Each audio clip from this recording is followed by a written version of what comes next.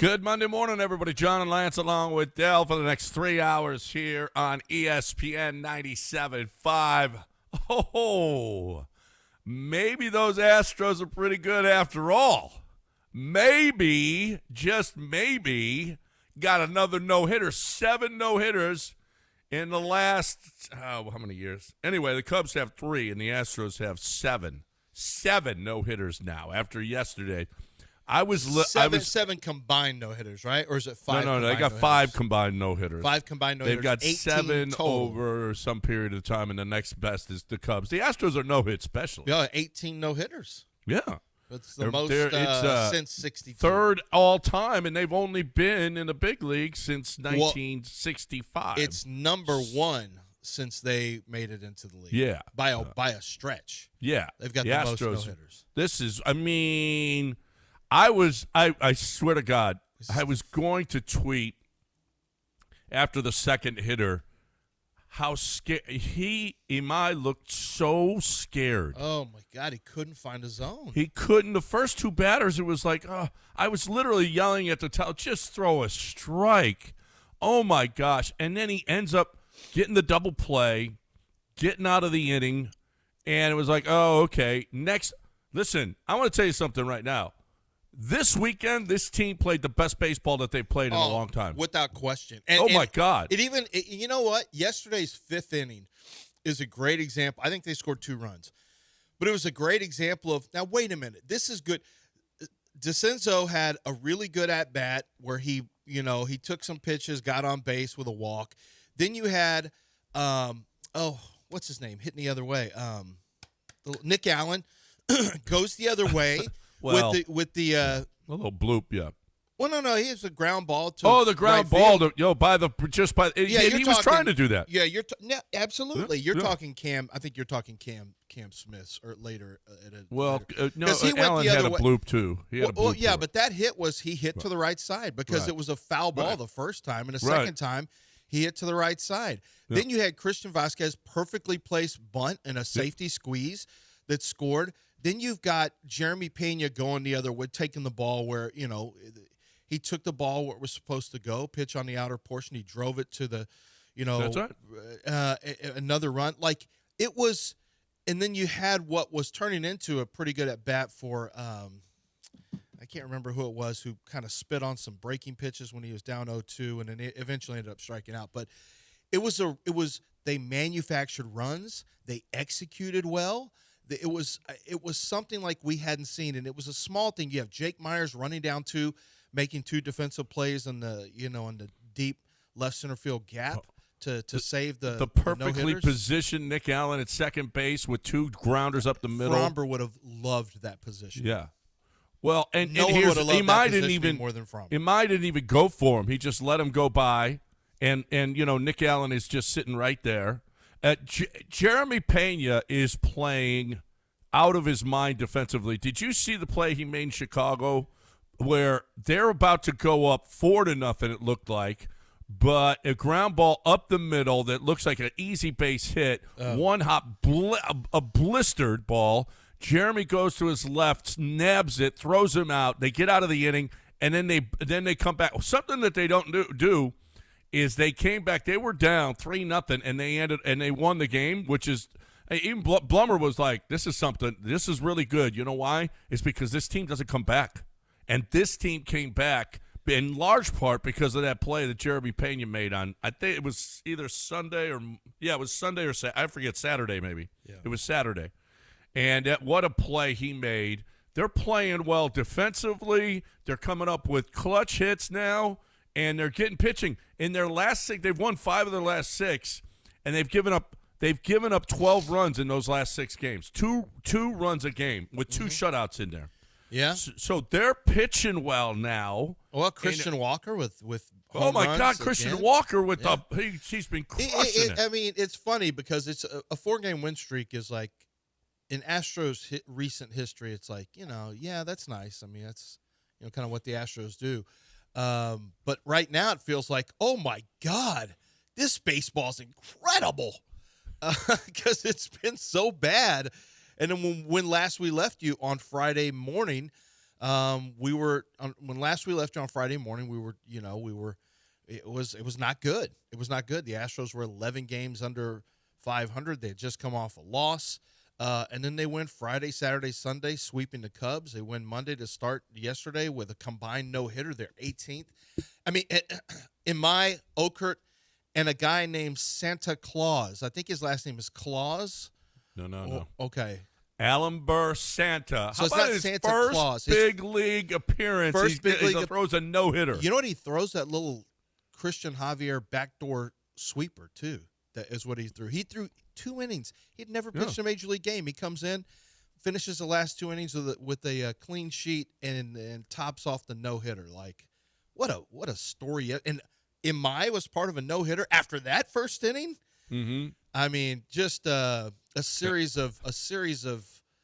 Well, I mean, it's fortunate events. It's 4 games, but you're down. You're still 7 under 500. You got yourself in a little bit of a stinky hole, but it's not like you're in a division full of killers. Best tweet I saw this weekend was I did not have Nick Allen on May 23rd having more home runs than Fernando Tatis. Yeah, well, here we are. Nick Allen homered in Chicago May 24th. Somebody tweeted out, Fernando Tatis has 0 home runs and Nick Allen has 1. Yeah, Fernando Tatis is a disaster. This is what happens when you get – and he lost his case where he sued because the company that gave him $2 million he's having in minors, he's having a bad time. He tried to sue, and it was always going to – it was a contract.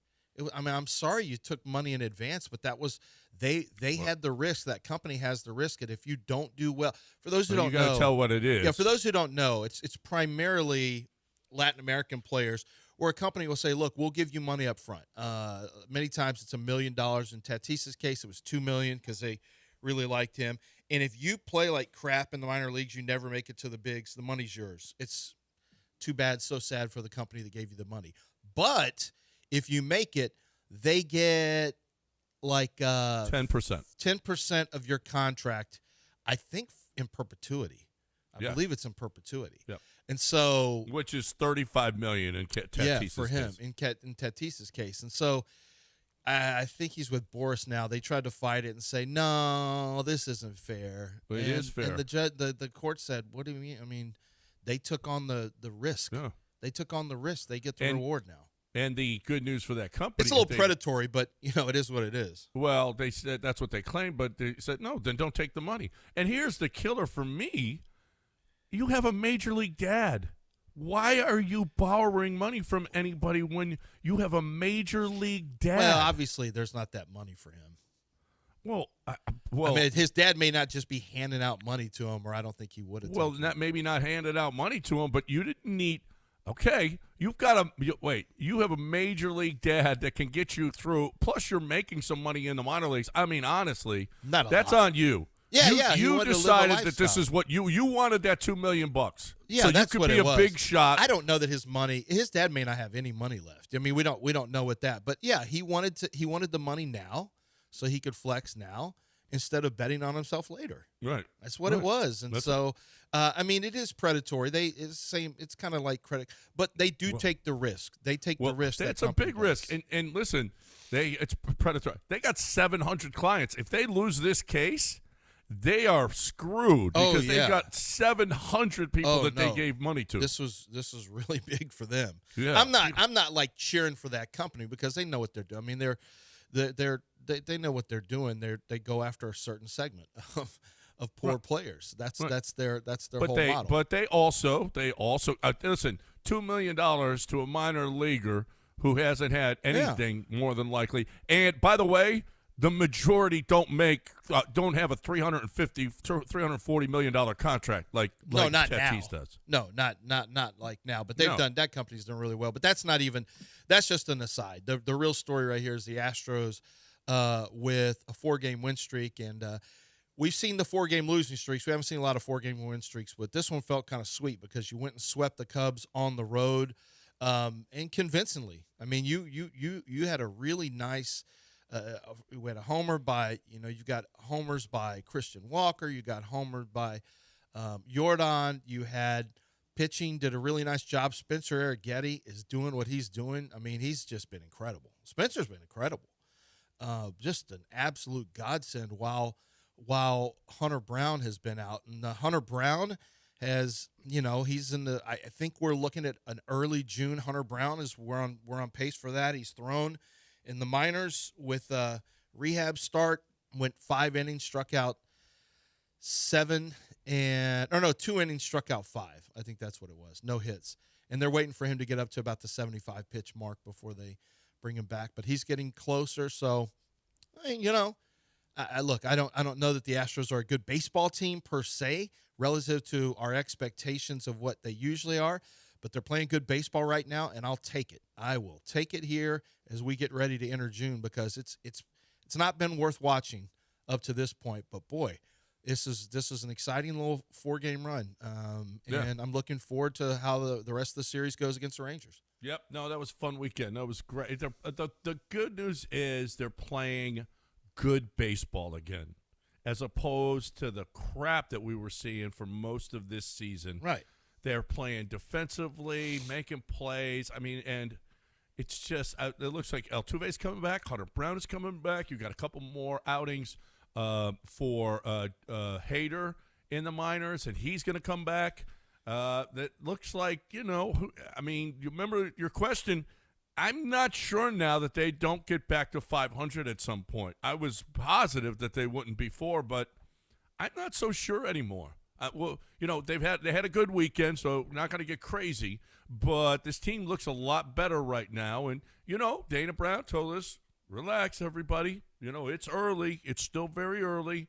Joe's been saying it, too. This team is better. The players have been saying it. I saw Christian Walker say, we're not killing each other in that locker room. We know we're a better baseball team, and we're going to play better. And they certainly are playing better right now. We got a lot to talk about. Just getting it started.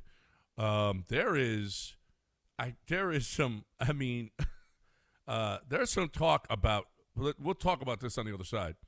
The Rockets in a possible trade scenario, and see what y'all think. If you want to get in, 713-780-3776. Right now, though, you are talking a little underdog. Underdog fantasy. Boy, it has been fun playing underdog with those. So I got to tell you about the profit boost. I never really tell you guys about this, but in the lobby area, and I get heads up on them because I've got underdog on notifications.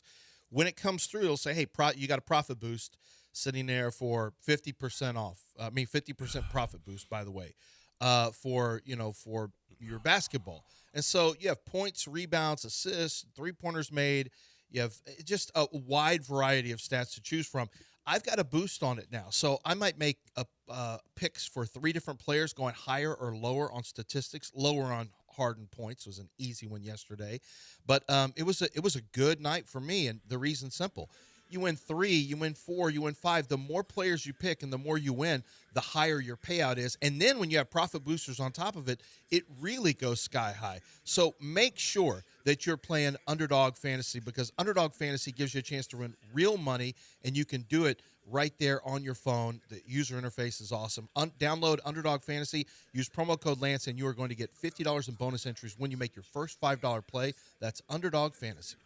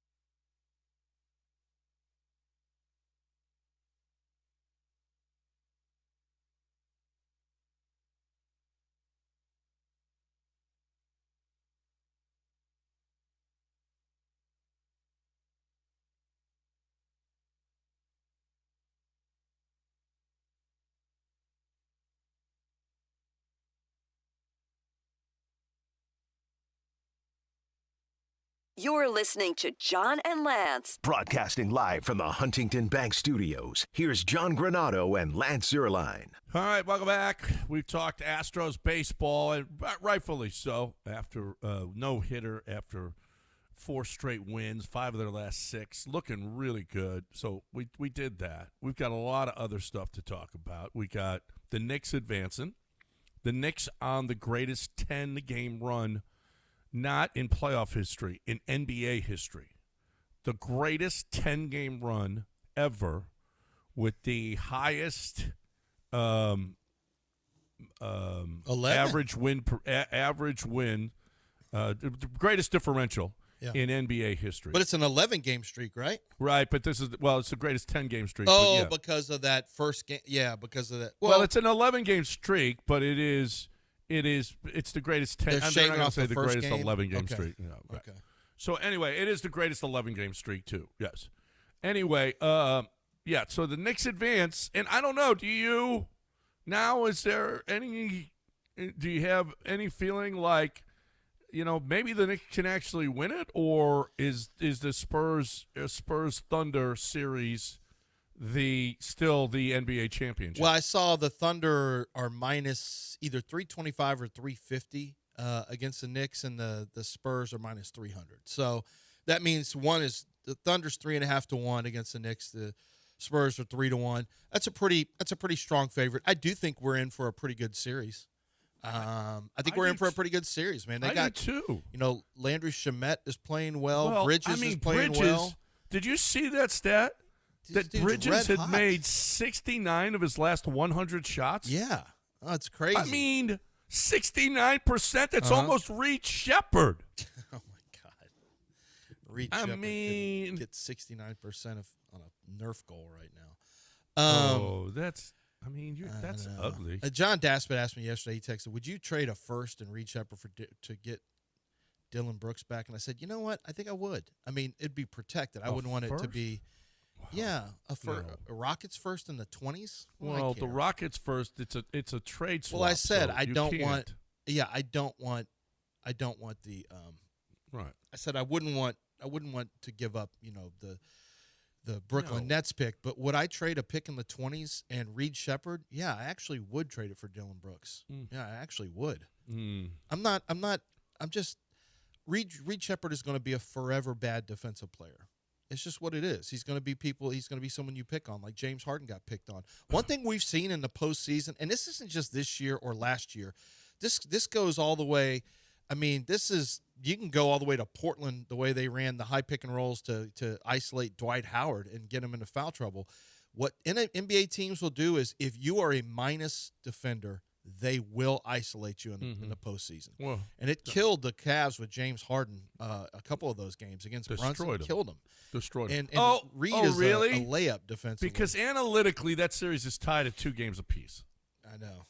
What a Analytically, that series is tied 2 games apiece. It's like the Knicks are 3-1. moving on to the NBA Finals, but analytically, how stupid was that? Kenny Atkinson, the head coach for Cleveland, made a comment at a post-game news conference that even though they were down 3-0, from an analytics standpoint, they should be either 3-0 or 2-1. And it was immediately one of the dumbest things to say. Immediately. And there's the analytics people shaking their head. Yes, actually, he is right. Actually, he's quite right about this. If you look at the There was ex-WOBA, nothing about that series that said that they should have been up if you 2-1. look at his FIP, or whatever the basketball version of FIP is, if you look at his expected points over calculation and the expected baskets over expected defense, shut up. Look at the game. Well, just look at the game. You had a chance. You had a 22-point lead, and you blew it. you did blow it. Blew it. So now the talk this weekend was that the Rockets are seriously looking at Jaylen Brown, bringing in Jaylen Brown, and Alpy and a first are on the table. Well, oh well. I don't. By the way, that first is going to be a high first. A high first. Yeah. There's a chance that it's the number one. I mean, a lot of Turkish Celtics fans getting ready to come up. I don't know. Holy crap. Jalen can really go. He can Jalen is a play. player who you can build team around when, Durant's not going to be there for the long term. He's an older player. It is what it is. He'll be 38 next year. Old players don't win championships, but I don't know. You have to find another big. Obviously, you don't really have a big ready. He's an unrestricted free agent in 29. You get him for 3 years. You're paying him 57, 61, and 65.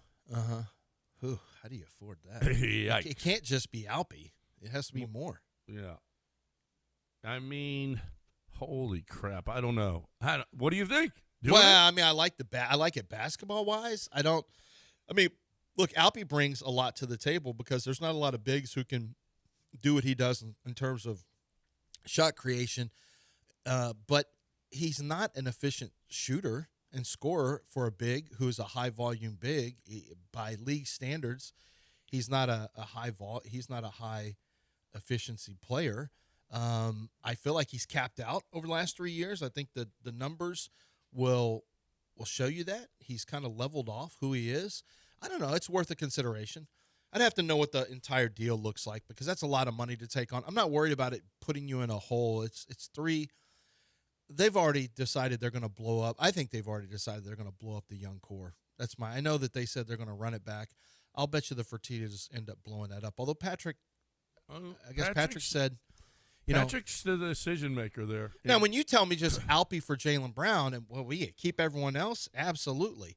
Because then you can use maybe Jabari as a piece for a big. You have some other things to do there. And Jaylen Brown is not an old player. He's been around. He's not a young player. He's on his second contract already. He's going to be looking for a third contract. But how old is Jaylen Brown right now? Jaylen Brown is 29. So he's not the youngest player. He's age 30 right now. No, he's 29. He'll be 30. He'll be 30 next October. So he turns 30 early next season. You get him 30 to 32. That's still his prime. That's fine. He's coming off a great season, one of his best seasons ever. 3-point percentage, he's pretty steadily at 30. He's been pretty steadily at 30. Yeah, but by the time next season starts, he actually is shooting worse from three over the last 3 years. And he started off his first 5 years, he shot way better than his last 5 years from three, for whatever reason. Yep. His free throw percentage, he's a career 73.9% free. You got to take a look at it. You want to. Well, apparently it's the Rockets that are pursuing it, not the other way around. I thought they were just running it back. He's got a 1-to-1 assist to turnover. So, it's not the home run that I thought it was. The more I look at this, he's a pretty good player now. He's a really good player, but from an efficiency standpoint, he's not a great 3-point shooter. He's not a plus 3-point shooter. He's below the mark. He's a below the mark from a free throw percentage. He's a 1-to-1 assist to turnover. There'd be some questions here. There's a lot of efficiencies that he doesn't hit for somebody who will have the ball in his hands that much. How would he and Kevin Durant play? I think Kevin Durant can play with anybody. I don't think Kevin Durant wants to be a leader. I think Kevin Durant, when the going gets tough, can kind of, turn into an independent contractor. But when it comes to playing basketball with other players, I think Kevin Durant's fine with that. I don't think he has a problem with it. Mm-hmm.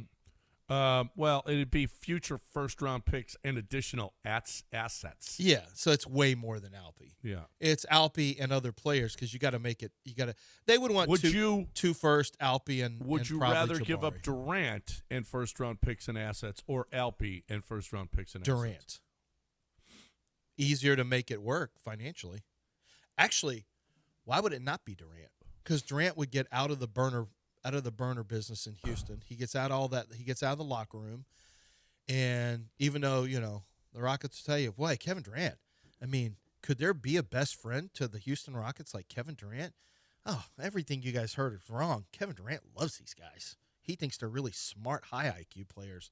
and he's the best friend and he's got friendship bracelets with anyone. Yeah, I'm not buying all that. I don't believe any of that. I mean, there's all kinds of. I don't believe any of that. There's all kinds of. Okay, they're gonna want Amen too. Yeah, no. If you do Kevin Durant, this makes it easy. It turns into Brooklyn pick swap. The Suns pick too. Durant. Yeah, no. If you do I don't Durant, know. it makes this trade way easier. If you do Alperin, there's going to be a lot going back, a lot more than just Alperin. Kevin Durant, hey, you've replaced him with the scorer. Jaylen Brown is the scorer. What does Kevin Durant bring? He brings scoring. You would replace him with Jaylen Brown, who's a scorer. You know what you keep? Yeah, but you're not good enough with that. Well, so what? Well, Like I don't know good. that you can. You want what you want to be is good enough. So what do you? So then trade Alperin? Good enough for how you'd be subtracting future picks. You'd subtract everything. Your I would future's rather have dead. two scorers than yes. I'd rather. Yeah, have but two your scorers. future's dead. Your first round picks are gone. Yeah. You're not going to keep him. There's no way Jim Crane signs I don't think Jaylen I'd Brown do the for deal more. at all. When Jaylen Brown's contract's up, Jim Crane's not going to sign him. You know that. I don't think I'd do the deal at all.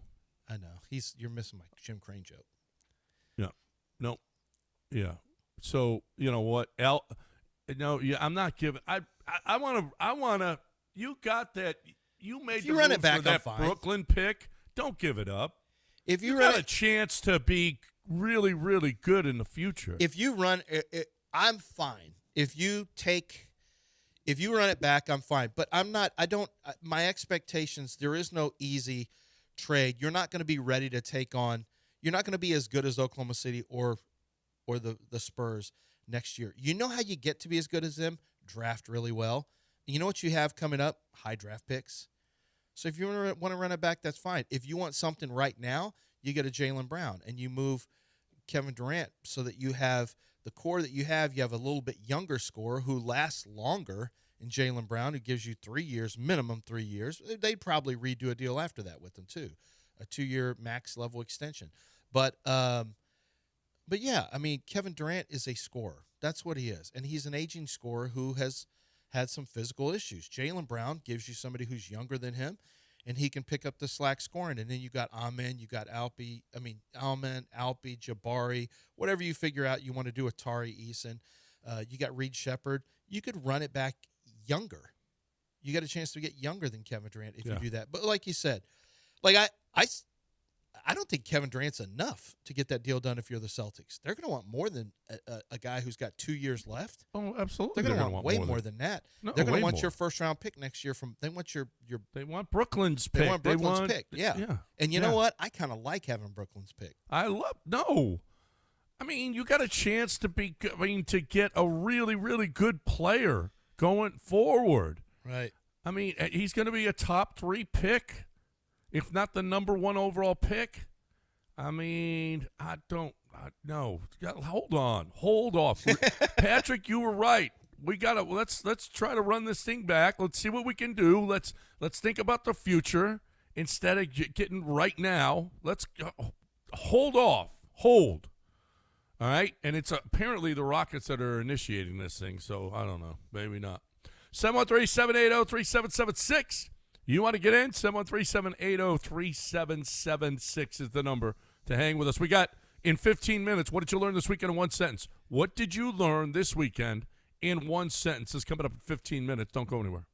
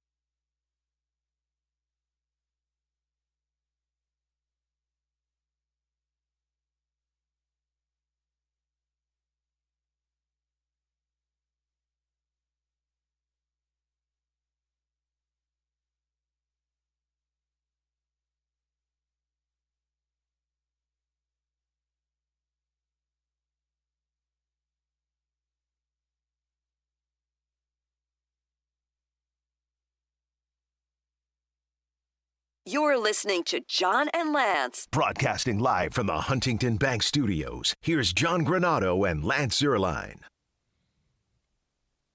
Welcome back here on ESPN 97.5. In about 10 minutes, 10, 12 minutes, we're going to play What Did You Learn This Week in One Sentence, so get yours ready. It's the game show that is really sweeping the nation right now. And you learned something from the weekend that you did not know previously. You learned something. It doesn't have to be about sports. It can be about anything.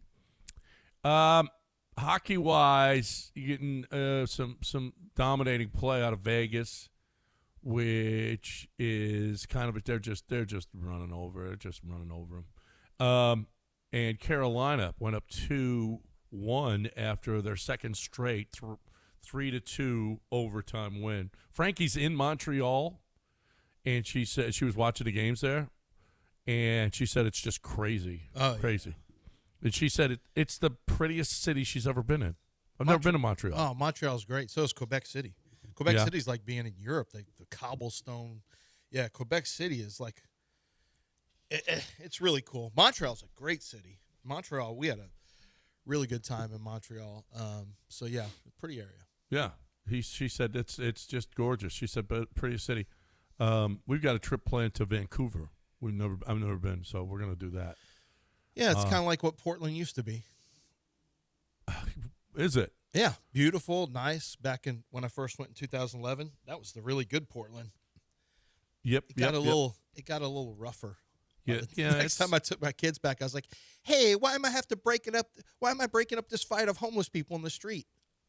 Yeah. Why did I even do that? I'm not sure why I did that, but. James Harden is going viral. There are certain things that go viral.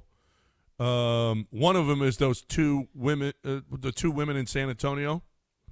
I haven't seen that one. Oh, you haven't seen those two? They're with right James behind Harden? Coach Mitch. No. And, and then people are saying, Charles, you're wrong about San Antonio, although they're big girls, big girls. Uh-huh. In certain ways, and then so I don't know that Charles is all that off. There's that. There's the kid who a 8th grader who at his he gave a speech at his students at graduation, and he said this school is effing ridiculous. He's going viral, and now James Harden is going viral, and here is why James Harden is going viral right now. How much better, if they're better, are the Knicks than you guys? I mean, I can't even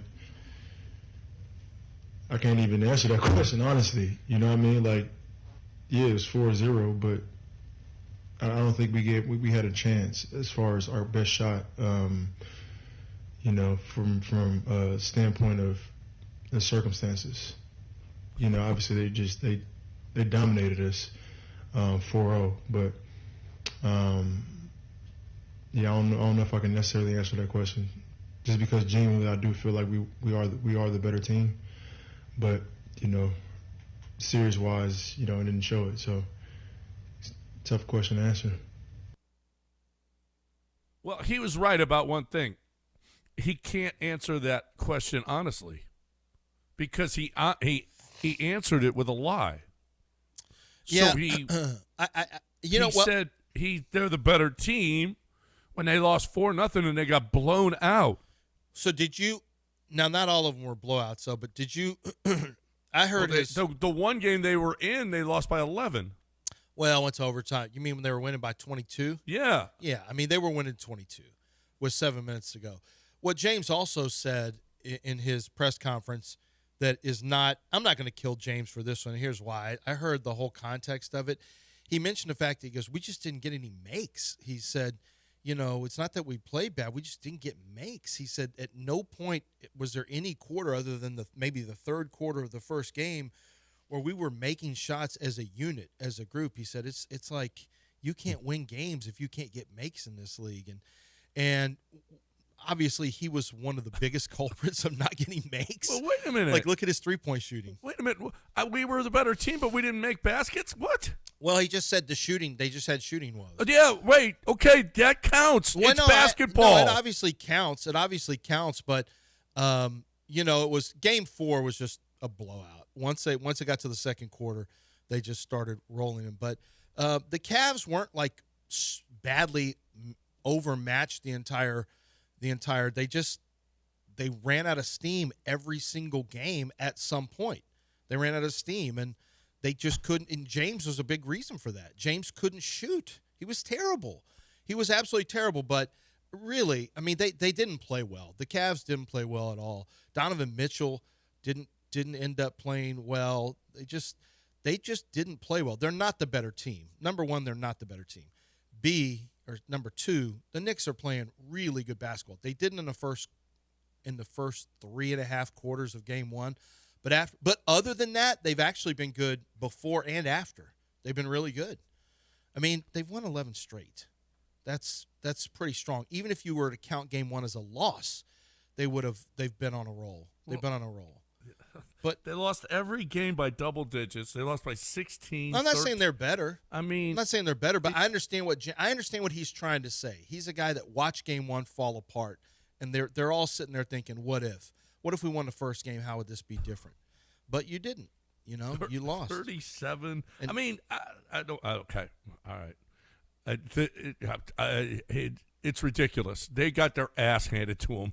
Well, they're not even the game that they were in, that they led by 22, they lost by 11. I know, but you're saying that, but that's not what the game was. It fell apart in the overtime period. I get it, but for that game, they outplayed the Knicks for most of the game, and then it fell apart on them. And James is right; they can't shoot. They didn't shoot well. They shot terrible. He had more turnovers than assists in this whole playoff series.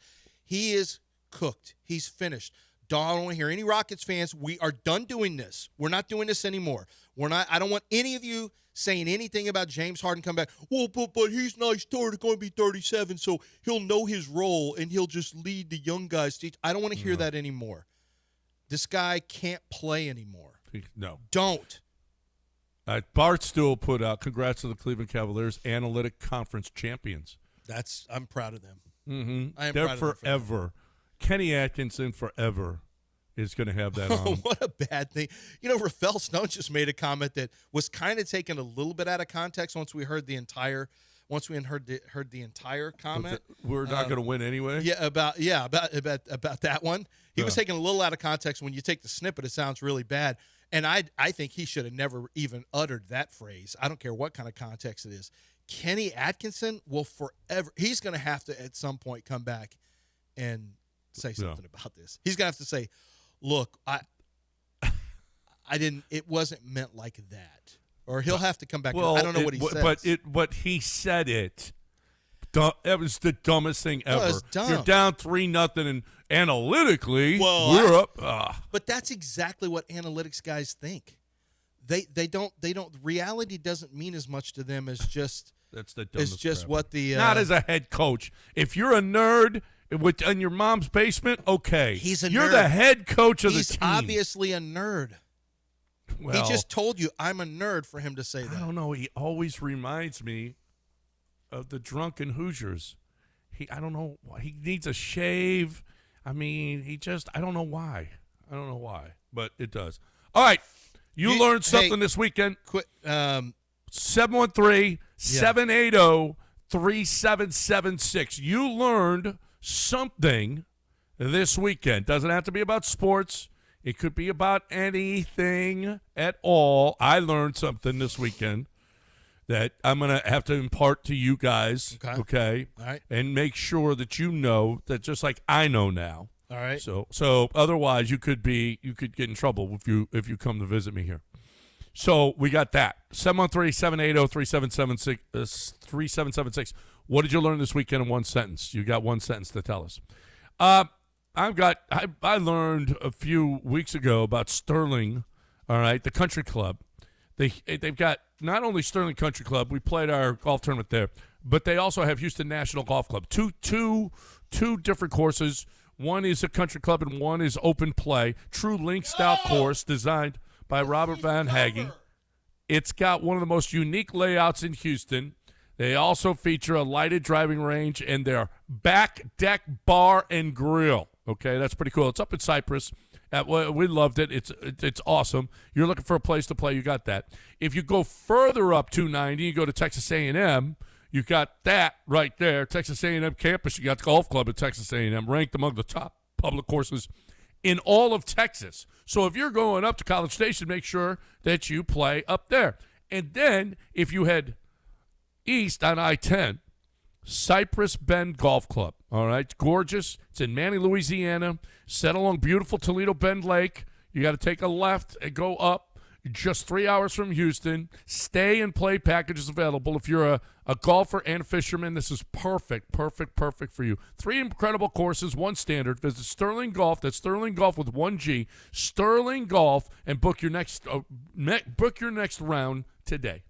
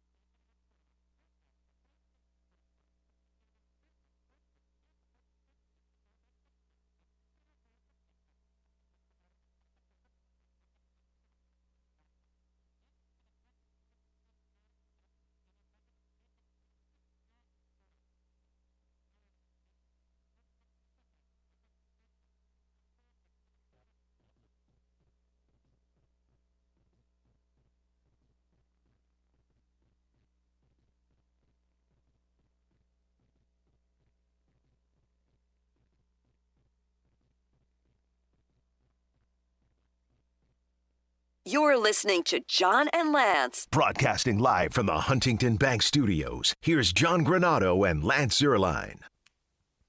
All right, welcome back. We're pushing back. What did you learn this weekend? It's Tuesday. Apologize. Coach Kevin Sumlin has this spot every week right here on the show. So we're going to talk. So get your what did you learn this weekend in 1 sentence ready. Since we had Memorial Day, usually play that on Monday, but we had Memorial Day. So we are pushing that back until the top of the hour. Coach is joining us right now as we wind the season down. Tough one on Sunday at Shell Energy Stadium at St. Louis. Coach, playing back-to-back games against a team that doesn't happen very often in football. That ain't easy. Ever. But it's happened twice this year for us, and it's a new experience. I've played teams twice in a year, whether it's been a regular season game and a bowl game, a regular season game, or a playoff game, but never back-to-back weekends. So, it was different, and everybody's got a different plan. You have different healthy people, and so it was a tough loss. Yeah, and you got, so it's just a weird game. You went up there, 23-16. This was 21-15. You guys have found yourselves defensively a little bit lately, haven't you?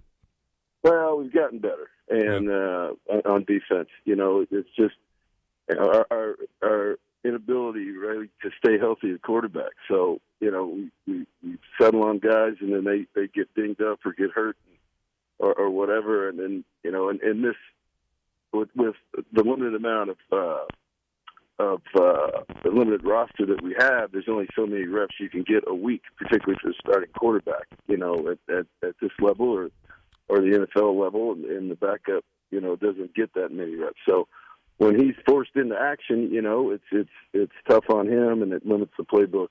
And but I thought, for what it was worth, when John Reese came in and got settled down, they just blitzed him like crazy, but he made plays. And I know there's one before the half he'd like to get back, but he's a tough kid, and I thought he responded. Yeah. So how is Deckers? Yeah, I don't know. We'll see. We got back. Obviously, we played Sunday night, and then yesterday was Memorial Day. I think those guys had a day off, but we're headed into the building right now, and we'll find out where he is this morning because we've got meetings here in a few minutes, and then I'm going to practice shortly thereafter. But I'll get here with the medical people here in about 15 minutes, actually. Mm. And this is you got one game left. So that ended playoff hopes, huh? Yeah, that's it for the playoff hopes. We've got us and 5 other teams are in the same boat. And this meeting this morning is about who wants to play for. What are you playing for? And for the reason that you came here first is to help yourself and make sure that you have the product, the tape that you want to put out there. And for your pride and everything else. So there's a little bit more pride at stake here because, and Lance, you know this, that every snap that they get that is a PFF snap or a gradable snap is something that one of the reasons these guys are here, trying to either come back next year and or get into camp here in the next month. Everything's charted. Everything's charted, everything's graded, and all of it is combined with tape, where it's all I'm assuming, I assume that the tape, because that's how I watch my college tape. Well, the NFL provides me the hard drive, but all of your stats and all of your drops and all of your contested catches, it's all going to be on tape with those stats. Yep. And so, there's really not a rah-rah speech today or motivational deal. I mean, it's your life, you know what I mean? So if you have aspirations of either coming back to this league, continuing to play football, and or playing in the NFL, then there is no motivational rah-rah speech needed from me this week. I mean, that's the reason you play the game, and you play it for the quality. The quality of your play is important, and it's like I heard somebody say earlier this year. You practice to play, but how you play is how you stay. So these guys know that, and so there'll be a lot of motivation to play in this last game. Coach Kevin Sumlin, head coach of the Houston Gamblers, with us here on ESPN 97.5. The last game at Birmingham on Saturday at 2:00. Coach, have you seen a lot of NFL talent out there this year? It's 9 games in now. Have you seen, not just with your team, but throughout the league? I've seen, there's guys here and there. You got some guys, I think, as you look at this league, the age is dropping because it's slowly becoming, well, not slowly, it's the first year of really this type of ownership and the direction that it's headed. Which I think is making a difference. The reason I'm back in it, it's headed more towards a D or G league, right? A developmental league, which I think that's great. I mean that there's only so many positions, so many jobs in the NFL, and sometimes it's not just it's a matter of the team that some of these guys are on. It's like Jalen Cropper, just because you couldn't make the Cowboys, and you got Turpin and you got 88 back there returning kicks, and he's a heck of a kick returner, a hell of an explosive player. Doesn't mean he can't play for somebody else, and we've got another couple linemen like that have been in camps, and a couple guys have been in Super Bowls even, and if they get to the right place, they're going to be just fine. I've seen. I think where anybody will talk to you about it, and even in the NFL, everybody, we talk about quarterback play in this league, which has been suspect. But my argument is that there's only 8 guys that can play quarterback in the NFL out of 32 teams, in my opinion. So they're hard to find, and the backups in that league in the NFL are few and far between. So, the question is, as the quality of this league gets better, there's going to be more players that are NFL caliber players and not just in this league just to extend their career. I'm really hoping. I've helped this for a long time. I just hope the NFL finally latches in with with the league where they have a true affiliation, where there's money to expand the league. You have deals with facilities being used potentially. It's just a deal where it's a true partnership, where it's less about selling tickets and trying to help make that viable. And they really do need a true developmental league. And maybe the calendar shifts some. I don't know. Maybe it shifts to fall where guys are playing. I don't know how it works. But I do know that they really do need something where practice squad players can actually develop and have a chance for international players, because the international player pathway is a really big deal for the NFL. Let some of these guys, like the two African players who tested just off the charts, they need to be playing, and you don't get to play. Honestly, you don't get to play if you're in the practice squad. You just don't even get the reps you need. No, you don't get the reps, and you don't get to develop. And we have a number of players. I'll be honest with you, like I talked about, even with Deckers and Plumlee, that was in communication with those teams that wanted them here to get developed. And after, there's a number of guys that are on this team, and I'm sure other coaches have had those conversations with some GMs and people like that because I certainly have about where these guys are and getting them reps and how they're doing. But, yeah, Lance, to your point, it's more complicated than that. I've said that for years. The NFL is one of the biggest money-making machines in the world, right, because they don't have a minor league system. They have college football. And to be honest with you, right now, there's the competition is not to have a developmental league, and I agree with what you're saying, that this thing is going to keep going. But because of NIL, a lot of top-end players, that are second, third, fourth-round pick guys are staying in college because they're making more money, right? And this is what it is for 1 year. And so for 1 or 2 years, and so, there's really no need. I don't think. I mean, there's from an NFL standpoint, why would they move on what they're doing, right? Because everybody else is developing these players. I agree with you from an international standpoint.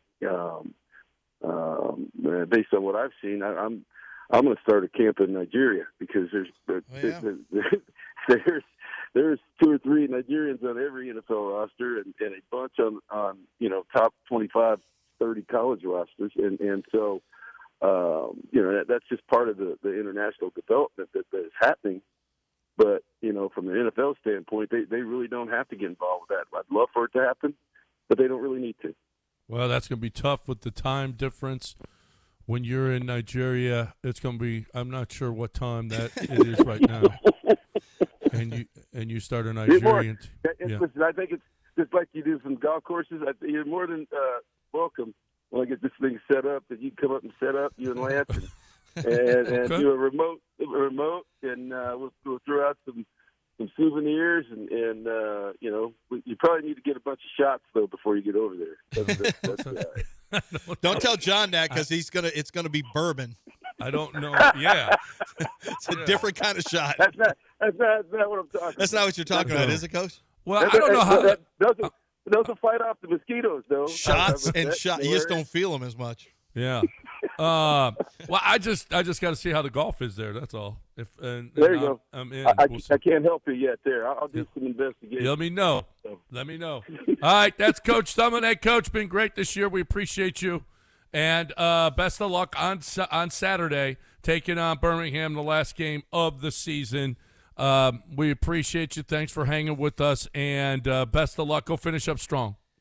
Hey, man, I appreciate you guys this year, and let me come on every week, and I'm looking forward to doing this again next year. All right? All right. Sounds That's good. Coach Thanks, Kevin Coach. Summer. Thank you. That's Okay. Coach Kevin Summer right here on ESPN 97.5. All right. What did you learn this weekend in one sentence? That's what we got going on now. 713-780-3776. What did you learn this weekend? You learned something, and we want to hear it. It doesn't have to be about sports. It could be about anything. Lance, you learned a little something about giving away tickets? Yes, I did. Well, I didn't learn about it. I knew about it. I learned about it last week. But this is a great opportunity. You know, it's not easy to get these World Cup tickets, but I've got a way for you to do it thanks to Michelob Ultra and the Soccer Shootout. This event is going to run through June 14th, okay, because I've got a lot of different opportunities for you to still win FIFA World Cup tickets. All you have to do is show up at an event and compete in an interactive soccer shootout game. The winner is going to go home with a pair of tickets to a Houston-based FIFA World Cup game. Here are let me give you this week's locations for Friday. I'm going to focus on Friday. On Friday, from 5 to 8, all right, these four are all four locations from 5 p.m. to 8 p.m. Vita Mariscos in Cyprus. You've got Bombshells in Stafford, Vita Garden in Midtown, and Conejo Malo downtown. Those are the four locations where you have a shot. The bullpen is going to be broadcasting live from Kirby's Ice House in the Heights on Saturday, and that's going to be one of the locations. I'll tell you about that another day. But play for the chance to win and witness history, because Superior is worth playing for. Michelob Ultra, official beer sponsor of the FIFA World Cup 2026.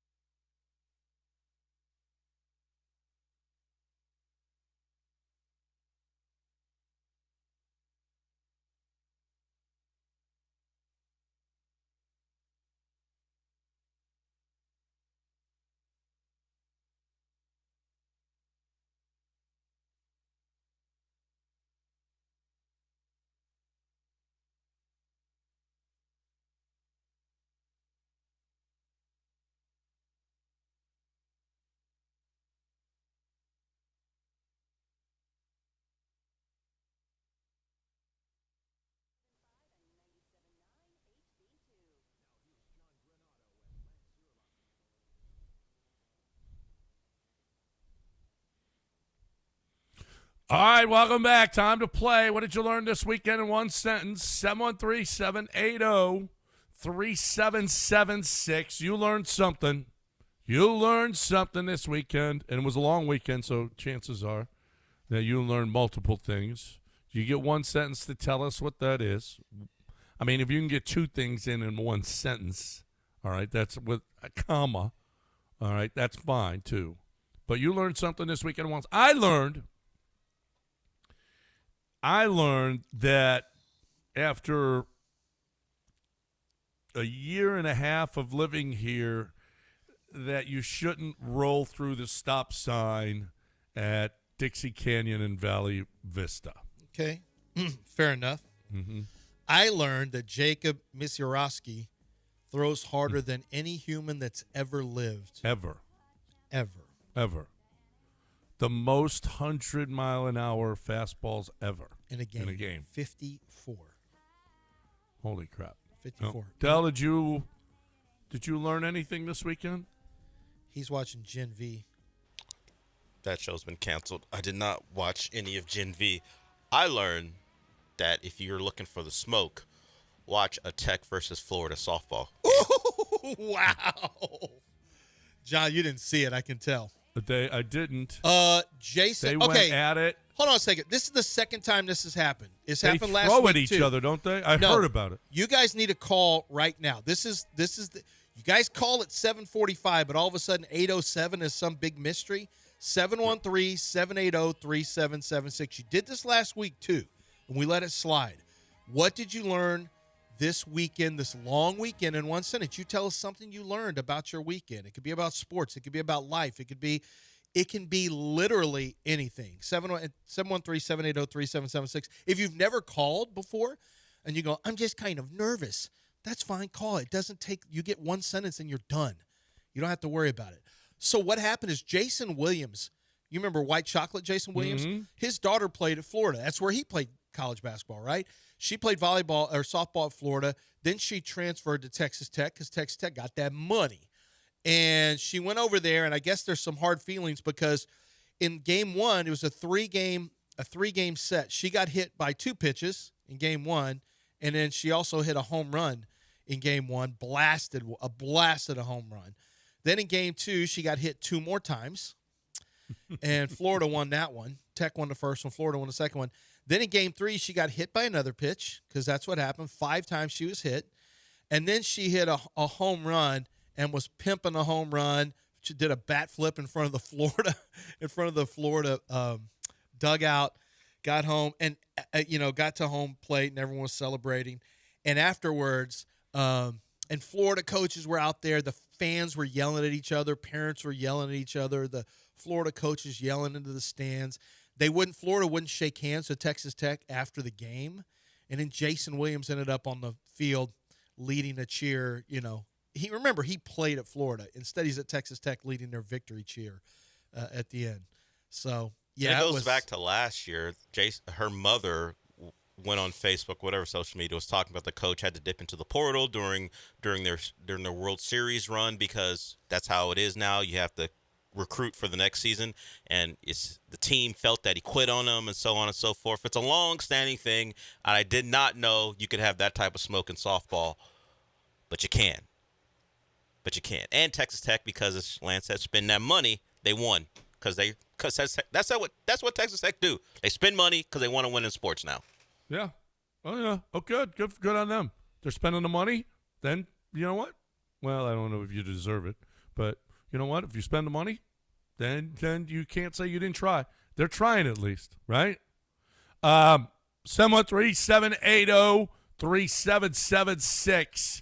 What did you learn this weekend in one sentence? Del, who we got? Well, this guy didn't need calling out. He had been waiting. Let's go to Ocho. What have you learned?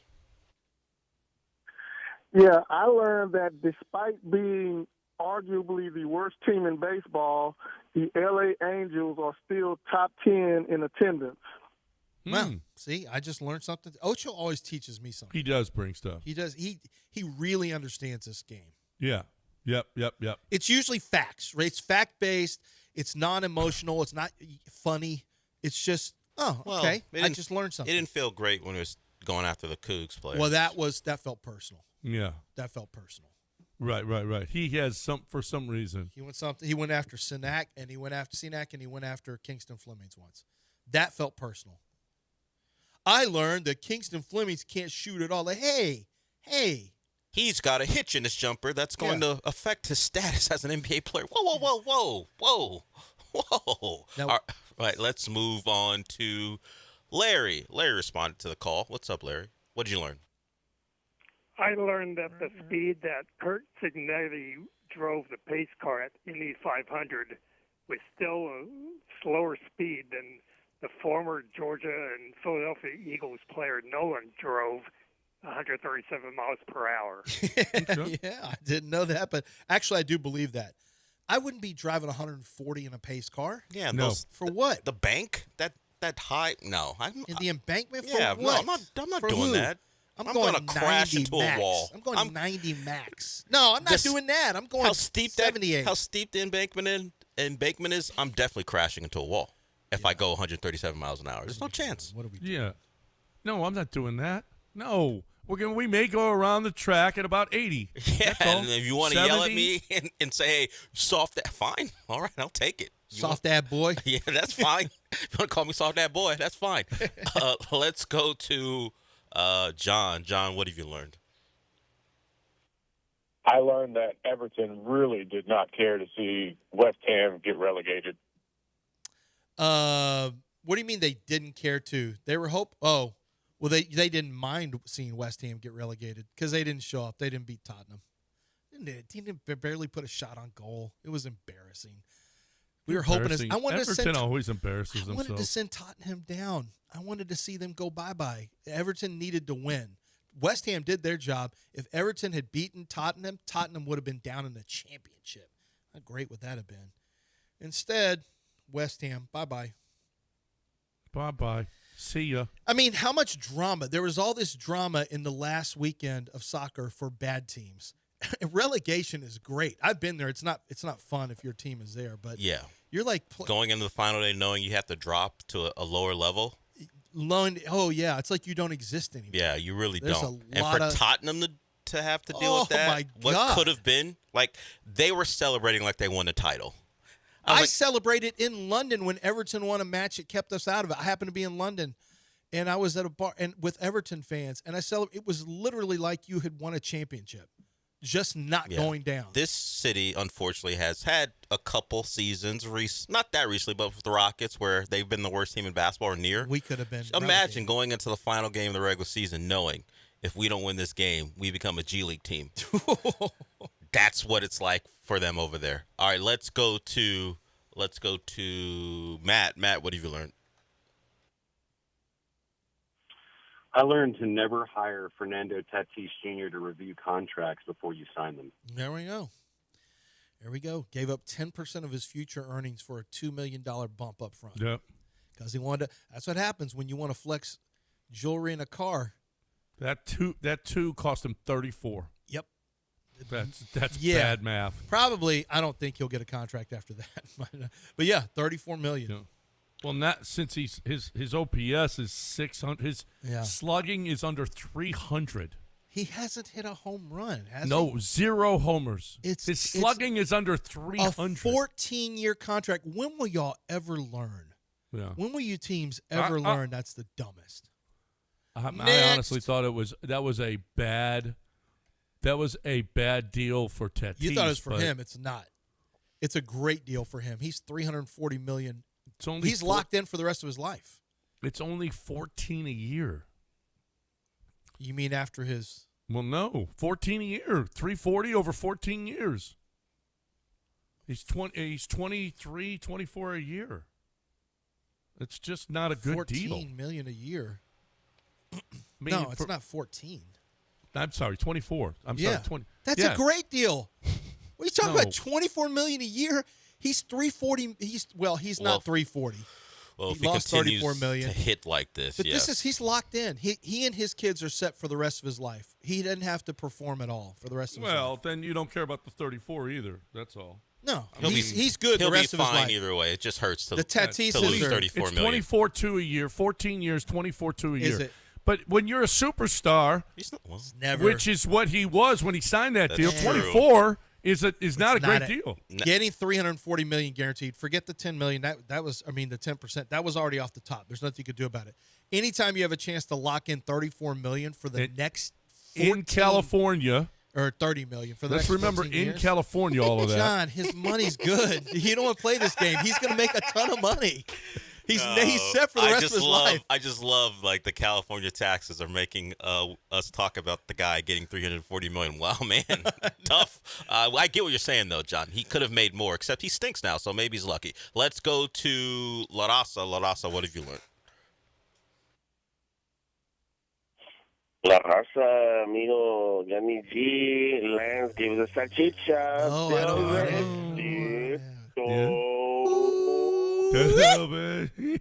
Oh. Hey, give me some of that salchicha. Well, Jeremy, good morning. I'll make it sweet and quick, man. And by the way, I still haven't given my tickets to Honduras and Argentina in three races, man. It's messed up. Are you the one that won it? No, I'm the one that waited like 45 minutes to call in, and I never gave it away. Oh, yeah. The second round. Well, we're going to give away tickets this week on my show today and on this show tomorrow. We're giving away Honduras, Argentina tickets. So listen. You know I'm from Honduras, right? I thought you were from a different place. I'm not sure where you're from, actually. I am from that different place, but that's what I thought. Well, John, according to John, John will put you anywhere. Yeah. So what I learned this weekend is that not all former celebrities / former athletes are going to have a great fight in the combat world. Just ask Ray J and Michael Beasley. Yeah. Oh, and Johnny took care of Bob Maneri. Johnny won. He took care of Maneri. Who is Maneri? He's the dude who used to, he's the Buffalo Wild Wings. Became famous, and then they put him on Buffalo Wild Wings commercials. That blood right there is full of, like, he sounds like a real broadcaster, and then he says crazy stuff. Why did they fight? Because they both need money. Yeah, it's a money why grab. do any of those? Johnny had a little bit of a gut. Like, he didn't look. He's nowhere near. Yeah, Maneri had a moment where he was the voice of like sports online, where he would just talk over games, and that made him famous. And then he became the Buffalo Wild Wings guy. Yeah. And what's he up to since? Go fight Johnny for money. I guess. I was like, why is Johnny fighting this guy? They got beef? What happened? No, Johnny wants cash, and maybe he'll turn it into another fight. That's what this is. It's all about. But these were MMA fights. Yes. Johnny Manziel's out there doing low leg kicks on Bob Maneri. It's one of the weird. It was. That's how you break a leg. Yeah, it was sad. It was terrible. Well, yeah. Well, what's Johnny gonna do to stay in the public eye? If it's not doing something that gets him arrested, it's this. Yeah. Oh no, this is going to be. You're going to see this a lot. You're actually going to see this a lot more. Yeah. We got a couple more before we wrap it up. Way behind. Let's get to Mito. Mito, what have you learned?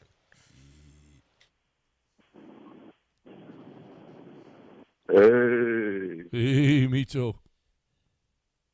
Hey, y'all gonna have to make a choice because I'm Salvadorian, so either me or La Raza to get those Honduras tickets. Well, keep listening. Let's go. I mean, it's on. Why don't you two arm wrestle for it? I can trade you wrestling tickets for them world tickets. So y'all figure that out. You feel me? Mm-hmm. Well, let's go. I don't think La Raza wants that smoke. La Raza versus Mito in a wrestling match. Yeah. Yeah. I'll go. I'll pay for that. I'll pay. There you go. I learned this weekend that if the Knicks are going this crazy in the first couple rounds, I can't imagine how wild they're going to get if they win the championship. I kind of want to see that. I know. Have you seen the street? They're famous now, John, for the street interviews. Have you seen them where they're screaming at James Harden? Yes. The street interviews are hilarious to me. Yeah. Couple more before we get done here. Let's go to Tom. Tom, what have you learned? Morning, gentlemen. I learned when you go to a family member's high school graduation, that's when the family decides to start telling you need to get married. Yeah. Family event, they look at you, you're still single. The questions will be asked. Trust me, I'm aware.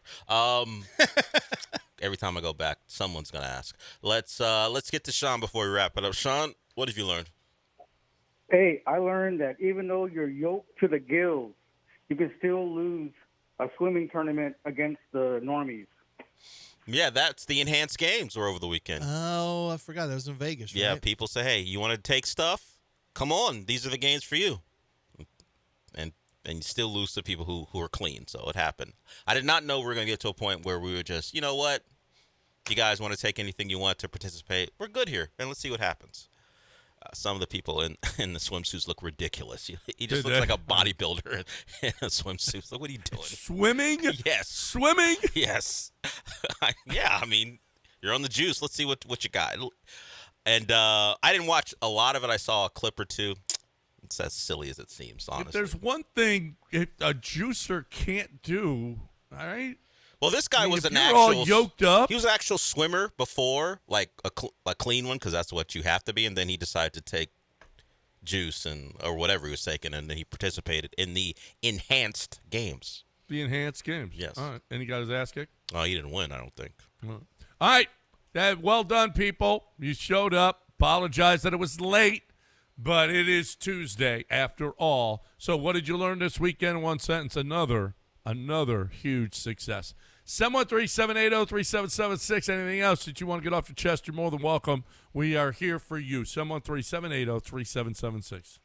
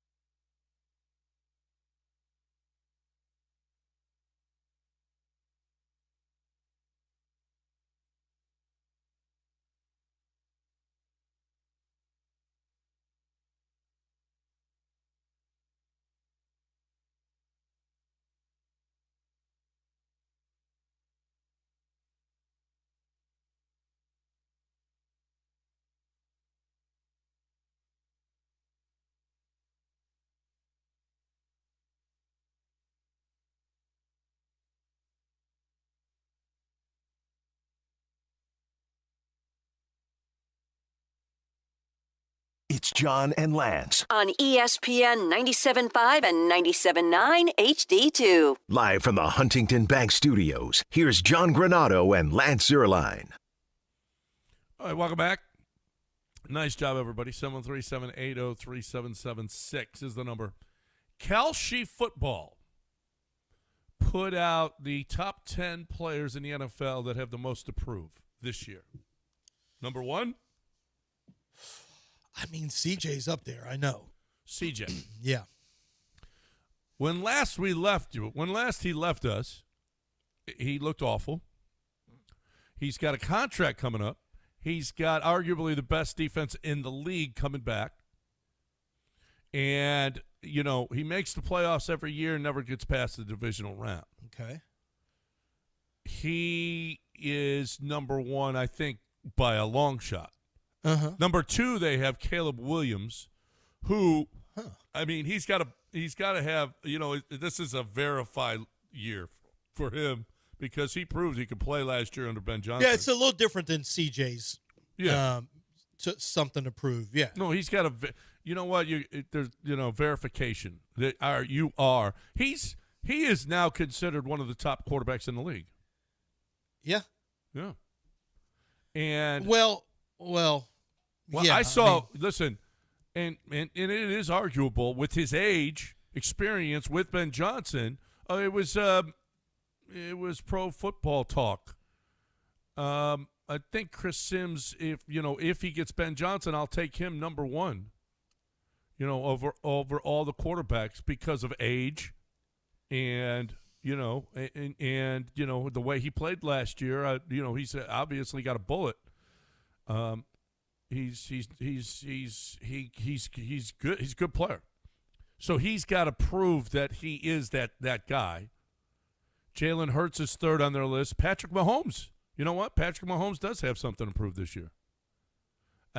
Not that Patrick Mahomes isn't going to make a Hall of Fame if he doesn't win another football game, but Patrick Mahomes had an off year. The last 2 years haven't been great for him. This is really a quarterback. I mean, Lamar Jackson is in there. I think Joe Burrow is in there, obviously. Like, this is pretty much just a quarterback. If you did one separate from quarterbacks, it would look a little different. Well, the number 1 that has something to prove this year, non-quarterback, according to them, is Marvin Harrison Jr. Yes, that's a good one. Yeah. That's a really good one. So the other thing you're going for is guys who have not lived up to the draft type. Yeah. Right. Well, but he still doesn't have a quarterback to throw to. I think Kyler. Like Broderick Jones, tackle for the Pittsburgh Steelers. Like, I could come up with some other ones too, if we did a non-quarterback one. But quarterbacks are the easiest ones. Yeah. X factors as well. Kind of a big deal. Like CJ is the biggest X factor for the Texans. Oh, without question. Good CJ Stroud, 2025, 2026, you might be, I don't want to say one of the favorites to win the Super Bowl, but maybe. If he plays well? A good CJ? I'm not saying an average CJ. I'm saying a good CJ makes them one of the favorites. Absolutely. The line maker doesn't have it that way because he's not. The line makers don't expect a good CJ. Right. Yeah. I mean, if CJ plays well, holy crap! This is going to be a great. This is going to be a fun year if CJ plays well. Obviously, there's a lot of quarterbacks in the X factor as well, but there is Marvin Harrison Jr. I guess Kyler Murray would be the Vikings, but you know what? Justin Jefferson is one as well. Is he? He's got Justin Jefferson has to. He did a lot of talking about. I mean, I feel bad for JJ. Yeah, but you don't think he's got. I mean, he's proven himself. Yeah, he's proven himself, but he needs a little bit of a bounce back. Yeah, he needs to play. I think a lot of that is just quarterback related, though. I doubt much of that is him at all. I'd say Kyle Pitts. Because Kyle Pitts has to prove he had some catches last year. Oh my God, he had the biggest game of the year. I was against him in fantasy football. Yeah, he had a huge game. Yeah, but Kyle Pitts actually had some stats for the first time in forever.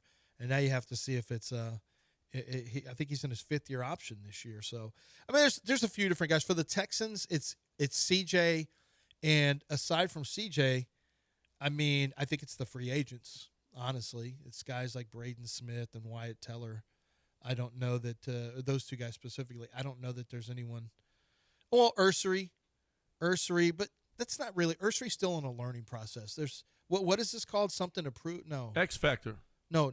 Oh, what was the other one right before X Factor? Most approved. Something to prove. Yeah, Ursery's just still in the process, so I'm not going to put him in there. X Factor for the Texans, it's just CJ. It's CJ. It's just CJ. Yeah. Now, under the radar X Factor, to me, I'm going to do it. I'm going to say it. No one wants me to say it, but I'm going to say it. Jalen Noel. Do you think so? I mean, or is that the greatest receiver who's never hardly played for the Houston Texans ever that the fans love? I call him an X Factor jokingly, but not jokingly, because he's a good returner, punt and kick. And if you win the third phase, first phase, offense, defense are the 2 phases, but third phase is special teams. That's the secret sauce. When you're really good on special teams, that's why Bill Belichick tried to make and John Harbaugh, like there's teams who understand if you can win that third phase, it's a huge advantage. And he's a really good returner as a punt returner and kick returner. If you get some production from the slot from him as well, you know, the ability to maybe use that speed vertically. How about, I'm not going to say Tank Dell would be on the something to prove list, not X Factor probably. For Tank, this is a big year just to show, hey, I physically can play football. Because if he didn't show that, he's looking at a minimum contract next year from somebody. Tank this is a big, it's a big year for Tank. He does absolutely have something to prove that he can play, that he can still play in the league after all the time missed. It's absolutely a huge year. You think he's more of an X factor? No. If Tank plays, listen, do you expect Jalen Noel to have a bigger year than Tank Dell? Yes. Yeah, and I don't have a lot of confidence in Tank coming back and staying healthy throughout. I just haven't seen it as a pro, so I don't really have a lot of faith that coming off. And I hope I'm wrong. I'm just saying the odds are against him with the type of injury he had. Hey, he looks great in the Footwork King videos or whatever, but let's see how he does at 150 some odd pounds, taking the NFL beating. How does the leg hold up? Where is his speed at? His quickness at? It's a lot. I mean, it's a lot for Tank to come back from. And I'll just be very happy and pleasantly surprised if he comes back and looks like Tank Dell from, 23 and even to a lesser extent 24. I'd love that. I'd love that for Tank. I hope that does happen, But you are expecting more from Jalen Noel. I think, well, I know, number one, I'm giving him the benefit of playing on special teams, which is a big deal. Look how many punt returns and kick returns he's going to get. I mean, John, kick returns now, teams don't want to kick it out of the end zone. They don't want to kick it into the end zone. So Jalen Noel's going to get a lot of returns. And that's something Tank is not going to get. So that's one of the reasons I would put him ahead of as an X factor ahead of Tank. Plus, I don't know where Tank is physically. Jalen Noel's a 4.29 40 player, 4.3 40. So, yeah, I'll go Jalen Noel, even though Tank is a more accomplished receiver. Without question.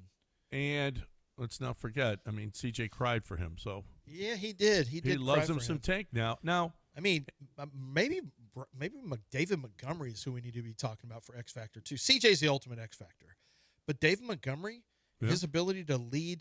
But can you say Montgomery ahead of the offensive line? It's all one thing together, right? Right. Foster Moreau could end up being really important. Believe it or not, because he's a blocker. Well, but I'm just saying as a wide tight end. Wait, did they sign Johnny Smith too? Did I see that? Yeah. Yes. Holy crap. What a great, we didn't even talk about that because it happened over the weekend, I think. No, did they sign him?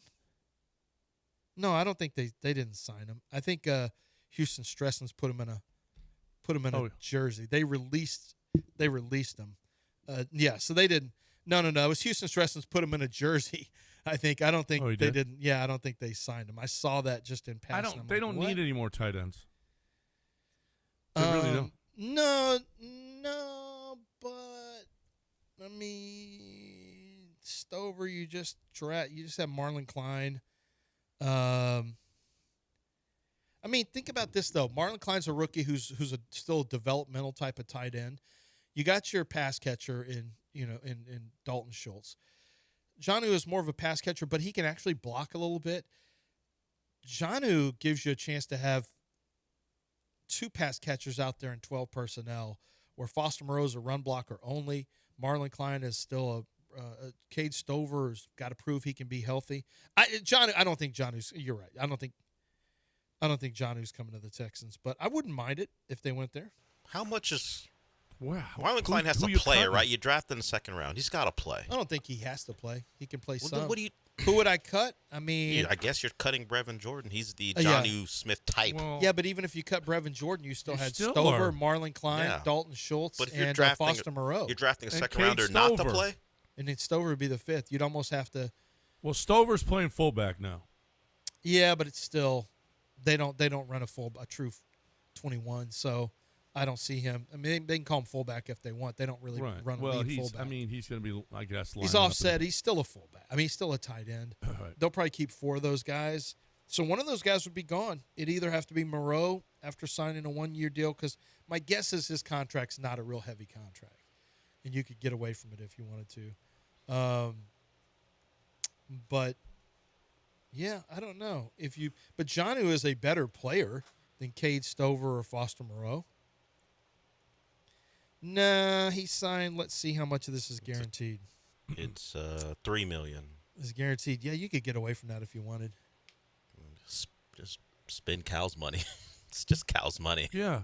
Who cares? You don't care about Cal's $3 million? Yeah, Cal's just no throwing wonder away $3 Carey million. wants to take over the team. Just throwing away $3 million. Yeah, you're just throwing away $3 million. Well, then we'll get rid of Cade Stover then. Bye, Cade. You're always hurt.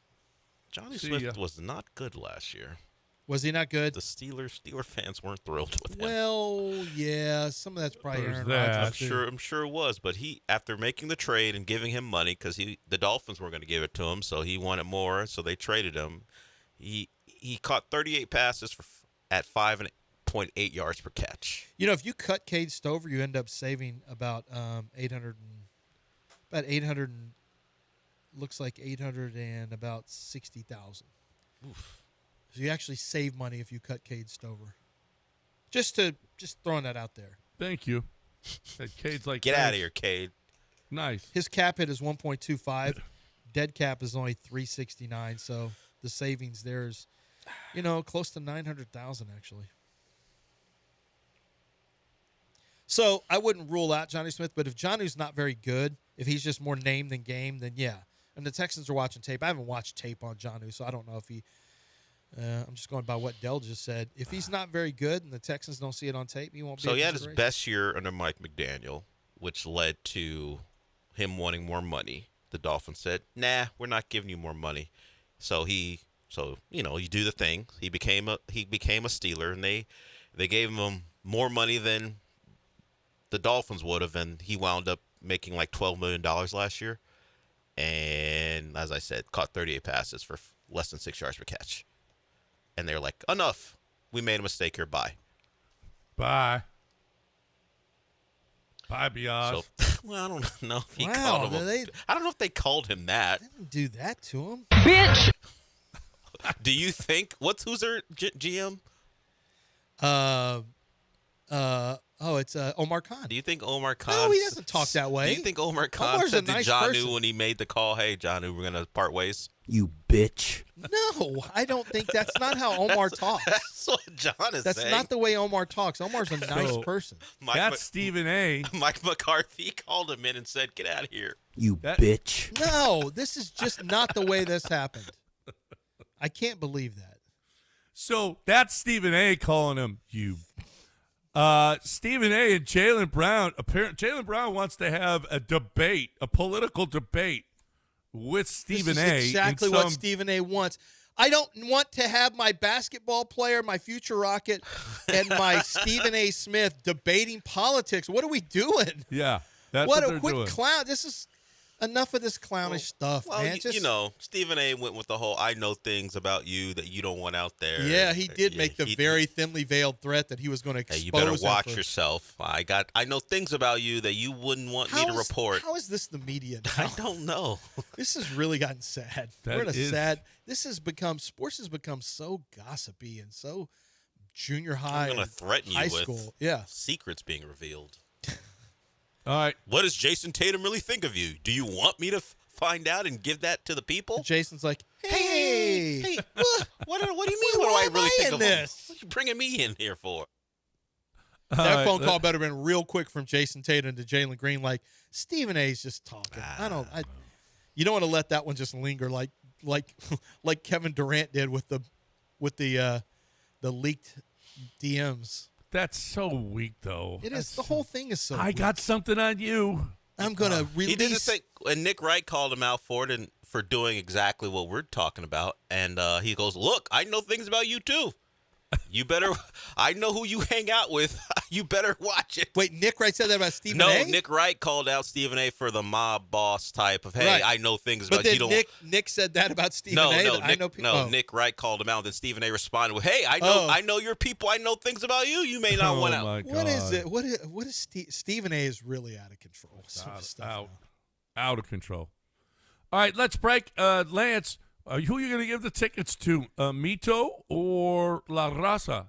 Well, I didn't say. Are you talking about for these FIFA World Cup tickets? Oh, no. Yeah, for the FIFA World Cup. I'm not giving any of them. We're going to do that tomorrow. Yeah, and these it's are gonna be different open tickets. to other people. Yeah, These are different tickets. If you want to win the FIFA World Cup tickets, this is how you're going to do it. You're going to do it through the Michelob Ultra Soccer Shootout.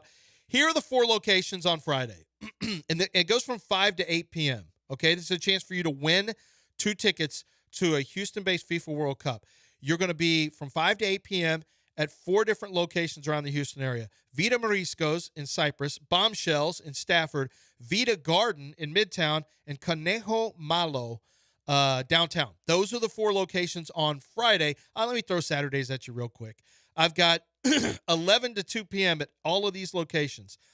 McIntyre's in the Heights, Phoenix on Westheimer in Montrose, Velvet Oak Tavern, Upper Kirby, Sawyer Park Ice House in Spring, Kirby Ice House in the Heights. And then finally, from 4 to 7, Molly's Pub in the Woodlands. These are all locations where you can come participate in the shootout. You have a chance to play for a chance to witness history because Superior is worth playing for. Get your butt over there and have a chance to win in the shootout game and get tickets to a World Cup event. Michelob Ultra, official beer sponsor of the FIFA World Cup 26.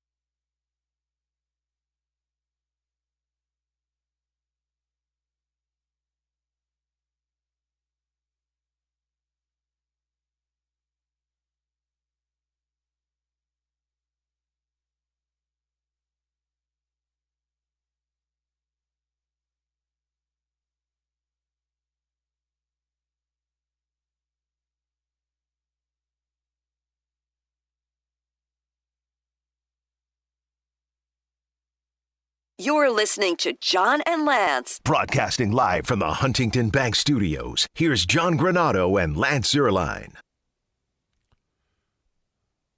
All right, welcome back. Astros no-hitter. We haven't talked Astros baseball in a while.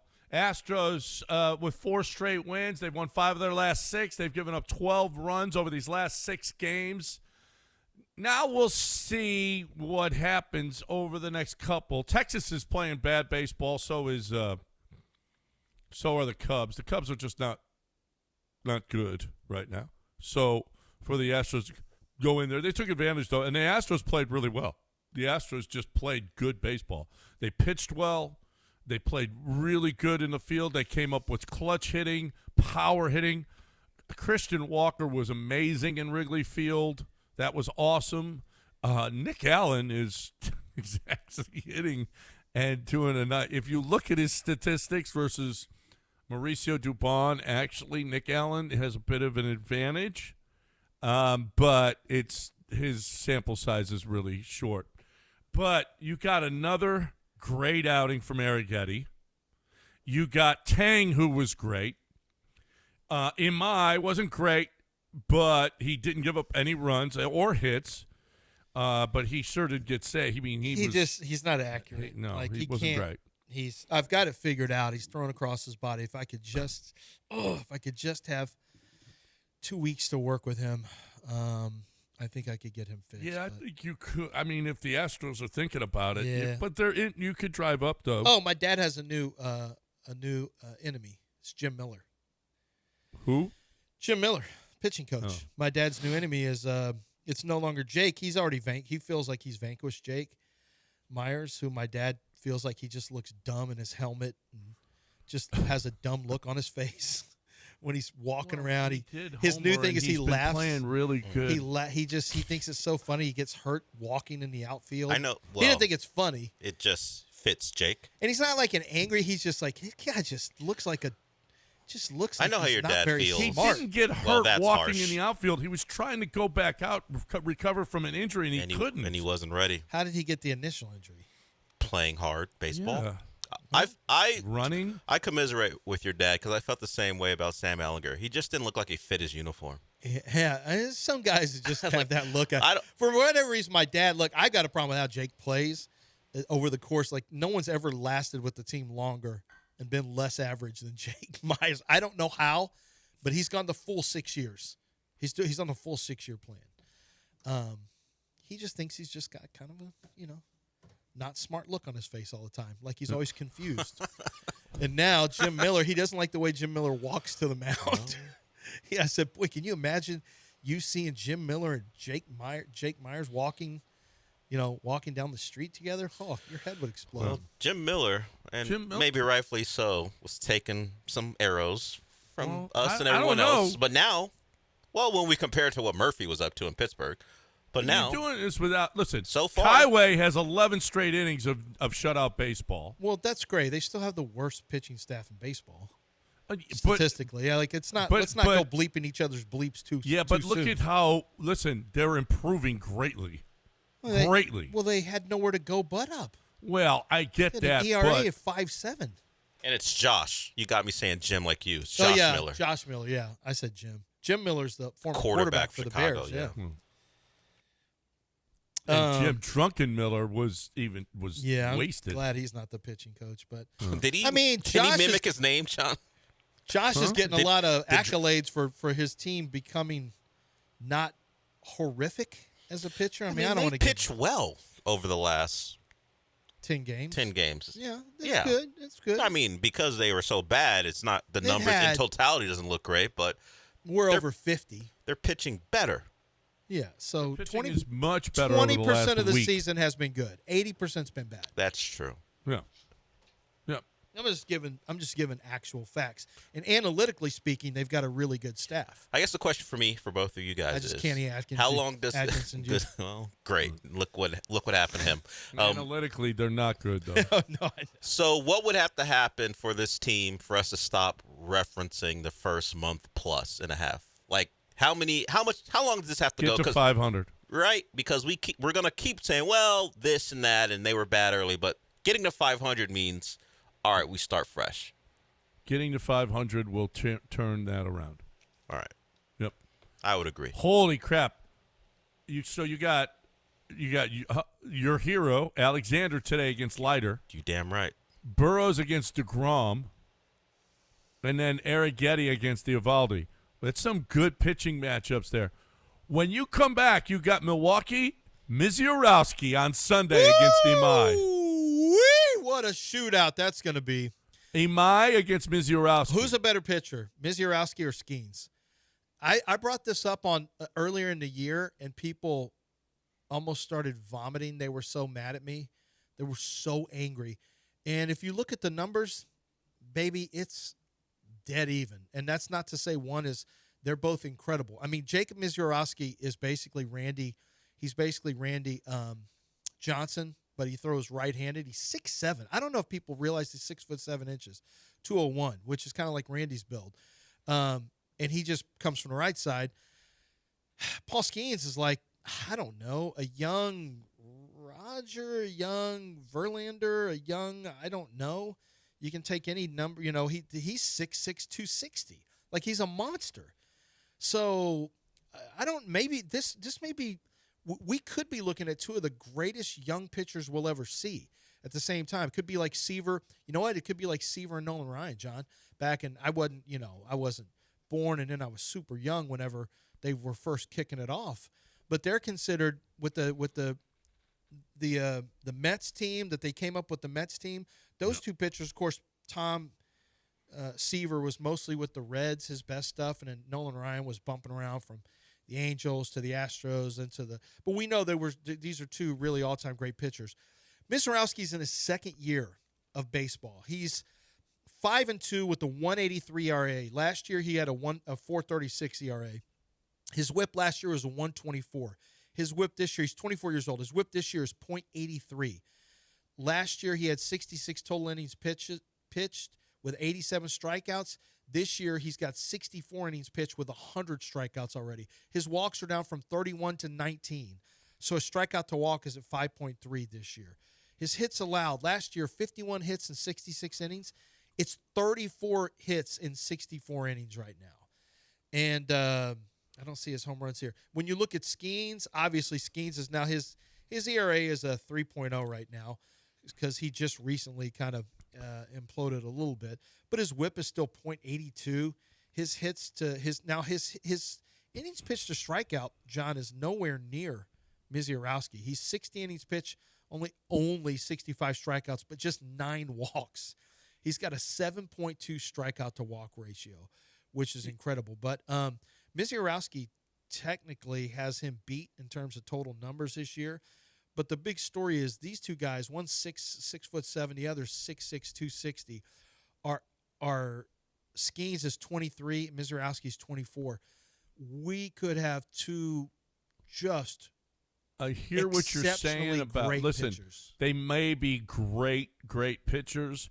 I don't know you can compare them to that era because this is the lowest batting average era ever. Right. I mean, the hitters just are. It's just such a different game. But it's right a home run era. It's a launch angle era. It's what it is, and the late '90s was launch era plus average. Well, it was steroids. Yeah, right, exactly. It was a steroid and era. Roger, and you know what? And this just in, Pedro Martinez. You want to look at? Yeah. I'll leave Roger out of this conversation, but Pedro Martinez and Greg Maddux. Yeah. In that era? In the steroid era, yeah. They were that good. That's pretty sick. But these guys are sick because they're also power pitchers. And they're really fun to watch. I mean, Misiorowski threw 54 100-mile-an-hour pitches yesterday. Or was it the day before? No, it was yesterday. 54, and we got to see – well, we don't have to see him. He's got to face the Astros now. And Houston is considered one of the hottest cities right now in the country when it comes to sports. We've got potentially Jaylen Brown. The last time you did this really sucked. Well, but this time I mean it. We just had another no-hitter, another one. How many combined no-hitter? We had the Yankees combined no-hitter. We had the Verlander combined no-hitter. We had the World Series combined no-hitter. We had this combined. We've had like 4 combined no-hitters for the Astros since we've been doing the radio. We might have had all 5. since we've been doing radio. Listen, I don't. Yeah, maybe. The World Series, we had the Yankees, right? I mean, I think maybe that was early. That was early on. You were still. I think you may have still been doing Sports Night Live, but maybe not. Maybe you weren't actually. No, I don't think you were. Here, the Astros no hitters. There's Renel Blanco had one. Oh my God, I forgot Renel Blanco had a no hitter in 2024. So you had the no hitter yesterday. You had Renel Blanco had one against the Blue Jays April 1st. You had Fromber got one against the Cleveland Guardians in 23. November 2nd, you had Javier Abreu. You had the World Series no hitter with 5 different pitchers. Then you had the Javier. Oh, that's right. Javier was part of one and earlier that year too. Javier, Hector Neris, Ryan Presley against the New York Yankees. So Javier was a starter for 2 different no hitters in 22. I remember when Christian Javier was good. Then you had Verlander got one clean in September 1st of 2019.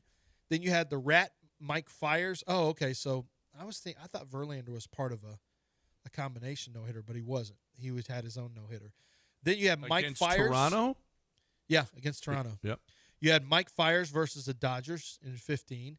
You had Roy Oswalt, Pete Monroe, Kirk Saarloos. That was 2003. That was the Yankees. Brad Lidge, Octavio Denzel, Billy Wagner. Yeah, you had 6 pitchers. Then before that, you had Darryl Kyle. So we were not on the radio then. No. So since we've been on the radio, we have 8 no hitters to our credit. That's us. That's under our ticket. So John and I have 8 no hitters right now. 8 no hitters. That's why we're Hall of Famers, though. It helps. It certainly helps. Yep. Now before that, now look at it. The Astros have been just no hitting machines. The 2003, the 6 combined pitcher, John, you had to go back 10 years to Darryl Kyle in 93 before you had one. Then you go back 7 years to Nolan Ryan in 86. Then 3 years to Nolan Ryan in 83. And then you go Ken Forsch, 79, Larry Durker, 76, Don Wilson, not a Bart. We were not on the air for Don Wilson. We are not there for Don Wilson. No. Yeah, Nope. the Astros. That's all they do is get no hitters. That's what we do. Sorry. That's what we do. 18 now. All right, 713-780-3776. You know what Kent Jones does? Kent Jones is, how about this, 30 years as a discount mortgage lender. He basically does it himself. So all of these huge big mortgage companies that put their names on golf tournaments and all this other stuff, they just, you know what they're doing? They're making a lot of money. I don't want to say Kent Jones doesn't make money. Kent Jones obviously has been doing this for 30 years, but Kent Jones saves more money than any of he cares more. He pays more attention. He is going to make sure that you get the best loan that you possibly can. He will ask you the questions. He will put time and energy into you. He limits the number of clients that he has at one time so that he can make sure that he puts the amount of time that he needs to into each and every client. So if you're in the market for a new home, I don't care if you've bought 5 homes. Kent Jones will do it better. Okay? Well, I got this. No, Kent Jones will do it better than you do. It is. Listen, brokers in other, like the ticket business, they're just a middleman. Kent Jones is the guy who's actually out there doing work. Okay? Kent Jones is finding the title company. Kent Jones he'll find you a real estate agent that who might even kick back you some of the money. Kent Jones is doing all the things that you don't know about. You do not know the mortgage game like Kent Jones does. 30 years experience, Better Business Bureau, A+. Kent Jones is the way to go if you're going to buy a home. 713-520-5626, 713-520-LOAN, or 975loans.com. Tell Kent you heard it right here.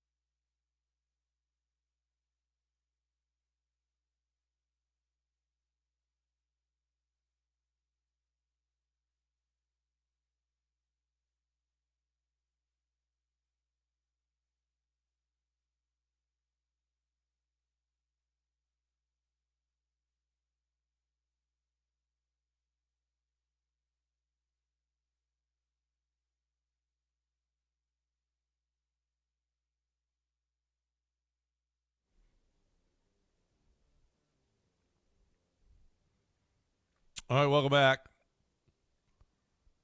We saw the beginning, and that's Alan Bersanta, the first debut to be involved in a no-hitter since the year 1900.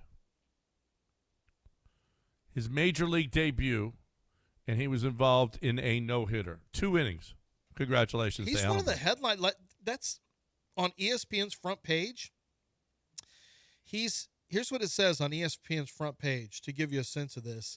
And they were talking about it on the Blummer was talking about it on the broadcast. It says Astro Santa, and I'm sure they did it just because his name is Santa.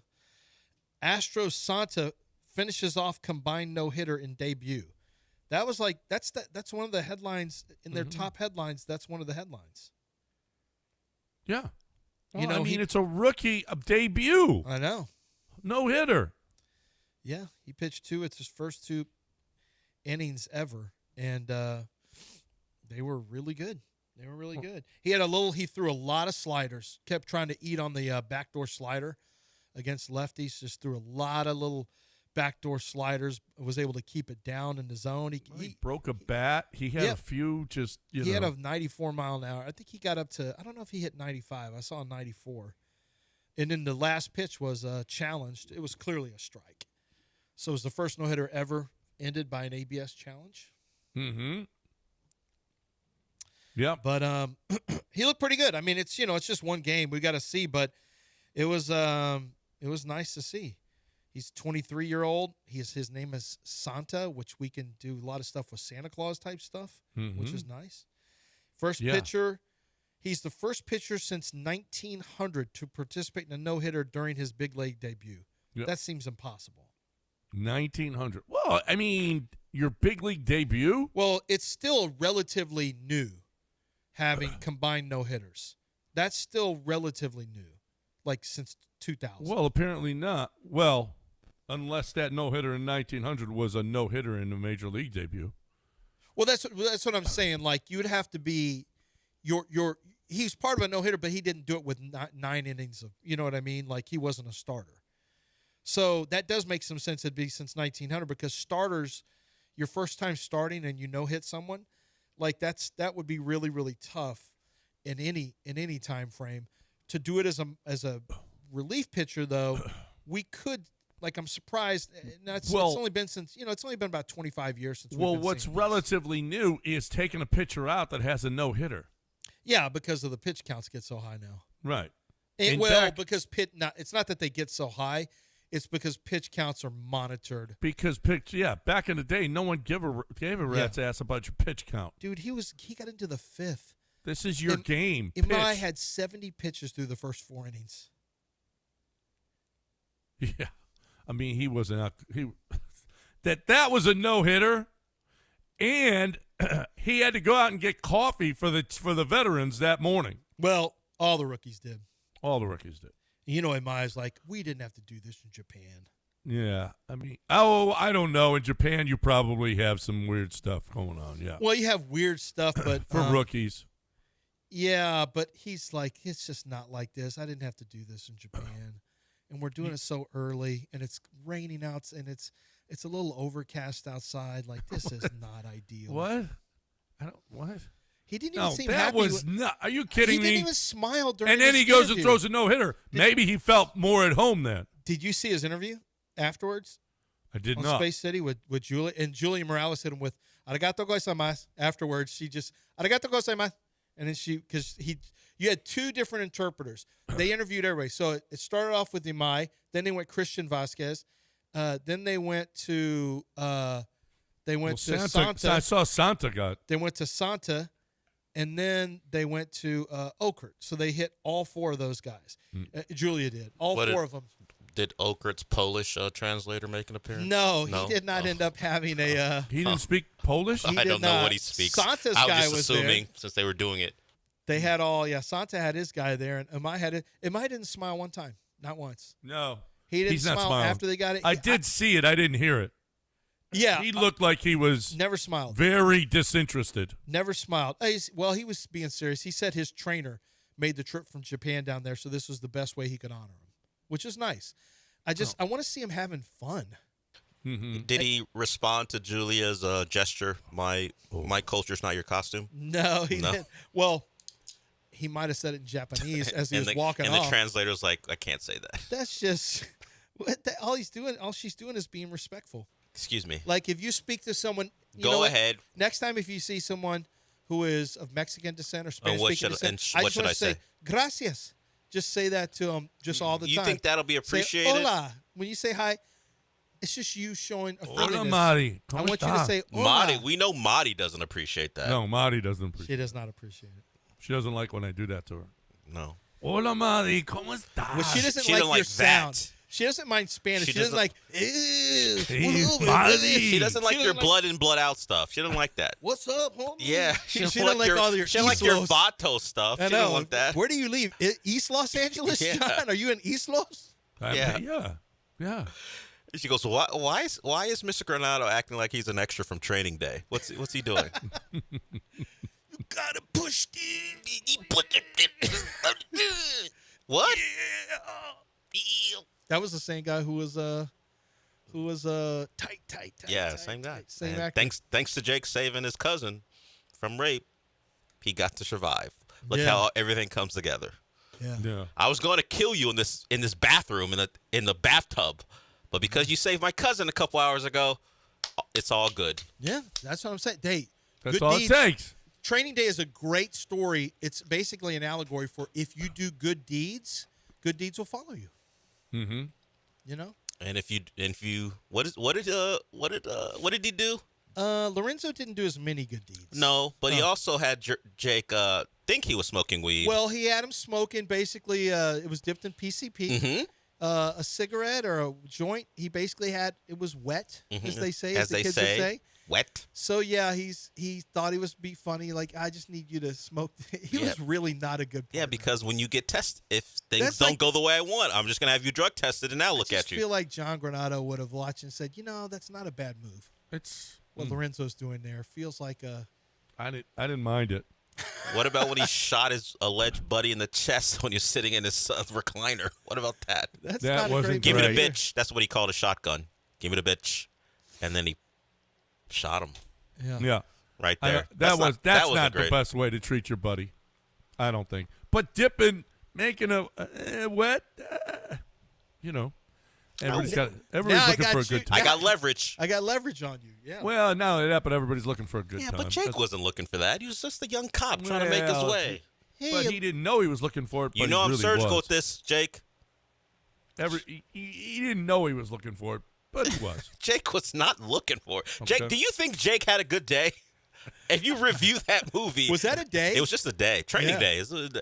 Do you think Jake had a good day? That's a lot going on in the That's day. a lot. I don't think I would have been there at night when Lorenzo was about to get done in by the gang members. I Mm-hmm. think after I had smoked PCP, I probably was going to shut it down early that day. Yeah, I would have tried to Listen, go home. I got to call in sick the rest of the shift. Um, Ever he- since I almost got murdered in a Right. gang house. I saw an interview with him, and he was talking about you working with Denzel, and he said that we're all playing checkers. Okay, that dude, he just made up the ending. He just Oh, did started he really? spewing words. Yeah, and it was like, holy crap, that dude is on a different level than the rest of us. Yeah. All right, 713-780-3776 is the number if you want to get in here. We got a break real quick. Anything you guys want to talk about from the weekend, you're more than well. Our Astros back on track. All it took was a right good now. week. So if you want to get in and give some love to your team, you're more than welcome. If you are driving around right now and you are not happy about your job, if you're not happy about the direction of your life or the direction of your daughter, your son, your grandchild, if you feel like, wow, I mean, I just don't feel like this. I'm doing all I possibly can. I don't feel like I have a career. I just got a job right now. I don't love it. This is not something I'm going to do long term. How about a long term paid on the job training, classroom learning, paid on the job training, nationally recognized career, the International Brotherhood of Electrical Workers, Local 66 in Houston. They want to talk to you, okay? The IBEW, 125 years old, IBEW Local 66, 4,800 members in the community. It's a community built on craftsmanship, safety, and opportunity. And it's a career, okay? You could be working on the electrical grid. If I don't know what kind of skills you have, let IBEW help you out on that, okay? If you're fresh out of high school or transitioning from the military or what, you just hate your job, IBEW66.com, IBEW66.com. Find out what they're doing and how you might get involved. IBEW Local 66, powering careers, powering the future.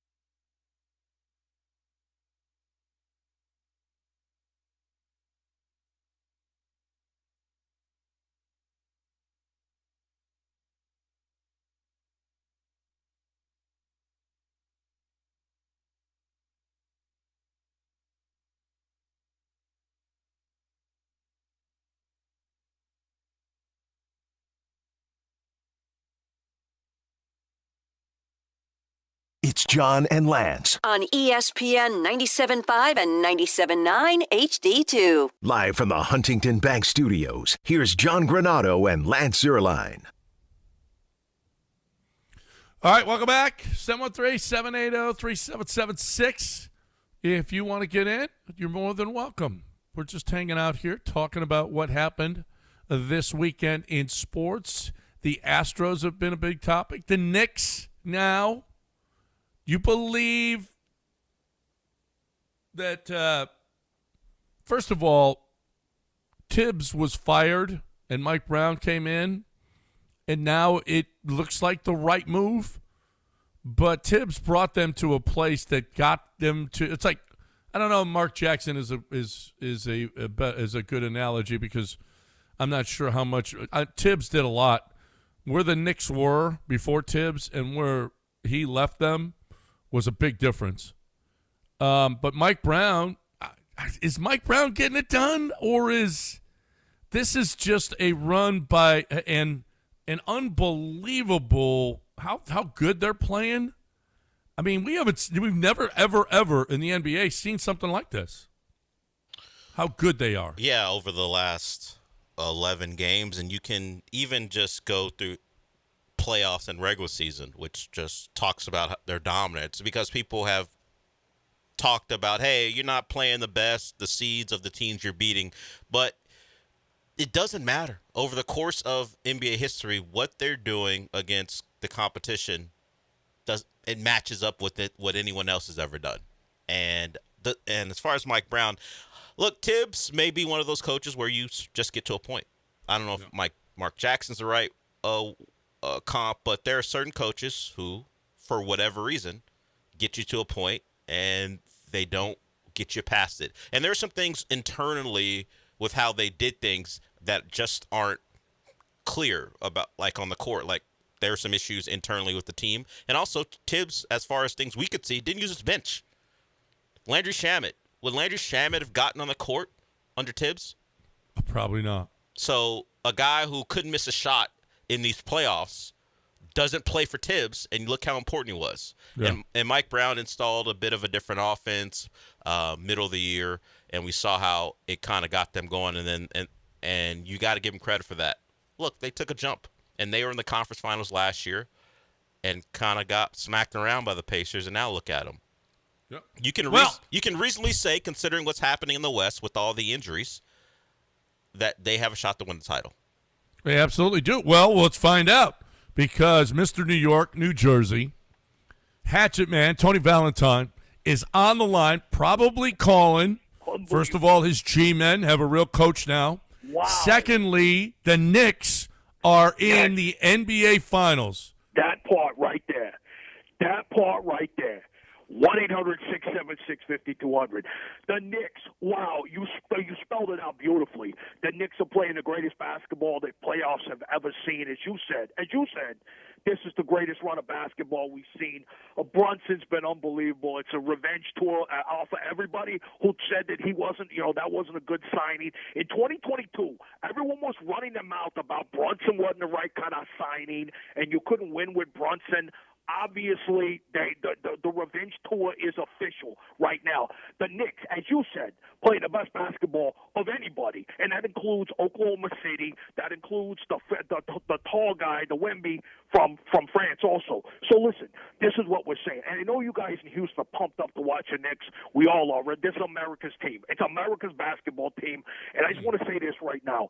If you had been on the inner circle, the platinum inner circle, right now you would be 11-0. It's that simple. How would you like to have an 11-game winning streak? You don't know, do you? Because you're Houston. You don't have an 11-game winning streak because Kevin Durant suckered everybody for a bunch of money, and this coward, bailed on his team. In the meantime, Jalen. But are you kidding me? You got Brunson out there every game. Even Karl Anthony Towns is tougher. Even Karl Anthony Towns, what they call Cat, is tougher than Kevin Durant, your guy. 1-800-676-5200. I don't know. Actually, I do know what you're going to do. The Rockets have already made a decision about what they're going to do this offseason. If you'd like to find out, call in and say, Tony, I want to be in the inner circle, find out all the information that you've already got on the Rockets, and I'll be more than happy to pass that along for a small fee. So, wait. So you're jumping on now, okay?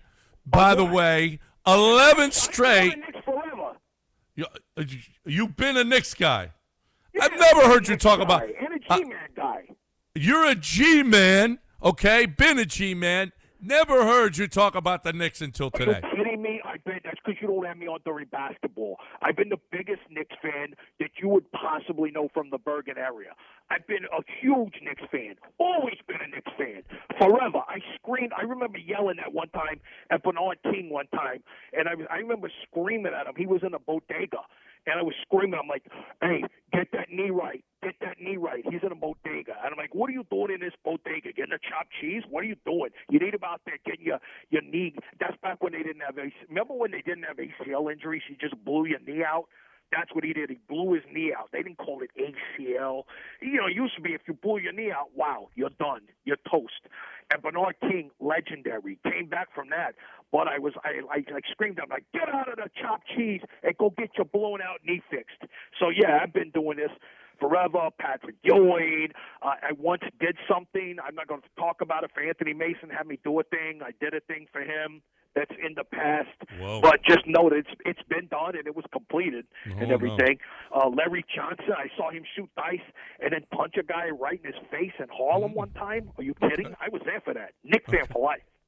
Okay. Well, I didn't. I would never heard you talk about him. But Yeah, you know. Hey, listen, you don't go chirping. Maybe you don't know. A lot of the stuff that happens, you know, I'm not going to go put it on my Facebook. You know what I mean? Like, right. maybe you run around and put stuff on the Snapchat. I don't. You know, I'm not trying on to put my those, business. I'm not putting Larry Johnson's business on the Instagrams. Trust me. No, you can't.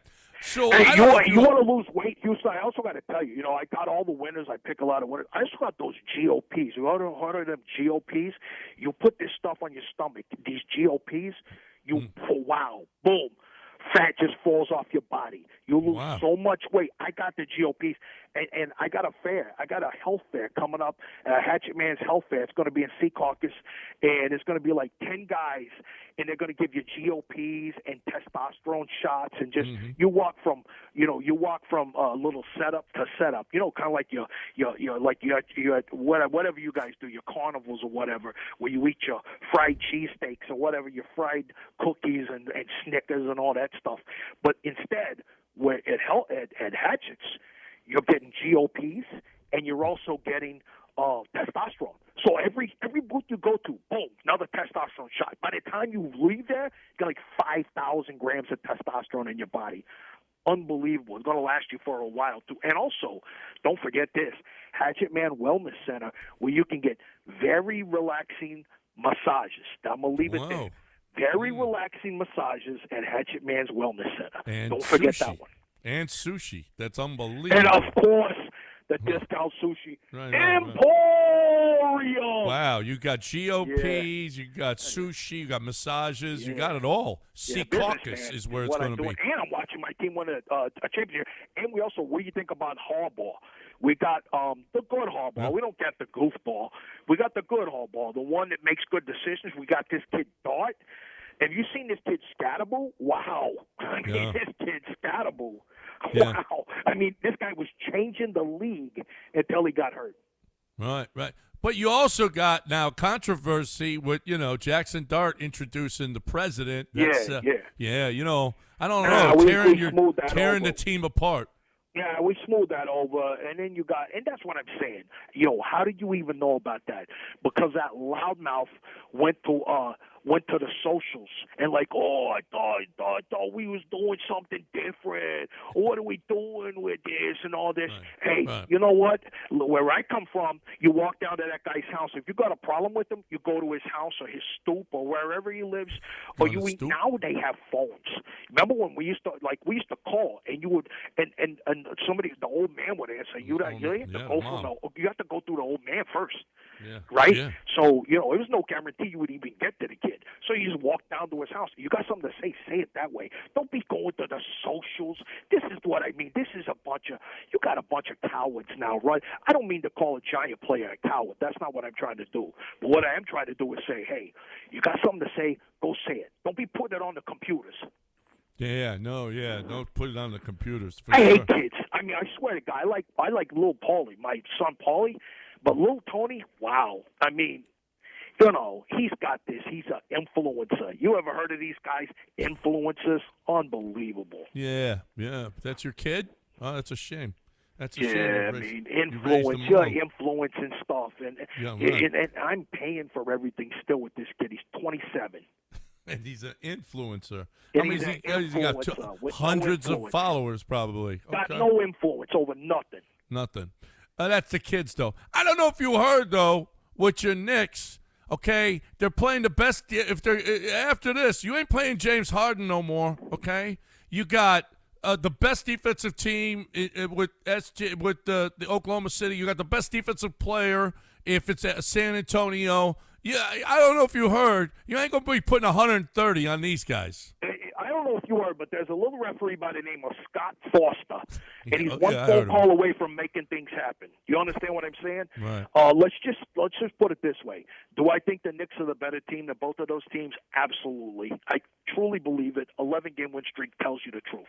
But the second thing is, listen, if a phone call has to be made, if things have to be done, and Mason owes me a favor now. I'll just leave it at that. Anthony Mason owes me a favor. So I'm just saying, you can say whatever you want about roster compositions and players shooting three-pointers and all this and that.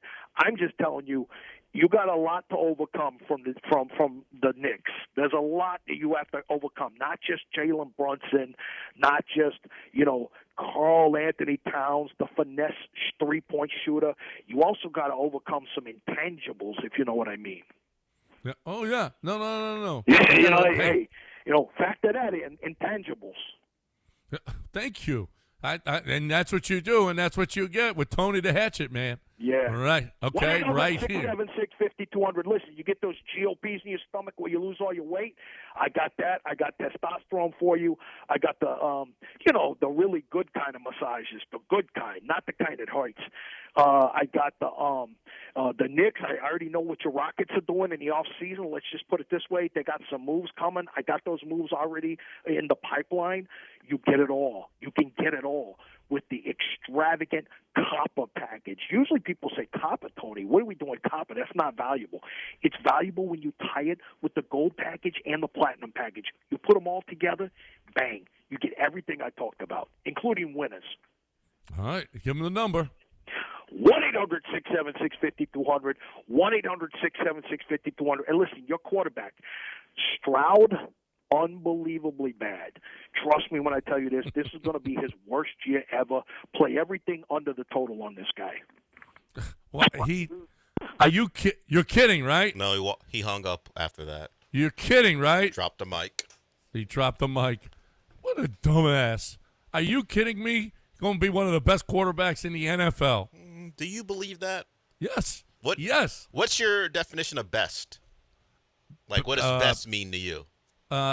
Winning more games than everybody. How's that? So, that's how you judge a quarterback.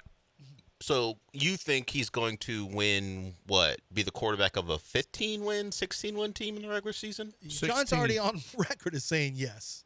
Yeah. That's and right. you think it'll be CJ driven? He thinks a 13 win season you're gonna run the ball, and CJ's going to be unbelievable. All right, throwing the football. But you started with run the ball. Top 5 offense in the NFL this year. Wow. Top 5. Yeah. That's how dumb Hatchet Man is. Top 5. Woo! Okay.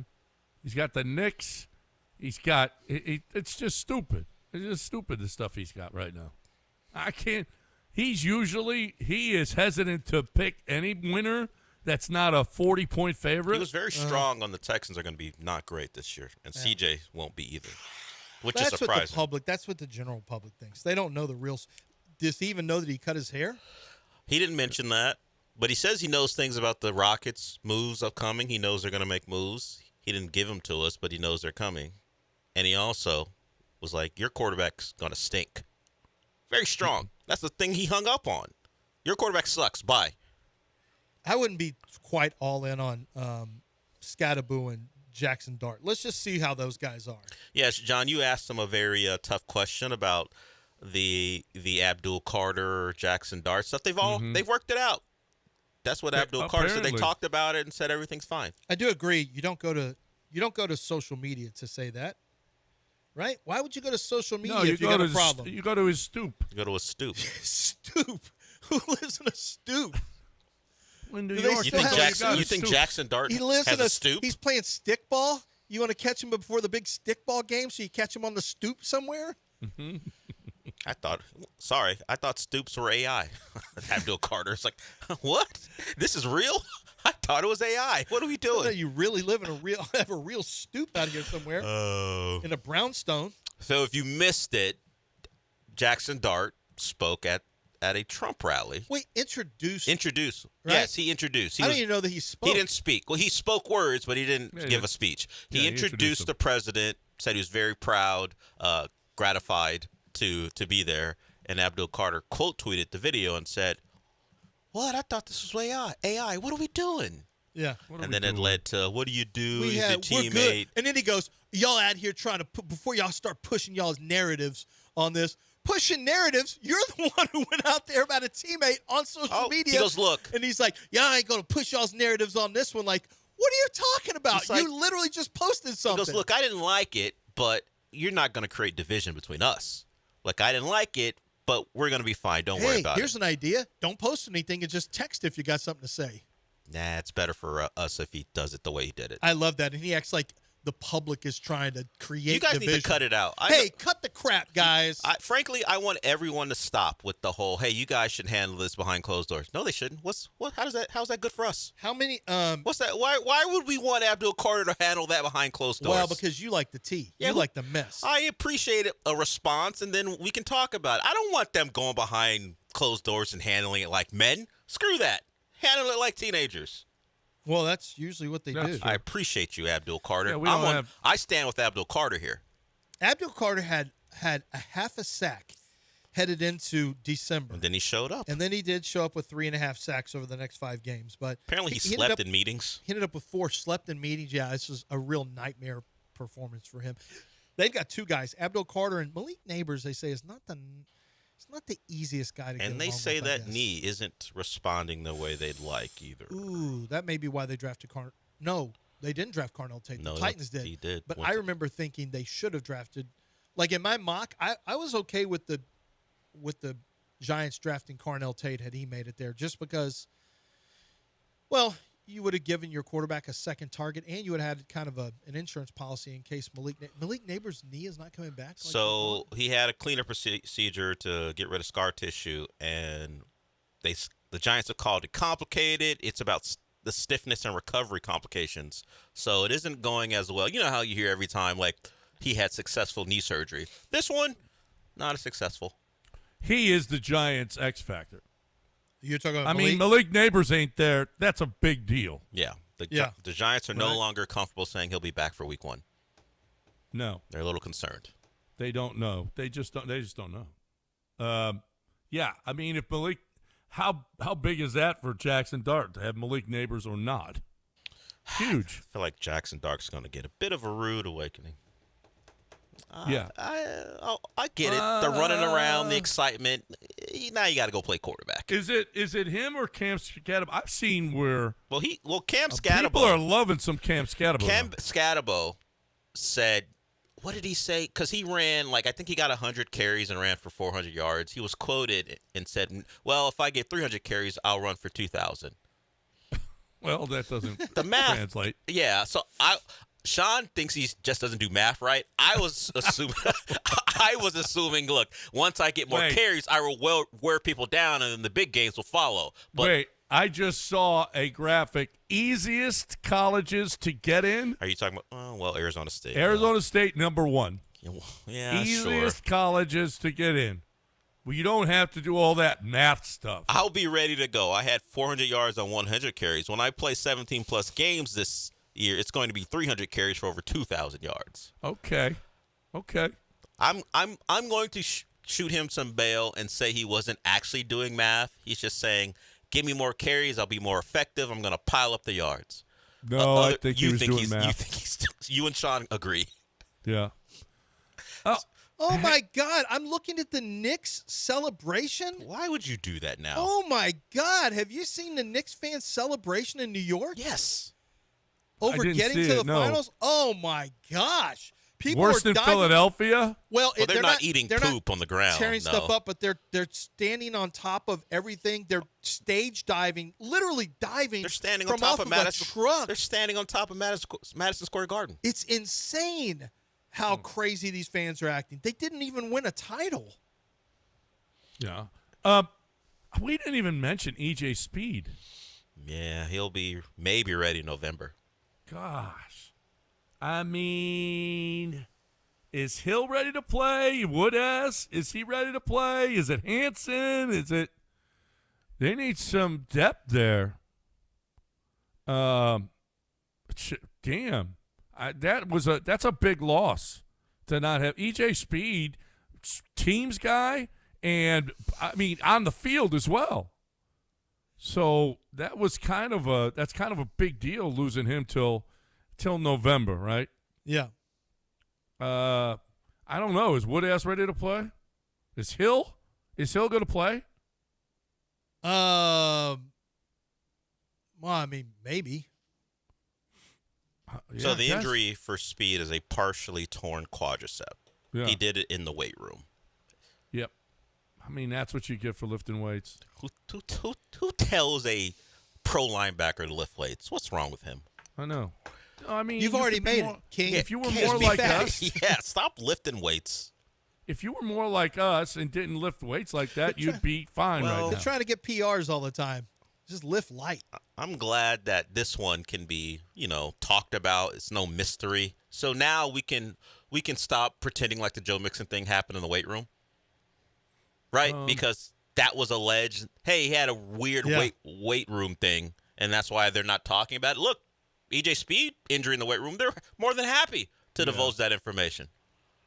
Well, we know it was different for Mixon. Man, what club was he at? I can't get over the Knicks fans in the street. Why? This What's wrong with you? Dude, This they happens took when over- they win first round series. I know they took over all of Manhattan. They've got an overhead shot of it. It spans for it's like 4 blocks. It's like what Arsenal fans did when they won Premier League. They showed up at the Emirates and took over the entire area. The Knicks fans are doing the same thing. The interviews and the microphones afterwards. Guys were crying about how much Jalen One guy Brunson said means he to would them. give up his family for a Knicks title.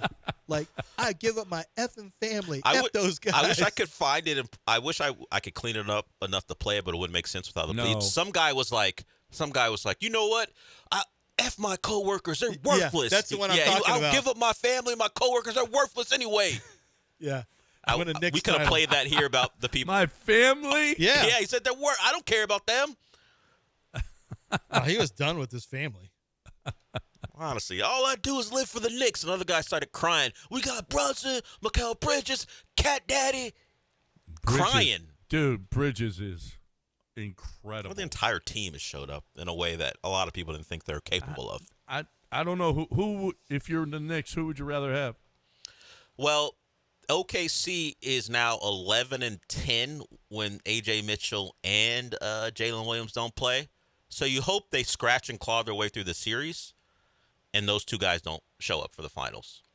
That would be because the Spurs; those guys are banged up, but they're playing. Like De'Aaron Fox is limping around, but he's playing. I would hope that somehow the Thunder win, and if you can have those guys not play, Yeah. You got a real shot to win. So hold on. I'm looking at a picture of Jalen Brunson and Luka in Dallas uniforms. I did not remember that they were drafted in the same draft. Oh my gosh. I mean, holy crap. How good could Dallas be right now? Well, Dallas has really screwed the pooch on letting guys walk. all those guys who made those decisions are out the door. Yep. All right, let's break. News of the Weird coming your way next right here on ESPN 97.5. Don't go anywhere.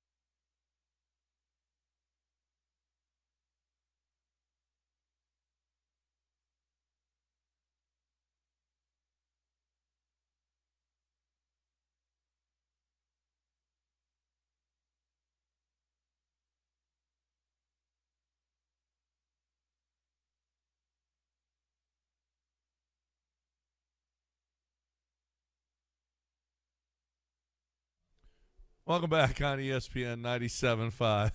Yeah, we're watching. Did you see that kid, Lance? He's about 12, saying ugly, bad things about the Cavs And Mitchell. and Mitchell. And Donovan Mitchell. He had a personal. That PAB he called him. Yeah. Wow. And not Punk. That's the where- other one. The other No. P. That's where The other somebody P. goes on there. This is where somebody invariably will go on Twitter and say, "But you won't say it to his face." Well, no, he's 12. He Yeah, won't he's say it to his 12 face. years 12-year-old in the old. streets of New York. Yeah. And then He he's gets caught up in flipping the camera off. Yeah. I mean, Dell wants A young Dell wants Zerline. Snacks to do He's- that. Yeah, it's a little different. He's older, He but doesn't get hyped like that anymore. He's low key. He just tries to choke people. yeah. Yeah. And it wouldn't be Marty, so No, we're definitely probably wouldn't out of be that age Mason range. would. Yeah, Mason a young would. Mason goes down there and Yeah, goes. Mason right now would probably do that. The Rockets beat the Spurs in the conference finals next year. You better watch it, Stephon Oh, my Castle. God. You know what you're gonna hear from a young Mason. Oh, what Wemby's going to catch from Well, Mason? It'll likely be a Wemby. Although he's yeah. a big Wemby fan, though. Oh, he is. He's decided Wemby's the greatest defensive player to ever play in the Oh, league. stop. Well, Oh, he's already in. Yep, he's in the first book. unanimous DPOY. Okay, stop. Well, there it is. Just give it a couple years.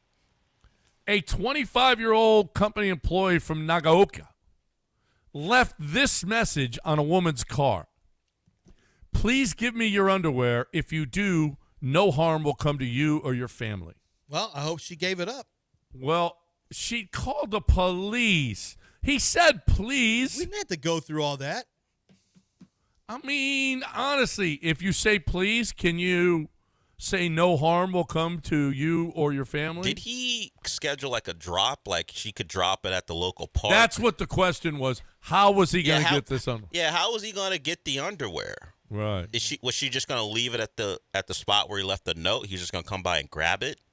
Yeah, I mean, and then it's dirty now. Of course, Well, it probably he was probably dirty wanted anyway. it to be, yeah. Yeah, I don't think that was a real problem. I just don't for him. I just don't know the logistics of threatening her with that and then expecting to get him without having to deal with the consequences. My question is, what does she look like?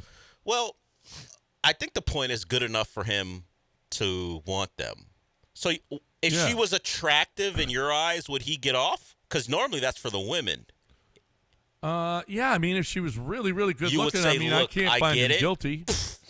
So it extends to the man committing the crime? I mean, we got to know what she We're looks in like. dangerous territory. We got to know what she looks like, okay? We've always been in dangerous A territory. young Dell. Raquel Welch. I can't blame him. How am I going to put this past him? Well, you People don't know how strong she was. Yeah, I know. I'm not. I saw that's her why I in a brought her movie up. when she was young. I was like, good Lord. But John, a young Raquel Welch, are you saying a note being sent to her demanding her underwear is not punishable because of how hot she is? I mean, if you can't control yourself, you can't No, control yourself. no. Okay. That is not the way we should go about things. Hey, we have a judge in there. Lance. What? You're a judge as well. What? How do you rule on this man? I mean, it's not great that he threatened the family. No, this is what I'm just saying. We got to take it all into account. If he'd have just said, please leave me your underwear. Yeah, now we got. he probably didn't have to add that second part. Yeah, you can't Yeah, I threaten mean, that's her. what. Nothing bad will happen to you or your family. That was probably the part that got him in trouble. Yeah. Well, did for he sure. expressly say he was going to do something, or was he promising like he's like an oracle? Look, if you do this thing, nothing bad will happen to him. Oh, you think he might be? Oh, So maybe he's a sage. The question for me is, did he threaten, or did he go, look, I can predict the future. No, I'm predicting. If you do this, I Now can he's tell not you. guilty. Yeah, like Not guilty. Like he's one of the fates. He tells you things, and if you do a Yeah. certain thing, then nothing bad will happen. Right. There it is. I'm his lawyer now. You're the judge. I'm his lawyer. Not guilty. Not guilty. Next. Let's move on. Next Let's case. move on. Shortly after noon on this had to be in Australia. Scotts Bluff Police Department were called. Apparently, they were at a gas station. There was a pickup truck at a gas station, and a shot rang out from the back seat and hit a woman who had her arm out the window and hit her right arm. So she must have been driving. It had to be in a foreign country. Anyways, she was shot by the dog. Oh no, not a dog shooting. A dog shooting. How? Now, who do you blame? Does the dog do time? So let me ask you a question. As a judge, what's more likely to get you to blame someone? It happening where the dog shoots someone, or when the quadriplegic dude wound up like doing a drive-by? Which one would you feel is more credible? If I brought you two cases, all right, the dog shot someone, or the guy who we found out could shoot someone even though he didn't have any arms and legs? As a judge, without knowing beforehand, which would you find more credible? Dog. The dog does have limbs. Dog does have limbs, and this is not the first dog shoots people story we've had. Have we had another? Oh, we have had another dog. We have had another dog shoots a guy. Yes. The dog could put its paw on the trigger, and yeah. The dude without arms or legs, I mean, I guess he could use his nose or. We found out he could. He is fully capable. I just, without the context of knowing it could actually happen, you would believe the dog first. I believe the dog first, okay. Yeah. I think that guy committed a drive-by, didn't he? He was in a vehicle, I think, when he did it. What? The paraplegic? I think it was a quadriplegic. A quadriplegic? The quad hit a drive-by? I think so. Good I mean, you Lord, got to put a lot of effort. One of the most unlikely scenarios ever. Quadruple amputee accused of murder heads to court. He is accused of shooting a passenger in his car while he was driving it. And he did. And to be fair, he did not say, "Oh, I hired someone." Well, he said he did it. He's the man. Yeah. Wait a minute. He was the driver? Quadruple amputee accused of murder heads Don't to worry court. about it. Yes. Wait, not only was he driving, but he shot somebody? He's accused of shooting. Now, this dude is so talented, I might have to. He was a cornhole player. Remember he got featured by the ESPN because of all the things he's accomplishing? This isn't Netflix, except you can't find anyone Professional to play him. cornhole player Dayton Weber is accused of shooting a passenger in his car while he was driving it. Wow. So he shot a passenger in his own car while he was driving it. So whatever was happening in that car had to have been nuts. Yeah. I just think, listen, you're so talented. Cornhole, driving, shooting while driving. I got to let you go. I just feel like you're just. No, it's a murder case. Yeah, I mean, if you can do all that. What are your standards? I thought at least we limited it to how hot is the girl. Now it's a question of if you were threatening or alleged to be threatening her and wanted her panties, how hot was she? And now also, if you have accomplished things like cornhole, I'm going to let you get away with murder? Well, I mean, you're pretty damn. I don't want to waste all your abilities in prison. What abilities You're does he a have? cornhole, driving, shooting, quadriplegic? Listen, John is, if not nothing, he is full of double standards. No, nothing else. If nothing else. If nothing else, he will let the double standards hit. No, we're done. Mopey and Mapes are next right here on ESPN 97.5. Hope you enjoyed the show. We'll talk to you again tomorrow, buddy.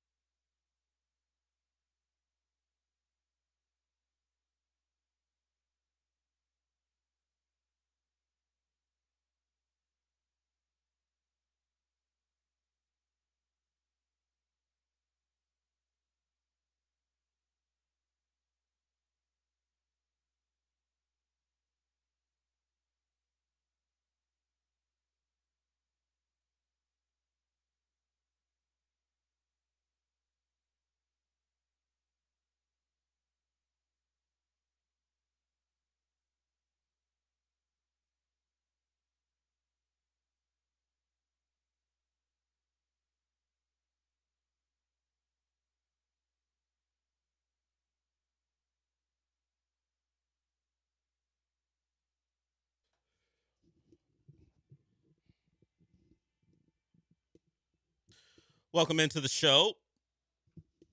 We're back after 4 days away. And I mentioned the 4 days specifically because the last time we were with you, well, Sean smartly, put together a 4-day weekend. Commend him for that. But the last time this show was on, we were talking about the Astros barely because what was there to talk about? They were bad. They were coming off losing another series. And ever since they got back in action on Friday, they took apart the Cubs, swept them. Cubs weren't playing good baseball beforehand. That continued. The Astros took advantage of that. And then they, of all things, considering what this pitching staff has gone through and who the starter was yesterday, they no-hit the Rangers. And you know what? Let's actually hear it from Space City Home Network. The final out as 3 Astro pitchers combined to do the thing the Astros love to do, throw a combined no-hitter. Called third strike. The Astros 17th no-hitter. That's a challenge by Brandon Nimmo. For now, it's the 7th no-hitter in the last 8 years, and it is confirmed. The Astros with a no-hitter. Alan Bersanta, in his major league debut, gets the last 6 outs with 2 perfect innings, and this celebration begins. And that would be the regular major story. A guy who had never pitched in the major leagues goes 2 innings to secure a no-hitter.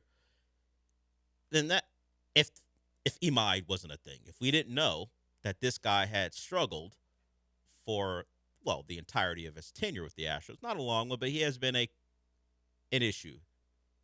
From his arm fatigue to what his mental state was, and even how the game started, where he wasn't great. He found a way to get through that first inning, and that continued as he just was his best, at least his best self as an Astro. We had not seen him go pitch like that and overcome a walk and figure it out. So he along with Okert and Santa, get the Astros another no-hitter. So they're the king of the combined no-hitter. Their last 2 no-hitters were the regular ones, where Ronel Blanco did it. That was kind of his introduction in 2024. He had pitched before for the Astros, but not a lot was known. And I believe that was the Astros' first win of 2024. They had gotten off to a shaky start. That was April 1st. Fromber has a no-hitter in 2023, and then Christian Javier, Brian Abreu, Rafael Montero, and Brian Presley. Like Astros who were big parts of that 2022 season when they went on to win a World Series. And it happened again because Christian Javier, is he the first starter to be part of 2 combined no-hitters? It's had to have happened before, but to do it in the same year? And one of them was, of course, in the World Series. That was the first one. And then he did it again, or at least he did it before in the regular season. So the Astros are all about the combined no-hitter, and they sprinkle in a couple of the regular ones. But they do it again. And the Javier, Hector Neris, and Ryan Presley one happened in the regular season against the Yankees. And, of course, the no-hitter in the World Series was against the Phillies. And look at that. After winning 5 of the last 6, including 4 in a row, thanks to the ineptitude of the rest of the AL West, the Astros stand, as we speak, 3.5 games out of first place. They're 7-3 in the last 10. And you know what? This show, just to get through Astros baseball, does it in a jokey, less than complimentary way because they haven't given us many things to compliment them on. So we will acknowledge that they are playing better baseball. More importantly, they're pitching better. And hopefully there's some regression to, I don't know what the ceiling is for their pitching staff the way it currently is put together. Hunter Brown made a rehab start, so he's on his way back. That'll happen sometime in June. But let's give them some credit for what they've done over the course of this winning streak. In their wins, 1 run given up, 2, 0. Then the 5 against the Cubs in the final game of that series on Sunday. And then, of course, no runs yesterday against the Rangers. 9-0 in the win. So look at that. We may have a regular old baseball team. I think I asked the guys this morning, when do we stop referencing the awful start to the year? And they said once they get back to 500, we can treat them like a new baseball team. I would agree. It's just that the AL West is so bad, they may be in first place before they get to 500. I was going to say that right now, 500, you're tied for first. Yeah. So we'll see how the rest of it goes. I think whatever happens first place or 500, we have to stop talking about what happened the first month and a half to 2 months, because the division allows for them to be firmly in the playoff picture. Yeah. I mean, I guess that's how the conversation would stop, but then it would start again in October if they're, in a fight for the division, and you're like, well, if they didn't play 10 games under 500, if they only started 5 games under 500, they'd be winning this division. Did they top out at 12? Did they get to 12? I know it got to 11. They danced around 9 and 10 11. for a while. They might have gotten to 11. Yeah. I don't remember if it ever got to 12. But yeah, they were bad. Yeah, if they continue, I don't know if they're going to win 7 out of 10 the rest of the way. Yeah, if they're in a wild card. But if they're a regular baseball team the rest of the way, not awful, then yeah, we will talk about the only reason they're here right now is because of how bad their start was. But we'll see. It may not matter because the AL West may just drag itself down. The Astros will just be at the top of the heap because they have found a way not to be terrible the rest of the way. I saw something where it's like the toughest remaining schedules in all of baseball. Or and this was the bottom of the list, so it was the easiest remaining schedules. And the Astros have the hardest in the AL West, but all the AL West is like 25th or below because they all get to play each other. They all get to play each other. So there is an element of like you have a lot of ability to come back in this division because you're going to play the division a lot, and none of these teams are that good. Yeah, they have not fared well against the division so far. Now they beat up on the Rangers, but we know the Mariners have owned them all year, and the A's did what they did to them too. So while what you're saying is correct, it just has not been promising so far, but maybe now that they're playing better baseball team. Yeah. The Rangers starting off last night with a dominant win, maybe that's the start of something anew for them as they scrap and claw their way. Look, they're firmly in the AL West race. We can obviously say it with some humor because we know what actually is going on, but at this point, what else is there to do but to say, hey, it's a long-ass season. Yeah. Let's just hope, no matter how it goes, we can continue to joke about them being at the top of the division, even if it is 500 baseball, because the division allows for it. 3.5 back with like 100 games left. Yes, there's plenty of time. There's plenty of time. Keep it up. If Imai is part of a no-hitter every time. I mean, hell, I would have taken what he did the previous game. Now he goes 6 scoreless innings, and then Kurt shows up, and Santa shows up. It's all a mix of what the hell is going on here, but also we'll take it. I mean, even within last night's game, the first inning, it's 3 walks. Yeah, we're like, oh no. Yeah, I legitimately had the thought of like, that was good, but you're not gonna keep getting away with this. Well, he stopped walking as many guys, but he got away with it, and thanks to him, which you will commend him for not allowing those 3 walks to blow up like things have gone in the past for him. And he's quoted after the game talking about a couple guys who made plays for him, like Jeremy Pena and Jake Myers. He goes, when I got here, I was told that anything that's hit out there, he'll go get it. He goes, look, I saw it, and then he said, that's what then in terms of Pena, that's what a Gold Glove shortstop is like. So he did get the backing defensively, and then he scrapped and clawed his way through and got to Kurt and Santa, and they finished the job. So 9-0, the win. Christian Walker continues to be a guy who Dana Brown can go, oh, what about now? I will say this. If we believe the reporting, you don't get too much credit because you're trying to trade him and no one wanted him. It's not like you had full faith and like, hey, he'll turn it around. I know what you said about him turning it around, but the only reason he's still here is because no one wanted him, according to reports. That's why you had to go to Paredes to try to trade him, because no one wanted Walker's. You're trying to figure out that glut of an infield, which turns out, as we've talked about, it's not really a glut because you're an Astros, so you get hurt. But Walker's hanging around and rewarding at least the public faith that they had in him. We can question whether there was that much faith, and he has continued to put up numbers.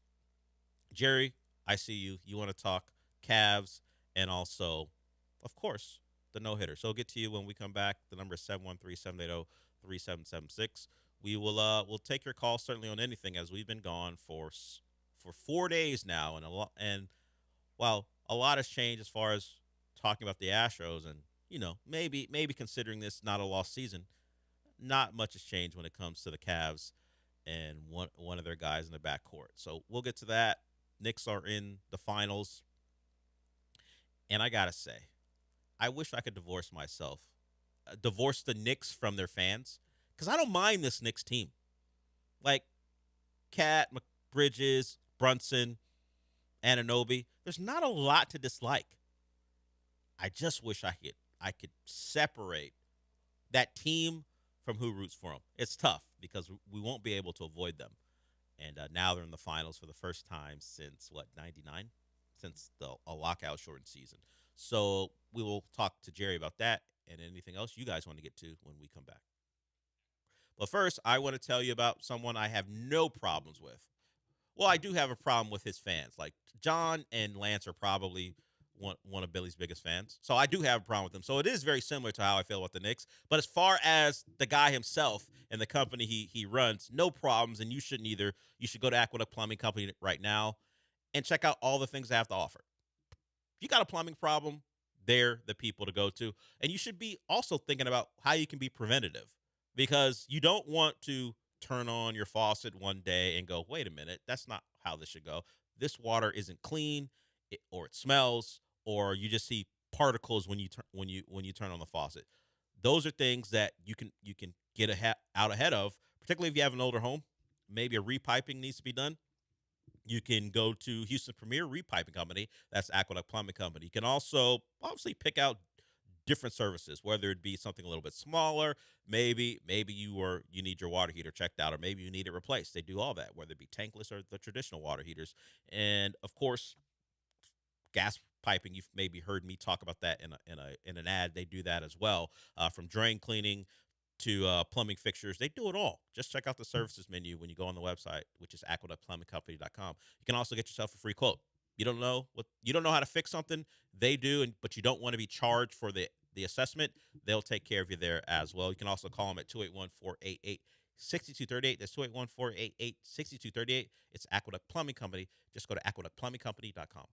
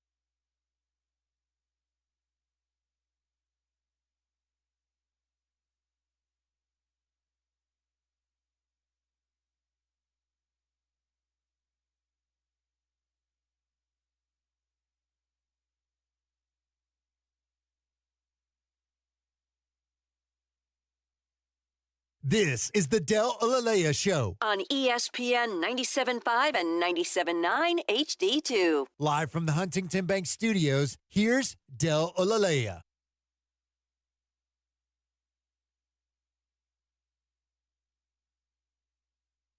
So the Knicks are in the finals. They take care of the Cavs, broken since they blew the 22-point lead in the fourth quarter.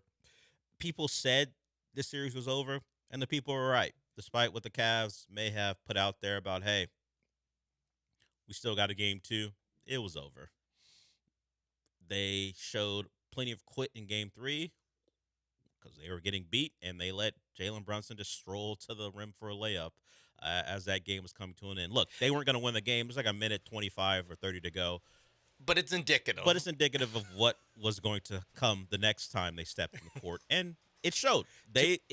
No one made a move to stop a guy from waltzing to the rim in an NBA game, which, if you watch any All-Star games beyond the one that just happened, or the 4, how many games there were, that just happened, that's kind of how it was, and that's what it looked like. The Knicks were like, the Cavs were like, you know what?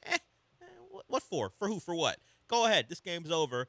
And they took that energy to game 4, and it became what it's become recently, at least in these playoffs, for the home team hosting the Knicks. It became a Knicks celebration. They've clinched every series on the road, I believe, right?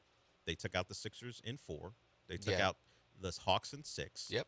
And then they took out the Cavs in 4. So those games and the series ended on the opponent's home floor, and it became just giant Knicks celebrations from if you go back to the Hawks, it became that way from the second quarter on. And then the Sixers were very much the same way, and it happened again. So dominant run for the Knicks, the 11-game run since they were down 2-1 when C.J. McCollum was the star of the playoffs. Yeah, remember that? Since that point, the Knicks have dominated in a way that has never been seen in NBA history as far as margin of victory and the way they expunge teams from the playoffs in their building. It has been very impressive. And the best thing to happen to the Knicks is not beyond the fact they're back in the finals, is what's going on in the West, where those teams are in line for at least a 6-game series, could go 7. And I think if the Knicks have their way, beyond the thought of the matchups, if the Thunder can somehow scrap through and still be without Jalen Williams and A.J. Mitchell, the Knicks if they don't have a real shot already, they certainly do. Now, the records would certainly change because both guys are out for the next game. The Thunder are 11-10 when those two guys don't play in the same game. So, of course, if they get to 13-12, whatever, or 13-11, okay, you get through that series, and now the Knicks watch a very hampered OKC team have to deal with the hottest team in basketball. So all of a sudden we're at a point where a championship is really in the cards for them. Because if you ignore our preconceived notions, we should actually take them seriously as far as winning a title. Yeah, and I think with the mitigating circumstances that is the Western Conference Finals being a bloodbath, because even Mitchell and Williams aren't playing for OKC. Well, Harper and Fox are playing. They're limping around. Yeah, but they're obviously hampered. So even if the Spurs make it out, it still will be a big difference as far as the health of the team coming in, because the day of the finals is already set. I forgot what day it is, but basically the Knicks will have 9 days off, and the winner of the West will have 4 days off, is just how it works out. Yeah. So I think as far as fatigue, 4 days is plenty of time for, Wembanyama or Shea to catch his breath. Sure. But for the Jalen Williams, AJ Mitchells of the world, talking hamstring for Jalen Williams. 4 days versus 9 days. That's a big deal, especially, I mean, the Knicks have just kind of smoked everybody, so I don't know if they've had time to get hurt. But if there's anyone dealing with anything that we don't know, OG Anunoby with his hamstring, perhaps. Yeah, that's where the rest really comes into factor for me. And the Cavs would agree. You heard, if maybe you didn't, but Donovan Mitchell talked about, we got beat. In fact, he said we were ass pretty much. But he also said we didn't take care of our business in the previous series, and we put ourselves in a spot where we were jumping from series to series without much rest. They played in 2 7-game series. So if you go by that line of thinking, the Knicks certainly didn't put themselves in the same spot, and they were ready to go and rested and healthy. But the Cavs, despite all that, jumped out to a 22-point lead in the fourth quarter and blew it, and that was the end of them. That is now one of the most bizarre games of the season, because not the Knicks coming back from 22 down. How are the Knicks down 22 to this Cavs team ever? What? Yeah, how was it just simply all that time off? And the Cavs were coming off being in a very competitive series, so they were ready to go, and they looked like it for 3.5 quarters. For almost the entire game. And then it flipped, and then they had no answers, and the Knicks wound up winning by double digits in overtime. And ever since then, the Knicks are like, hey, we like winning by double digits. Let's keep doing that against this team. Also, the Cavs, 2 7-game series, then swept where you're blown out well, not really in game 3, you weren't blown out, but it was not competitive to the end. No. As evidenced by the Cleveland Cavaliers defense. Mm-hmm. How does that sit with you if you're a Cavs fan or decision maker? I know how it sits with the people who do the job we do. You went 8-10 in the playoffs, but made the Eastern Conference Finals. Yes, it took. But you have a losing record. You were dragged to the brink twice by teams you were favored to beat, and you were awful on the road, and then you turned that awfulness on the road to home when you played against the Knicks. You blew a chance to win a game 6 at home against the Pistons, what put you in a bad spot. Of course, you responded with a blowout of your own in game 7. If we go by what you would call the loudmouths like us are saying, blow the whole damn thing up. I don't know that Kobe Altman's going to react the same way, but you watch how far it appears you are away from this Knicks team, despite your coach saying, at least going into game 4, you were up 2-1. Yeah, analytically. Yes, analytically. From the analytics side of things. And then James Harden said, at the end of a bit of a long-winded answer, said, I think we're generally better than them. So maybe a sports psychologist is needed to question some of the sanity of at least your sports sanity of some of your coaches and players. I would take a look at that analytics department too. Yeah, I don't know if Kenny Atkinson heads it, but maybe they're telling him, take a look. Hey Kenny, please, we catch enough. Yeah. Don't speak for us in terms of this. 2-2 though. Tight series analytically. I'm guessing. You guessing he thinks analytically they lost last night?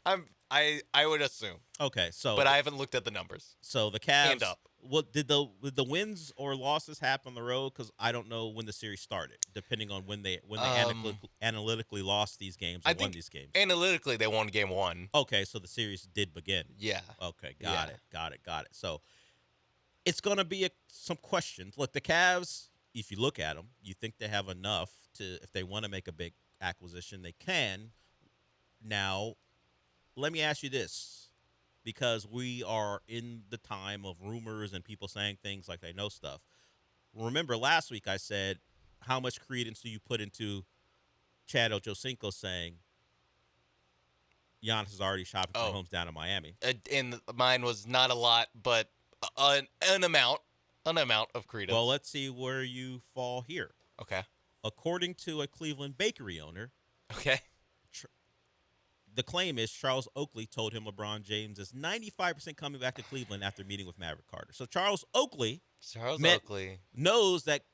I don't know if that's Charles Oakley met with Maverick Carter or he knows that LeBron talked to Maverick Carter about his next move, and then Charles Oakley decided to divulge that to a Cleveland bakery owner, and LeBron is coming back. It's a 95% certainty that LeBron is going back to Cleveland. So where does that fall? You've got Oakley, you got a bakery owner, and then you've got Maverick Carter. Somehow Charles Oakley being privy to a conversation between LeBron or Maverick, or Charles Oakley talking to Maverick Carter and then divulging to a Cleveland bakery owner what he heard from Maverick Carter. 95% sure. Is that more? Oh, he gave a number? He said 95%? A Cleveland bakery owner claims Charles Barkley told him LeBron James is 95% coming back. So so according to the baker, Oakley said it. Yes. Okay. So more probable than Chad Ochocinco report or less probable? I'd say it's like more probable that it's right that this ends up that LeBron is a Cavs than Giannis is a Heat. Heat because the LeBron can control his fate. Yes, and he's gone to the Cavs before. Yeah, well, Giannis could put his finger on the thumb on the scale to say I want to go here, but a lot has to work for both teams. There's a to bidding make it war happen. there. Yes, unless he goes only this way. Yeah, which has knows? worked. Unless your name is Dame. Yes, to Milwaukee. Funny enough. Yeah. Yeah. I think Oakley and / the bakery owner have a better chance of being right, but I believe them less, if that makes sense. It's all the other stuff. Like, I believe the reporting besides them more than I think that. I mean, the Heat are definitely going to be one of the teams in the mix, I would say, But for Giannis. there's just more that needs to happen for that to happen. Who knows if they can, if OKC is like, enough of this Chet guy. Yeah. Wemby hates him, and Chet's not good enough to put it into that or to, win around. Chet's not the one. win around here or two in this boxing match that they're having. You just boom. Chet for Giannis. Chet and some stuff, obviously. Some stuff, Yeah, for Giannis, but the no issue, other team's touching that. And the issue is, of course, what does Giannis want? Does he want to spend? He's already spent enough time in the Midwest. Does he want to spend time in the lower Midwest? Particularly for a man who has family in Greece. I mean, it's a long. I know private jets are private jets. It's just a longer flight. No, there's from the definitely a East connection Coast. there. Yeah. Yeah. So you can't fly direct from OKC. Yeah. So you have to wonder what Giannis wants beyond all that. Gosh, that I don't the even NBA have like public a wants. thing for like. Well, OKC they got Oklahoma football. Nope. An hour away. What's he going to enjoy? Like, he found a way to make Milwaukee home, but he was a young kid when he got there. And Milwaukee, He's now a grown man with a family. Yeah, he was excited for smoothies. Like that. That's what it. I don't know if Oklahoma is going to be able to provide that same type of they have smoothies. whimsy to him now that he's a grown man and done all the things he's done. So we'll see. I mentioned that in part because we've got a more established reporter as opposed to Ocho Cinco or the baker in Cleveland suggesting that the Rockets. I don't know his name. It also just makes it seem like it's bakery owner. Sorry, it's as a opposed to like baker. It's from like a Charles Dickens novel. That it's like the baker owner says that. Well, the king will be coming to town. This is what I'm saying, and the king would like a muffin. This bakery owner says, well, in some ways, the king is coming back to Cleveland. So we will see about that. But we have a more established reporter saying the Rockets are very interested in maybe a disgruntled star. So we'll talk about that when we come back. But before we do any of that, I want to talk about giving you a chance to do something pretty cool. Look, the World Cup is less than a month away. We got announcements being made about rosters. Hell, the U.S. roster seems to have leaked. So we're about that time. We're at that time where the World Cup is going to be a big focus, and it's going to be a big focus in the city of Houston because we've got matches here. And with matches come your chance to go get tickets. And that's all brought to you by Michelob Ultra. They are the people behind giving you your opportunity. As long as you want to go out and about, that's what you need to do. It is going through June 14th. All you got to do is show up at an event and compete in an interactive soccer shootout game. The winner will go home with a pair of tickets to a Houston-based FIFA World Cup game. And you've got 10 chances this week. It starts on Friday. We've got an event at Vita Moriscos in Cyprus, Bombshells in Stafford, Vita Garden in Midtown, and also Conejo Malo downtown. Hope that's how you say that on Friday. We'll continue to talk about these events as we go forward, but it's going to be all throughout this upcoming weekend with your chance to get tickets from Michelob Ultra. Play for your chance to witness history because Superior is worth playing for. Michelob Ultra, official beer sponsor of the FIFA World Cup 26. Michelob Ultra.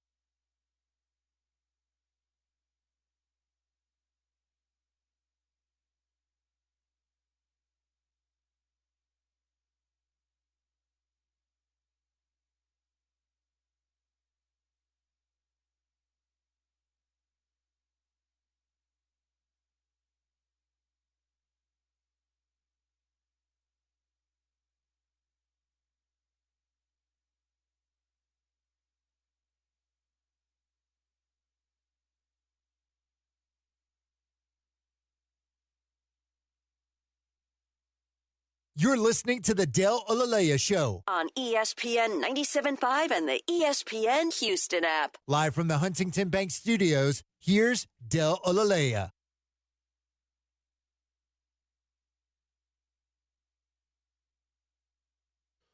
So, Giannis may be on the move, and another guy who is a Finals MVP may be on the move too. Jaylen Brown's been in the news for going back and forth with Stephen A. Smith. Now, Jaylen Brown wants a political debate with Stephen A. Smith. Good luck with all that. But that hasn't dissuaded the Rockets from being interested in acquiring the Celtics star. He's 29 years old, going to be 30 once the season begins. So he is younger than Giannis, but you still get a little bit older because you think about who would be traded, and the name that gets mentioned is Alperen Şengün. And then you would need more because the salaries don't match. Jaylen Brown is due a lot of money already, and an extension may be in the mix as well. So he's very costly. He is someone who, in the midst of what was thought to be a lost Celtics season, had his most impactful season as a player being the lead guy, and that seemed to suit him very well. He wants to be a lead guy. And would the Rockets be turned over to him? I mean, would he be the first option if Kevin Durant is still here? That would be the question as far as what he would like. He'd be a guy they traded away multiple young pieces for, so he would certainly have some ownership and all that. The who's first, who's second stuff is for a different conversation. The question is Jaylen Brown a good enough player to get you to a spot where, considering what you have to give up and what you would have to do to help this team supplement KD and Jaylen Brown and what's left, is that good enough? I'm going to tell you now, no, it's not good enough. Jaylen Brown's not the dude. Not the dude who turns you from, hey, we'd like to get out of the first round, to we got a shot to take on the Spurs and Thunder. I'm not saying don't make a move to try to bolster your chances. I don't believe standing pat is the way to go. Despite what you have as far as picks coming, because you own Brooklyn's pick as far as the swap rights, and then you just outright own Phoenix's pick. The Suns pick. Let me say it that way. It's easy for me to say. The Suns pick. I was talking about it on Friday. You pray on the Suns' downfall. Like, you'd love for them not to make the playoffs, and with how the lottery odds are going to be changed. Who knows what that pick turns into? And then you hope the Nets this year don't make multiple moves to be better. They have to try, whether it be getting in on the Giannis stuff or whatever, because the Rockets own their pick. They cannot live in a world where they're a really bad basketball team again. They will try. We'll see if they get it done. Although, with the new tanking rules, you do have a lesser chance at the number one pick if you are in the bottom three. Yes. So maybe, I don't know. No team is actually going to do it. Like, they would wait for like 5 other teams to try it before they do it. In year one, I don't think the Nets are going to galaxy brain it and be like, wait, what if we're just terrible? That actually gives the Rockets a worse chance at getting a high pick. Although the Nets didn't care giving out high picks when funny enough, Jaylen Brown was a Nets pick. They were trying to win at that point. But they had a bottom 3 record back-to-back years. Yeah, they tried, but they failed, and they had. And then they were like, "There's nothing we can do here." It doesn't make it less embarrassing. No. Or it doesn't make it any more embarrassing that it's the 3rd pick in the draft. But you just don't want that over your head, hanging the whole time you made this trade. You're still bad, and the team has your pick, and they have a chance to pick in the top 5 if it comes to it. So I imagine they will try. The Nets have shown they can try and fail, so it doesn't matter if they try, it seems like. That too. It's also like, can they be so good to where they're not at least a play-in team? I have a hard time believing that. So, and if you're from 4 to whatever 12, it's the same, or 14. It's the same odds. So it's like, whatever, sure. Try your hardest, guys. Figure it out. Same with the Suns. Like, try whatever. Try your hardest. See if it works out. So the Rockets have those 2 picks. Those picks would be deemed very valuable for a team who is trading a star to you. So, of course, you have to think about, are you giving up one of those picks or maybe both, depending on who the star is. I'm sure the Rockets would like to at least keep one of those in their back pocket in the 2027 draft. So I understand the want to improve because while some people may preach patience, hey, let's keep those picks. We're still relatively young. Let's not get artificially old. As I said before, it's been since 2020 since this franchise has won a playoff series. The people inside the building are going to be impatient. It's now 3 seasons of Ime never winning I shouldn't say never, not winning a playoff series. Yeah. That becomes a thing too, where hey, you came here off the back of the one season in Boston where you made the finals. First year, cool. We finished 500. That was a nice end to the year. That was a successful year. We were respectable. Yeah. You get the 2 seed. We were a great story, but then we lose to the hated Warriors. This year, embarrassing the way the series played out. I don't need to go through. We all know why. Yeah. The guys who weren't all that we know. So while you can preach patience from the outside, going, "Hey, superstar trades don't work," and you would be right. When's the last time an official stamped superstar got traded in a big deal and led a team to a title? I know. The caveat is Shea, but wasn't. That's why I put all the other context around it. If you are inside that organization, you're desperate. Yeah, to get to a point where we're not having conversations about what can you do to improve. I imagine coming into this year, believed they would be still playing. And they're not, and it ended far quicker than they thought it would. So whether it's Patrick Fertitta preaching patience to others or maybe acquiescing after another embarrassing into the season, I'm not surprised that they are the ones allegedly pushing for this, according to Mark Stein, as opposed to being a name thrown in there because they have picks and assets. If you're Ime Udoka, if you're Rafael Stone, and you're patient, run everything back, you make some changes because just every team is a little different. Whatever.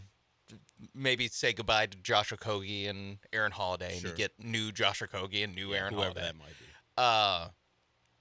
And you have another season just like, or not even just like this one, but just one where you don't win a playoff series. Like, how likely do you think it is that you keep your job? Like, it becomes very unlikely that both those guys have a job next season if it ends in the way it has the last 2 years.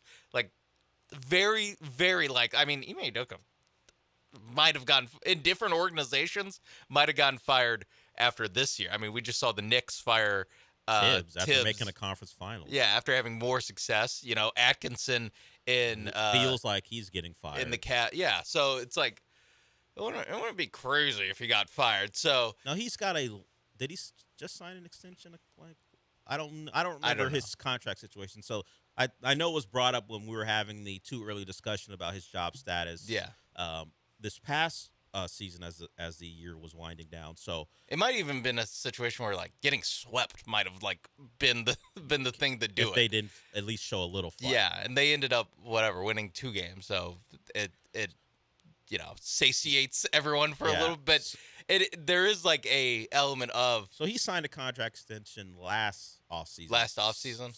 A 6-year extension. So that might be why he doesn't go anywhere because Tillman Fertitta's not interested. Now he's not the Portland Trailblazer owner, but he's not interested in just paying him to go away and then paying another guy. He's got things to do in Italy.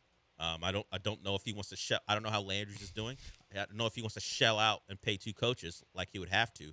So that might be something that provides Ime some real job security, but all it takes is to get embarrassed. Yeah. If it happens again. Losing the first round again, like I have a hard time believing it. Yeah, even with all the money he's owed. Yeah. Because even like the 6-year deal stuff, like not all of that's guaranteed. Like there's probably a team option somewhere in there that cuts it in half or something. But the fact of the matter is, like, the guys making the decisions are the ones most under the most pressure to get a result, as they say. Like they need to actually, improve this team, and you can't just depend on like running it back and maybe Fred VanVleet. Like there does need to be a move made, whether that's Giannis, whether that's Jaylen Brown, whether that's even like flipping one or two of your young guys for like Trey Murphy or something like that. Just getting better in some discernible way, or just like having a new piece to this puzzle. Like that is really what you need, because you look at the West Finals. I was thinking this watching Sunday night's game. How many guys that are like over 30 are like playing serious minutes in this series? This was when Harrison Barnes got involved. And I was like, it's like Harrison Barnes, Alex Caruso. I was like, is Hardenstein 30? If he's 30, he's like 30 or 31. Like, there's just not that many guys that are super. I mean, we know all the Spurs guys. He's 28. He's 28. Yeah, so it's like all the Spurs guys are 22. Like the Thunder, Shea is 27 and is like the elder statesman. He's like in his prime. Yeah, from Cason Wallace to even Lou Dort, who's might be been close. around. Yeah. Now a good while now. He may be bordering on. He's only 27. Like, there's just not that many like 35-year-olds in the series. Like, yeah, it is.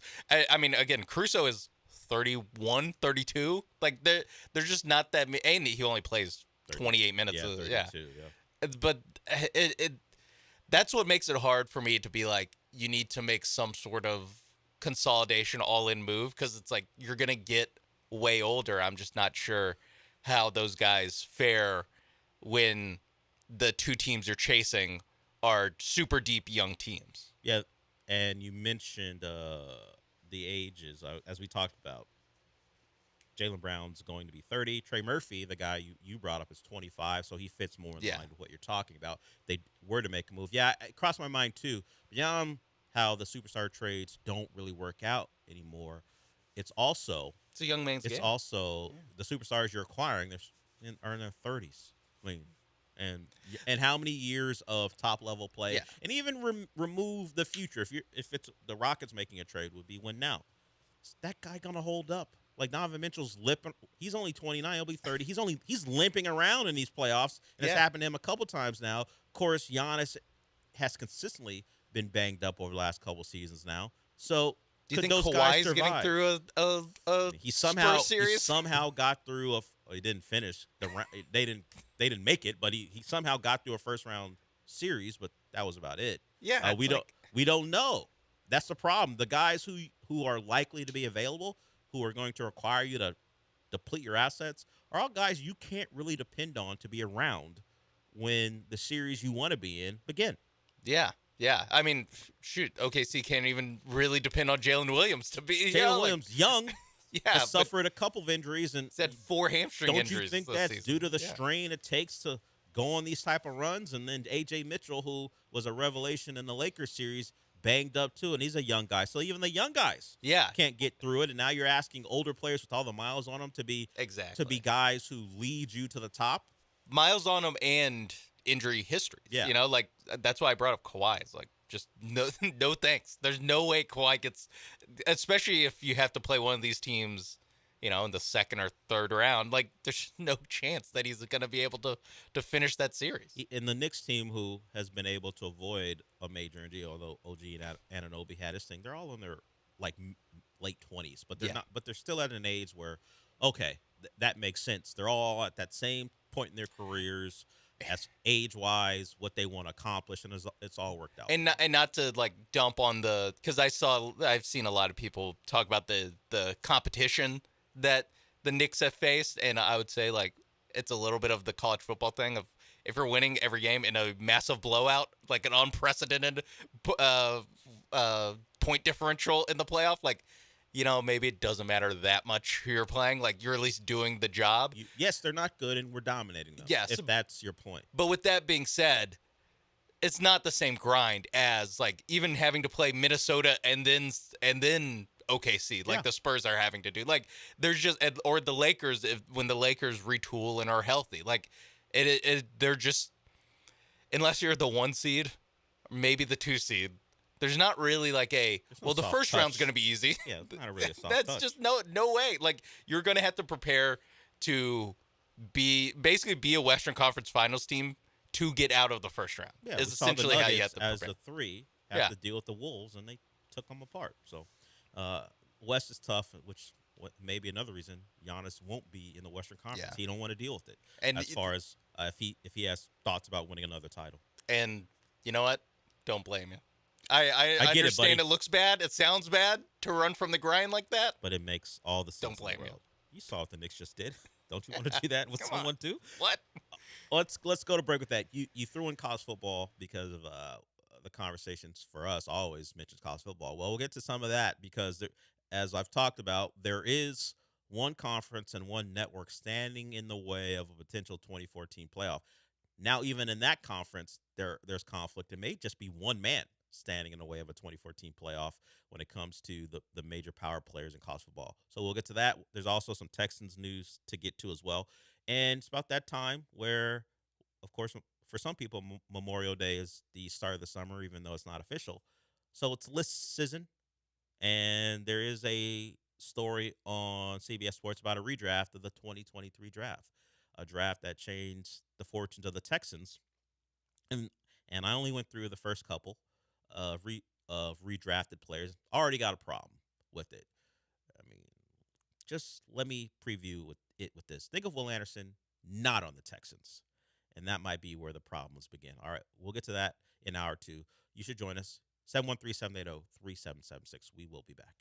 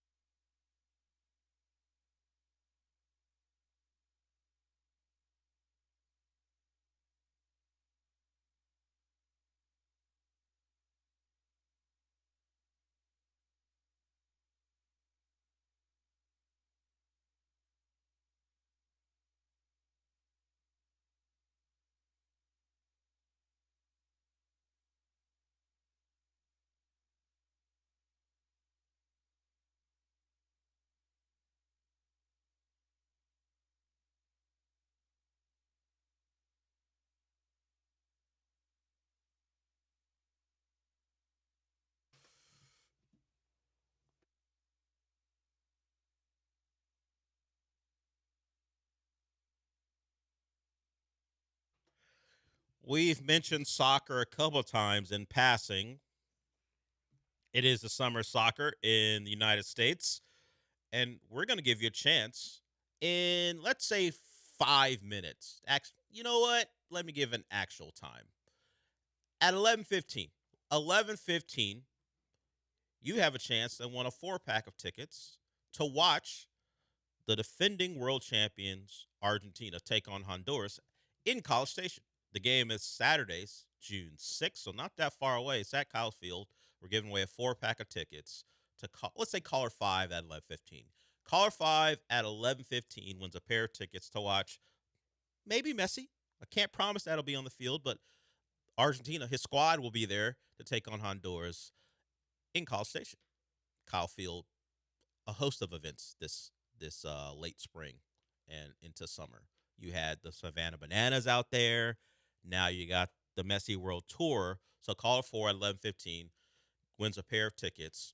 A 4-pack of tickets to go watch Messi versus Honduras. Road to 26 is not that far away now. We're mere weeks away from the beginning of the 2026 World Cup. The U.S. squad was leaked over the weekend. It seems like they'll have their official announcement sometime this week. I forgot which day it is. It might be today, actually. But either way, soccer in town. Glenn Davis will be your best source for that as we get ever closer to the biggest event, probably the biggest sporting event in the world, the FIFA World Cup. So very cool. We get to give away tickets to Argentina versus Honduras. Like the Savannah Bananas were there. They're also at Neyland Stadium over the weekend too. I think they were taking part in their own version of at least a U.S. tour as a I don't know who they play. They have like their version of the Generals, I guess, but that's they have like 3 different ones. Yeah, that they play. But those teams actually try, I think. Yeah, the Bananas like lose. Yeah, they lose at times, but it's all about the show that they put on. So Neyland Stadium had him, Kyle Field had him, but Kyle Field, June 6th, will have Messi and Argentina versus Honduras. Okay, before we move on from basketball, I was thinking about this. Of course, as I said, I'm trying to divorce myself from the Knicks players who I don't mind, and that's as strong as I'll go. I don't mind them versus the Knicks fans. But I was thinking, if you're a Knicks player, let's remove the crazy dudes who are out and about after games with the microphone in their face saying stuff. The fans you meet in the arena, look, whatever, Tracy Morgan, fine, whatever. But just to think, at least for me who loves a lot of TV and movies, like, if you just turn after a game and Anne Hathaway's coming to hug you, I'm like, it's pretty good. It's pretty good. Even, I won't even say even, she's a legend herself, Mariska Hargitay. Olivia Benson from Law & Order SVU, big Knicks fan. She's hanging out. She wants to come hug you. Very cool. I think you had Suni Lee, if you notice a trend here. Suni Lee as well. I don't know if the OG Anunoby thing is real or whatever, but the Suni Lee thing as well. And then there's Timmy and Kylie.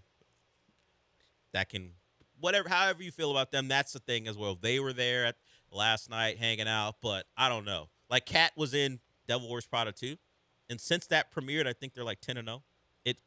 It's aligns with the streak. Kat shows up in Devil Wears Prada 2. They haven't lost a game since. Wow. He got a line or two in with the Anne Hathaway and that. So she's an Arsenal fan. She's having a great summer. Or late summer, or early summer. She, big Arsenal fan. She explained how that came about. I don't remember exactly. And also a Knicks fan. So if it has to happen to good for someone, at least let it be Anne Hathaway. Yeah. Tracy Morgan. Whatever. Don't care as much. Ben Stiller, whatever. Stop tweeting about it. Stop tweeting. It's annoying when you do stuff. When Anne Hathaway, so when Anne Hathaway does stuff, so it's we not found annoying. the line. Yeah, we like found Tracy the line. Morgan, I'm not bothered by. I just don't care that much. Ben Stiller. Fat Joe, whatever. Okay. Ben Stiller, stop tweeting. You want to go to the games? Ben Stiller, shut up. Got no problem with you. Shut up and just be a fan, Ben. Shut up and clap. Yeah, exactly. Don't give me your thoughts. Let me see your emotion by how you express yourself. Show, don't tell. Yeah, exactly. Hey, Christine, get a hold of him. Christine Taylor, get a hold of your boy. Tell him to calm down. Like, Travis Kelce was at the game 3. smartly didn't show up to Game 4. No, Travis God, no. Kelce. God, why would he ever do Yes. I think her name is Molly. Taylor Swift. No, not her. I know who she is. Molly, who's Travis Kelce's girlfriend? Molly? No. Molly something. Molly right? Morrison, who's a big Grizzlies fan. She's on NBA. She's part of NBA Twitter now, become famous. She tweeted out, just think, if Travis Kelce, this was maybe a month ago or so, or maybe when James Harden was acquired by the Cavs. Just think, Travis Kelce, like Taylor Swift, might have to deal with the James Harden playoff experience. Prescient. Yeah. She was dead Yeah. on because she did, and Game 3 for James went like most of the series. Another stinker. Game 4, another one. More turnovers than field goals made. That's 6 times these playoffs, I think, for him. He's 36. He's about done as far as a real contributor in the playoffs. It's now become a thing of like, man, that just shows how washed he is. You know, like where it's like, this is just over for him. I do have back to the Knicks. Okay. Do you think deep down in places he doesn't talk about, especially now, Spike Lee's a little upset that like everyone's on the Knick fan corner now? It depends. Because if you're power ranking the 2026 Knick fans, he is not high on the list. He's not. He doesn't get featured like he wants to. Look, God no. Look, I'm sure inside MSG there is a level of respect being paid to him Absolutely. by the Knicks organization. I think even Ben Stiller and Timmy Chalamet even the people are there, respectful. Yeah, but he is no longer top of the heap. He was Knick fan. the guy. He was the guy. Of course, Timmy has taken a stride forward.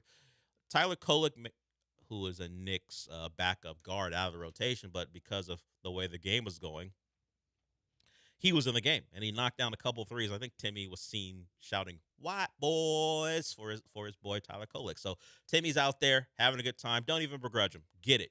You're rich, famous. Your favorite basketball team's having a great run.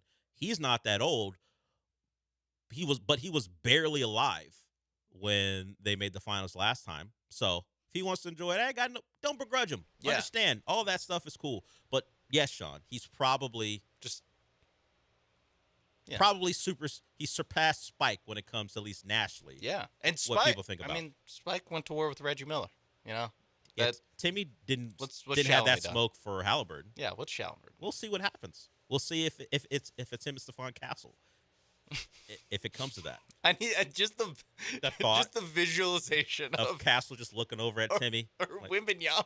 Stare up at him. He's a foot and a half tall. Yeah, Wemby's got that energy, but he saves that for actual players. I think. Yeah, that's weird that he does that. Yeah, odd. I think Castle, if he looked over at and Timmy was barking, I think he would say something. Yeah, but I don't think Chalamet wants to get involved in that regard. Like he doesn't want to be.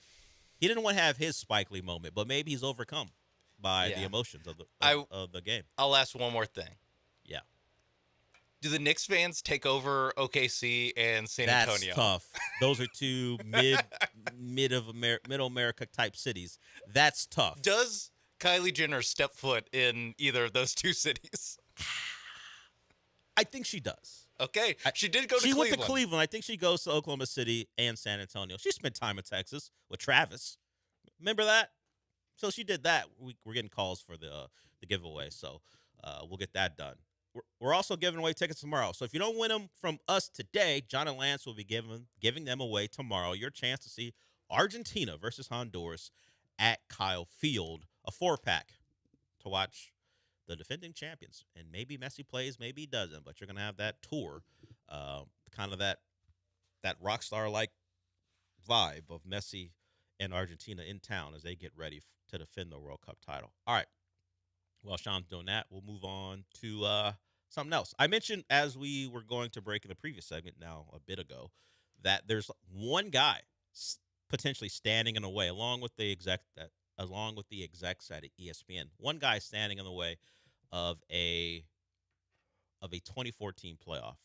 And I was watching Christopher Nolan's Batman trilogy over the weekend. I had not seen it in a while, so I just decided to watch all three. I think was it Sunday? I think I did that. Just sit down and watch. I hadn't seen him in a while. And of course, there's the one quote from The Dark Knight Rises when it talks about heroes. References: you live long enough as a hero, you become a villain. I think Greg Sankey's doing the opposite. He's lived long enough to go from villain to hero. He is the guy. opposing even members of his own conference as far as it comes to going to more than 16. He's willing, it looks like, to go to 16 as far as a playoff expansion. He does not want to go to 24. And when asked about the thought of getting rid of the SEC title game, which is not an invention of his, it was his predecessor, but the SEC brought championship games to the forefront, and that led to Championship Saturday. And you can think back to your favorite moments. But he says, when asked about ending championship games, we have contracts. So pretty committed to keeping them. They have contracts with Mercedes-Benz and whatever the title, that's the stadium, Mercedes-Benz in Atlanta. I don't know what the title sponsor is for the SEC title game, but they have contracts in place through 2031.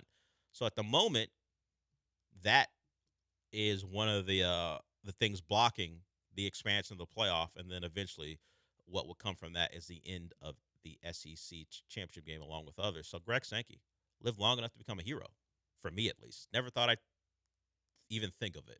Forget about saying it. But if he's going to stand in the way of an expansion to the 2014 playoff, him along with those cutthroats at ESPN, I'm with you. At least on this. There are other things I'm not going to back. But for this, I'm with you, Greg Sankey. Can't believe I said it. Yeah, I mean, it really is weird to be like, good job, SEC. Yeah, commissioner. It's not even the SEC because they pulled 9 of the 14 ADs, and they want to expand beyond 16. He's So the one saying no. He's standing. I mean, he's literally Batman. Yeah. Standing bravely in the night. He's not the one. What's the quote? What's the other He's one? not the hero we deserve. He's the hero we need. Yeah, something like that. Or he's not the hero we need. He's the hero we deserve. Yeah, either way, Greg Sankey, you're Our like watchful Batman. protector. You're like Batman. A Dark Knight. That's how. It's like they're like, hey, they said it. They did the thing where I they know. say the title. That That's was how they got. I think so it was great. like Gary Oldman's thing. I Yeah, forgot yeah. who said- It was the Jim monologue at the end as he's takes the fall for killing Harvey Dent. I mean, you've seen the movie. Yeah, I was telling everyone I rewatched it over the weekend. That's why I you thought saw of the it. movie 40 hours 36 ago. hours ago, whatever. Yeah, it is interesting that it does seem as simple as like, well, we want to get paid for the SEC championship game. I do wonder if this is like a temporary thing or a negotiation ploy to like basically get bought out of that contract. So, while it is fun, I mean, it is very fun. If you know what Greg Sankey looks like, to picture him in the Batman costume, it is very fun to do that. To be fair, normally Christian Bale doesn't look like he's supposed to be Batman either. And yet. Or Robert Pattinson, frankly. Honestly, outside of like Michael Keaton, no. Maybe outside of Val Kilmer, maybe George Clooney and Ben Affleck, did they ever really look like they should have been Batman? No, but that's the beauty of Batman. He's just a normal rich billionaire. He's a billionaire, so he puts on a mask. Any one of us could do it. Well, maybe any one of you. What does that mean? They'd have to go through some real vigilante heat. justice is. They have to go through some real heat to get a non-white Batman. Oh, you mean to play Batman? Yeah. I meant to take up the mantle, and clean up our Look, city. I'm going to tell you something right now. Mayor Whitmire, if you need help, I'm going to tell you something. Throw on the cape I'm going to and tell cowl. you something right now. From watching all 3 of those movies back to back to back, the white vigilante they didn't like. Forget about a non-white vigilante rolling around. Like Miles Morales gets away with it because he has a mask on. Yeah, and Spider-Man. I mean, would people assume Spider-Man's white? Yes. Okay. I didn't know. If New Yorkers in Marvel would be like Spider-Man, he's white. Like if Peter Parker. I feel like every race would claim Spider-Man. Well, yeah. Because you don't know. Well, you know how Bill Clinton was the first black president. Yeah, I mean, depending on how this superhero acted, like if he went to a bodega, stopped by and grabbed a sandwich, there may be some people thought he's Dominican. You Yeah. never know. But like a Spider-Man ventured to gentrified places in New York, and that's all you saw him at. Like he didn't take off the mask. He didn't take off the mask to eat, but he grabbed his food at some gentrified place that instead of a bodega, it was, I don't know, a Salada. Yeah, some Williamsburg pop up. Then people are not gonna think he's non-white. Yeah, I gotcha. I'm just saying. As I said, after watching like almost 8 hours or 7 hours of Batman, ain't no way Ain't no way a non-white vigilante is rolling around Gotham and getting away with stuff.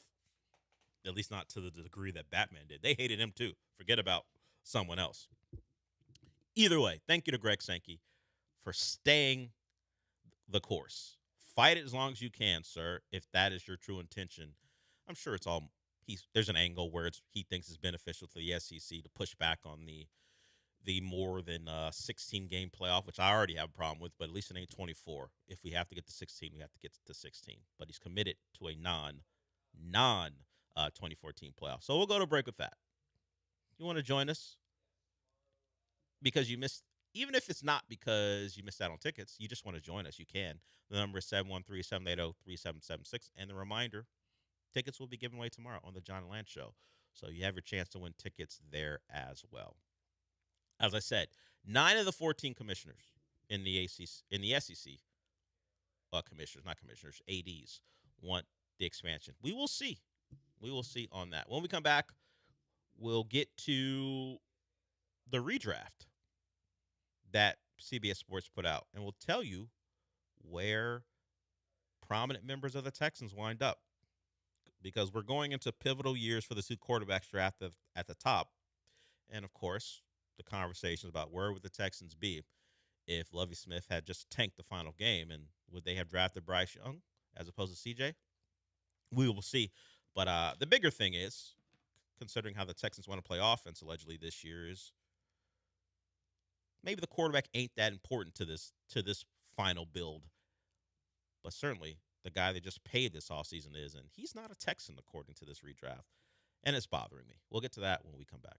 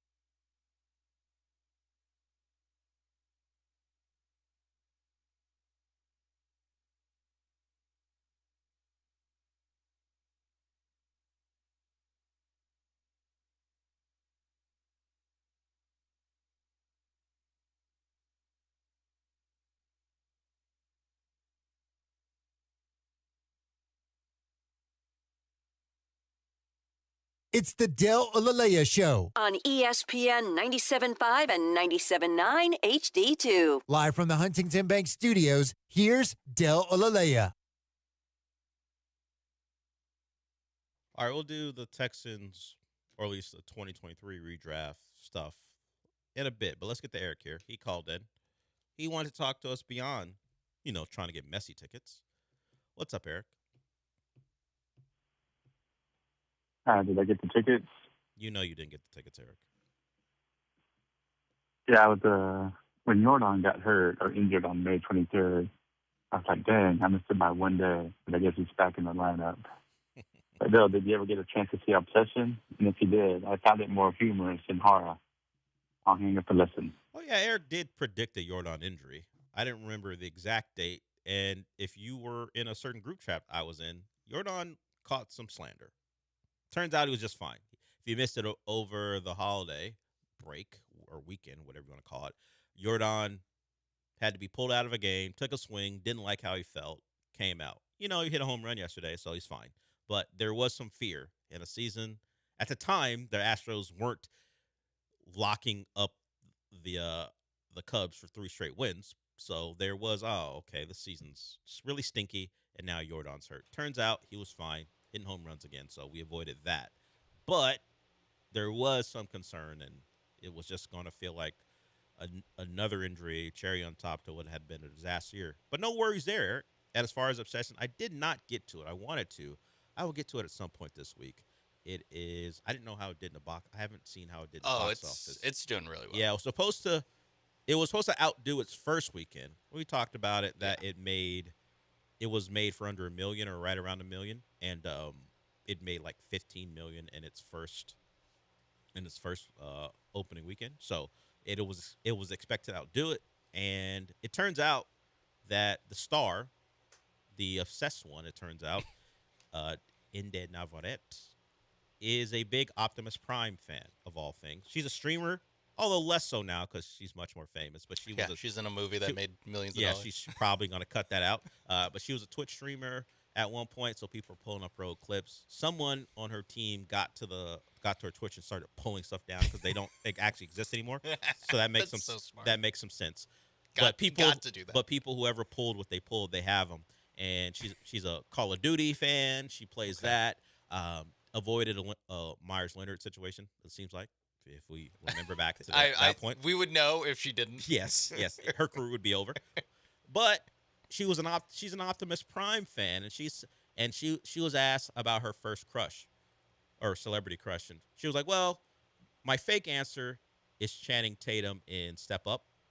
She goes, "My real answer is this." Then she goes to talk about Optimus makes a speech at the end of one of the whatever Transformer movie it is, and then hope the first one. and then it goes into the Linkin Park song. Yeah, what I've done. That's the first one. And she was like, "It was my awakening." It's like, "Oh, you're a giant nerd. Welcome." How old is this chick? She's 25. Okay. I have her pulled up right. Okay. I don't know it offhand. Like, yeah, you've been doing your own research, haven't you? No, it's right. I pulled up her name. Okay. And she's 25, so she'd be in the realm of. Yeah. I don't know that Optimus Prime would have been the choice, but hey, to each their own. You No, want I mean- automated talking robot that's also that can pull an 18-wheeler? That's fine. Yeah, I mean, she's not all about looks, you know. Well, Optimus handsome as a robot. I mean, he's not like Megatron. If we're just doing a thing, if we're talking about the most handsome of all the robots in that movie, isn't Megatron a Starscream? Yeah. Okay. I don't really want to get that deep into this conversation. But there's a point. They make the good guys look a certain way. Yeah. Although, yeah. I don't know. That's all. We don't it's have to just really a matter get of into it. perspective. Sure. Maybe you're a giant fan of Megatron. Yeah, I don't know. I'm sure Megatron has fans. The only problem is if your awakening was Megatron, you're probably not a successful actor. You went on to do other things. Yeah. Well, the things that were going on in the actual movie. Yeah, or perhaps. just stealing copper wire or something. I don't know. Well, perhaps. It's the two roads you can take. Yeah, superstar. Maybe up for an Oscar. I'm a big fan of the Decepticons. Those are my guys. Like what she said is like, I guess it's oddball stuff for an attractive, potentially very successful actor going forward. When it's a woman, people are like, "Huh, what's that about?" But if you said you were a Starscream fan, it's over. I agree that it's worse. But it's not, I don't think it's much worse. But people can look at it like, oh, she likes the hero of the movie, and she you know, the qualities that he had possesses. a speech that was rousing, and then it led into a rousing song from Linkin Park. Okay, I wouldn't say it because it's not something that made me all warm in places, but for her, whatever. But if it's like, look, you know what, Megatron had some points.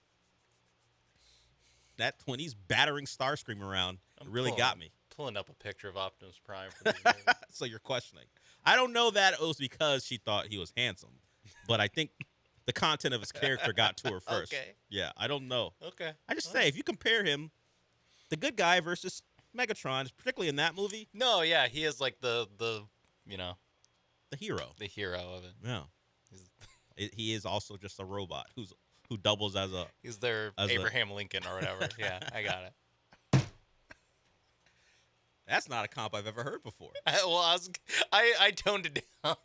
You're gonna go with a more historical figure that might have got you in a little bit of trouble. Yeah. Okay. Yeah. Well, yeah. I can say it. Sean thought it was their Martin Luther King, but I'll say it for Sean. Thank you. You're welcome. So is Professor X. Well, that's actual. That's like that's the actual, the writers have said that. That's the actual comp. Yeah. Yeah. Because for people who don't know, the X-Men are just about civil rights. Yeah. You know, I know it's about mutants and with all the powers, but that's all it's really about. All right. Took an odd turn, but that's what the show does. Would it have been better if she said Patrick Stewart from the X-Men movies? I think for people who are just bothered by her being attracted to a robot as a kid. Her being attracted to like a 60-year-old man? I don't know how people would feel, honestly. Because we see like that. What she said isn't even all that unique. Like you'll ask, like they'll do this question for young Hollywood actors, and some women will go, the fox from, I forgot what movie it was, the talking fox from this movie. And Fantastic Mr. Fox? It's not. It was a cartoon. Oh, okay. Fox. Maybe it was one of the movies that had a sequel that just came out. Fox and the Hound? That one has been brought up, but there's another I think Jason Bateman plays a fox in a cartoon, and they're like.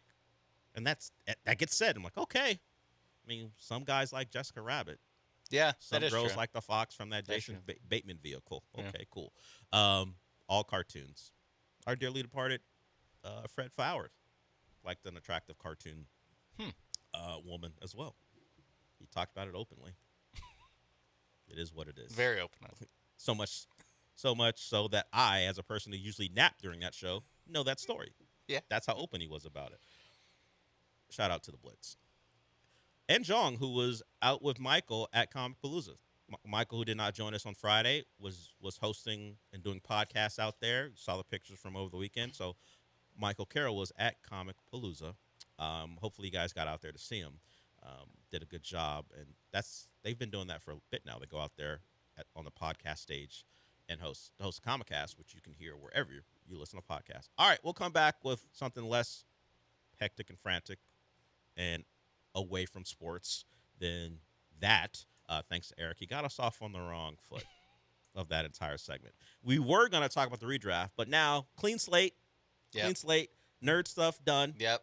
We'll come back and we'll talk about the Texans and an injury to one of their linebackers. And also, do you agree with this redraft, the most influential draft for the Texans in a very long time? Got you a superstar and hopefully a potential star quarterback. But we'll see what CBS Sports thinks about that. Before we go to break, I do want to mention one more time what Michelob Ultra is doing for you guys. This week, you got a chance to win tickets to the FIFA World Cup, a game here in Houston. All you got to do is show up to one of these events over the weekend. It is going to run through June 14th. This weekend, there's another opportunity. We did it last weekend. We're doing it again this weekend. You can be out at Vita Moriscos in Cyprus on Friday from 5 to 8. You got Bombshells in Stafford on Friday, 5 to 8 as well. Vita Garden, Midtown on 5 to 8. You got a number of places you can be at. All you got to do is participate in the contest, that interactive soccer shootout, and if you win, you get tickets to the FIFA World Cup. It's on Saturday, too, from Velvet Oak Tavern in Upper Kirby, and Sawyer Park Ice House in Spring. Those events are happening on Saturday.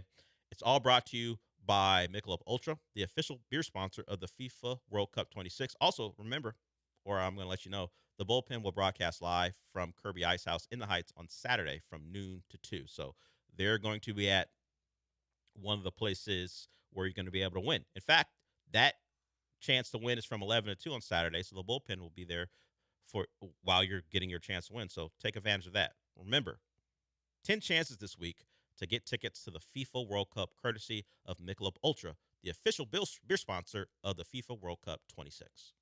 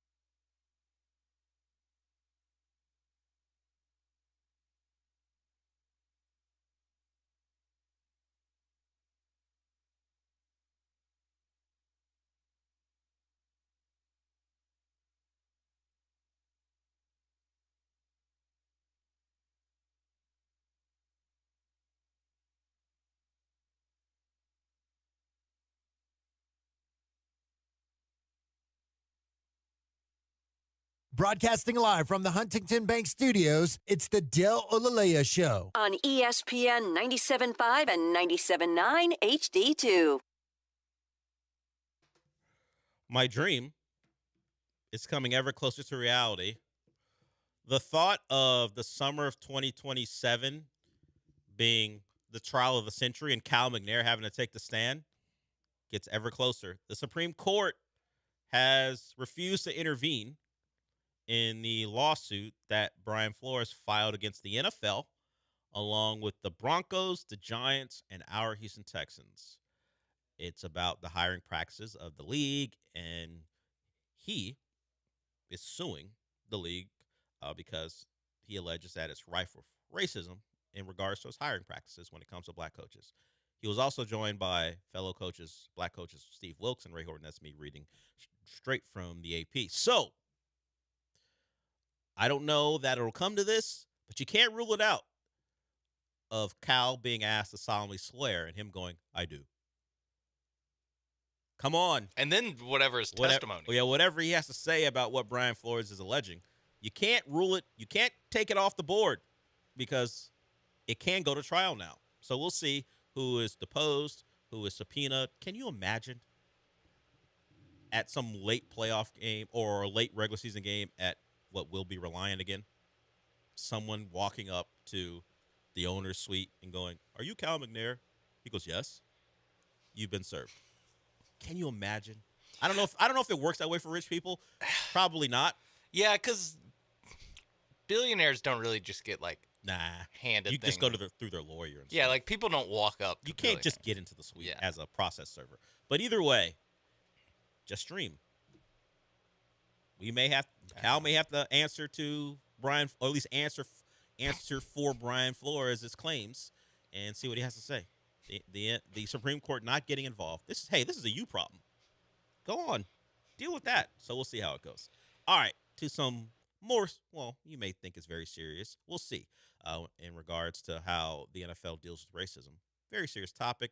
I make light of it because the thought of Cal. The Cal angle is not very serious. The Cal is not very serious because I don't know that he would even be asked to testify, but I can dream. It takes all of us. So dream with me on this. All right. It does take all of us. That's what I've learned from the NFL. Well, if you look at one of their end zones, certainly. All right, let's get to this. A redraft. 2023 redraft from CBS Sports. The context is everyone stays in their same spot where they were drafted, the teams at least. The question is, even with all we know about how these careers have gone, who gets taken where? Number 1 overall, C.J. Stroud. He goes to the Panthers. If the Panthers had to do it all over again, according to this piece, they would take C.J. And then now here's the real question.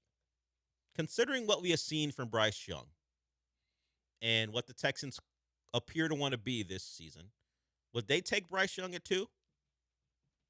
The quarterback that we have seen, who despite playing better, has never reached the heights of C.J. Stroud's first year. The problem is C.J. hasn't reached those heights either.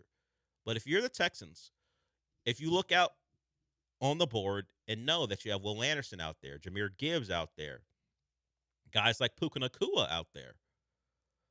Now, you already have Nico, so you understand that. But are you taking Bryce Young second when it feels like you can find, I know it's a road that would have to have many things happen, but there's Sam Darnold like quarterbacks are out there at this point. Where's Baker in 2023? Was he already a Buck? If it was a Buck, that was probably like the first year there. So I would not take Bryce Young number 2. No. I would not, particularly when it leads to them taking Puka at 3, according to this article, and not taking Will Anderson. I'm not taking – what is Bryce Young going to do with Puka Nacua? Yeah. Give me Nacua, give me Anderson. And then I'll find a quarterback someplace else because that's part of it. You're not – now I don't have Will Anderson, and I got Bryce Young who's not going to take advantage of Puka Nacua. Nah, I'm out. Yeah, okay. So the quarterback stays the same or gets worse. At the very least, does not get meaningfully better. And you lose. And the defense gets way worse. And you lose a guy who might be considered the perfect Texan. Certainly for DeMeco Ryans' defense. Yeah. No, I'm not doing that. I'm not taking Bryce Young and then missing out on Will Anderson. No. I agree with taking Puka. You want to take him and then I'll take Will Anderson. Then I'll go find my quarterback someplace else. I can find Bryce Young level quarterback play. I watched the Texans do that for years. Yeah. Brian Hoyer, late stage Matt Schaub, although it got really bad. Maybe even Bryce Young would say, "Hey, why you say F me for?" But also a year before mid-stage, late stage, Matt Schaub. 2011 Matt Schaub, 2012 Matt Schaub. Davis Mills. I seen it. I don't need to get Bryce Young in here to get that type of quarterback play. It's got a lot of things working against them. I'm taking, give me Puka, give me Will Anderson, and I'll keep it moving. Even outside of the Texans, just like the idea that in this draft that has Jahmyr Gibbs, Jalen Carter, Tucker Kraft, Will Anderson, Bijan, Puka Nacua, that the first 2 picks are still these quarterbacks that their teams haven't paid. Look, if you want to accept that you have to do it because you need a quarterback and you're still in love with C.J. Stroud because of that first year, okay. There's nothing about what Bryce Young has done that says he should be picked ahead of Puka and Will Anderson. Yeah. Nothing. I don't care how desperate the quarterback teams are. In this case, because the Texans are picking number 2, no. I'm not taking Bryce Young here. I'm not missing out on Will Anderson for Bryce Young. What are we talking about? Yeah. I'm just scrolling through this mock draft now. Don't love Tucker Kraft goes 9. Bijan Robinson goes 10, Devin Witherspoon 11, A-Chain, Devon A-Chain 12. Like, what? What's taking Tucker Bryce- Kraft done? Well, when he's not hurt, he's a pretty good tight end. But I get he's a tight end. And when he's not hurt. Yeah, he just got He hurt. just tore his ACL last year.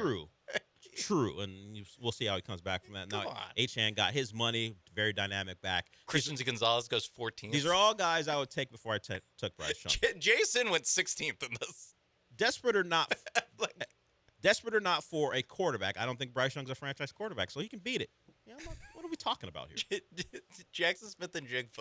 It's nonsense. 16th. I know we put in some ways very much overvalue the quarterback depending on who the quarterback is. Some guys are invaluable. You take them, you're set. Other guys, you're trying to figure things out, and then you place more value on them than you should. It's a reason why quarterbacks get drafted higher than they should.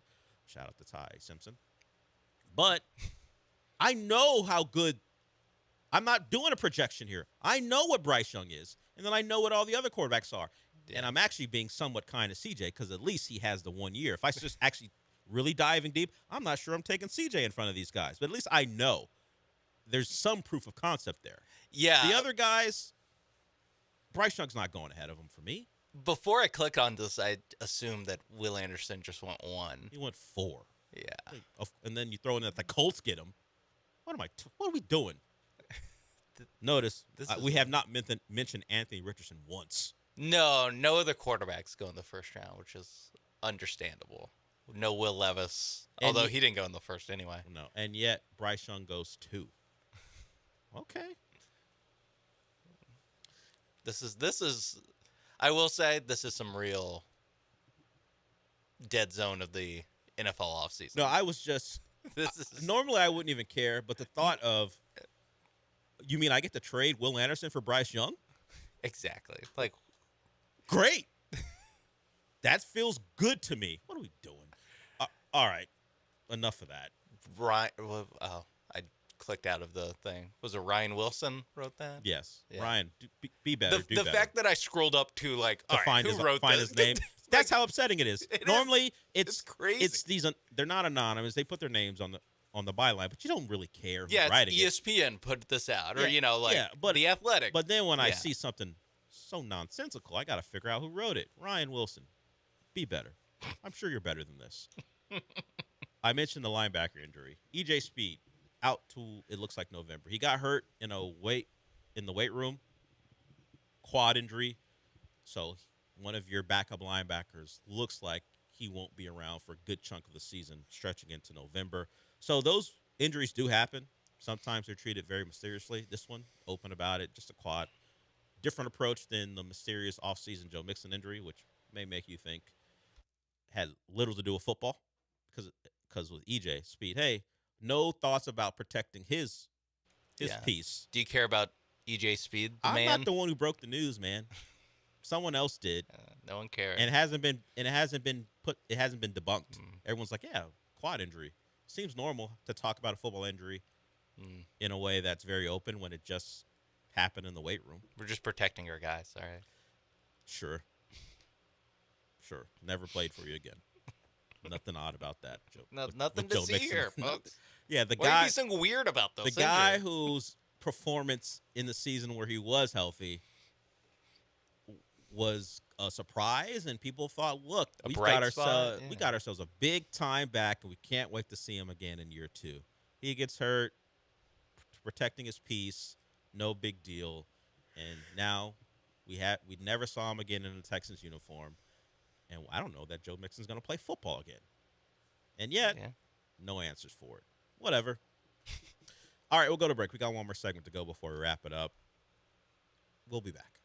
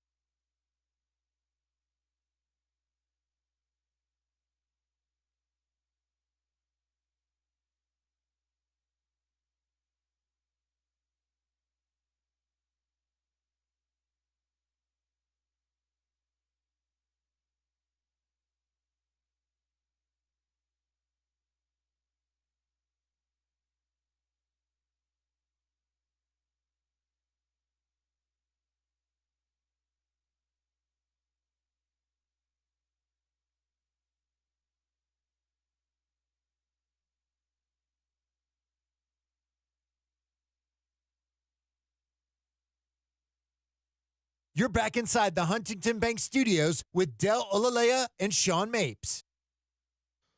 Just to clean up what we were talking about in the previous segment, despite my disgust, I will shoot the bail of this. One of the rules was you could not pick the same person in the same draft slot. So there's no way Will Anderson could have gone 3, but he could have gone 2. That's my point. Yeah, he couldn't have gone 3. Pick him at 2. All right, done with that. Ryan Wilson, please. Don't upset a show that's really just very much relaxed. Okay, we got just a couple minutes, maybe even less than that before we wrap it up. It is the show's hero, Jason Alexander, against Leiter tonight. So he's in a much different spot than he was the last time he got to start. This one, you got to keep it going. There's pressure on him. There's pressure on me. There's pressure on everyone in the Alexander clan. Let's go. We're trying to keep this winning streak alive. The Astros are at 4 in a row, firmly in firmly in the AL West playoff picture, thanks to the mediocrity of the rest of the division. So the pitching has been very much improved. Can I say it was because of the emergency start by Jason Alexander? Just think back, Sean. His last start, what did he do against the Twins? He was nailed. Shoved. I don't like that phrase. But He shoved. Stop. Stop it. But he was great. And then they lost the next game, but they didn't give up a lot of runs, and then they won 4 in a row since. So I'm going to point at it was an emergency move because McCullers got hurt. Point at McCullers being taken out, Alexander being put in, and they have been really good pitching since that point. So we'll see if it continues in his next start here against the Rangers team, who's not good. They've lost 4 in a row. The Astros have won 4 in a row. So let's make that 5 for each as the Astros keep ascending and the Rangers descend. We'll see the tone of the show. Look, we won't play the entirety of my hero every time he starts well or has a good start. We played it last time because he had not started and then he showed out. Yeah. We will certainly make reference to him being our hero, but he's got to perform, and I expect it tonight. And against maybe the the Rangers. drop. Yeah, the drop will show up. I just can't play the song. If he throws a no-hitter, then all bets are off. If he doesn't, if they go back to back now. Yeah, we may. The Rangers need to fold the team, and the song will get played every rejoin. Don't expect it to happen, but I do like our guy tonight, and we'll see if he can come through as the Astros try to get to 5 in a row. All of a sudden, playing good baseball. All right, we're done for the day. That is what that music means. We'll talk to you tomorrow. Remember, if you missed out on the Argentina-Honduras tickets on this show, tomorrow on the John Lance Show, you have another opportunity. I know people wanted them because a person called in like 5-6 minutes after they were supposed to. That's how desperate they were to watch Messi in Kyle Field. You'll have another chance tomorrow to do that. We'll figure that out. When we'll do it, we know where. It'll be the John and Lance Show. All right, Sean, since we're done, what does that mean? For me, I just feel like they're really equal. Tim Weah is on the team, according to reports. Just score some goals, Weah. I saw people saying, hey, quarterfinals is the goal. I was like, quarterfinals? Do you know how many games you got, knockout games you got to win to make the quarterfinals? Now you got to win 2. Like quarterfinals, it may be a semifinal. The other thing, there was a clip going around of because Tim Howard and Landon Donovan do a show, and they said, "Hey, speak up when you hear a better player than Clint Dempsey." They're like, Aiden Hazard didn't say a word. Sadio Mane didn't say a word. It's like, what are we doing here? I mean, and then finally Howard was like Mehmet Ozil, and Howard spoke up, and then they said Sun Yun Min, who's now with the Galaxy or LAFC, and Donovan spoke up. Sadio Mane was starting for Champions League teams. Won a Champions League with Liverpool. Nah, We're talking about Clint Dempsey. no I love Clint Dempsey. He's my favorite American player. But what are we doing? He's better than Eden Hazard? Sounds crazy, too. What are we talking about? All right, whatever. Soccer. Very, very rational here in this country. And we got the World Cup right around the corner. We'll talk to you tomorrow.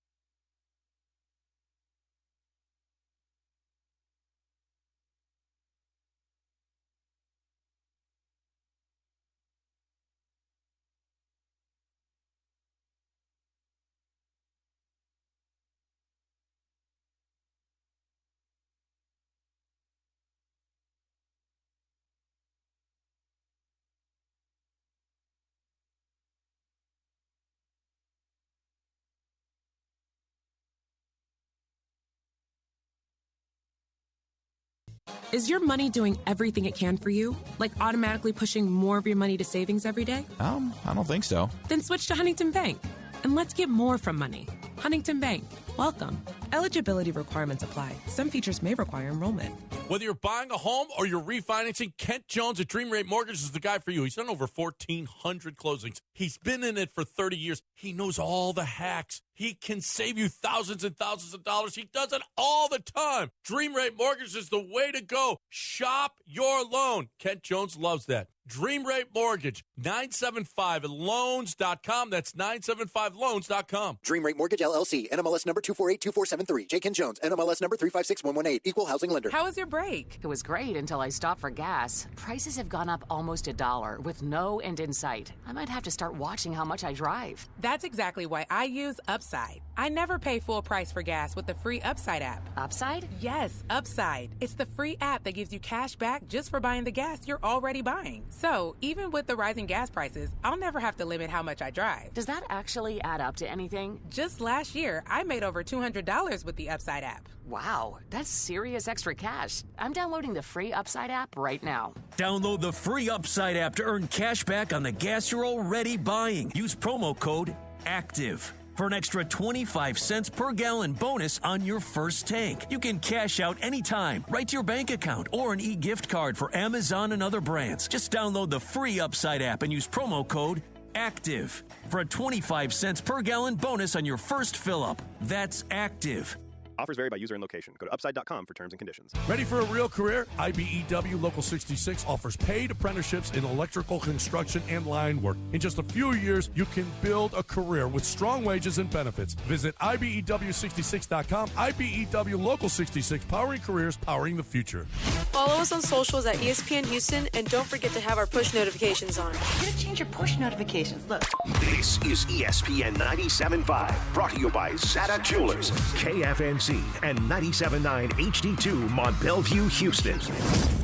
This is the Rich Eisen Show. Hey, everybody. Can't get enough of the Rich Eisen Show? You're in luck. You can find us everywhere. Watch us weekdays on Disney Plus from noon to 3 Eastern.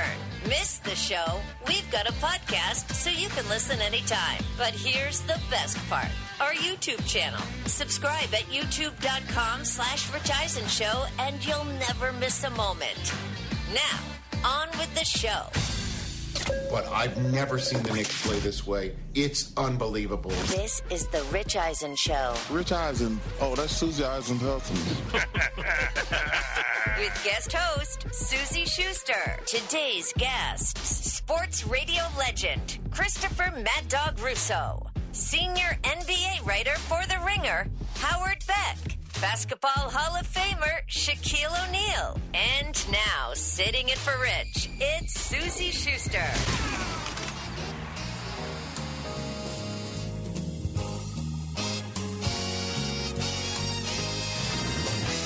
Well, hello, everybody. Happy to be with you. Susie Schuster in for Rich Eisen, who's currently 60,000 feet over somewhere on his way to New York. He's presenting at the Emmys tonight in New York. So time to hold our breath, guys, as I sit here and agonize over the best sports host category, if you know what I'm talking about. If you know what I'm talking about, TJ Jefferson, good morning, sir. The candle is lit. Good to see you. Candle's barely lit, you know, because there's 3 wicks here and only one's working, so we got to work on this. You got to do something. Are we out? Can we get a new one? What are we doing over there? You messed up how I was going to start the show, though. I was going to start off by going, what's up, what's up, what's up? Good morning. No, good afternoon. That means. Did I throw you by going to you before Chris Brockman? Is that what happened? Yeah, a little bit. I wasn't used to it. I was going to go counterclockwise today. I was going to change things up, see if you're paying attention. Yeah, that was just a big what's up, what's up, what's up. What's to up, what's everybody. up, what's up? If you know, you know. You threw me off, Susan. Mikey, I try to keep you on your toes here, okay? I was ready for Brockman, me, TJ. TJ wasn't ready. I think you did. Basically did throw TJ off. Yeah, because normally everyone goes that way. Guys, I'm like that. I try to keep it fresh here. I'm here now. Okay, I like keep it. it fresh. Christopher, how are you this morning? Hey, I'm wonderful. How's your mom? 60,000 feet, that's high. I don't think he's that high, right? I mean, it depends on... That's well, he's probably still high based on his performance yesterday at the barbecue.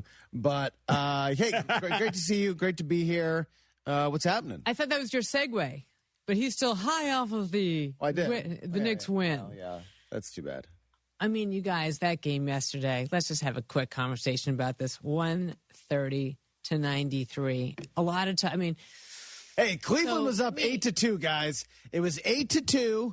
Analytically. And the Cavs looked great. Analytically, they did great. Analytically, they were balling. Game 5, analytically. By the way, coming up on Thursday. You're going to come over and watch that game. Yeah, analytically, it's happening on Thursday, coming over to right? watch the analytic Game 5 on Thursday. Look, I said it here last week. You guys called me crazy.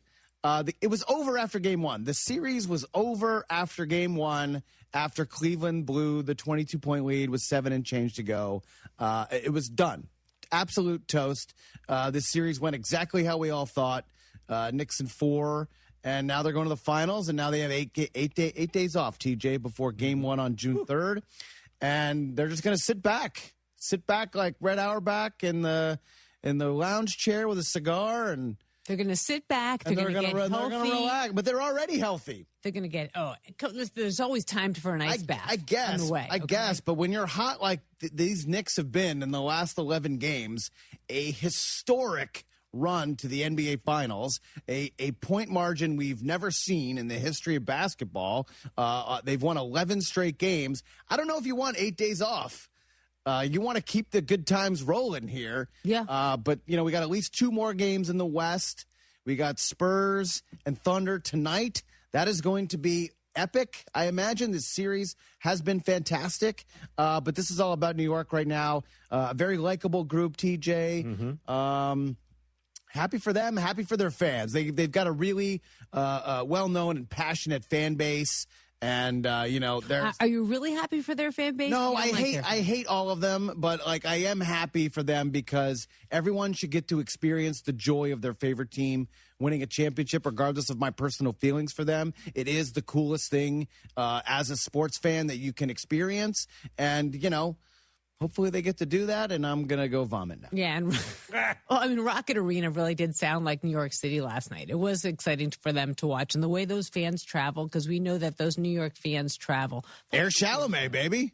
Yeah. I mean, I think my son was paying attention, of course, because, Jenner was there. Who are you kidding? We know who makes the money. But it's been a wild ride, TJ. We've never seen anything like this. I mean, what was your reaction to watching these games?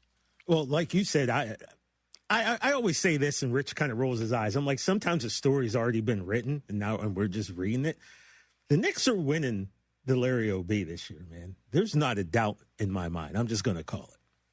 I'm putting it out there. And what you said, Chris, right? They've got this time off. But what else the Knicks have going for themselves? I don't love the time off. Is health. Mm-hmm. They're healthy. No hamstrings. The Spurs and the Thunder are going to beat the crap out of each other for the next week or so, right? Fox's ankle won't get better. Jalen Williams' hammy won't get better. All the little injuries that they have are not going to get better. The Knicks are healthy, and they're sitting there chilling. I don't know, man. I feel like this is the Knicks year. Well, and I've got a lot of friends I love New York. It's my favorite city. A lot of my friends are Knicks fans. I'm happy for them. It was another reason, TJ, that I went to the bat phone to call up Dr. Shaquille O'Neal, because he knows about sweeps and he knows about sitting there waiting as he sat and waited in 2001 with a series of sweeps before they went on to the game. And they went 15-1 in that playoffs, right? Yes. Won game 1. That was their only loss of the playoffs. Yeah, I was there. Yeah. And the Iverson step-over game. It was back in the day where you have to go find everybody wants you to do a stand-up holding a broom. You know what I mean? It's like all the local people. Right. Well, guys, the Lakers got out their brooms last night, sweeping their way. I mean, all that, all the shtick that goes with that kind of coverage. Sure. It's great. Can't wait to see all the brooms in New York. Local news, baby. I mean, let me tell you something. Phil Jackson got into his Jedi mind tricks, trying to keep the guys entertained and focused while they had days off, and that's exactly what Mike Brown's going to have to do. But I think you're right. I think that. You can say, and it is true, you really want to have the competition, but I'm going to tell you right now, I'd rather have a healthy team than a short amount of time, no matter what. Yeah, 4 days off, though. 8's a lot. It's a lot. But 8's a lot. I would almost schedule some scrimmages against the boys at Rucker Park. Yeah. Bring in the Globetrotters. Is there a select team you can I mean, I can round up some of my boys. We can go play. I'm sure St. John's. That'd be great. You know I think what I mean? Jalen Brunson would really love to, They need to get some run. You need hang to out with a bunch of get the juice 5'10" flowing. guys. I mean, I was watching Coop play with his boys. They could yesterday. They could hoop a little bit. I don't know. I feel like 8's a long day, a long rest, but we'll see how the rest of the West shakes out. Maybe. Chris, I've got 2 weeks off from my undefeated team in Goldie's League. I mean, what am I supposed to do? What are you going to do? You got to keep the girls stressing out. You got to keep the fires I'm burning. them to the gym. I'm taking them to UCLA. Corey Close is going to let us do a scrimmage over there. There you go. Against the Bruins. See, that's what I mean. That's what Mike Brown should be doing. Not like your friends. Find some AAU teams. Yeah. You know. Remember that they had 9 days off after they swept the Sixers, and they it didn't matter. Swept the Cavs. So but they got their asses kicked in Game 1 until the last 7 minutes. Yeah. So the rust was real. Yeah, until Brunson just took over for about 36 minutes. I guess. Let's talk about Brunson. Let's talk about him being Brunson. What is he, the 3rd highest paid player on this team, and his unselfish play and what he represents, and him just. He's exactly representative of who this team is. I would say your friend Kat, too, by the way. You might want to send him a gift for making it. You should send Kat a gift. You should send him a gift. I don't know how to get in touch with Kat. I'll hook you up. We know. Kat was all piling on me, but when the Cowboys beat the Eagles, I couldn't get in touch with Kat. So would you like me to help you out, TJ? No, I don't want to mess with him, man. I'm going to leave his mind right. He's got big. Now you sound like Rich. That's preposterous. By the way, that's it. You're not wrong. Because I'm always. I don't want to bother Dusty May. He's going on every other show except ours. I don't want to bother him. Should I see if I can have Dusty May call in tomorrow? He'd be so mad. I mean, we talked. We talked. Kind of funny. We talked to him after the Natty, but my point is that while they were on their run, can't come on the show. I don't want to bother him. Really, I think he can take 10 minutes to talk to us. I'm always. And I think Kat can take 10 minutes to answer whatever you want to send him. That's what I'm saying. Kat's got a day off tomorrow. Yeah, I mean, why can't he zoom in? That's what I'm saying. Okay, let me get on it. Let's go. Let me make it happen. Let's go. Just to annoy you guys. Just to see. Now it's like a flex thing. And Rich now is it's so jealous. Why would that annoy us? You'd be happy. Might annoy the other person that sits in that chair. Yeah. He'd be very annoyed. And? That's a shame. And? Has he told you this, that the last time the Knicks won, it was his 30th birthday? Yeah, he made a video yesterday. Did he? Yeah. Last time they went to the finals. Last time they went to the finals. Yeah. Last time they won, he was 4. Pardon me. Yeah. He had a party in downtown Manhattan at a place called Denial. Good sign. A lot of ESPN people coming in. Good omen. Denial was a river in Egypt. It was. Yeah. I mean, I'm just saying. It's still a river. It was a big day for him. It let him forget about how average the Yankees are for right now. So it was a nice way for him to concentrate on the positive. And, I mean, we got a big game coming up. Do you really think it's going to be the Spurs and not OKC? I'm curious about what your prognostication is. Is that a question? Yeah. For now, I thought you were teasing. I don't know. I prefer the way San Antonio plays basketball as opposed to the other team that they're playing, and I'm rooting for them. Yeah. I think that I'm feeling the magic of Pop. I'm channeling that right now. Okay. So I'm just saying that I just feel like that succession way that he shows up at the airport, he has all season long, the way he showed up in the locker room, De'Aaron Fox talking about how he rallied the troops, what have you. I don't know, TJ. I like what I'm seeing there. I like the fact that they're figuring out how to stop it. You can't stop Shea. You can only hope to contain the flop. I'm pretty easy on this, right? Like, while Brockman all year and many of the NBA fans were complaining about the flopping, and I air quote flop, because not all of it's flopping, a lot of it is. I'm starting to turn now. I'm starting to turn because I'm seeing people constantly hit the ground. I posted a video on my Instagram, Brockman, the other day of Allen Iverson highlights. 5'11", let's be honest, 5'11", a yard and a half. Nobody got beat up more. No one got beat up more than Allen Iverson, and yet there was a 2-minute video of him driving to. I said 2. Him driving to the rack. Not one time did Allen Iverson hit the ground.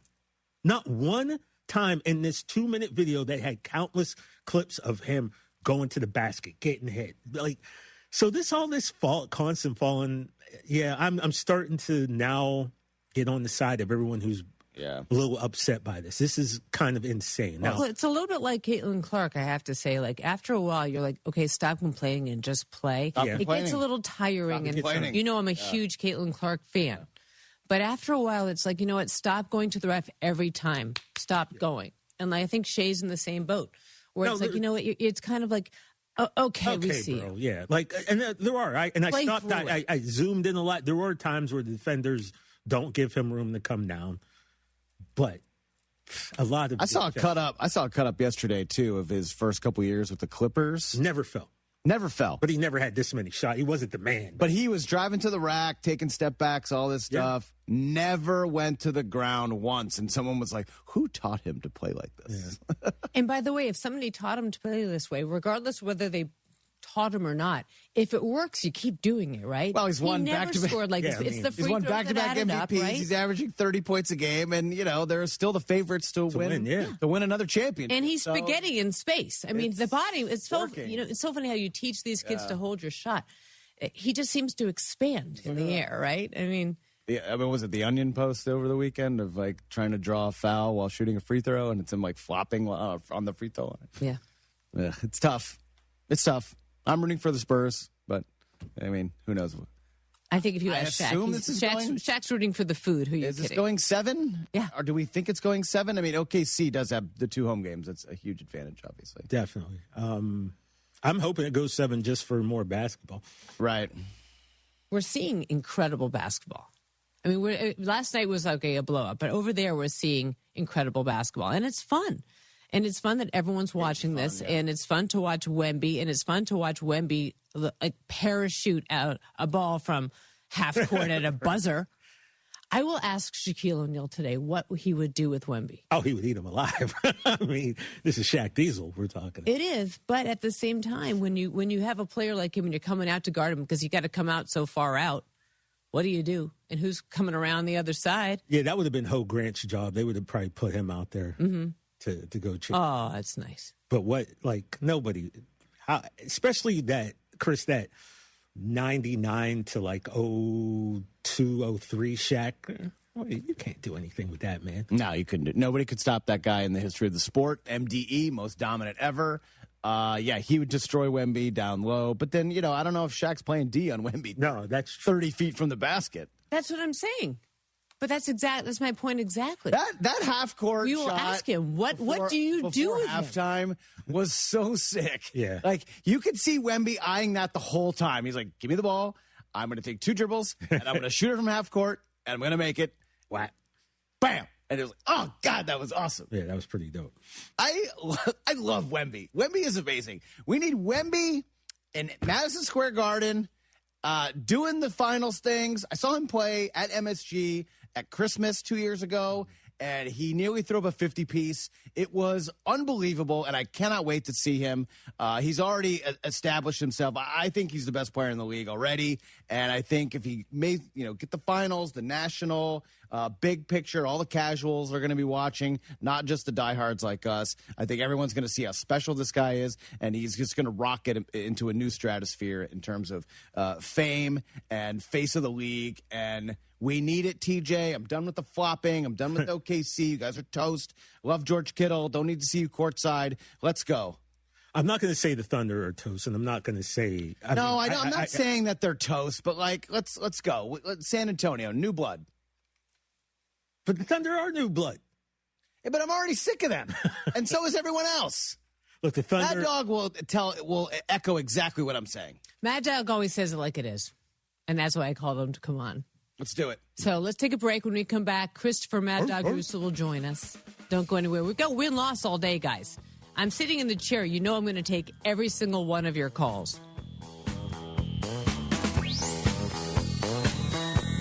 Cashback is not available on gas in New Jersey and Wisconsin. John, what are you doing? Get in my car. So why are you walking to work? Thanks, man. It's these insanely high gas prices. They're draining my bank account. I can't afford to drive anymore. Dude, don't walk. Just do what I do, because I never pay full price for gas anymore. I use the free Upside app that pays you cash back for every gallon of gas you buy. Oh, wait. You're telling me you get paid cash when you buy gas with the Upside app? Yes, I get real cash back every time I buy gas. Does that actually add up to anything? I'll make around $200. Wow, that's serious extra cash. I'm I'm downloading the free Upside app now. Download the free Upside app now to earn real cash back every time you buy gas. Use promo code PHIL for an extra 25 cents a gallon bonus on your first tank. That's promo code PHIL. You can cash out anytime right to your bank account, to PayPal, or an e-gift card for Amazon and other brands. Just download the free Upside app and use promo code PHIL for a 25 cents a gallon bonus on your first tank. That's code PHIL. Danny, what's on your mind? Clara, I'm thinking about Canada.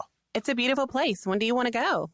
I wasn't planning on actually going there. Uh-oh. I can see the wheels turning in your mind. Canada is buying back 2,500 different models of firearms from their citizens. Well, what does that have to do?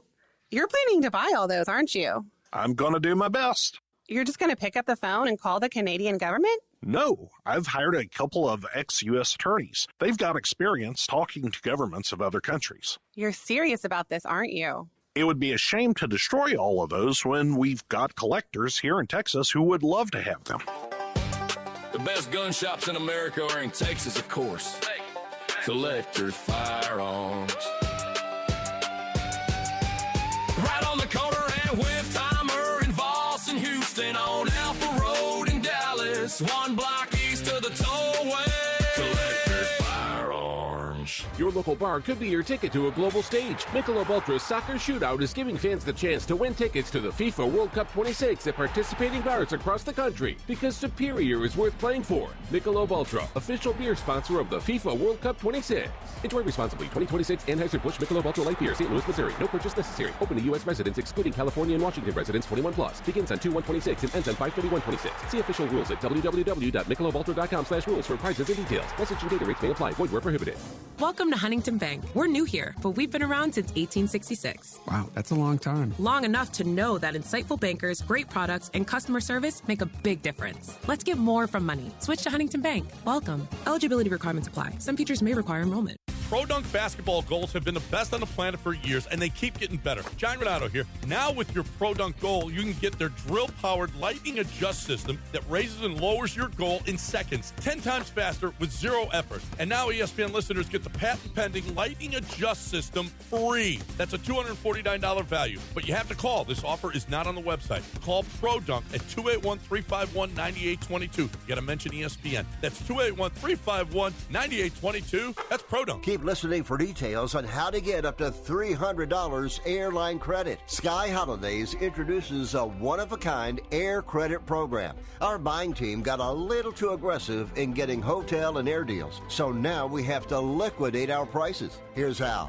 Whether you want to go to Paris, Las Vegas, London, Atlanta, Hawaii, or anywhere else in the world, we have amazing deals. Book a selected hotel and we'll give you up to $300 airline credit. Now you can book your vacation and get a free credit to use towards airline travel. We'll book both, airline and hotel, with one simple phone call. We have access to most airlines and deals on thousands and thousands of places to stay. Call right now, book your hotel rooms, claim your airline credit. You can change or modify it at any time. 800-245-1697. 800-245-1697. That's 800-245-1697. John Renato with Robin Orlando from Houston Powder Coaters, HOA people. It is time for you to move because spring is coming. Yes, and those pools are opening up by Memorial Day, so get your furniture in now so we can get it turned around and back to you in time. Houston Powder Coaters, HoustonPowderCoaters.com. Hi, it's me, Flo, here to tell you that with the Progressive Home and Auto Bundle, you get 24/7 protection, so you're covered no matter where the day takes you.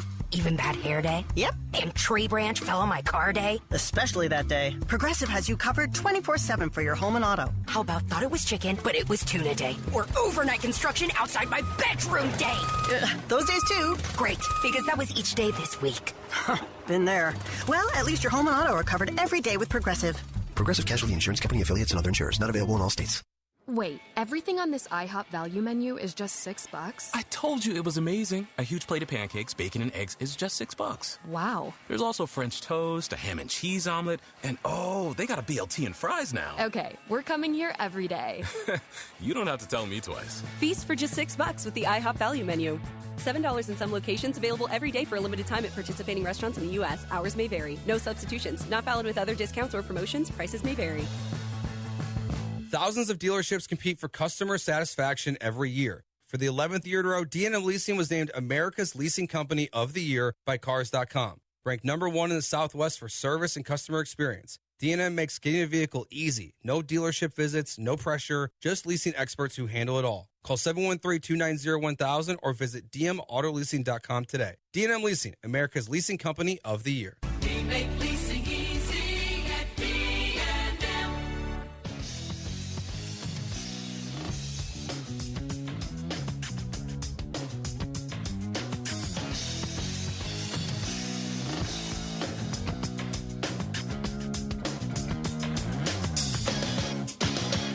Back here on the Rich Eisen Show, I'm Susie Schuster in for Rich Eisen. I'm happy to be with you guys. And my first thought was, can I call Christopher Russo and ask him to come on, please, to spend some time with us talking about this Knicks victory? And Chris, you always answer the phone for me. I so appreciate it. I don't take it for granted. Are you as excited about this Knicks win as my husband Rich is?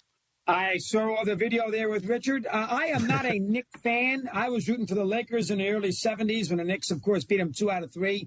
So I am not a Knicks fan per se, but I understand the euphoria that a Knicks fan is dealing with right now. I mean, 27 years before they were in the final, killing everybody left and right, down 2-1 to Atlanta. They blew them out 3 straight games. Obviously, Philadelphia making shots. The offense, the Knicks have never at times, have always struggled offensively.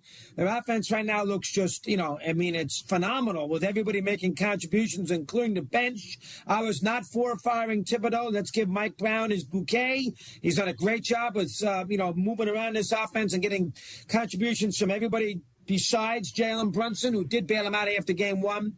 Listen, I certainly get the idea that the Knicks fan right now feels on top of the world. Now, I will throw a little cold water on it for a minute.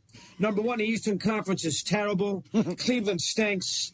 Philadelphia won their game 7 in Boston. No Embiid, 44-45 wins, not a big team. And Atlanta is not a good basketball team. And the Celtics were not whole or a year without Tatum. I will throw a little cold water on it. The West was much better. OKC and San Antonio, big-time teams, both won 60 games. So I will do that, and we shall see how the Knicks handle the next round. But I wouldn't bet against them. They got too much flow right now, too much continuity, and a lot of confidence. Give them credit. They've done a hell of a job. Why do you think it's working right now? Why is it working? Why is it working? It's a good question. I don't know. I mean, they've been together for a couple years. Obi and Towns and Brunson and Hart and Bridges.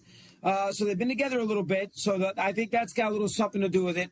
Last year they probably, they got unlucky against Indiana in game 1. I think Brown's, offense has had some effect. They got a good draw. Indiana last year was a very good team. These group of teams were not good. They got a good draw. And sometimes God plays in the games. They got a good flow going. Sometimes it's your time for your team. I've seen it in sports with a lot of teams. Start with the Giants when they beat the Phillies in the World Series and beat the Texans in the World Series in 10. Won their first championship. I felt all through the playoffs the Giants were going to get lucky and win. 96 Yankees felt that. Sometimes it's maybe just your year. And I think there's a little something to that here with this Knicks team. And Brunson, of course, is, he's a great clutch player in big spots. He's not the greatest Knick of all time. That's ridiculous. Okay. He's not Willis Reed, who won 2 championships, beat West, Baylor, and Wilt Chamberlain, for crying out loud. Made the first 2 shots in game 7. He's not Clyde, one of the all-time greats who won 2 titles too. He's not on that level, and I don't even think he's on the Ewing level. Oh, but I mean. Not right now, he's not. How about winning a championship first? Ewing got the 2 finals. How about winning a championship? Plus, Ewing had to beat Jordan, had to beat Hakeem Olajuwon. I mean, he had to get through Jordan all the time. One of the great, plus he got burned with a terrible decision with that fight with the Heat. I mean, Ewing was star-crossed as the Knicks. He got really unlucky in his whole career. So, I mean, I can understand a Knicks fan putting him ahead of Ewing. I think that is the dividing line right now. But he's not Willis and he's not Clyde. That's not fair. Those 2 guys won 2 championships. Willis also won an MVP. And let's not forget that Willis won the first championship with Clyde in Knicks history. Plus, they beat West, Baylor, and Wilt. 3 Hall of Famers, 3 arguably top 10, top 15 players in the history of the NBA in the 7th game. So we got to take it easy a little bit on that. Yeah, okay, dog. I'm glad you hit on all that because I did want to ask you about the Brunson all-time rank talk that's been kind of taking over, everyone's thoughts and all the shows right now. So you top 5? Where does the championship put him? I would put him. Let's say wins a championship. How about if I grant you ahead of Ewing? Doesn't win a championship. How about if I put him 4th behind Ewing? I mean, Ewing played for the Knicks for 15 years. Yeah. Ewing is a top 50 player in the history of the NBA. Brunson is not a top 50 player in the history of the NBA. So you got to put all that into the equation. And again, Ewing had to beat Jordan. I mean, Jordan beat Ewing a ton of times. Mm-hmm. And then Elijah one of the great players did the Atlanta Hawks have Elijah one on the team? I must have missed it. How about Cleveland? You think Jordan's a little better than Donovan Mitchell? I'm not to mention Pippen. I must have missed it. So let's put a little break on all that.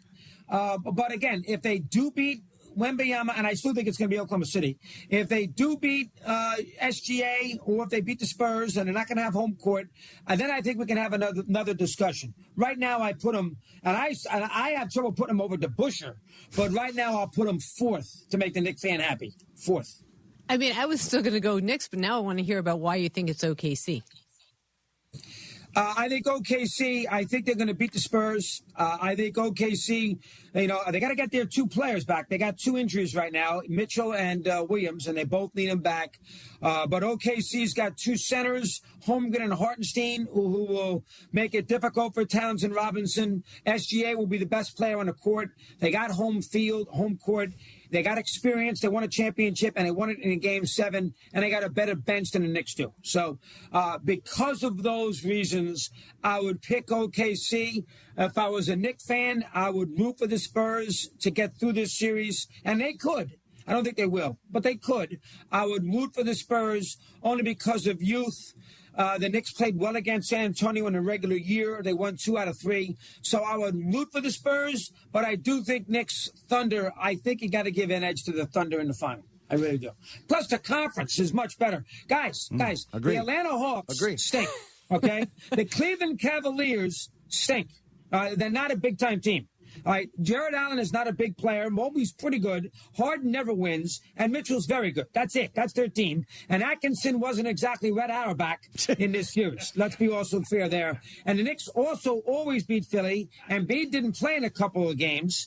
And the Sixers, they're not a great team. They won 44, 45 games. So let's put a little break on the idea that the Knicks got through, essentially, they didn't beat the 86 Celtics to get to the final. Let's keep that in mind. Wait, Doug, can we stay on Cleveland? Where does that analytics quote from Atkinson rank on the dumbest things you've ever heard?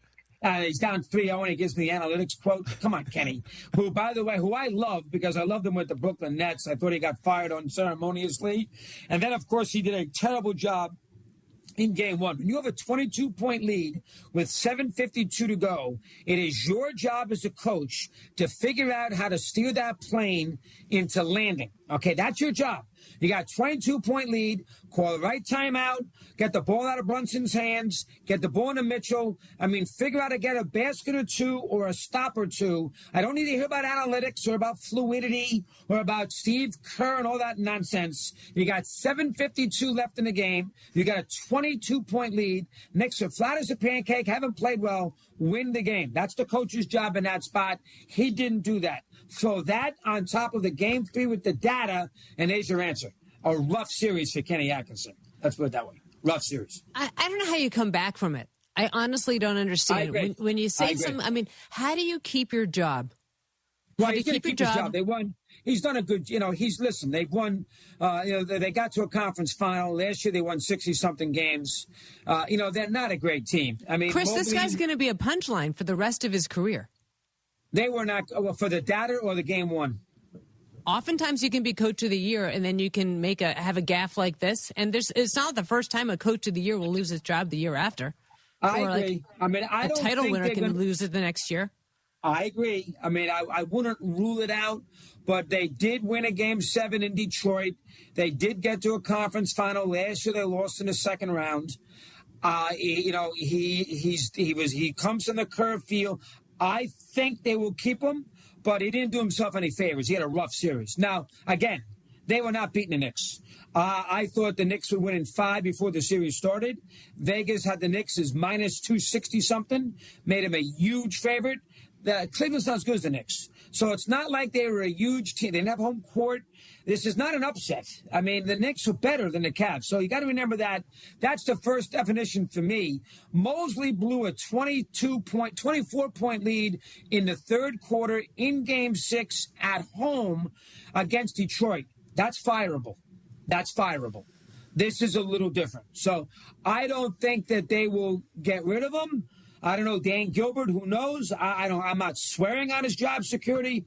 I don't think I would fire him, but that was perplexing what happened here the last week for him. We haven't even mentioned the fact that Harden said that he still thinks that they were the better team. What a stupid comment. Well, if anybody wants Harden's a bum. Let's call it like we see it. If anybody wants Harden on their team in a big spot, you need your life. He treats every game, whether it's Game 7 or a game in Sacramento, in Game 36 in January. He treats every game as the same. He's so careless with the basketball. The fact that Jeff Van Gundy told me about 7 years ago that he thought that Harden was better than Jerry West. Are you kidding me? I mean, that's insulting.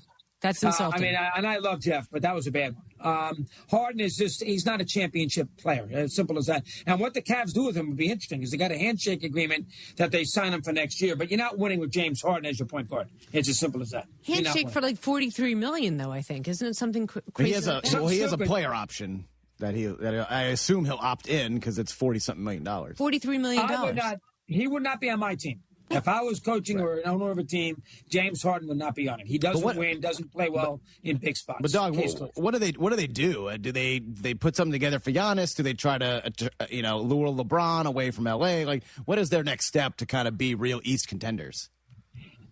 I don't know. I don't think LeBron's ever going back to Cleveland. Why would you go back to Cleveland if you're LeBron? When you won in Cleveland, you go back to Cleveland and lose, and you're going to take away the shine of winning there. 8, 9, 10 years ago. I'd be shocked if LeBron goes back to Cleveland. I wouldn't do that. I mean, I think that ship is passed. Your question, though, is a good one. I do not know what they do. They don't have enough pieces to get Giannis. I think the team that can get Giannis is Oklahoma City. And Stephen A. made that point. I think he's right. They got a lot of guys. They got 2 picks in the draft, 12 and 17. They could trade Holmgren. They got guys they could trade. They could trade guys off that bench. That is the team that I could see trading for Giannis. I don't think Cleveland's got the wherewithal to do that. And if I'm LeBron, I'm not going to Cleveland anyway. So, but if your question is what happens to Cleveland, I don't have the answer for you. I really don't.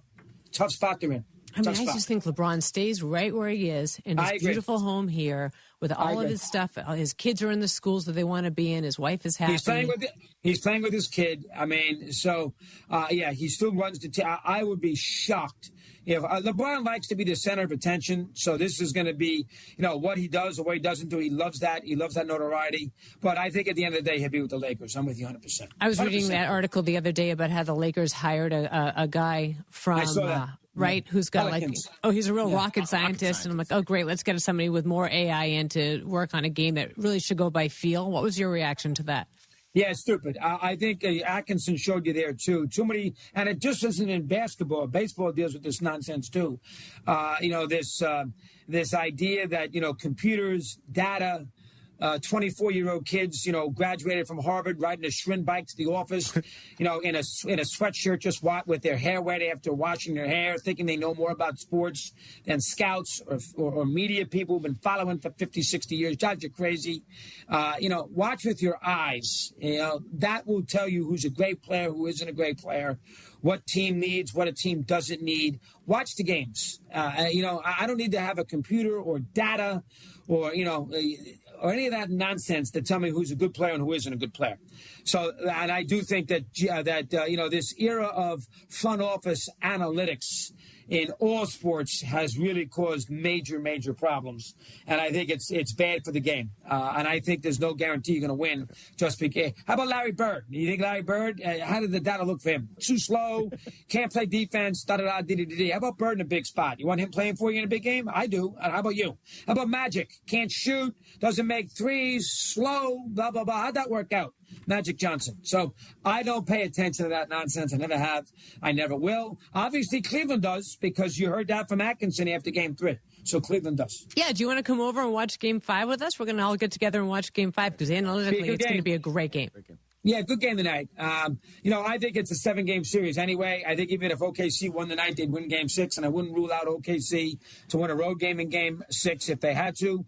I think we'll be sitting there fourth quarter, 10-15 Saturday night, 84-82 Thunder, and see if they get through the game. I still think they'll win this series. I like to see the two guys play, but I think they still will win the series. I picked them before the series started in 7. I'll stick with it. All right, then who takes it all then? I think OKC will win the whole thing. I think, I thought originally the Knicks would would win a game. Now I'm going to give them a lot more respect, and they will be a complete pain in the neck in the final. If Indiana could go to a 7th game, why can't the Knicks? And Halliburton got hurt in Game 7. So I would say OKC in 7 in the next 2 rounds. Quick baseball question for you, by the way. Quick baseball question. What do you make of the celebration in the outfield by the San Francisco Giants? What happened there? I didn't see it. Did you see the 3 outfielders with the hip thrust dance? Did you miss that one? I did miss it. Let me do you a favor. Yeah, let me do you a favor. Go like this. Is that bad, huh? You don't like it? Did you like it? The hip thrust dance? Pretty funny. You thought so? Kind of. I thought it's like when you're 10 games below 500 and you're in a disaster, why don't after you win a game, walk inside, shake hands with the winning pitcher and the manager, and try to win the next game? Why don't you try to do that instead of doing hip thrusts when you beat the White Sox? I mean, if that's who it was against. It wasn't a victory over the Dodgers, the first one. Maybe it was the Dodgers. This is what I would say too. It's like, call me when you have a ring on your hand. Okay, don't do this against the Dodgers. Act like you've been there before. Correct? Absolutely right. And 100%. The Dodgers and the Giants, they have nothing to be ashamed of. They won 3 championships there, they're 10, 15 years ago, but they've been terrible ever since. They got a manager from the University of Tennessee, really. They've been a bad team, and they're 10 under 500, going absolutely nowhere. When you win a game, do it quietly. Go into the manager's go into your clubhouse and try to win 2 in a row. That's what a team like the Giants, Mets, Red Sox, teams that are underachieved, that's what they should do. 100%. You have a good Pop story for us? What story? Good Greg Popovich story. I'm always curious to hear if people have had interactions with him. Well, I love what he did all those years with what's his last name? Craig, who passed away with the cancer. He went to his funeral. Yeah, with Craig Sager. Craig Sager. When he went to his funeral, too, Craig Sager died a heroic death in a lot of ways. And, Popovich went to his funeral and everything else. I've always loved Pop. I'll tell you a good Pop story. You know who was, Bennett Salvatore is a good friend of mine. Mm-hmm. Bennett, because he, lives in Stamford, Connecticut, repped forever in the NBA. You know who his favorite coach was to coach? Popovich. Why? Why? Yeah, he thought he was a no-nonsense guy, an Air Force guy. Only gave him grief when he thought he had a good point to make. Loved Popovich. Loved him. So I always thought that was interesting, that we really, because Popovich can come across as, a little gruff, hates the media, not very accommodating. I remember with the 99, when the Knicks got to the final 27 years ago, he was, whatever he was, 48, 49 years of age. Mike and myself, the old Mike and the Mando days, we went to every one of those games, including in San Antonio. And me, I always got to ask the questions in the postgame. And so he would never remember it. I would always figure out something to ask him. 3 games at the Garden, 2 games at the Hemisphere in San Antonio. It's before the new arena was built. And I was always trying to ask him something to rattle him up, a question after the game. But I'm a big Pop fan. The 5 championships, excellent coach. Now, listen, he had Robinson, then he had, obviously, Duncan. Mm-hmm. It helps to have the players, but a great coach. And he also beat Phil Jackson when Jackson used to get on him. Jackson used to pick on Popovich because that championship they won in '99 was in a short season. He played 48 games that year, and that was his first title. And he used to kill him. Jackson used to try to tweak the Spurs on that all the time. But Popovich is a hard guy not to like. Hard guy not to like. When I was traveling with the Lakers, it was during all those series with Phil Jackson, and I mean, a total gentleman to deal with. But man, he used to get under Phil's craw, like I think almost worse than any coach did. And it was just like a Jedi mind trick with the two of them out there. Remember something else? Dave Stern never let Popovich coach the Olympic team because Popovich didn't play all his players on TV games in Miami. Larry Brown told me that. And so as a result, I don't follow the Olympics that carefully. Kerr, Krzyzewski, he never had a chance to coach an Olympic team because that was Stern's doing, is he was mad at Popovich for doing a load management with his Spurs team because he's really the first guy to do it from that standpoint. Chris, thank you for your time as always. You're always a gentleman with us. You got it. Keep it going. Nice to be on. Good to see you. Good to see you. When we come back, got a lot more talk about these playoff runs. This is too much fun, but God, he's the best. Gotta love a little Mad Dog in the morning. Love it. Texting enrolls you in a recurring automated marketing text messages. Consent not required to purchase. Message and data rates may apply. The team's looking good this season. I think so. Man, I miss playing football. Ever since I turned 40, I just can't find that fire I used to have. Think it could be lower testosterone? What do you mean? I was feeling the same way. After 40, the body has less testosterone, and men lose their edge. That's why I take Nugenix Total T2. That's the testosterone booster, right? Yes, but Total T2 is their brand new formula that skyrockets nitric oxide levels in as little as 3 hours. Since I started taking it, I've been lifting like when we played for Coach Carter. My energy is way up, and it even spiced up things between me and the missus. Are they still giving out complimentary bottles? Yep, just send a text. Text AREA to 42424 for your complimentary bottle of Nugenix Total T2, the next generation testosterone booster. Text now and we'll include a bottle of Nugenix Thermo X, our newest, most powerful fat burner ever, absolutely free. Text AREA to 42424. That's AREA to 42424. These statements have not been evaluated by the FDA. This product is not intended to diagnose, treat, cure, or prevent any disease. Looking for a career that offers real opportunity? IBEW Local 66 is opening the door. With more than 4,800 members, their apprenticeship programs combine classroom instruction with paid, hands-on training so you can earn while you learn and build a nationally recognized career in electrical, construction, or line work. Whether you're just starting out or ready for a new direction, they're ready to help. Visit IBEW66.com. Powering careers, powering the future. IBEW66.com. Frio Vodka. It's not just cold, it's cool. Frio Vodka. Chances are, if you've been to a few weddings, corporate events, rodeo committee gatherings, or charity dinners over the years, you've enjoyed Damaris Catering. Yanni Damaris here. Most people know Damaris Barbecue. Our family's been at it since 1964. Well, Damaris Catering has been around since the early 70s. We do events from 20 people to 5,000, serving a variety of cuisines to cater at any event. From no tie to bow tie, it's taken care of. Damaris Catering. Find them at damaris.com. Tune in to Inside the Icebox Fridays at 6 p.m. right here on ESPN 97.5 and check the video out on the ESPN Houston YouTube channel. Myself, Joe George, and Sean Mapes talking all things Houston Astros. Inside the Icebox brought to you by D&M Leasing, home of the Easy Lease. I didn't need a plumber for years and years and years, but when I did, I called Aqueduct Plumbing Company. They have been helping 97.5 listeners for years. I can recommend them with confidence for emergency service calls and all jobs like a repipe, a water heater, tankless water heater, you name it, and without charging exorbitant prices. That's AqueductPlumbingCompany.com. AqueductPlumbingCompany.com. You need a plumber? Call Billy Brown and his guys. AqueductPlumbingCompany.com. Danny, what's on your mind? Clara, I'm thinking about Canada. It's a beautiful place. When do you want to go? I wasn't planning on actually going there. Uh-oh. I can see the wheels turning in your mind. Canada is buying back 2,500 different models of firearms from their citizens. Well, what does that have to do? You're planning to buy all those, aren't you? I'm going to do my best. You're just going to pick up the phone and call the Canadian government? No, I've hired a couple of ex-U.S. attorneys. They've got experience talking to governments of other countries. You're serious about this, aren't you? It would be a shame to destroy all of those when we've got collectors here in Texas who would love to have them. The best gun shops in America are in Texas, of course. Collector Firearms.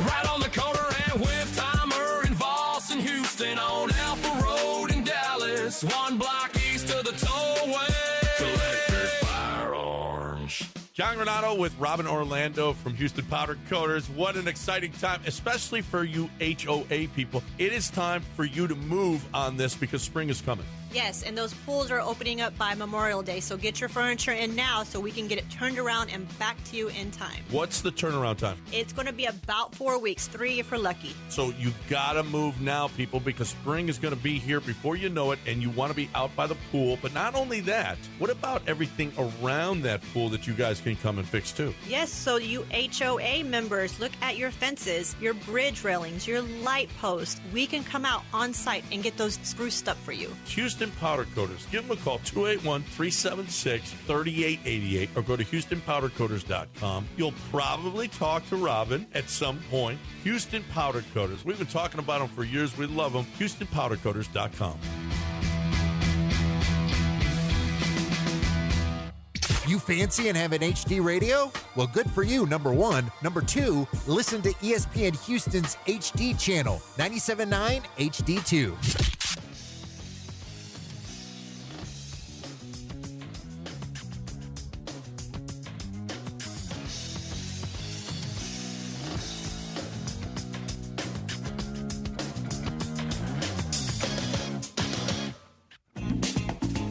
Back here on the Rich Eisen Show, Susie Schuster in for Rich. Running a small business means every hire matters. A bad hire costs time and money, but the right one helps your business grow. The challenge, finding that person without sorting through resumes.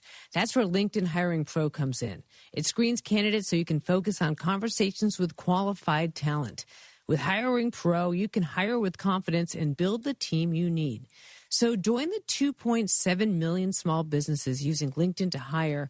Get started by posting your job for free at linkedin.com/Eisen. Terms and conditions apply. I wonder what Chris Russo does for fun. What do you think he does for fun? Let's make something up. What does he do? Oh, we know, because he told us once. He eats gummies and he gambles. That's it, right? Yeah. Think he's a baker? You think he spends time in? Oh, you think he's like a sourdough guy? What does he Like, do? he's Do you got think? his Do you think? thing, Do you think he like? he makes muffins every morning? Right. Let's make this up. Like cupcakes. Let's make this up. He puts on Springsteen. Oh, for sure, Okay. For sure. puts on Springsteen. He goes down to the local place and gets a like a funfetti cake. Right. Makes a muffin. Maybe he's a muffin guy. He goes for a walk. Yeah. He listens to Springsteen. He gets a muffin and a coffee. He's a bacon, egg, and cheese guy. He's got to be, right? What do you think Mad Dog's For You page on Instagram is? Does Mad Dog even have Instagram? Oh, there's no chance. There's no chance. He doesn't even know what Instagram is. There's no chance. Instagram didn't exist He until doesn't a have few years Facebook. He's not wasting his time online. There's no analytics. There's no analytics, right? There's none. Speaking of things that didn't exist, he's the greatest. In a while, I was thinking this, and I brought this up this morning. Like, the last time the Knicks went to the finals was, 1999? 99, baby. So try to, think of all the things, especially things we use today, that did not exist. Like, I moved to Los Angeles in September of 1999. Right? Okay. But think everything that didn't exist. For one thing, the Oklahoma City Thunder, who they might play in the finals, did not exist in 19. Well, they did. They were in a different Seattle. team. Yeah. And then iPhones didn't exist. Facebook, Instagram, Gmail did not exist in 1999.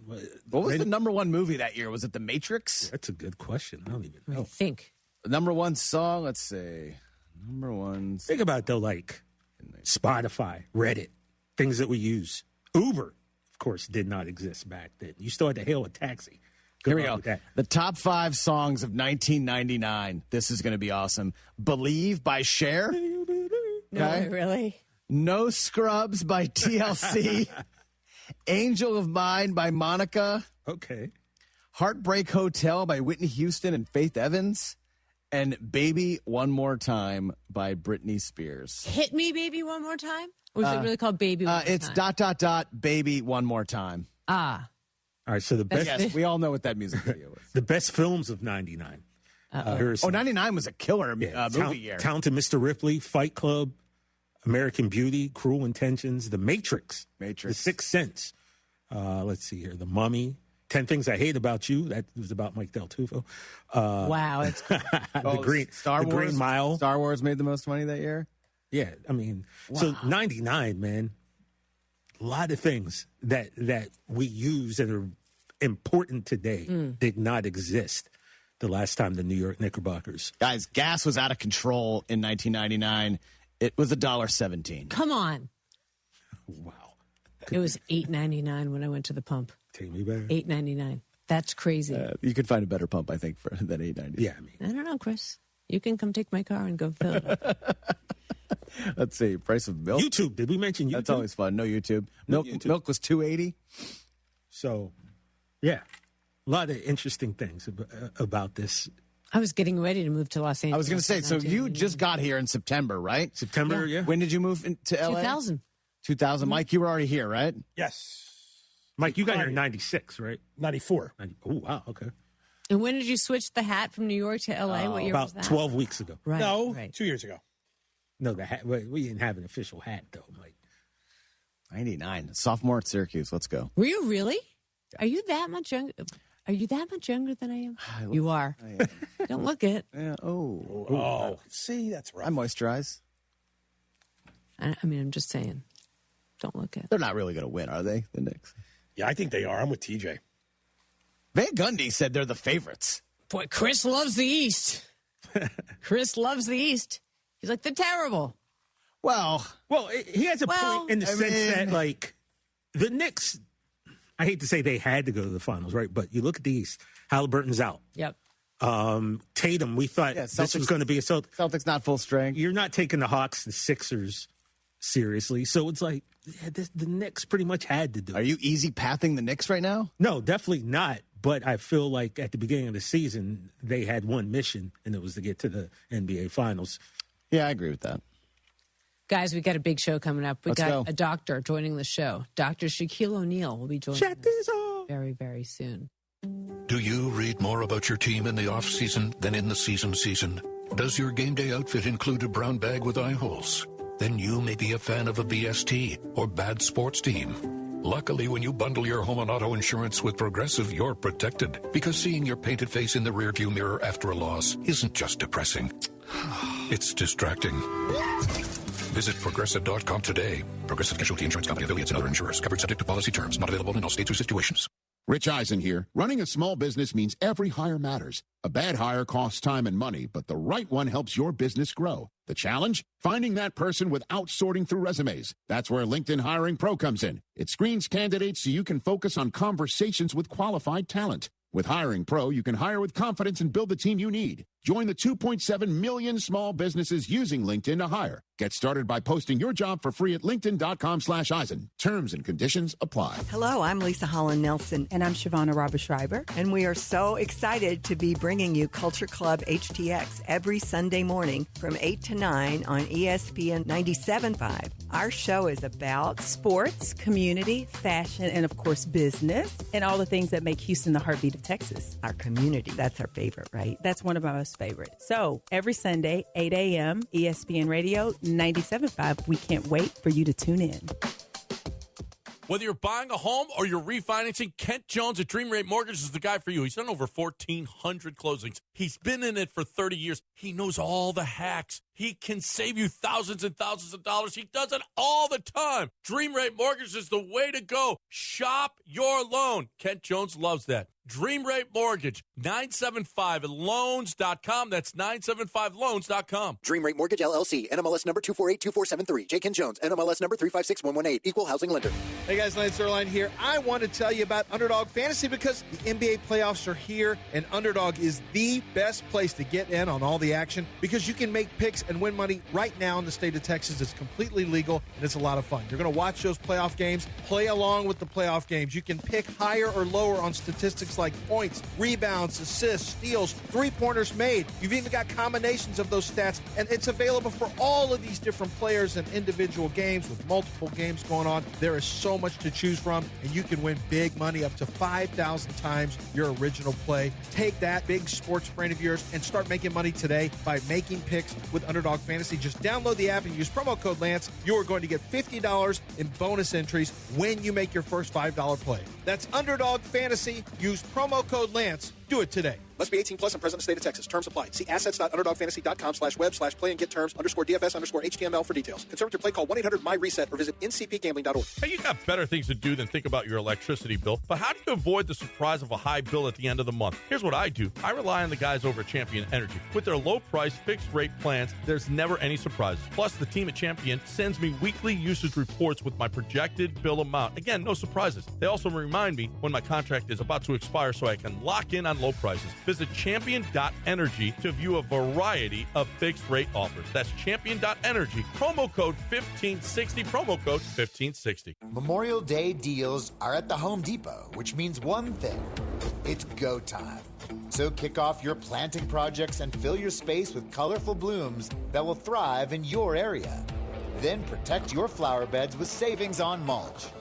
On special buy, 4 bags for $10. This Memorial Day, get your backyard ready for summer with low prices guaranteed at the Home Depot. Pricing valid May 14th through May 27th. U.S. only. Exclusions apply. See homedepot.com/price match for details.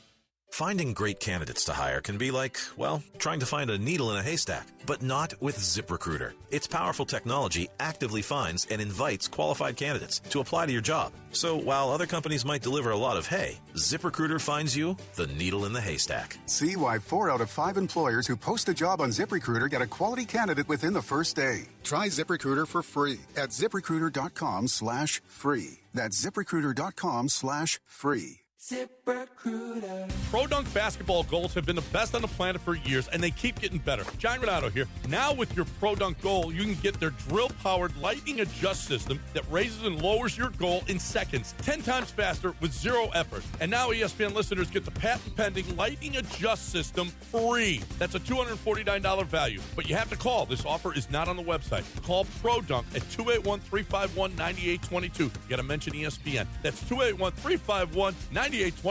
That's Pro Dunk. ESPN 97.5, presented by Zadok Jewelers. KFNC 97.9 HD2 Mont Bellevue, Houston, a Gal Media station.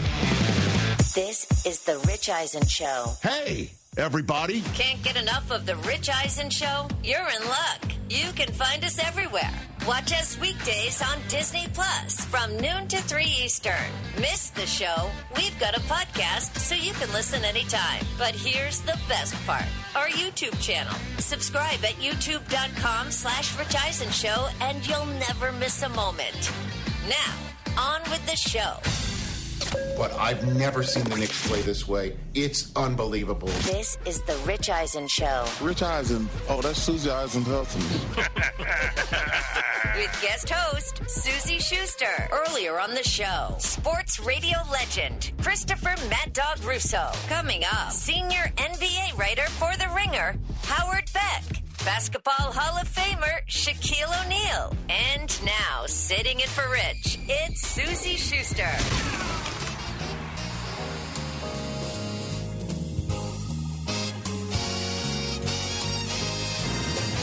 Hour number 2 is underway. I am Susie Schuster in for Rich Eisen on his way to New York. Be back in a couple days. Whatever. We'll miss him. I mean, he'll be back next week. Next week? Yeah. Is that when he's back? Good to know. I only live with him. Just pay attention on this show. Well, he'll be back at your house, I think, in a couple days. But on this show, Rich is back on Monday. Yeah, because I'm here tomorrow. Yeah. And then O'Shea will be here on Thursday. Shay's on his way? Not yet. Shay's coming in for a couple days. Oh, I'm here tomorrow. I'll be on Women's Sports Now, exclusively on ESPN, Disney Plus, wherever you find your Women's Sports Now. I'm here to bring it to you. Andrea Carter in studio with me this week, as well as the greatest coach of our modern time in women's basketball, college, I would say, and that is Corey Close. I do love her a lot. And we're going to have her in studio. TJ Jefferson, you're right to my right. I'm going the opposite way today. Good morning. How are you? I'm great. You want champagne tomorrow? You want mimosas? I mean, that seems only right. Okay, fine. Yeah, I mean, I got the orange juice today, so. Okay. You got the brains. Let's do it. I got the looks. We're going to make a lot of money. Oh, my God. Go. You guys with the pitch. Hi, Mikey. How are you? So good morning. Good to see you. The old people are talking what? I know. The old people. What are you, like a spring chicken? Right, he thinks he is. Compared to the three of you. Watch it. Watch it. Sorry. Watch it. I'll press the mute button. Don't make me press that button. Thanks for joining us here on The Rich Eisen Show. As you guys know, when I'm sitting in the chair, I like to take calls. Let's get right to some calls. By the way, win-loss, you guys. Yeah, win-loss game. Come on. Where are my win-loss fans? Come on now, let's go win-loss. 844-204-RICH is the number to dial. You know I'm going to empty the phone banks before, but let's take a call, shall we? Derek in Missouri. Hi, Derek. How are you? Derek, what up, man?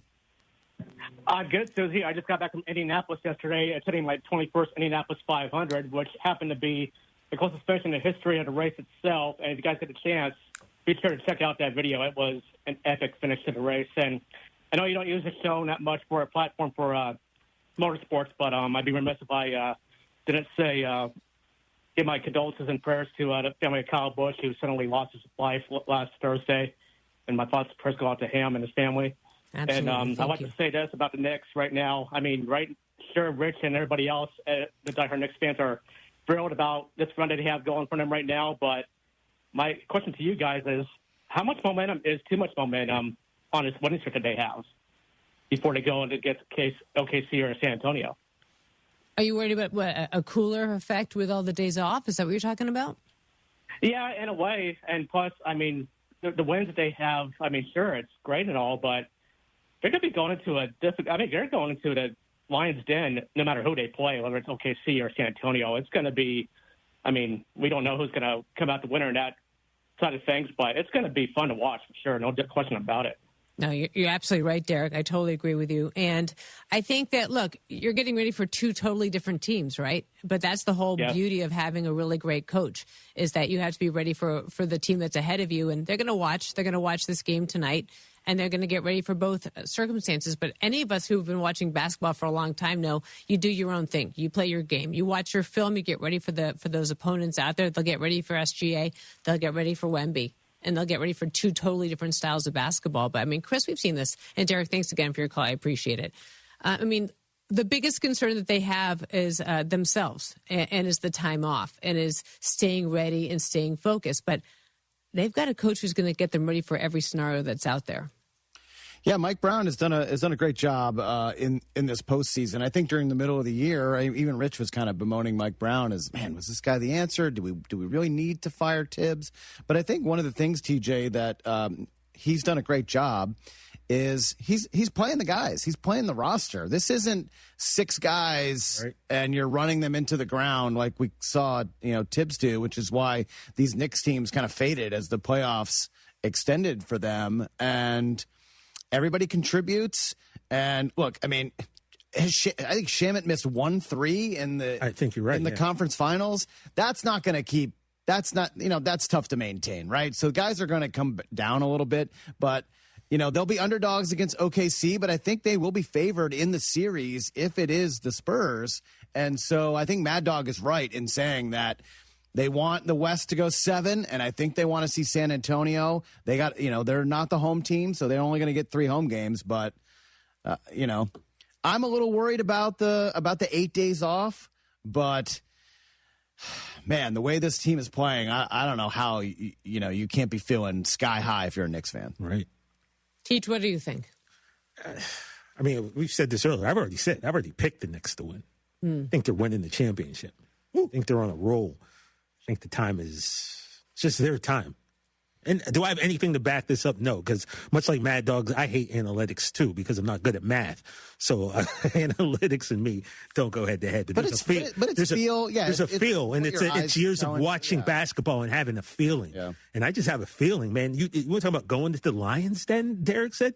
This is the Garden, man. Like, those teams have to come into Madison Square Garden. Yeah, the most famous arena in the world's most famous arena where, there are championship banners on, It is pretty cool seeing, like, the cast of 99 and the cast of 94. That's true, too, right? At all the Knicks games. That is pretty fun. That was special. The fans are just going crazy in New York right now. I don't know, man. Like I said, it's just a feeling. I have nothing...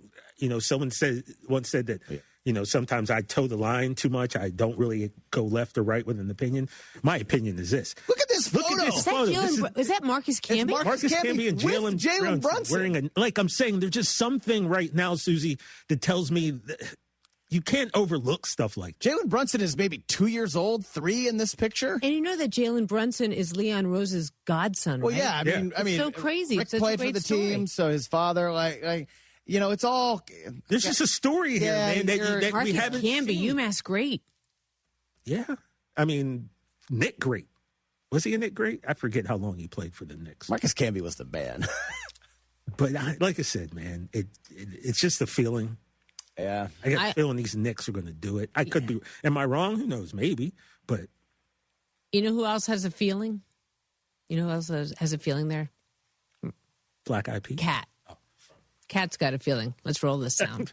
I think what's more of an honor is growing up in the area. I feel like the word hope has been gone from the New York Knicks name for a long time. And for me and OG to be part of this team that revives the word hope in the city,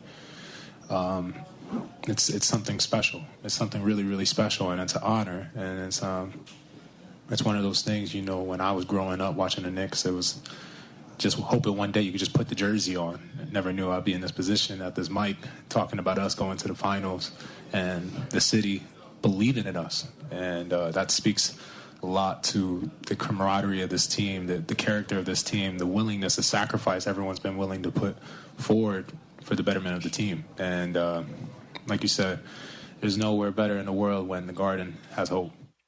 Karl Anthony Towns grew up in New Jersey, and he worshipped Frazier. And he worshipped Ewing, and he worshipped Starks, and they were all there to watch him, and it was something special to take in. And a lot of chatter this year about Cat. Is he going to be there? Should they move him out? Giannis coming there, what have you. Yeah, big time. A lot of chatter all season long, and man, he looked pretty proud up there last night. Talk about going back to 1999, too. The Knicks played the Spurs in the 99 NBA Finals. That was the first of the 5-title run that San Antonio went on with Duncan and Robinson and Ginobili and Tony Parker and those guys. So that's what I'm rooting for. I think that'll be the most fun finals, I think, to watch, and aesthetically and just the vibes. And I mean, I'm going to root for San Antonio, but I mean, this Knicks team, they look like a title team right now. Let's go to Steve in Missouri. We're going to go back to Missouri again. Hey, Steve. You there? Susie, yes, and it is an honor to be talking to you. You are fabulous in the world of women's sports and sports in general. Thanks. I really appreciate that. That's 100% true. My wife is the Midwest version of you. Oh, God. So you must be exhausted then. I am. Every day I come home and she's got 6 stories from The Athletic or The Ringer, and that's what we do during dinner. So it's pretty fun. Oh, I love that. Anyway, That's awesome, Steve. Hold on. What's her name? Let's not talk about her as her. What's her name? Barbara. Hi, Barbara. Right out to Babs. Right? We like that. Babs. So anyway, the deal is just calm down, because the entire Eastern Seaboard is going crazy now. This may be one of the greatest teams ever. You got there last time and did not win. We're going to have to play the games, whether it's San Antonio or the Thunder. You're going to have to play. So everybody calm down, because this follows the same kind of logic as anybody from Michigan thinking that J.J. McCarthy's going to be an NFL quarterback. You got to play the games. Oh, my God. Somewhere in the air, Rich just got a sharp pain in his heart, and he's wondering what just happened, right? I mean, he loves J.J. McCarthy so much. Steve, thank you so much for your time. Say hi to Barbara for us, please. I sure will. I mean, the Eastern... So he went for the JJs. Well, he's taking the Mad Dog route of, pouring a little water on it. Everyone just relax. Yeah. Have you seen the ticket prices for the games at MSG, by the way? How much are they these days? The get-in price for Game 3 of the NBA Finals, the first one at Madison Square Garden, is $3,700. Woo! You buy a card with that. To sit where? I think all the way up. All the way up. Yeah, I think that's last row. There's no chance. No, that is the $3,700 for the last row. That is the cheapest ticket right now to get into Madison Square Garden. Guess I won't be going to that game. Nope. Like I said, you buy a whip for $3,700. Did you see what I sent you about somebody bought a Wemby card for $5? Yeah, I didn't have a chance to open the 5.1, 5.4. The 101 all black Wemby. Fanatics. Well, that's probably going to turn out to be a good investment because this dude, is going to be a force for the next. It's come down. It's still 3,600. There are some courtside seats going for $100K online. It seems like a casual investment, right? Just for one night, just to go to one game. Sorry, this is no free ads, but this is center court, row 5, for $115,000. I mean, that is insane. Okay, what can you buy for $115,000? That is several salaries, right? Several salaries. A house. You can get a house, TJ. For how much? I mean, not in Los Angeles, you can't get a house, but in most other places in the country, you can get a house for $115,000. But by the way, it's not just $115,000. You're not going by yourself. No, that was for one ticket. No, but my point is, whoever gets that ticket is going with somebody. I would have assumed so. $230,000. I'm sorry. Knicks fans are out of control. I love it. I found one for $35,000, Brockman. Oh, there you go. Deals. There you go. What do you have, season tickets, Did you Mikey? see the dude on top of the atrium outside of MSG waving the flag? They climbed to the top. Yeah, dude, there wasn't just a person. No, I know. I'm saying there were several, but one guy had a giant Knicks flag, like unhinged. The crowd start chanting USA. Oh, if they win, it'll be the biggest parade ever. I'm surprised New York's still standing right now. It'll be the biggest parade of all time. What's the last New York parade? Was it? Would have been the Yankees in 09. Yeah. It's been a while. It's been a minute. Let's get that ticker too. Well, I guess the G-Man in 11. I was about to say, yeah. That's right. The Giants. Anybody paying attention to that one? That's right. Did the Liberty have a parade? They won a couple years ago. Yeah, by the way, they play in New Jersey. So they play in Brooklyn, right? No, I'm talking about the Giants. Oh, the Giants. They play in New Jersey, in the swamps in New Jersey. That's true. Right? Yeah, the Liberty won in 24. That's true. That's true. The Bills are the only actual NFL team in New York. That's true. That's just true. For accuracy's sake. No one's paying attention to the Jets, so I mean. No. Although, did someone call last week and said the Jets would sweep the Patriots? That was our guy in Arkansas. What are we doing? He did say that. What are we doing? That's ridiculous. What kind of gummies is he taking? Sweep the Patriots? What are you smoking, bro? Give me some. Who's the guy that called in? And it was 2 days ago or yesterday, the win. What was yesterday? Monday? That was a holiday. Friday, the win-loss, who went 0-17 or 0. Well, that was he. Yeah, it was the guy. He did 0-17 for the Pats Dustin in Arkansas. last year, Dustin, and then called back last week and said that we would get swept by the Jets, which hasn't happened since 2000, TJ. See, the win-loss is starting to heat up because, I'm going to take every one of these win-losses. Yes. All right. So Once we start. I mean, taking every one is kind of, that's a lot. No, it's not. I'm a woman of my word, TJ. But I'm not going to take notes at the same time. I can't do two things at the same time. Well, you got to keep track of these. That's part of the you game. need to keep track. I can't do both. You have the sheet. Way too much. You got the sheet there. You have the official. I don't have anything. Yeah. It's way too stressful. I gotta follow the lines down. All right, I'll come get the sheet. I can only do one thing at a time. During the break. I can do a lot of things at the same time, but when it comes to this, it's very stressful. I don't want to screw up my win-loss. I take it very seriously. What's the official record? No idea. No, he's saying it's the official. I'm saying it's when we so talk take to them, notes. They have to be written down. So take notes. By the host. No, they don't. Who said? I'm just sitting Who's there. making up the rules? Job. I did bring a notebook just in case. Okay. I brought my Pete Carroll Win Forever notebook. Okay. It's really dirty. Except last year. Whatever. I was just going to say. Wow, be a hater. I know. I just took a shot at Pete for no reason. How could you take a shot at Pete Carroll? What's wrong with you? It was more. It was not more, American. It was more at the Raiders. That's fine. You can take a shot at the Okay, we're gonna talk to Howard, and then we'll do win-loss after. You trying to tell me what to do? What are you saying? Go to break? I was just steering the ship. Oh, wow! You gonna let him do that too, Captain Brockman? Why don't you take your hands off the wheel, Chris? He is from up in the. We would not be good driving in the same car. I mean, you guys. I love how people are like, I think Susie and Chris really hate each other. That's not. I'm like, we're not from New true. England. Yeah, This is how we talk to each other. This is how we talk to each other. Can I do a read? Or are you going to tell me what to do? Do your read. That works out really well all the time. A SoFi personal loan is here to help you achieve something once thought impossible, like listening to Chris, overcoming high-interest credit card debt. Walk the tightrope of your finances with one low fixed-rate monthly payment, no fees required, and as soon as the same-day funding. That's right. Pull off your own debt-defying stunt with SoFi Personal Loan. Visit SoFi.com/trick to learn more. Loans originated by SoFi Bank N.A., member FDIC. Terms and conditions apply. NMLS 696891. Howard Beck from The Ringer when we come back.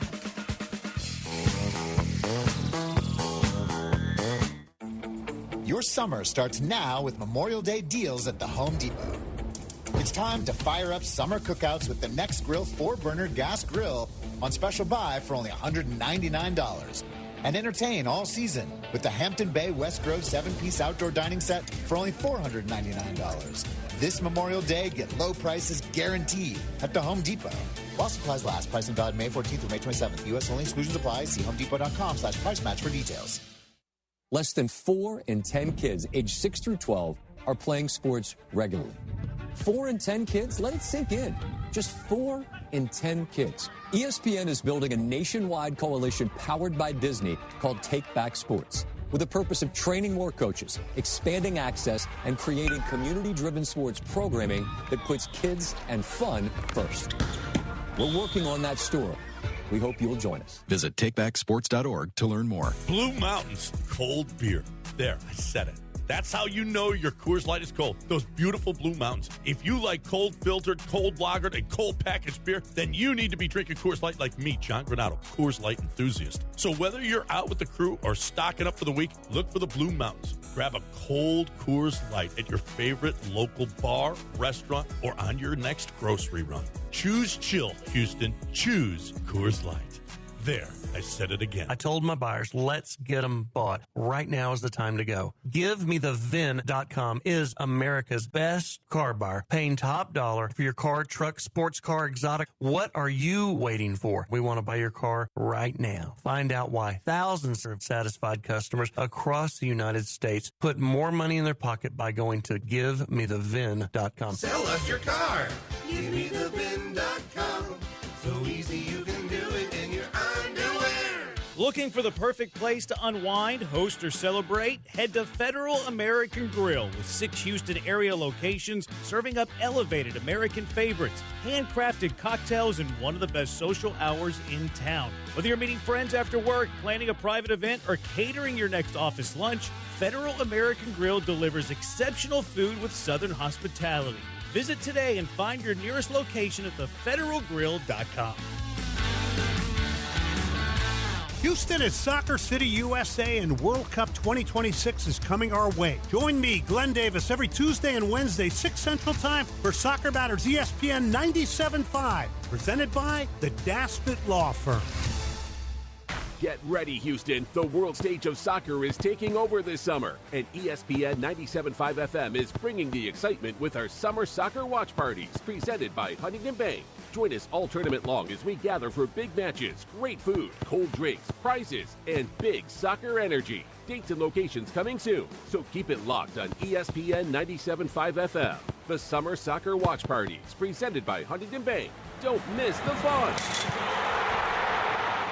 Drowning in payroll and HR headaches? HR&P handles it all. Visit hrp.net today. John Granado here. Walking into Republic Boot Company at 11th and Studewood in the Heights is like walking into a time machine to the Republic of Texas. Seriously, go check it out. Whether it's their exclusive 1836 collection of all leather boots or a customized pair with whatever material and design you want, these are going to be the most comfortable boots you've ever worn. Hats, suits, and all kinds of handmade leather products in a Texas-inspired haven. Book their space for your next event. Republic Boot Company, where tradition meets style. RepublicBootCompany.com. For 73 years, Stokes Hardware has been your go-to family-owned hardware store, serving 3 generations strong. Summertime weather is here. Prepare your backyard for your guests. We've got what you need for your curb appeal. Shop local, support small business, and get old-school personal service. Our knowledgeable staff is always ready to help. Hablamos Español. Find us online and follow Stokes Hardware on Instagram, Facebook, and TikTok. Stokes Hardware, family trusted since 1952. Looking for a great round? Play Houston National Golf Club, a true link-style course with one of Houston's most unique layouts. Tee it up at the golf club at Texas A&M, ranked among the top public courses in Texas. Or plan a getaway at Cypress Bend Golf Club in Manning, Louisiana, set along beautiful Toledo Bend Lake, just 3 hours from Houston, with great stay-and-play packages. 3 incredible courses, 1 standard. Visit SterlingGolf.com. That's Sterling with 1 G. And book your next round today. Follow ESPN Houston on Facebook, X, and Instagram. Wherever you are, we're there too. Not in like a creepy way, you know what? Just follow us on social media. Danny, what's on your mind? Clara, I'm thinking about Canada. It's a beautiful place. When do you want to go? I wasn't planning on actually going there. Uh-oh. I can see the wheels turning in your mind. Canada is buying back 2,500 different models of firearms from their citizens. Well, what does that have to do? You're planning to buy all those, aren't you? I'm going to do my best. You're just going to pick up the phone and call the Canadian government? No, I've hired a couple of ex-U.S. attorneys. They've got experience talking to governments of other countries. You're serious about this, aren't you? It would be a shame to destroy all of those when we've got collectors here in Texas who would love to have them. The best gun shops in America are in Texas, of course. Collector Firearms. Right on the corner at Whiff Timer in Voss and Houston on Alpha Road in Dallas. One block east of the tollway. Collector Firearms.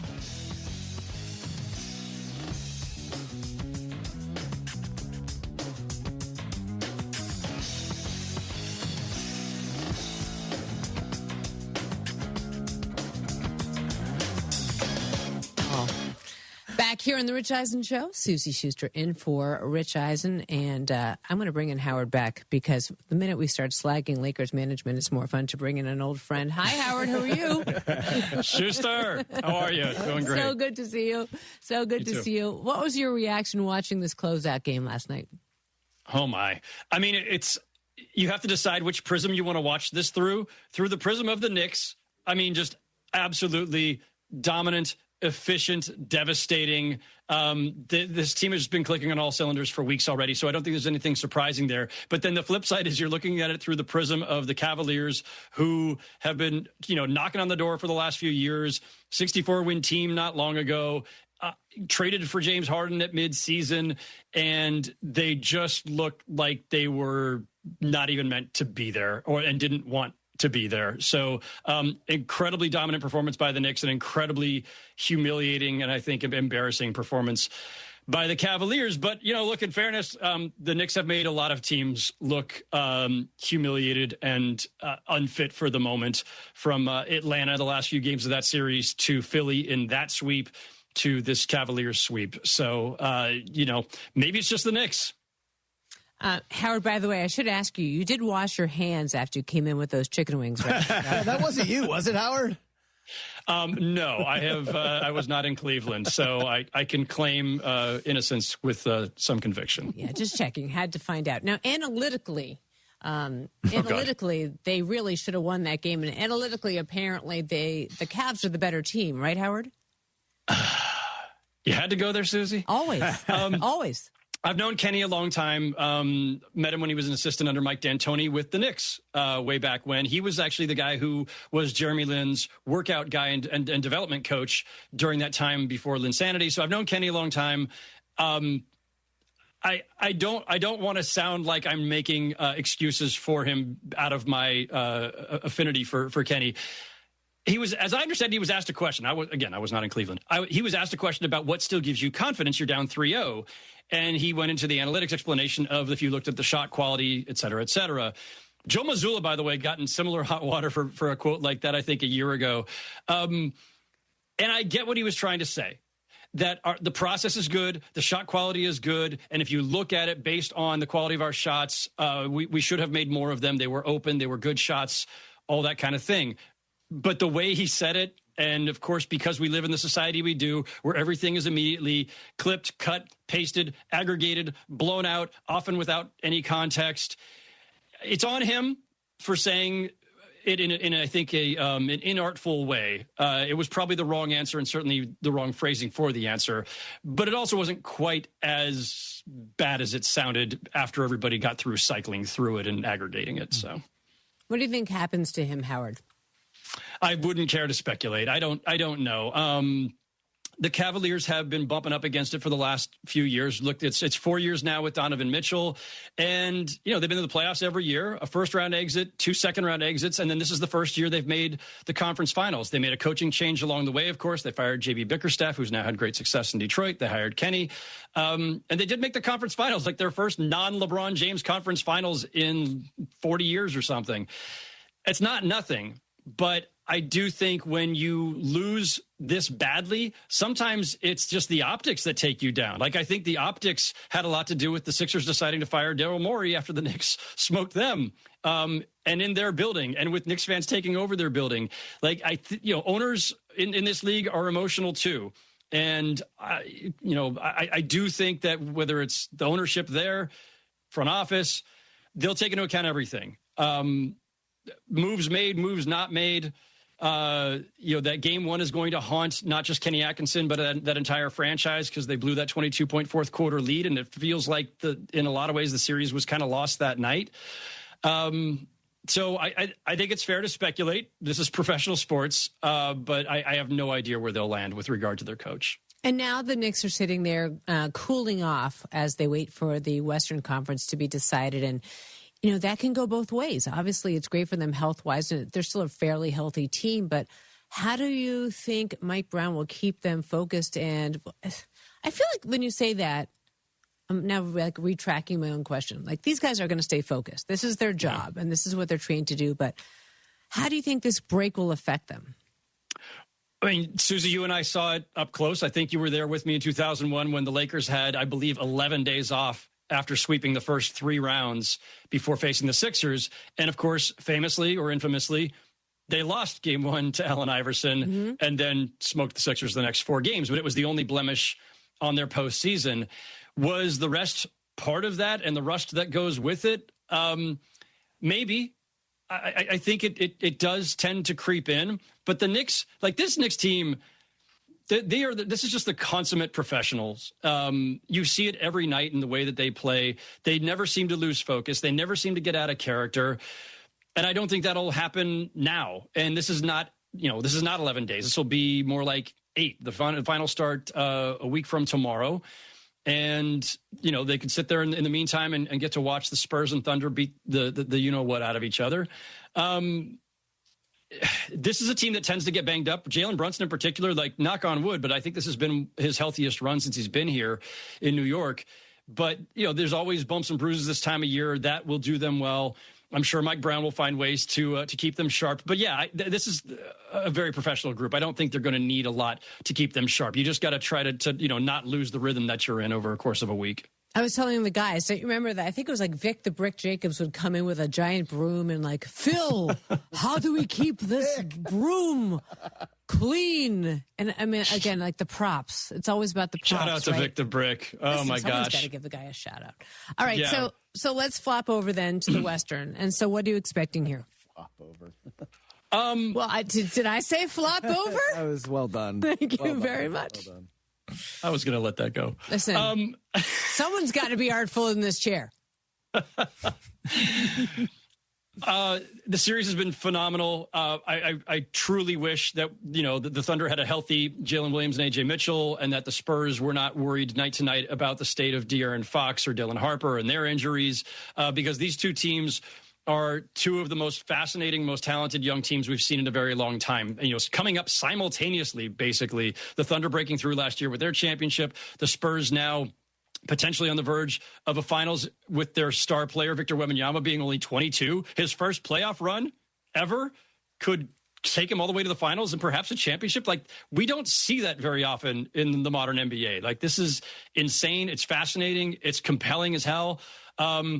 I love it. I have a story up on theringer.com today about the idea that, like, a lot of people, it seemed like, especially after game 1 of that series, were already cowering at the thought of, like, oh my God, who's going to beat these teams in the foreseeable future?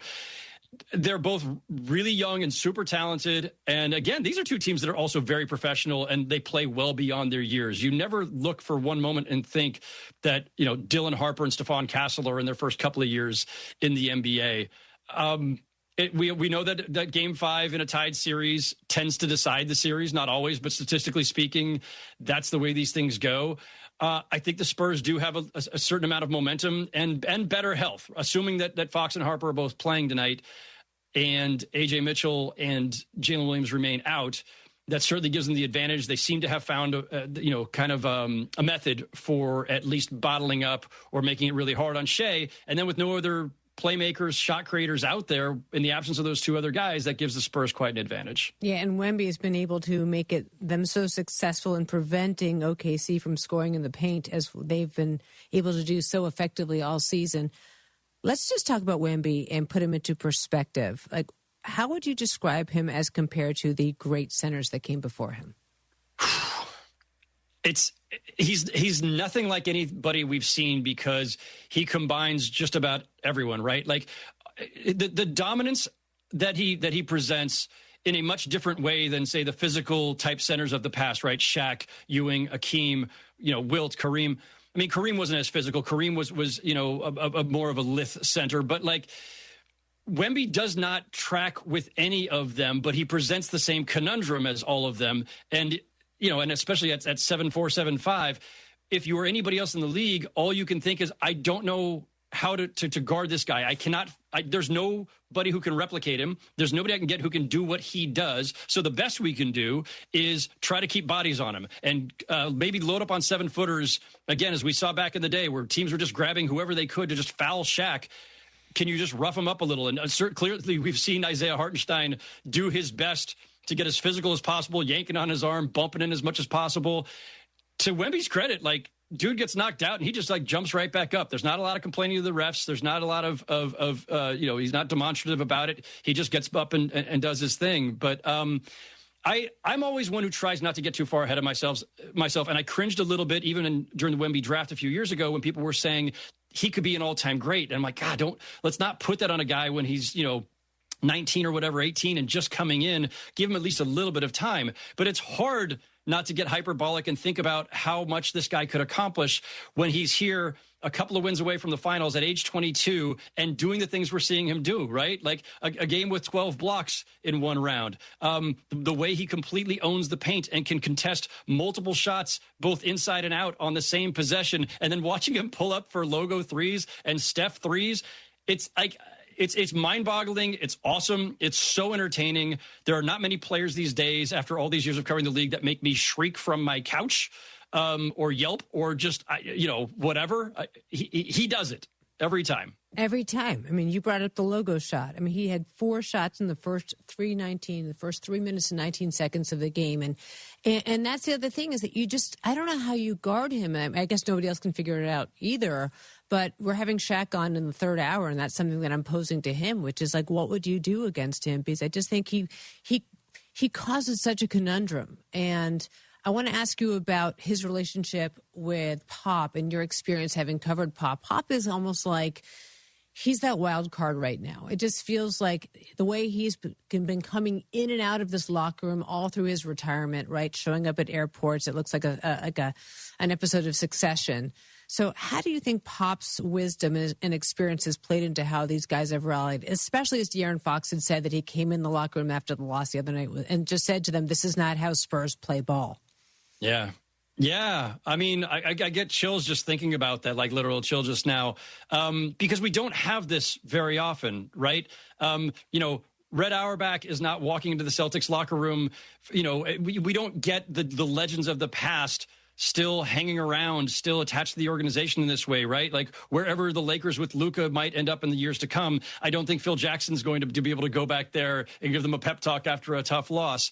Pop still being there, and especially after everything, of course, that he has been through health-wise is just incredible. And actually, the moment that struck me most just on a human level, Susie, was I think it was the last game.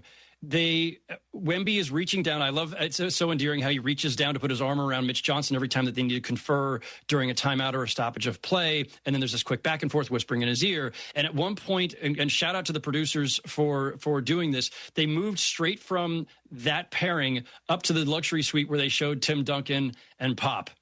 And just to see the generations kind of aligned there and to, again, like you can have a dynasty. And if you're lucky enough to have the kind of talent that could get you back there years later, chances are it's going to be so long that those guys are either not attached to the organization anymore or they're just long gone. And so it's just very cool that the resonance that you have there, the emotional resonance, where the past is not that far in the past. They're right there.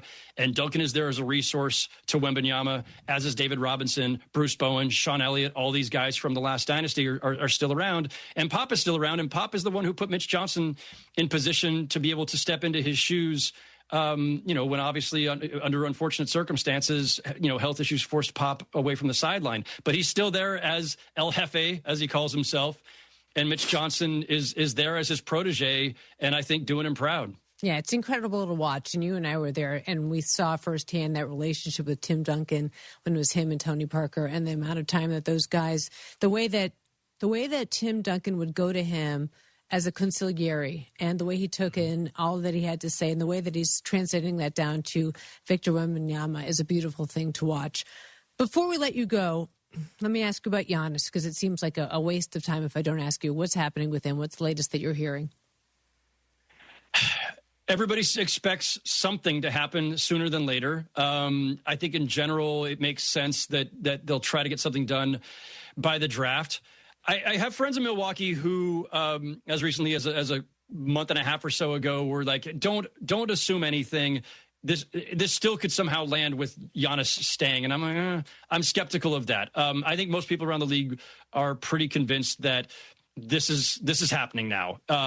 Where he lands, for whom, what the construction of that trade is, how many teams it might take to pull it off, because it may not be a two-way trade. It may require 3 or 4 or 5 in this era of the second apron and all these just convoluted cap rules. Something's going to happen, though, and it may be within the next month, because the draft is coming up. That is a logical tipping point. And a lot of the trades of major trades of the past, I think of even like the Pierce Garnett deal that the Nets and Celtics made back in 2013, whenever it was. That was consummated on draft night, because I think there was maybe some draft capital involved, but it couldn't actually happen until July. So the news broke, but it was a few weeks before they could actually consummate it, after they have the moratorium and all that stuff.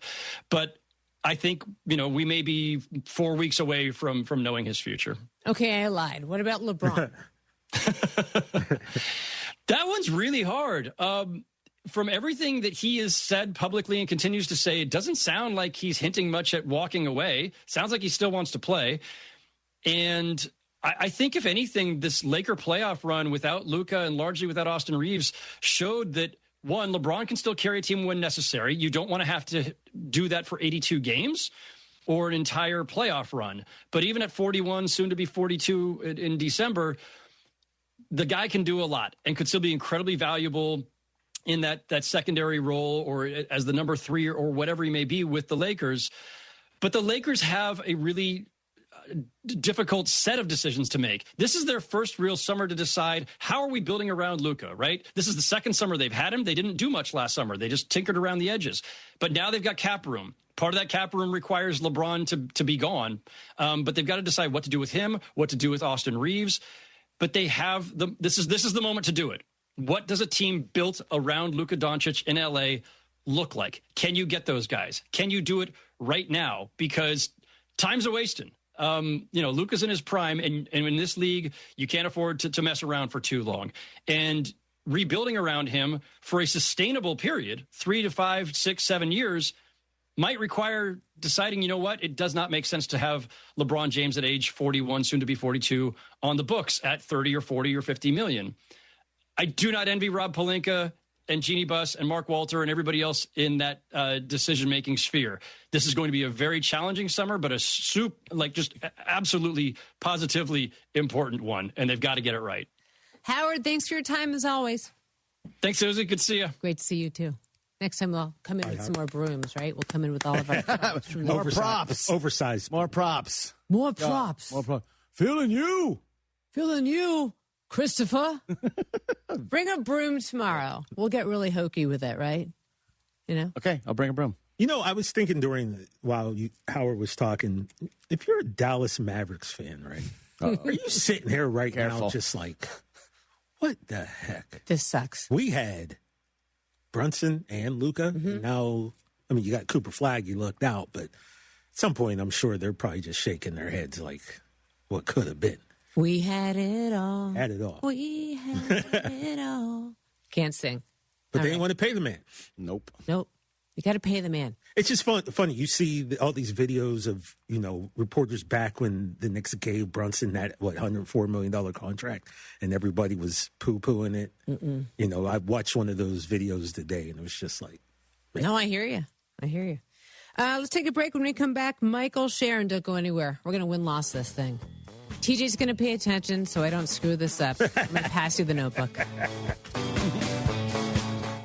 Cashback is not available on gas in New Jersey and Wisconsin. John, what are you doing? Get in my car. So why are you walking to work? Thanks, man. It's these insanely high gas prices. They're draining my bank account. I can't afford to drive anymore. Dude, don't walk. Just do what I do because I never pay full price for gas anymore. I use the free Upside app that pays you cash back for every gallon of gas you buy. Oh, wait. You're telling me you get paid cash when you buy gas with the Upside app? Yes, I get real cash back every time I buy gas. Does that actually add up to anything? I'll make around $200. Wow, that's serious extra cash. I'm downloading the free Upside app now. Download the free Upside app now to earn real cash back every time you buy gas. Use promo code PHIL for an extra 25 cents a gallon bonus on your first tank. That's promo code PHIL. You can cash out anytime right to your bank account, to PayPal, or an e-gift card for Amazon and other brands. Just download the free Upside app and use promo code PHIL for a 25 cents a gallon bonus on your first tank. That's code PHIL. Your local bar could be your ticket to a global stage. Michelob Ultra's Soccer Shootout is giving fans the chance to win tickets to the FIFA World Cup 26 at participating bars across the country, because superior is worth playing for. Michelob Ultra, official beer sponsor of the FIFA World Cup 26. Enjoy responsibly. 2026 Anheuser-Busch Michelob Ultra Light Beer, St. Louis, Missouri. No purchase necessary. Open to U.S. residents, excluding California and Washington residents, 21+. Begins on 2/1/26 and ends on 5/31/26. See official rules at www.michelobultra.com/rules for prices and details. Message and data rates may apply. Void where prohibited. It is important in life to know what you can and can't do. And one thing I can't do is fix a plumbing issue. You know where you go? If you're like me, you go to Aqueduct Plumbing Company. Whether it's an emergency or something you have planned out, like a replacement for your tankless water heater or your traditional water heater, maybe it's a big job like a repipe. They'll take care of it all. Check out all they have to offer at aqueductplumbingcompany.com. They've been servicing the community for a long time. You should be next. Any plumbing concerns you have, just go with Aqueduct Plumbing Company. That's aqueductplumbingcompany.com. International soccer takes center stage at Texas A&M this June. Two proud nations. One global game. Argentina versus Honduras. Saturday, June 6th at Texas A&M's Kyle Field. Elite international competition. World-class talent on display. Road to 26. Argentina versus Honduras. June 6th. Get tickets at roadto26.com. The average car payment in America is now nearly $800 a month, and many auto loans stretch longer than 6 years. That means millions of drivers are paying for vehicles long after they're ready for something new. Most people don't actually have a car problem. They have a loan problem, and that's why more drivers are calling D&M Leasing, the nation's leader in automotive leasing. Call 713-290-1000 or visit dmautoleasing.com. We make leasing easy at D&M. Looking for the perfect place to unwind, host, or celebrate? Head to Federal American Grill with 6 Houston area locations serving up elevated American favorites, handcrafted cocktails, and one of the best social hours in town. Whether you're meeting friends after work, planning a private event, or catering your next office lunch, Federal American Grill delivers exceptional food with Southern hospitality. Visit today and find your nearest location at thefederalgrill.com.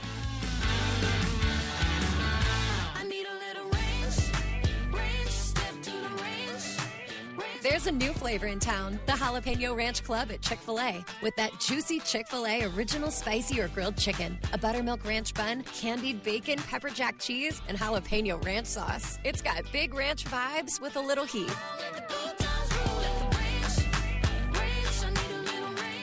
Chick-fil-A's new Jalapeno Ranch Club, available for a limited time only. Order ahead on the Chick-fil-A app.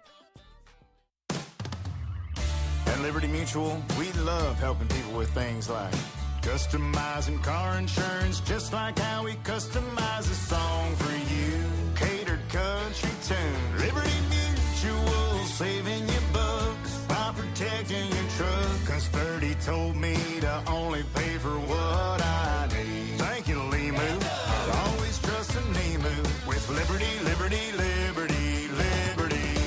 Jeremy Branham here. You've heard me talk about Pro Dunk Hoops and their drill-powered lightning adjust system that lets you raise and lower your goal in seconds. It's 10 times faster with zero effort. Right now, with your new Pro Dunk basketball goal, you can get the lightning adjust system for free. That's a $249 savings, but you have to call. You won't find this offer on the website, so call Pro Dunk at 281-351-9822 and mention ESPN. That's 281-351-9822.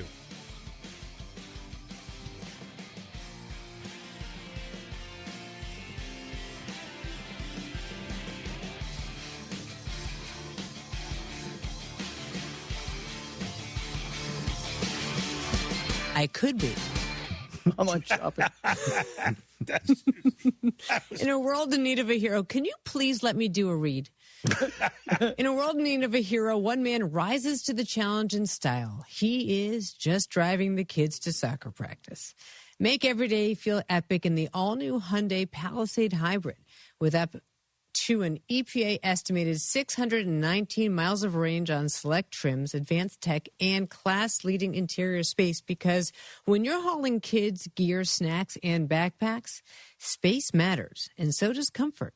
Just make sure they keep their cleats off the seats. Yeah. Right? Dirty kids. By the gross. Dirty kids. Call to action the all-new Hyundai Palisade Hybrid. Visit HyundaiUSA.com or call 562-314-4603 for details. I'm halfway reading this through, and I'm like, why can't I read this? And I was like, I'm holding my glasses in my hand. So dumb. Looks like Lamar Jackson's back to OTAs. Somebody showed up back in practice. Saw that. Jesse Minter said last week he had a bunch of things going on, but he is back in practice. Good to see him there. That's relief. You didn't think he was going to miss something. What's that smirk on your face for, Chris? Nothing. What's the smirk on your face for? Well, Del Tufo and I figured out we could bet on the sports Emmys. You've missed Can the. you bet? Yeah, Are you they've betting been- on the sports Emmys? They're not, Where? but they just found out that they could. Hold on. No, I'm Are you not. betting on? Okay. No. The question was, could they? No. And they just found out that Hold they on. could. In theory. No, I'm not. No, we're not. However, if you're so inclined, there are some prediction markets that have, it available. Out of curiosity, so you're like, no. Why not? Well, It's not like he wouldn't. Well, I mean, I'm thinking about it. usually, if like Xander will say, if I say, well, I'm like, yeah, maybe you will. Like you well kind of threw me. I'm like, well, you just placed a bet. I'm not. Did you place a bet for or against Rich? You know That is what? cold. You know what? Here's the thing. I think his category I cannot find at the moment. Oh, That's not a good sign. Del Tufo, what are you up for? live audio in the World Series. Let's see. A I don't- live event. I don't see any audio. They're not doing it. Our category is on here, Sports Show Daily. Maybe if they throw me on next year, they're going to give us a little nod. What do you think? Little guest host action? Like go in for the Emmy reel? Like, hey, it's the Rich Eisen Show plus special guest host, Susie Schuster? Wait, you want a guest host category or you want to be... What? Well, yeah. Oh, okay. I also, yeah. Okay. Analytically, I think I should be on the the reel. I mean, TJ, honestly, analytically, we've won like 3 Emmys. Also, isn't it like Harden's? Look, I can't really tell you the truth, but what was the end? There was I was watching his. We're You down saw like this. 4-0, but we were still the better team or something like that. He's like, honestly, I can't tell you the truth, but I think we're the better team. But I think we're the better team. Excuse me, what? So what I'm saying is, if you're putting up, what's the expression? If you're picking up what I'm putting down. Pick up what I'm putting down. Maybe I should be on the reel for next year, because analytically it might make for a better reel, and maybe they'll give them the hook for the. Susie, we know the looks will go up in the. I'm pretty. Oh, Mikey! I'm pretty sure you've been on every reel the last 6 years. I think. I don't think so. I for sure at least 3 of them. I mean, I'm just saying that maybe the likelihood of the nom will go up. Okay, let's see. Hold on. I'm focusing on other people, not fully just me. focused. We got a win-loss. Let's go. Michael in Louisiana. Saints win-loss. Mike, let's go. Hi. How are you? Good to have you back. Do you know what? It's so nice to be back. Good to have you calling in. How are you doing? I am doing very well. I'll tell you, you want a guest show host, the Dan Patrick Show, maybe he'll finally get an Emmy for his show. Oh, my God. Can you imagine if I called up Dan and said, Dan, I want to do the show? Oh, I agree. He'd be like... Can I give one shout out to my nephew? Please. Grady Brame Jr. and Lawrence Allen won the United States 4-ball amateur in Scottsdale last week. I love it. That's so great. Pretty Congratulations. I like that you're giving out the uncle shout outs. Shall we do the win-loss? We're going to do this fast. I was a little optimistic last year with the Saints, but this year we've got them. All right, we got 90 seconds. Here we go. Week 1 at Detroit. Win. Week 2 at Baltimore. TJ, pay attention. Lose. Week 3 at home, Vegas. Win. Week 4, home for Atlanta. Win. Week 5, home from Minneapolis, or Minnesota, sorry. Lose. Week 6, at the Giants. Win. Week 7, Pittsburgh. It's in Paris. Win. Week 8's a bye. Week 9, Cleveland at home. Win. Week 10, Carolina at home. Win. Week 11, at Chicago. Lose. Week 12, at Cincy. Lose. Week 13, home for Green Bay. We win. Week 14, at Carolina. Lose. Week 15, Tampa Bay at home, at the road, on the road. We always beat them on the road. Home Win. for Arizona. Almost done here. Win. At Atlanta. When you tell someone what team you cheer for, do they apologize? Does your first childhood memory involve crying on a Jumbotron? Then you may be a fan of a BST or bad sports team.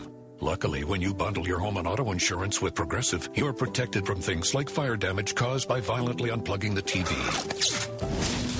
Or an accidental overhand left to the drywall.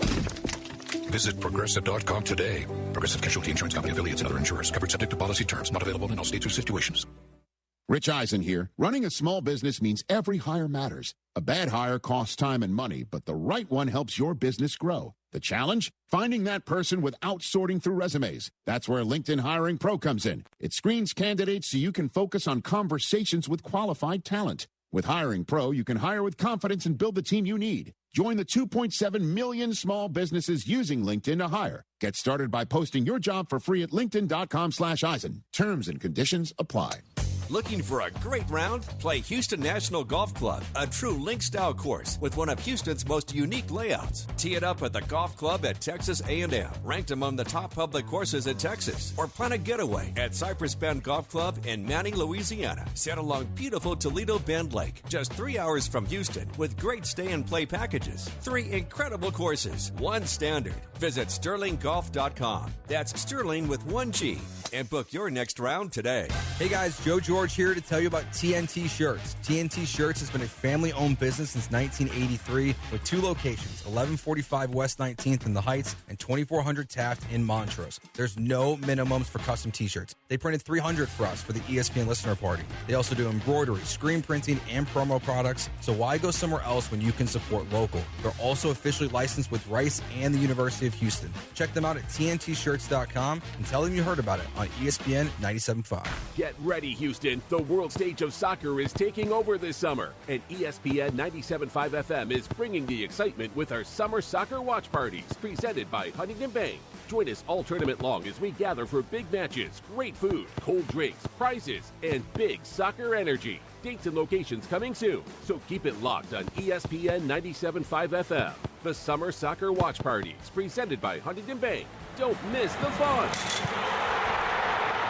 Whether you're buying a home or you're refinancing, Kent Jones at Dream Rate Mortgage is the guy for you. He's done over 1,400 closings. He's been in it for 30 years. He knows all the hacks. He can save you thousands and thousands of dollars. He does it all the time. Dream Rate Mortgage is the way to go. Shop your loan. Kent Jones loves that. Dream Rate Mortgage, 975loans.com. That's 975loans.com. Dream Rate Mortgage, LLC. NMLS number 2482473. J. Ken Jones. NMLS number 356118. Equal housing lender. Danny, what's on your mind? Clara, I'm thinking about Canada.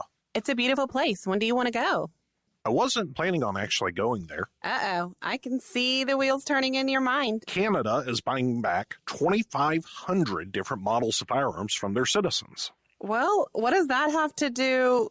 You're planning to buy all those, aren't you? I'm going to do my best. You're just going to pick up the phone and call the Canadian government? No, I've hired a couple of ex-U.S. attorneys. They've got experience talking to governments of other countries. You're serious about this, aren't you? It would be a shame to destroy all of those when we've got collectors here in Texas who would love to have them.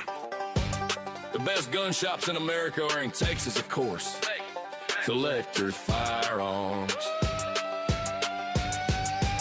Right on the corner at With Timer in Voss and Houston on Alpha Road in Dallas. 1 block east of the tollway. Collector Firearms. Hey, you got better things to do than think about your electricity bill, but how do you avoid the surprise of a high bill at the end of the month? Here's what I do. I rely on the guys over at Champion Energy. With their low-price, fixed-rate plans, there's never any surprises. Plus, the team at Champion sends me weekly usage reports with my projected bill amount. Again, no surprises. They also remind me when my contract is about to expire so I can lock in on low prices. Visit champion.energy to view a variety of fixed-rate offers. That's champion.energy. Promo code 1560. Promo code 1560.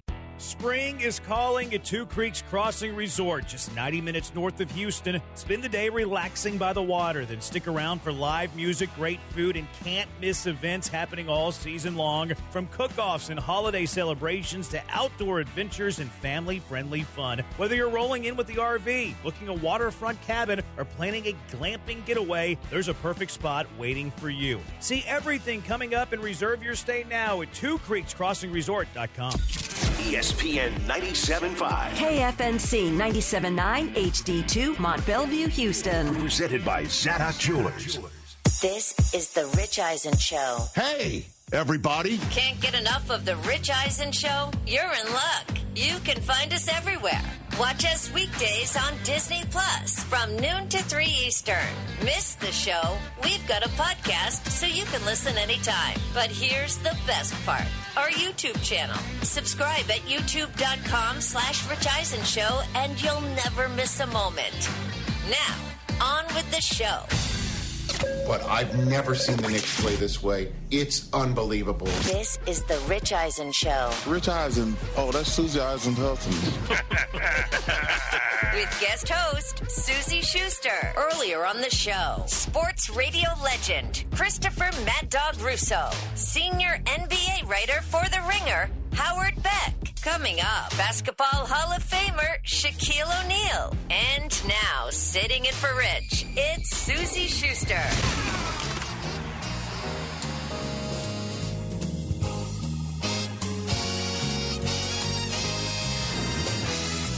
That is right, Susie Schuster in for Rich Eisen. Rich is busy flying to New York City, so guess what?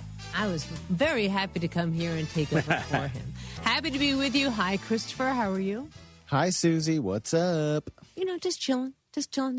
Not doing anything. Just hanging out. Just hanging out. Talking to a bunch of my friends out here. How are you guys? Kicking it. Yeah, just kicking it. Kicking it. Mikey G, how are you, darling? Always fun when you're here. You know that.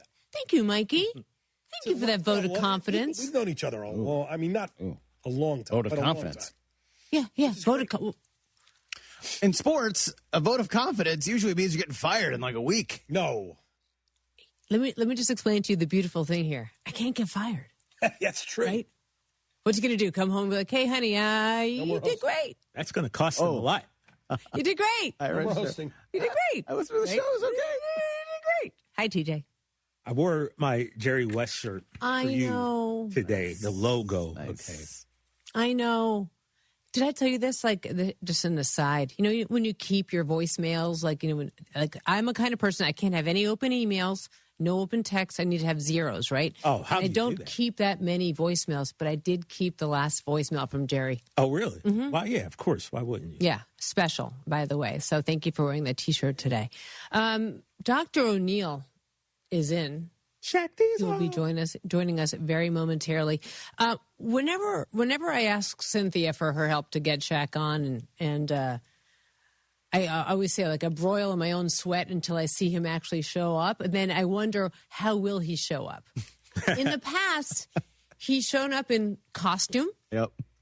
wearing frightening-looking masks, flipping pancakes. He has cooked on the show before. Oh, really? So for you, Chris, you betting kind of guy over I love it. Well, I can see the preview monitor, and it's just an empty chair at his desk right now.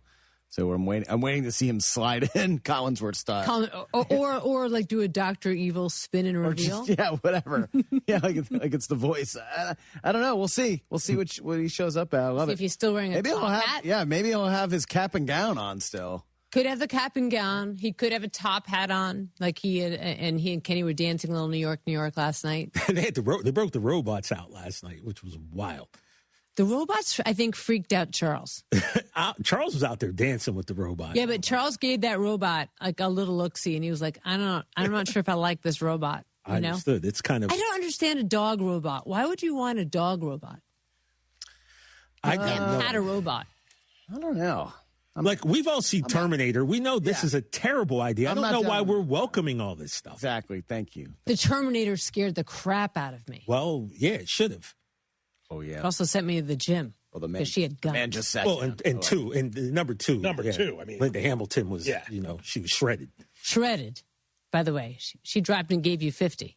Probably 75. She was doing pull-ups in that movie. Yeah. Hi there, Dr. O'Neill. How are you? Can you hear me? I can hear you. How are you? How are you? Which you want these?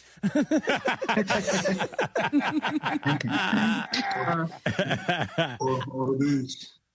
Are you going skiing? What's happening here? Which ones you want? I like the white ones. Or do you want these? What else do you have? Let's see. Oh, but those feel way too normal. I can't interview you while you look that normal. I'm so used to being thrown for a loop a little bit more than that. These, the 3D ones. How many of these do you have at your desk? Those are sick. A lot. I mean, what else is? What is that? What is that football helmet? Is that a Buffalo Bills helmet? Like, what's behind you? Look over your left shoulder. What are those? Oh, no, Reebok. Yeah. Reebok. Oh, nice. Oh, that's Reebok. Okay. Oh, sick. I'm trying to. These are good. Okay, that works. Pump up your Reeboks and you just don't stop. Mine are so dirty I can barely see you. Hold on a second. Okay. Hey, did you have fun last night? How's your top hat? It's good. That was crazy. Was it that crazy though? Not really, because we know the feeling because you was there every time I got swept. So. Yep. I remember we had Howard Beck on earlier, and in 2001, when you guys kept sweeping and everybody kept, remember all like the local guys would show up with their brooms and like, hey, Shaquille, here's a broom for all your sweeps. And you're like, yeah, I've heard that joke before. But that's what I felt like watching last night. And everyone was talking about, oh, what are the teams going to do in between? I'm like, yeah, we've played that song before, like you and I have. Are we starting now? Yeah, we're already on. Oh, okay, I'm sorry. Hey, brother, is this on?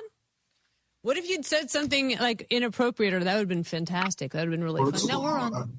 First of all, I would never say anything appropriate to the lovely, beautiful wife of the great Hall of Fame Rich Eisen. It's not my stuff. No comment. Yeah. No, it was fun last night watching you and Charles dancing around on, or it was you and Kenny dancing on ESPN. I also thought Charles looked really freaked out by the robots, by the way, but that's a whole nother conversation. He was. Charles is a fraidy cat. Like, he's afraid of everything. I mean, one time we had a fake rabbit, and we gave him the fake rabbit. And, he thought the rabbit was real. I was last night. It brought me back. I understand how James and how Donovan is feeling. I don't know if I'm tied with LeBron, but I think I'm one of the biggest names with the most sweeps. Mm-hmm. You can correct me. How many times have I got swept, Susie? You did. Let me look it up. Well, I know we had the 3 in 2001, right? Okay, so it was 3 in LA. And then you had 1 in Orlando. Yep. No, 2 in Orlando. 2 in Orlando. Is that when you had the parade? Yeah. So that was the finals, and then the next year after that, when Mike came back in '96. Mm-hmm. So I have 5, and I think LeBron has 4. So, but my teams, we never quit. We didn't have what it took to win, but it looked to me like they gave up really, really early. And then New York just, I hate to say it, but New York just put their foot on their neck and they just crushed them. How good is this team? Is it about... They are so good. I already know what your answer. They are so good. I owe the whole state and all 5 boroughs of New York an apology. Wow. Oh. Yeah, so I want to apologize to Spike Lee, Tracy Morgan, Al Palagonia, all the superstars that were sitting there. They are really good. They have it. It reminds me of that Detroit team that beat us my last year there. With Rashid? With Rashid. They just got a bunch of guys that are just together. Mm-hmm. Because if you look at that, Detroit team, no disrespect to all the guys, but they didn't really have any really big name players that you talked about all the time. Big Shot Chauncey was there, Rashid was there, the Hall of Famer Ben Moms was there, but they were a collective group, and they just played together, and they fought hard, and they never gave up. And when I look at this Knicks team, it reminds me so much of that team. Led by Jalen Brunson, but true definition of a player, as you know, is they make his players around them better. So, game one where he mounted the comeback, where he went crazy, Cleveland adjusted and said, okay, we're going to double him. And then he kicked it to his guy, and Josh Hart started going off. And, Shannon started playing well. Cat's not really dominating like I want him to dominate, but he's really playing nice, smooth basketball right now, getting everybody involved, initiating the offense from the top of the key. And they look good. OG Anunoby, my guy Alvarado's coming in, giving them a spark. And they're just playing very well. Landry said last night, he said Knicks fans are a unique species of human beings who should be studied. What's your favorite memory of either playing in New York or interactions that you had with Knicks fans? Well, Knicks fans think they're going to win every year, and they're loyal. They never switch up. Ever since, I've been going up against the great Patrick Ewing and Larry Johnson and the great Charles Oakley, they always say, we're going to win, we're going to win, we're going to win. And then when they lose, they go, okay, don't worry about it. But we'll get them next year, and we'll get them next year, and we'll get them next year, and we'll get them next year. This is their year. I'm happy for New York. I'm happy we are going to be covering the finals. It's going to be great. Charles Barkley said this the other day. When the Knicks are playing great basketball, it's fun for everybody. So now that the Knicks are in the final, I can't wait to see who they play. It's going to be great. It is going to be great. I was getting ready to say that I don't know if they can beat either team in the West, but now I don't know if I can say that. Why? Because they're playing excellent ball and they have everything covered. They defend, they shoot the ball, they never panic. Their bounce back game is impressive. Only thing I fear, but not really, because I always enjoy when we got 5 to 6 days off because I could just rest my body and not think about anything. They got 9, 10 days off. And being in New York and everybody, hopefully they don't get too happy because, the mission is not accomplished. But, me, if I was playing now, I would definitely enjoy these 9 days off. The first 3 days, I wouldn't even do nothing. I would be looking at basketball. 4, 5, and 6, we'll probably know who our opponent's in. And then 7, 8, 9, I'm starting to get that pace. And then I'm going to have so much energy in that game one. So I can't wait till the final start. I know it starts next Wednesday, and I will definitely be there. I remember when you had those days off because you were banged up and you get your treatment and you'd chill out. And Phil would raise his eyebrows every time somebody would ask him what to do with that time frame. But then you came back and you lost game one before you went on to take care of Philadelphia. So what's the adjustment like that from your own experience? Yeah, but we, being that was our second championship, we had the blueprint. So I knew with all those days off not to go crazy. So I just rested. I got my massages. I did the ice. I was up in Mulholland Estates. First couple of days, I was just focusing on being a daddy, just playing with the kids, out with them, doing stuff, not really going out in the city too much. But I had great energy and I was feeling good. We just went up against a guy that was not remarkable. He was super remarkable. Because remember, our thing was, we're not doubling this guy. AI, you're going to beat us. You have to beat us. And I think he had, 48, 50 points on him? Mm-hmm. What do you make of the game that we're going to see tonight? What are you expecting? You think OKC bounces back? Well, they are known to bounce back. They got smacked pretty good, but they don't seem to have any panic in their system. From a big man standpoint, I would like to see Victor Wembanyama dominate. It's nice to see a big guy dominate and put up the numbers that he put in. Game 1, he had 40, they won. And then game 2, I think he was in the 20s, they lost. This last game, game 4, I think it was, he had 22 points in the first half, ended up with 33. I think if he can put up the big numbers and play inside and get the Thunder defense to kind of react a little bit and then get his guys involved, they have a shot. And defensively for the Spurs, I don't think they need to panic every time SGA gets the ball. The games that they lost, they were doubling him at, half court damn near, and he was able to, the great player that he is, he was able to, pick the Spurs apart, get everybody else involved. If I was the Spurs, I'd say, okay, SGA, get 50. You and I have talked about this many times, Shaquille O'Neal here on the Rich Eisen Show on Disney+. We've talked about the resurgence of the big man, and you for years bemoaned that you didn't like how a lot of the big men were playing. So let's talk about Wemby in particular before we go back to SGA. What is your advice to him on how he's been playing and how he should play going into these next few games? My advice is to him, he has to be super aggressive because, at his size, with his skill set, if he's super aggressive, the world has to panic. And when they panic, they're going to do what they always do. Send guys at them. Now, when they send guys at you, you can get Castle involved. You can get all your... Let me tell you something about that young Harper. Oh, my God.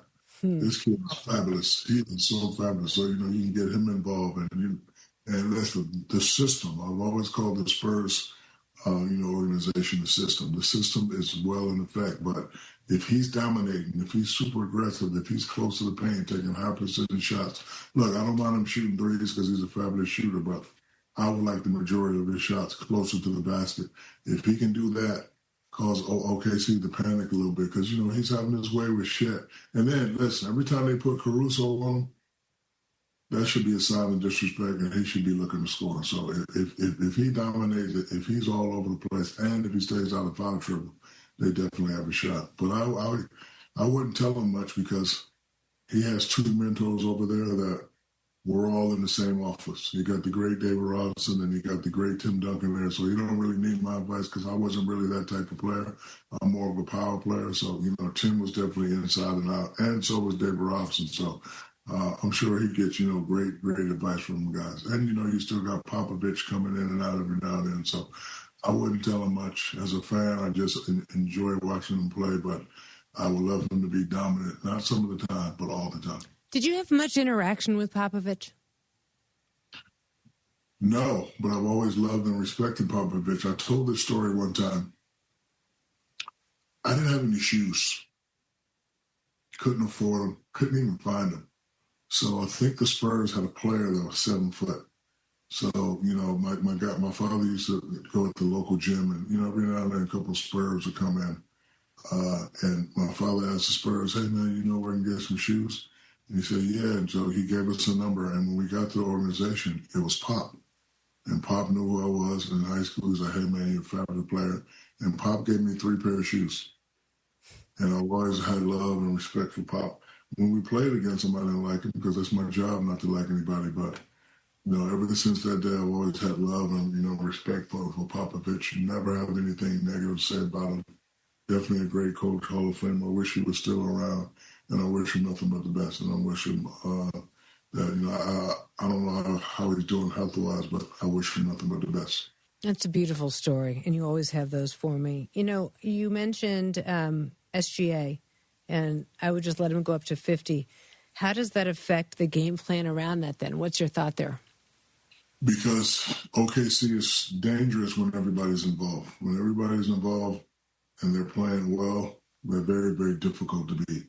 The other night, he wasn't playing great, and then Caruso didn't get no threes, and all the others really didn't get a lot of opportunities to score points. I think in the game where they won in San Antonio, their bench points they had a lot of bench points in the game. They lost the other day. I don't even think they got in double figures in bench points. I'm not sure, but if you keep them less involved, you have a high probability of winning. So who do you think it's going to be then? I don't know, but I would like it to be the Spurs versus the Knicks, because I would like to see Wemby in person. You know, when you sit here and watch him on TV, it's magnificent, but I would like to see him in person. I can remember in high school watching Jordan on just, watching him on TV. And then I went to a game one time. I was like, oh, he's real. So I know Wemby's real, but I would just like to see that in person. Susie Schuster in for Rich Eisen on The Rich Eisen Show on Disney+. Shaquille O'Neal is with me now. How would you have played Wemby? You got to make him play defense. So, I'm a power player. I would have gave him 2 or 3 dribbles to try to get him under the rim and do the same thing I did to Dikembe Mutombo. If you don't know what I did to Dikembe Mutombo, here it is right here. That's for your editors, Susie and Rich. And that's where you roll in the B-roll, Shaq? Is that what you're trying to say? Yes. I remember. I was there. Street food, by the way. I think I'd rather have San Antonio, the Riverwalk. When we would go there, really good guacamole there. So I think I would take street food in San Antonio over OKC. What would you take? I'm never going to disrespect San Antonio. That's where I'm from. That's where the character you all know that Shaq was created at Robert G. Cole High School. I went to the Riverwalk all the time on weekends. Fiesta, me and my boy Joe Cavallero, me and Ramos' brother, shout out to Mingo. So I love San Antonio. I hope they win so I can get back home and reminisce on the stuff I used to do when I was in high school. Yeah, but Chuck wants street meat. Chuck wants a little street meat. That sounds dangerous. That sounds like a one-way ticket to the men's room. I like how he describes it. I want the street meat with that white sauce. Sounds so gross. I can't do it. I can't do it. I mean, you guys are going to definitely be showing Chuck with a lot of street meat, right? Yes, we are. Can we talk about Louisiana State University for a second? I was really proud of you. Watching your speech was really spectacular and beautiful, and yet another doctorate degree. What was it like for you there, to be there, and to just the hard work that you've put in? I know how much work you've put into bettering yourself. I am upset with you. You just broke the streak. What? You just made a mistake. What? What did I say? LSU. You said doctorate. You said doctorate. Masters? Oh, my God. You broke. Oh, you were perfect for 30 years. Oh, my God. You know how much pressure it is to be perfect, Shaquille? Oh, you just broke the streak. You were the only one that would come in with information that would make me go. You would make me go like this. I can't lie to you because you already know what you're talking about. But you know what? Okay, you have a master's, you have a doctorate, you have a lot of it. You got a sheriff's badge. What else do you have? I mean, okay, take 2. I wanted to get a master's of psychology, but I said to myself, I don't want to disrespect the psychology industry because I'm sort of a crazy thinker. My process was in the mindset of how can you be a sports psychologist if you never played sports at a high level, right? So I wanted to do psychology, but then if you do psychology, you got to get all these board certifications and this and blah blah. So I said to myself, I'm going to focus on being a mentor. So I got a master's of liberal arts, and I wanted to understand where the term mentor came from. So I did a lot of research on the book The Odyssey. That's what my dissertation is about. The interdisciplinary approach to mentorship as seen in the book, the novel The Odyssey. So I'm going to be a professional mentor. I'll open up my offices and soon here, and hopefully I could get hired by a lot of colleges because, when I'm talking to people, I want to know they know what they're talking about. Because I remember one time when I went to see a sports psychologist in LA, after missing all those free throws. You still there? Mm-hmm. I remember. I actually remember when you did this. Yes, I remember when I went to a sports psychologist after missing all these free throws, and he tells me to breathe, Susie. And I was like, what'd you just say to me? I said, brother, we're going to Sacramento tomorrow for Game 7. Breathe ain't going to work. Breathe is not going to work. I've already gotten swept 3 times. I've already lost every time I'm here. If I lose this right now, I am done in this city.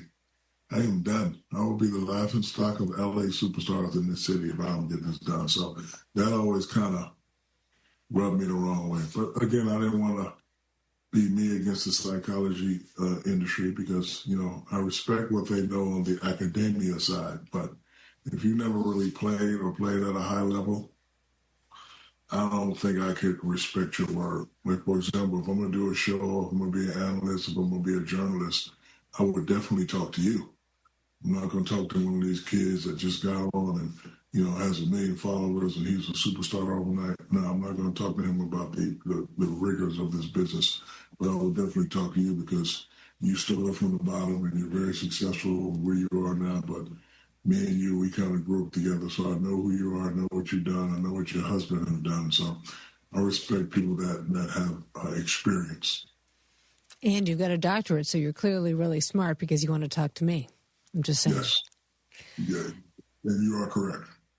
I remember that so well. And I think there was an Australian free throw.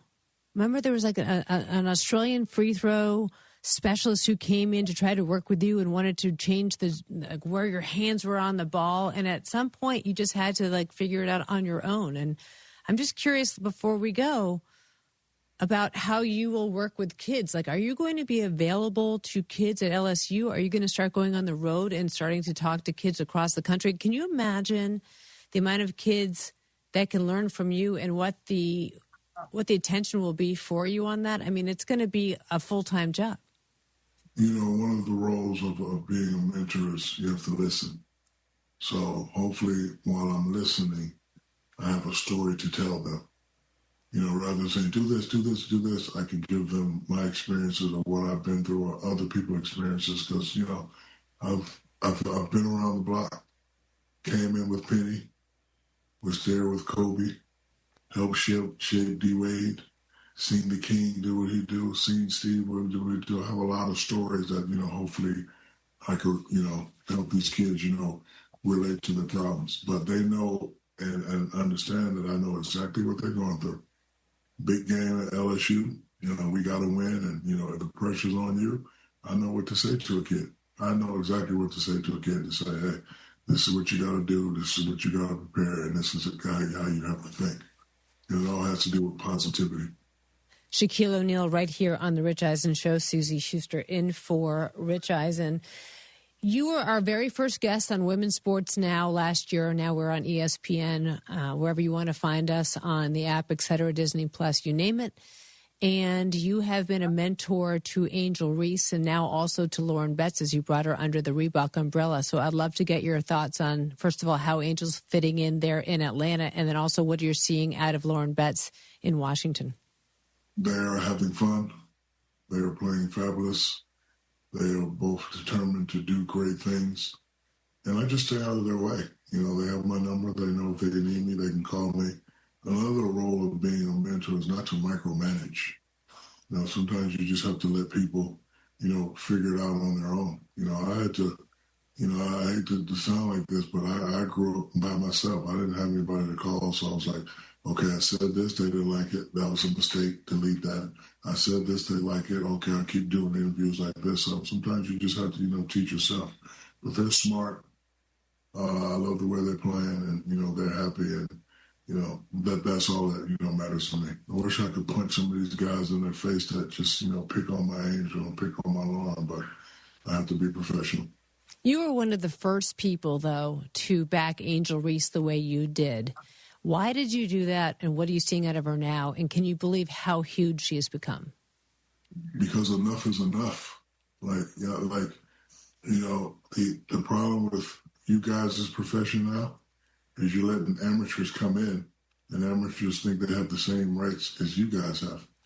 You know what I'm saying? So you're letting all these guys come in and they just say stuff off the wall and they keep going it. And then a lot of guys, when they get off air, they want to go to their page. So what do they do to go to their page?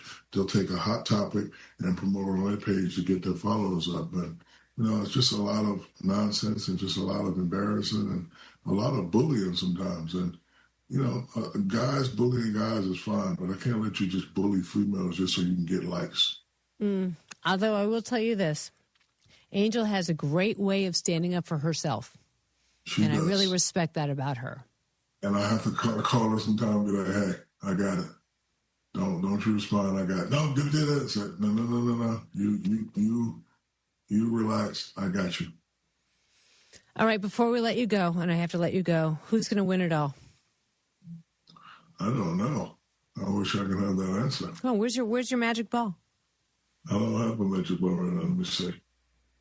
Where's my magic ball? Where's your Swami hat? Hold on. Let me put on my futuristic glasses. Okay, good. Again, you look like you're going skiing. These are my ski glasses. So look through those glasses. Who do you see hoisting the trophy? Do you see street meat or do you see guacamole or barbecue? I gotta.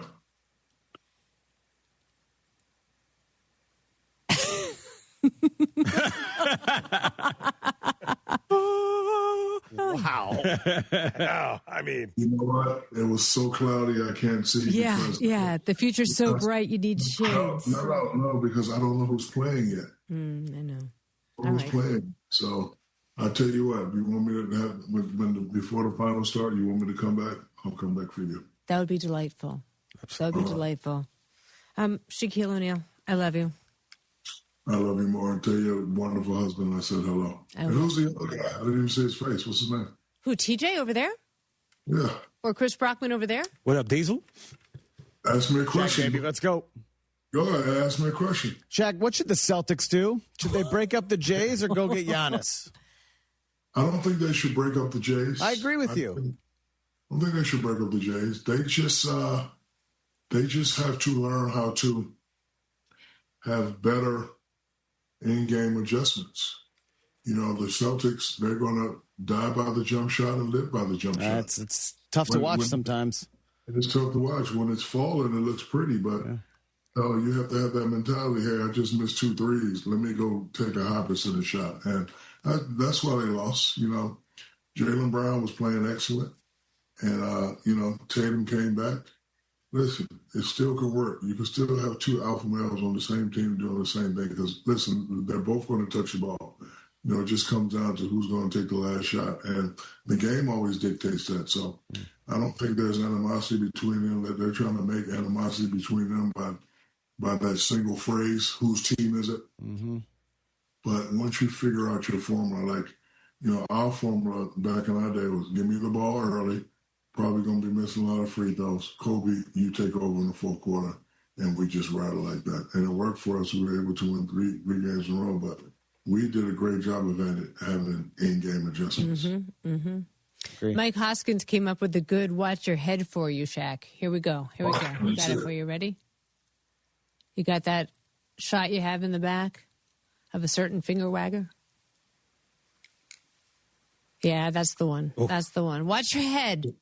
1, 2, 3. Watch your head. 1, 2, 3. Watch your head, TJ. Watch my head? You got to say, watch your head. I don't even know what that means, but I do have a question for the Diesel. Shaq, you know, you've been on here a few times with Suze. You might know I'm a Sixer fan because I grew up in Pennsylvania. I love Dr. J like you. He is still to this day, with all due respect to you, my favorite basketball player ever. Moved to L.A. in 99, adopted the Clippers because I didn't want to make people think I was a bandwagon jumper for the Lakers because I didn't want to hear any crap. Now people want me to just give up my fandom for the Sixers and the Clippers. I need you to tell me this, Shaq. Do either of these franchises have a chance to have, like, what the Knicks are doing right now? Like, I want to feel like the Knicks fans, but I don't know if Philly or the Clippers can do it for me. Should I hang on or should I just let it go? What does this say that I'm saying? You're saying yes. Hold on. and I'm lying to you. Not a chance. You don't have a shot in hell, brother. So I should just go on with my life, pick a new team. You know, my god brother is a man named Johnny Moore. You might have heard of backcourt with George Gervin for the Spurs back in the day. So before Wemby got there, they were like, "You should just become a Spurs fan," and I'm like, "Yeah, I should." Yes, try to tell you. So I should just give up on the Clippers and the Sixers and. Yeah. All right, because like Curtis Blow, Shaq, basketball is my favorite sport, and it hurts me to see my team stink like this. So I think it is time. You might be right. I got to move on. Yeah. Bye, Shaq. Love you. Love you more. See you next week. All right, Shaq. Thanks, Shaq. Appreciate you, man. All right, guys, the SoFi Personal Loan is here to help you achieve something once thought impossible, overcoming high-interest credit card debt. Walk the tightrope of your finances with one low, fixed-rate monthly payment, no fees required, and as soon as the same-day funding. That is right. Pull off your own debt-defying stunt with the SoFi Personal Loan. So visit SoFi.com/trick to learn more. Loans originated by SoFi Bank N.A., member FDIC. Terms and conditions apply. NMLS 696891. Much more Rich Eisen Show when we come back. My dad passed away unexpectedly. Of course, it was awful in every way, but we are very grateful that he had life insurance. So even after he was gone, he was still able to provide for us. And that's why I have life insurance for my family. Ethos.com. They make it fast and easy to get covered. It's 100% online. You get a quote in seconds, and you can apply in minutes. You get covered the same day. Get your free quote at ethos.com/game. That's ethos.com/game. Paid spokesperson. Time spent on application may vary. Online health questions required. Rates may vary. Earn an accredited MBA in as few as 16 months for about $21K at University of Maryland Global Campus. Explore 10 specializations, including finance, HR, cyber technology, and more. Plus, showcase the value of your MBA with a comprehensive learner record and digitally demonstrate in-demand skills and credentials to employers. No application fee if you apply by June 1st. Learn more at umgc.edu. Certified to operate in Virginia by Shell. 1976, gas was 59 cents a gallon, disco ruled the radio, and D&M Leasing opened its doors in Texas. For 50 years, Texans have trusted D&M because they make getting a vehicle easier, smarter, and often less expensive than traditional dealership experience. No negotiating, no pressure, just experts designing the right lease for your life. Call 713-290-1000 or visit dmautoleasing.com. We make leasing easy at D&M. Your local bar could be your ticket to a global stage. Michelob Ultra Soccer Shootout is giving fans the chance to win tickets to the FIFA World Cup 26 at participating bars across the country, because superior is worth playing for. Michelob Ultra, official beer sponsor of the FIFA World Cup 26. Enjoy responsibly. 2026 Anheuser-Busch Michelob Ultra Light Beer, St. Louis, Missouri. No purchase necessary. Open to U.S. residents, excluding California and Washington residents, 21+. Begins on 2/1/26 and ends on 5/31/26. See official rules at www.michelobultra.com/rules for prizes and details. Message and data rates may apply. Void where prohibited. Small business owners, does your bank get your life? Does it let you switch from your personal to your business account with a tap? Or let you give your CPA direct access? We do. Let's get more from money. Switch to Huntington Bank. Welcome. Eligibility requirements apply. Some features may require enrollment. Aqueduct Plumbing Company has helped our listeners for years. But why does Aqueduct continue to be the choice? Because their competitors charge ridiculous prices, even for routine leaks and stoppages. But that's not what happens at Aqueduct Plumbing Company. They give free estimates for repipes and water heaters. Got a propane gas grill? Well, they can run that gas line for you so you'll never run out. Any plumbing concerns you have, just go with Aqueduct Plumbing Company. That's aqueductplumbingcompany.com. If your ride's out of warranty and something big breaks, it could cost you thousands. Ludacris here. Let me put you on to the auto protection I trust, Endurance. With Endurance, you could never have to pay out of pocket for covered car repairs again. I'm talking about the pricey stuff: drivetrain, transmission, electrical, AC, plus lots more. You pick the certified mechanic and Endurance pays them directly. No middlemen, no runaround. If your car is under 20 years old, you're covered with unlimited miles. Plus added benefits like 24/7 roadside assistance and towing. And your rate won't go up no matter how many claims you file. Listen, saving money is the same as making money. So who's gonna cover your next breakdown? You or Endurance? Right now, pick the plan that's right for you and get a full year of elite benefits. A $2,000 value, free. All backed by a 30-day money-back guarantee. For your fast free quote, call 800-299-9582. 800-299-9582. 800-299-9582. Coverage varies by plan. View contracts and exclusions at EnduranceWarranty.com. Looking for the perfect place to unwind, host, or celebrate? Head to Federal American Grill with 6 Houston area locations serving up elevated American favorites, handcrafted cocktails, and one of the best social hours in town. Whether you're meeting friends after work, planning a private event, or catering your next office lunch, Federal American Grill delivers exceptional food with Southern hospitality. Visit today and find your nearest location at thefederalgrill.com. If you want a career with stability, purpose, and room to grow, the International Brotherhood of Electrical Workers, Local 66 in Houston, is ready to meet you. For over 125 years, they've trained the professionals who keep our electrical grid running strong. High wages, full family health insurance, and retirement planning are just the beginning. Send your son, daughter, grandchild, or come yourself. Visit 4345 Allen Genoa Road in Pasadena or go to IBEW66.com. Powering careers, powering the future, IBEW66.com. Houston is Soccer City, USA, and World Cup 2026 is coming our way. Join me, Glenn Davis, every Tuesday and Wednesday, 6 Central Time, for Soccer Matters ESPN 97.5, presented by the Daspit Law Firm. This is Chance McClain from YourHeritageFilm.com. We make adult films.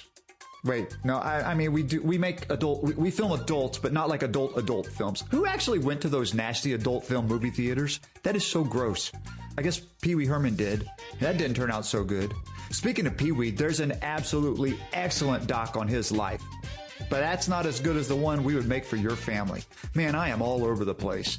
YourHeritageFilm.com. Pro Dunk basketball goals have been the best on the planet for years, and they keep getting better. John Renato here. Now with your Pro Dunk goal, you can get their drill-powered lightning adjust system that raises and lowers your goal in seconds, 10 times faster with zero effort. And now ESPN listeners get the patent-pending lightning adjust system free. That's a $249 value, but you have to call. This offer is not on the website. Call Pro Dunk at 281-351-9822. You got to mention ESPN. That's 281-351-9822. That's Pro Dunk.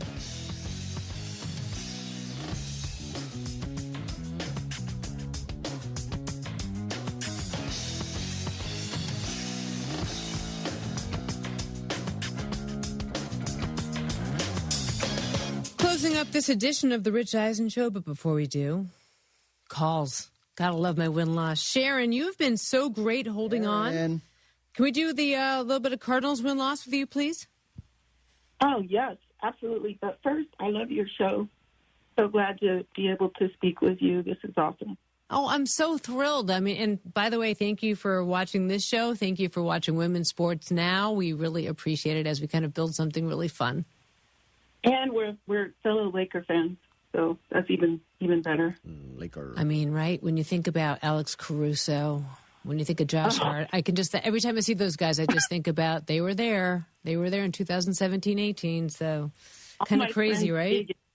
They dig at me and go, wasn't he on the Lakers? Mm-hmm. Wasn't he on the Lakers? Mm-hmm. Wasn't he on the Lakers? Mm-hmm. It's awful. Mm-hmm. Analytically, they're still playing for the Lakers, right? All right, Sharon, let's do this. Win-loss from week one. Ready, guys? You got music ready? Let's go. Okay. Yep. Week one. TJ, pay attention. I got you. Thank you. Week one, at the Chargers. Loss. Week two, Seattle at home. Home brutal. That's brutal. Loss. Week three, at San Francisco. Loss. Oh, boy. Week four, at the Giants. Win. That's my brother's favorite team, so I need some bragging rights. Yeah, you do. What's your brother's name? Joe. Joe. Take that, Joe. 1-3. Week five, Detroit at home. Loss. Week six, at the Raiders. Well, at the Rams, sorry, at the Rams. Rams. I think it's the Rams. Yeah, it's the Rams. Loss. I can't read. Loss. Okay. Week seven, Denver at home. Really? Yeah. Denver at home. Oh, shoot. I'm going to say upset. Win. Okay. I'll go with you there. Week 8 at Dallas. Oh, Lord. We're going to win. They haven't beat us since 2017. Hey. TJ. I mean, she knows ball. Sorry, TJ. Week 9 at Seattle. Loss. Week 10 at the Rams. Or home for the Rams. See, I can't. What's with the Rams and me today? The Rams, I feel like they keep beating us at home. We should win this one, I hope. All right, Week 11 at KC. That's a loss. Week 12, home for Washington. Oh, that's a win. Week 13, home for Philly. That's a loss. A bye week is 14, 15, home for the Jets. Win. On the road for New Orleans. You know, that guy before, I was tripping, but yeah, we're probably going to lose to them. Week 17, home for the Vegas Raiders. Oh, lottery against lottery. I go for a win. And Week 18, San Francisco at home to close out. I hope they sit people so we can win. TJ, numbers? Let's see here. 1, 2. 9 and 8. Hoskins. So he's counting over there. 9 and 8. Yep. Hoskins beat you to it. 9 and 8. Hey, thank you for holding on. Really appreciate it. Thank you. Thanks, Bye, Sharon. guys. Bye, Sharon. Really Thank appreciate you. it. When we come back, guys, I got a top 5. Hey. You don't even know about it. I don't. I do, kind of. This is my... You do? I try to keep a surprise. My name is Whitney Allen, and I'm a widow. My husband, Ryan, died. We never thought we'd ever have to use life insurance, but the unexpected happened. With Ethos, signing up was fast and 100% online. You can get a quote in seconds, apply in minutes, and get same-day coverage. No medical exams, and you can get up to $3 million worth of coverage. I'm grateful we were prepared. Get your free quote at ethos.com/play. That's ethos.com/play. Paid spokesperson. Time spent on application may vary. Online health questions required. In a world parched for excitement, one drink will emerge. Twisted Tea, the refreshing thrill ride of flavor. Recreating its classic role as the hard iced tea that goes down smooth. Twisted Tea doesn't just taste like real iced tea, it's made with real brewed tea and a 5% kick of alcohol. Taste the adventure with Twisted Tea Hard Iced Tea. Keep it twisted. Twisted Tea Brewing Company, Cincinnati, Ohio. Please drink responsibly. Your local bar could be your ticket to a global stage. Michelob Ultra Soccer Shootout is giving fans the chance to win tickets to the FIFA World Cup 26 at participating bars across the country. Because superior is worth playing for. Michelob Ultra, official beer sponsor of the FIFA World Cup 26. Enjoy responsibly. 2026 Anheuser-Busch Michelob Ultra Light Beer, St. Louis, Missouri. No purchase necessary. Open to U.S. residents, excluding California and Washington residents, 21+. Begins on 2/1/26 and ends on 5/31/26. See official rules at www.michelobultra.com/rules for prices and details. Message and data rates may apply. Void where prohibited. Jeremy Branham here. You've heard me talk about Pro Dunk Hoops and their drill-powered lightning adjust system that lets you raise and lower your goal in seconds. It's 10 times faster with zero effort. Right now, with your new Pro Dunk basketball goal, you can get the lightning adjust system for free. That's a $249 savings. But you have to call. You won't find this offer on the website, so call Pro Dunk at 281-351-9822 and mention ESPN. That's 281-351-9822. Get ready, Houston. The world stage of soccer is taking over this summer, and ESPN 97.5 FM is bringing the excitement with our summer soccer watch parties, presented by Huntington Bank. Join us all tournament long as we gather for big matches, great food, cold drinks, prizes, and big soccer energy. Dates and locations coming soon, so keep it locked on ESPN 97.5 FM. The Summer Soccer Watch Parties, presented by Huntington Bank. Don't miss the fun. Looking for the perfect place to unwind, host, or celebrate? Head to Federal American Grill with 6 Houston area locations serving up elevated American favorites, handcrafted cocktails, and one of the best social hours in town. Whether you're meeting friends after work, planning a private event, or catering your next office lunch, Federal American Grill delivers exceptional food with Southern hospitality. Visit today and find your nearest location at thefederalgrill.com.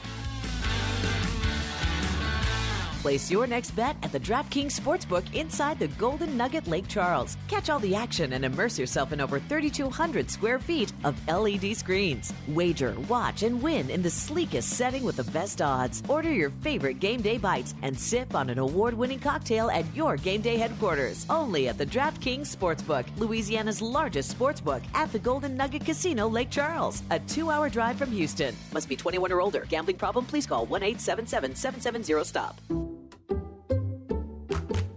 You like like saving money, right? We all do. That's why Allstate just lowered the price of car insurance. Not, but wait, there's a catch. Lower. Actually lower. So if you're shopping around or just want to see how much you could save, check Allstate first for a new lower auto rate that could save you hundreds. You're in good hands with Allstate. Not available in every state. Only applicable for new auto insurance business. Rates will vary by several factors, including how you purchase the policy. Potential savings vary. Allstate North American Insurance Company and affiliates. Northbrook, Illinois.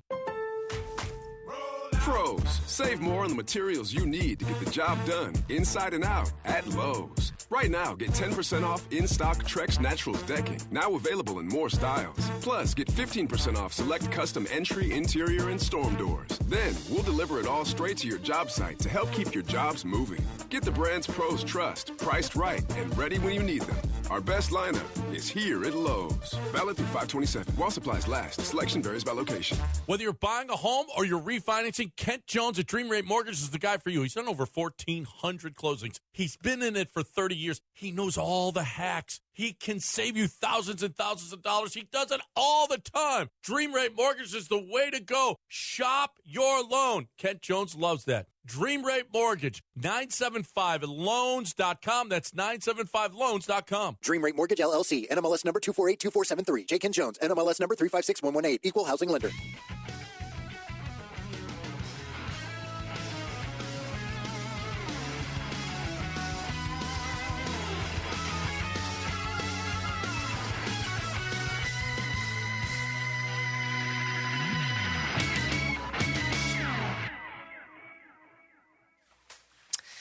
Okay, LinkedIn, let's go to running a small business means every hire matters. A bad hire costs time and money, but the right one helps your business grow. The challenge, finding that person without sorting through resumes. That's where LinkedIn Hiring Pro comes in. It screens candidates so you can focus on conversations with qualified talent. With Hiring Pro, you can hire with confidence and build the team you need. So join the 2.7 million small businesses using LinkedIn to hire. Get started by posting your job for free at linkedin.com/Eisen. Terms and conditions apply. Guys, I have a top 5. Oh, yeah. I'm not going to let Rich be the only one with the top 5. Well, you shouldn't. I even have my own own drop? reel. What do we have? Where's my drop? Where's my special drop? 1, 2, 3, 4, 5. Susie's top 5. I mean, look at the production value.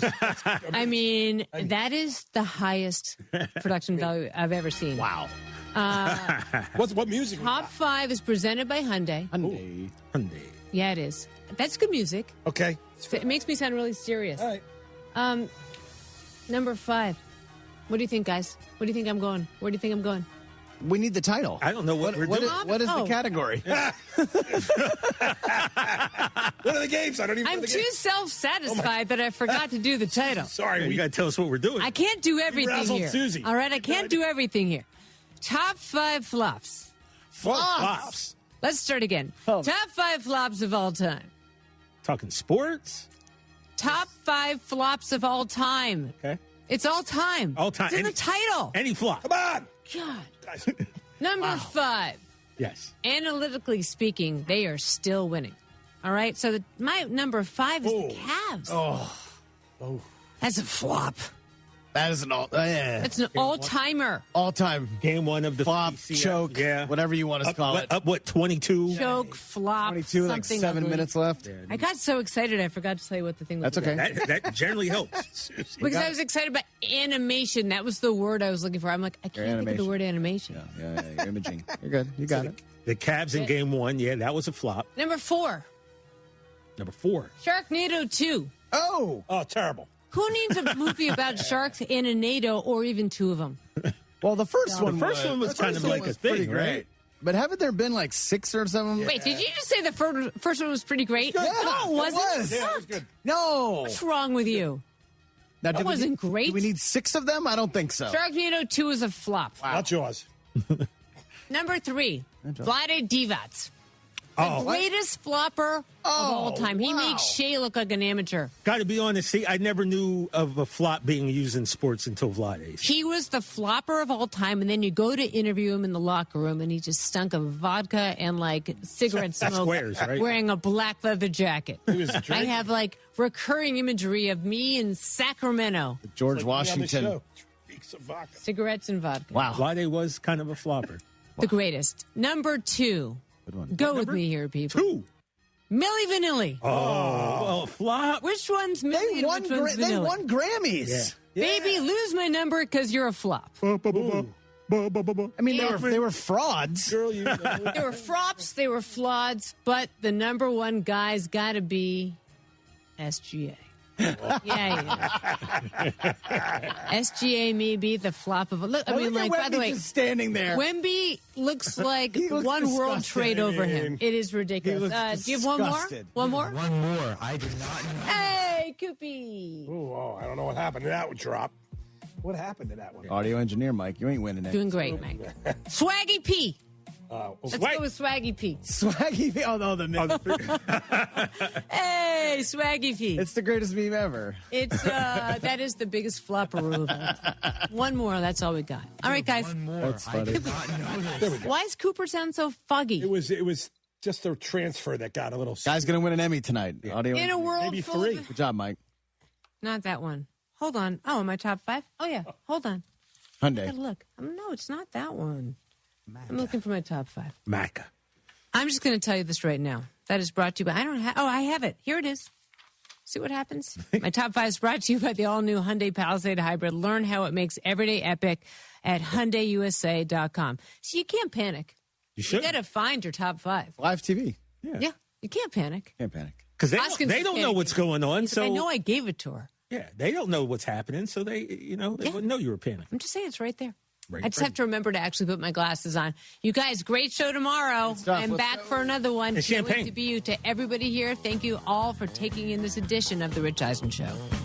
Rich Eisen here with some advice. If high-interest credit card debt is grinding you down, it might be time to call an Audible with a SoFi personal loan. It consolidates your debt into one low monthly payment with no fees required. And with as soon as the same-day funding, you can make the right play fast. Call an Audible on your debt today at SoFi.com/debtplay. Loans originated by SoFi Bank N.A. Member FDIC. Terms and conditions apply. NMLS 696891. Fast funds terms apply at SoFi.com/debtplay. Harry Douglas here to tell you about Confetti Craze 5-Hour Energy. It tastes just like the best birthday cake ever. Vanilla, buttery, frosting vibes. It's basically a party in a bottle. And here's the best part. All cake, no sugar. And you know I love my cake. So I get that big birthday energy without any sugar guilt. The bottle's small, easy to toss in my bag, and perfect when I need a quick, tasty caffeine boost to cakeify my day. The Funfetti flavor is back on 5hourenergy.com or Amazon. Crack open a Confetti Craze 5-Hour Energy shot today. You know, there's nothing I hate more than dishonest business practices. So I built the company GiveMeTheVin.com around this slogan. We do what we say we're going to do when we say we're going to do it. At GiveMeTheVin.com, we show up at your house, check in hand, pay off your payoff. It's just that simple. GiveMeTheVin.com. We're the only 5-star BBB rated card buyer out there. Sell us your car. GiveMeTheVin.com. So easy you can do it in your underwear.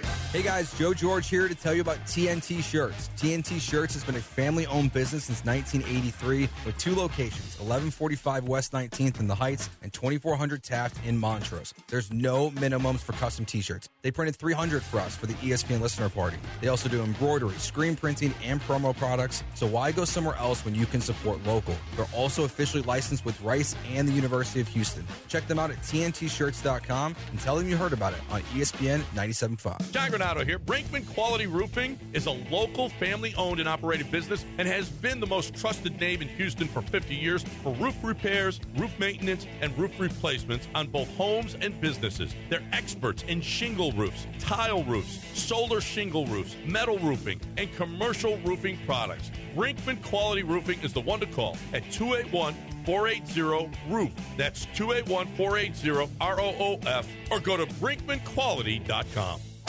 Looking for a great round? Play Houston National Golf Club, a true link-style course with one of Houston's most unique layouts. Tee it up at the golf club at Texas A&M, ranked among the top public courses in Texas. Or plan a getaway at Cypress Bend Golf Club in Manning, Louisiana, set along beautiful Toledo Bend Lake, just 3 hours from Houston, with great stay-and-play packages. 3 incredible courses, 1 standard. Visit SterlingGolf.com. That's Sterling with one G. And book your next round today. If you or someone you care about are searching for a stable, meaningful career, the International Brotherhood of Electrical Workers Local 66 in Houston wants to talk to you. For more than 125 years, IBEW 66 has supported men and women who build, maintain, and operate our electrical grid. Their paid apprenticeship programs in electrical construction and line work offer classroom learning and a recognized career in as little as 3 to 5 years. Visit IBEW66.com. Powering careers, powering the future, IBEW66.com.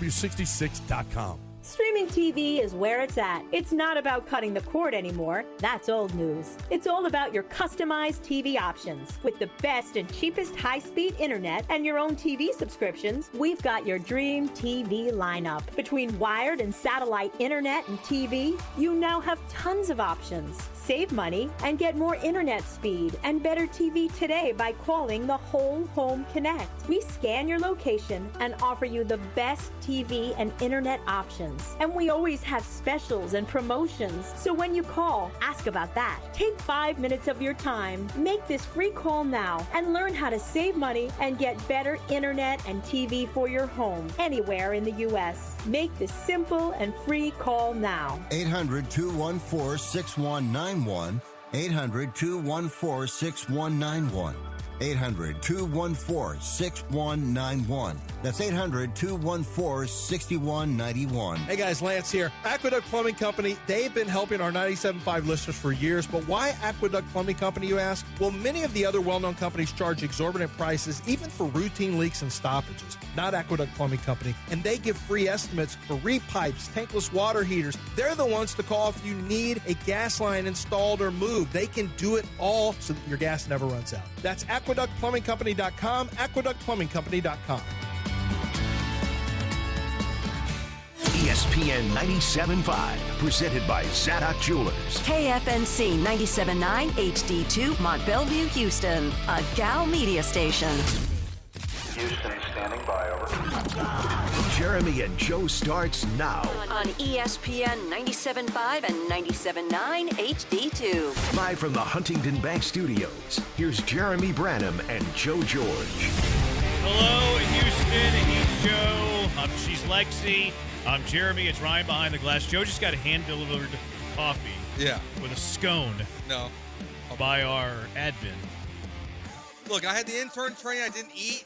I need something in my body. So you sent Lexi? I was still training intern. She was Need something in your body. I paid for coffee. That's just, kind of rude. I asked not. No. 713-780-ESPN. No. 713-780-3776. I said, do you want coffee?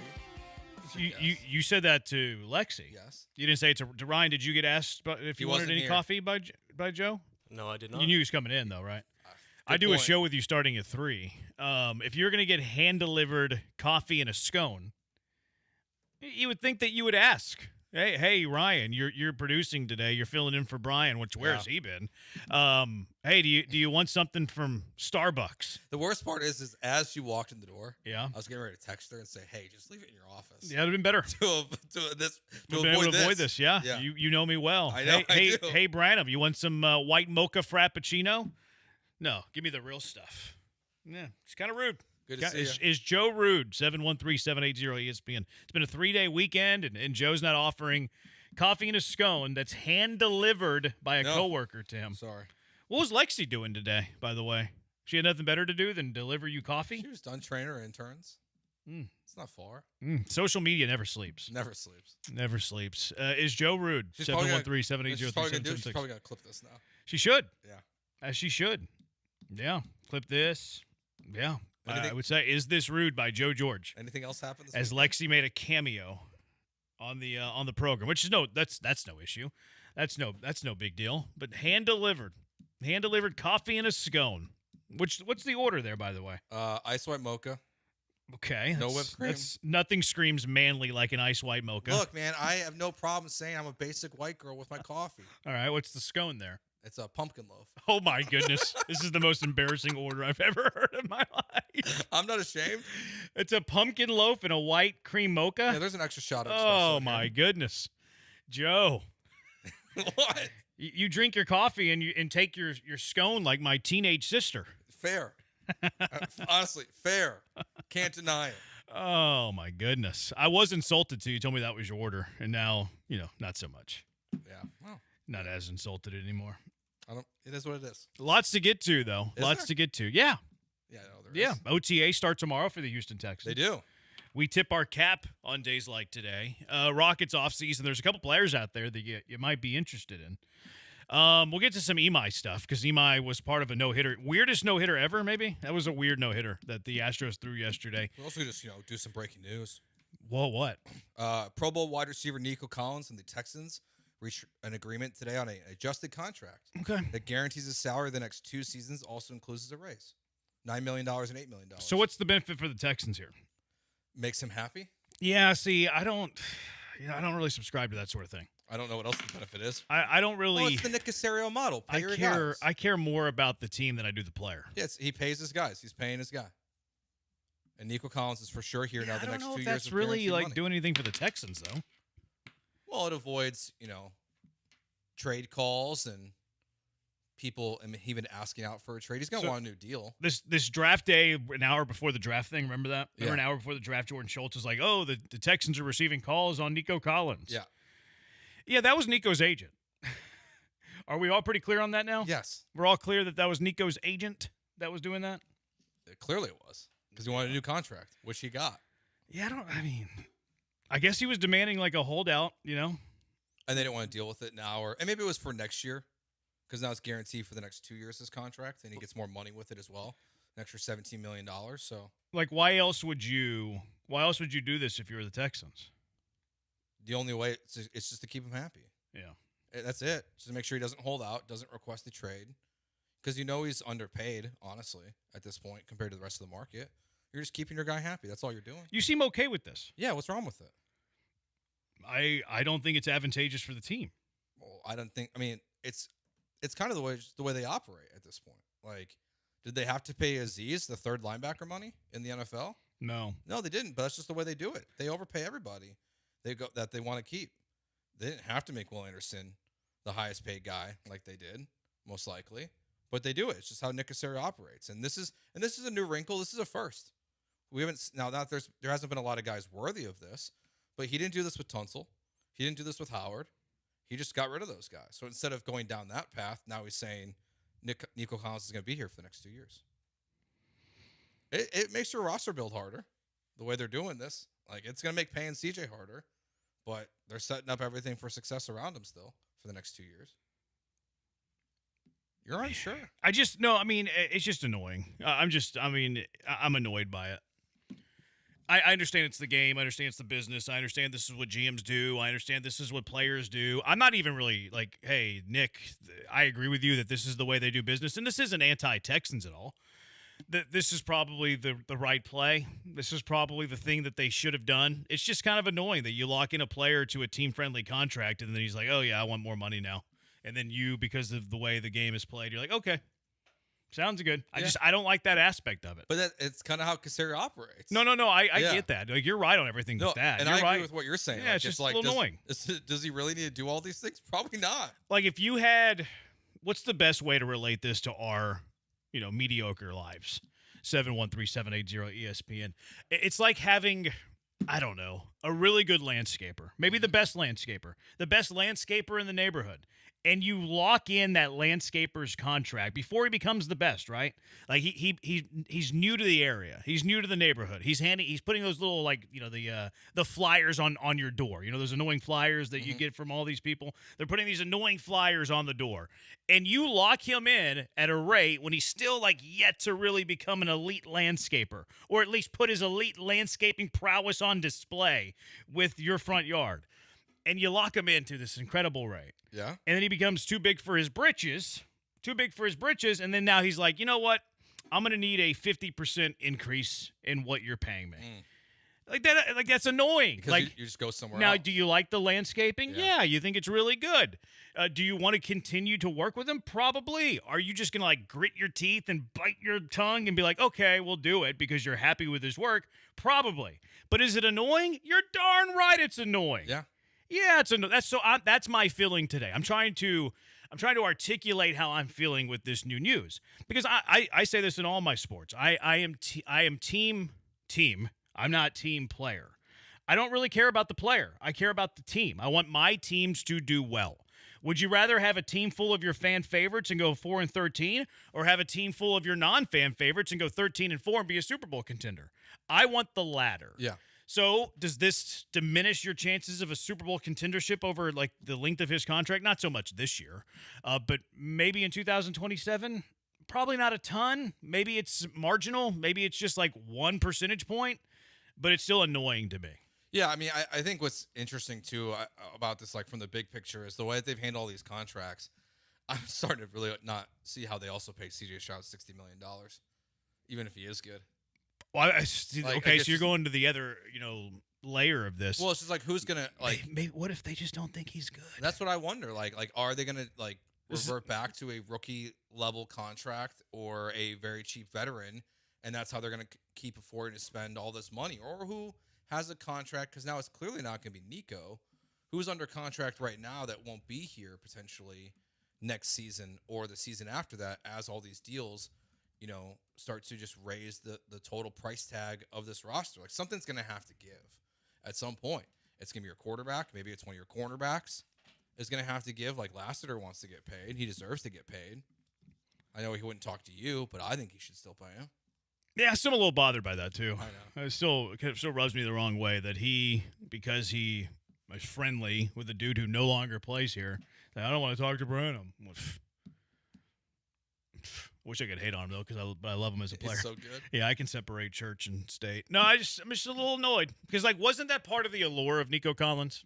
Wasn't part of the allure of having Nico Collins was like, oh, yeah, we got him on this super team-friendly deal. Mm-hmm. That was part of the allure. Like, oh, look at that contract Nico's playing on. Yeah, because I think he was a top 10 paid wide receiver for like 2 weeks. And then he got priced out by Chase and Jefferson and all these guys that got contracts. And now he's got to be, I don't know what the exact numbers will be, but he'll be close to the top 12 again, I would imagine. No, this is a good point on the CJ aspect, though. It magnifies the CJ Stroud point of if the Texans don't extend CJ Stroud this offseason, it is very telling on how they feel about CJ Stroud. Because they pay everybody. They pay everybody. They pay people whenever they don't even need to be paid. They give people contract increases that ask for them. They give guys that they really like contract extensions. That's agents are playing the negotiations through the through Twitter, through the reporting, aspect of things. If they don't pay C.J. Stroud, I think it's a pretty good indicator of how they feel about C.J. Stroud. Yeah, and it's the fact that Nick Cassero just like it's so funny because we were talking Friday about the Astros and how they've done the exact opposite approach, where like everyone just walks. The Texans, it's like everyone stays. So if you're one of the guys that the Texans doesn't want to pay, I think it's really indicting of who you are as a player and just like how they value you. Because if C.J. Stroud was good at all, he would have already had this deal and a new contract. And maybe Nico Collins wouldn't. But the fact that they're willing to just like, yeah, here you go, Nico. Here's more money. Why? Just so you're happy. Yeah. Yeah, if you really loved your quarterback, like it might entice you to not give your receivers like premium prices. Yeah. Because the quarterback makes the receiver versus the receiver makes the quarterback type of thing. Yeah. I mean, it's not going to really do anything to this point this season in 2026. No. Like, you give them an increase, you had that. You're probably going to cut a couple of offensive linemen. Like, I was looking at, I think it was Jason Braddock who was talking about it, how Jake Andrews, cutting him saves you some money. Mm-hmm. Who's the other dude? Jake Patterson. Okay. Patterson saves you some money if you cut him. And if you cut the two, because they reach like incentives to where it spikes their contract a bit. If you cut those two guys, it's $5 million. And like, you don't really need them if Rutledge is going to play center. So like, there's your Nico Collins money, give or take. Yeah. Where it costs you is it probably cost you a free agent next offseason. It probably cost you a fringe starter, prominent backup next offseason. Yeah, and then it also can cost you guys of, I mean, maybe it's more, it'll play a factor into some of the offensive linemen they just signed. Like, I don't know how Braden Smith and Wyatt Teller, their guarantees play out, but it can, the trickle down is major for this offensive line and where they've spent money there, because they just have an expensive roster. Like, you've got a top 2 paid corner in the NFL, a top 2 paid defensive end in the NFL, a top 12 wide receiver. Your running back's not overly expensive, but like, he's not necessarily cheap either. You've got Jalen Petrie, the highest paid nickel in the NFL. Z's the top 3 linebacker money in the NFL. Like, this roster is like very, very expensive in just a couple spots. Yeah. Yeah. Yeah, I didn't expect this news today. I did not either. something I expected. I think that the sum of this is that they're probably going to miss out on a fringe starter next offseason in free agency. Yeah. I think it's not so much in the finances of it, but also if they don't extend CJ Stroud. Okay, well, why are you extending everybody else and not CJ Stroud? Okay, well, you're not as confident that CJ Stroud is a top quarterback in this league as maybe a lot of the fans are. Yeah. I mean, does it matter if they miss out on a free agency? Like no, because I look at this roster. Yeah, I think so. I think the games in really any professional sport is won in the margins. So yeah, I do think it matters. I think the roster build in theory, it shouldn't matter because like you're pretty locked in overall for the next 2 years with all these guys you've brought in. So like it's almost like they have a window here. This is, if Nick Casario doesn't know what a window is, No, Nick Casario knows what a window is. Yeah, he just likes to talk down to the media. Because even like CJ's contract, like all these deals really are only 2-year deals. The next 2, so that's CJ's fourth year and fifth year. Yeah, it's coming up years is fourth. So he has his 4th year and his 5th year. You franchise tag him, and then that's when you negotiate a new contract when all of these would come off the books in theory. Yeah. So it can kind of work out both ways. I don't know how it works out though. Like it's it's going to cost you a player. Oh, yeah. Like there's no the incentive for the team here is that you keep your best receiver happy and he's not pouty and he's he's got a smile on his face, and what's the value of that? Maybe they feel it's worth $8 million a year. There's no potential of holding out, which they always play that side of things. Like they're always quick to lock up their own players. But a big part of the allure of Nico Collins was that he was playing on a sweetheart deal. Mm-hmm. That sweetheart deal is no longer around. Now they're playing comparable to market value, which is that fair to Nico? Yes, but I'm not team player here. I'm team field the best roster you possibly can. And I'm not blaming the Texans. I think Casario probably had to do this. I don't think the drama of having a player as a camp holdout and, demanding a trade, I don't think that stuff has any value. I think it has negative value. I think it can hurt your team. I don't like the drama of it. I don't like the sideshow of it. It should be all about football. So I'm not blaming Casario here. I think it's what he needed to do. All I'm saying is that it's an annoyance. It's somebody that you're very happy with their services now hiking prices. Yep. That you're never like, yeah, whoa, I get it. Like anything that you pay for, anything, your iPhone, your internet, your cable, your TV, your gas, somebody texted in, it's like having like the barber prices, the price of beef, like chicken wing prices, like all these services that you enjoy and that you're going to continue to pay. But isn't it an annoyance whenever the price goes up?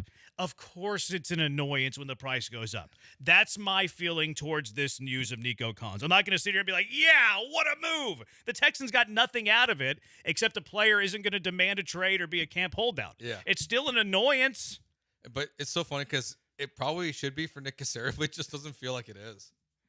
Well, it feels like he's just like... No, I think he's probably annoyed. I think he's... Like, how would he not be annoyed by this? He just seems so willing just to be like, yeah, well, I think here's your money. Well, I think he have you ever heard of Mr. Money Mustache? No. Mr. Money Mustache is like one of the first FIRE people, which is like financial independence, retire early community. Okay. And he puts a value on happiness. He puts an incremental dollar on the amount of happiness he gets with a purchase. Mm-hmm. So there's some things where he's not going to get enough happiness to, be worth the cost. There are other things that are worth the price of happiness that are worthy of the cost, and he'll pay for those things. He'll splurge for those things. This is Nick Casario monetizing the dollar and monetizing happiness, where he puts a value on morale, which is probably the right way to do things. But, Nick Casario is also a guy that understands money and understands the salary cap to where, I wish he wouldn't have done this. Yeah, where it's going to make things complicated at some point. And maybe to your point, it doesn't make things complicated, but it just means you don't sign an additional player next offseason. Yeah. No, and if he's good at his job, maybe he won't feel the need to do that. If everyone's locked up. See, that's where I don't agree with you. Like, if he's really good at his job, cool. But if he's equally really good at his job and has $8 million more, that can make him better at his job. That's true. Like, That's you're true. asking him to, like, operate from a place of, like, recouping $8 million. If he had if he did the same exact job, but he had $8 million more to do the same exact job, his job's going to look better because he has more money to do it. No, you're right. Thanks. 713-780-ESPN. Nico Collins has signed an extension. We'll get your thoughts on this. We'll get to the good, bad, and the ugly from the Astros weekend at some point as well. 713-780-ESPN, the HRP listener line. You can watch along on Twitch, twitch.tv/ESPN975, YouTube, ESPN Houston, TikTok, ESPN975, Twitter, he's at Joe George Radio. I'm at Jeremy Branham. It's Jeremy and Joe, ESPN 97.5 and 97.9 HD2.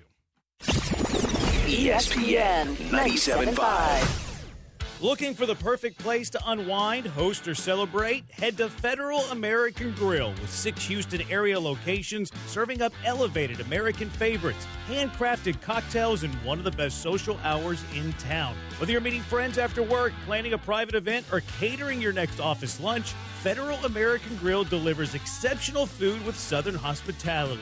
Visit today and find your nearest location at thefederalgrill.com.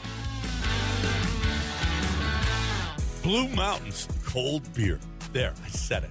That's how you know your Coors Light is cold. Those beautiful Blue Mountains. If you like cold filtered, cold lagered, and cold packaged beer, then you need to be drinking Coors Light like me, John Granado, Coors Light enthusiast. So whether you're out with the crew or stocking up for the week, look for the Blue Mountains. Grab a cold Coors Light at your favorite local bar, restaurant, or on your next grocery run. Choose chill, Houston. Choose Coors Light. There, I said it again. Is your money just lying around? Switch to Huntington Bank, and your money's always doing something. Like auto saving for special events, tracking your teen spending, and helping protect your parents from fraud. Let's get more from money. Switch to Huntington Bank. Welcome. Eligibility requirements apply. Some features may require enrollment. Spring is calling at Two Creeks Crossing Resort, just 90 minutes north of Houston. Spend the day relaxing by the water, then stick around for live music, great food, and can't-miss events happening all season long. From cook-offs and holiday celebrations to outdoor adventures and family-friendly fun. Whether you're rolling in with the RV, booking a waterfront cabin, or planning a glamping getaway, there's a perfect spot waiting for you. See everything coming up and reserve your stay now at twocreekscrossingresort.com. Texting enrolls you in a recurring automated marketing text messages. Consent not required to purchase. Message and data rates may apply. The team's looking good this season. I think so. Man, I miss playing football. Ever since I turned 40, I just can't find that fire I used to have. Think it could be lower testosterone? What do you mean? I was feeling the same way. After 40, the body has less testosterone, and men lose their edge. That's why I take Nugenix Total T2. That's the testosterone booster, right? Yes, but Total T2 is their brand new formula that skyrockets nitric oxide levels in as little as 3 hours. Since I started taking it, I've been lifting like when we played for Coach Carter. My energy is way up, and it even spiced up things between me and the missus. Are they still giving out complimentary bottles? Yep, just send a text. Text SPARK to 215-215 for your complimentary bottle of Nugenix Total T2, the next generation testosterone booster. Text now and we'll include a bottle of Nugenix Thermo X, our newest, most powerful fat burner ever, absolutely free. Text SPARK to 215-215. That's SPARK to 215-215. These statements have not been evaluated by the FDA. This product is not intended to diagnose, treat, cure, or prevent any disease. Looking for a great way to listen to ESPN 97.5 whenever and wherever you are? Then download the ESPN Houston app. Just search ESPN Houston in your app store and download today. The ESPN Houston app is brought to you by Dream Rate Mortgage, U.S. Coins, and Texas Card House. The Bullpen, Saturdays at noon on ESPN 97.5.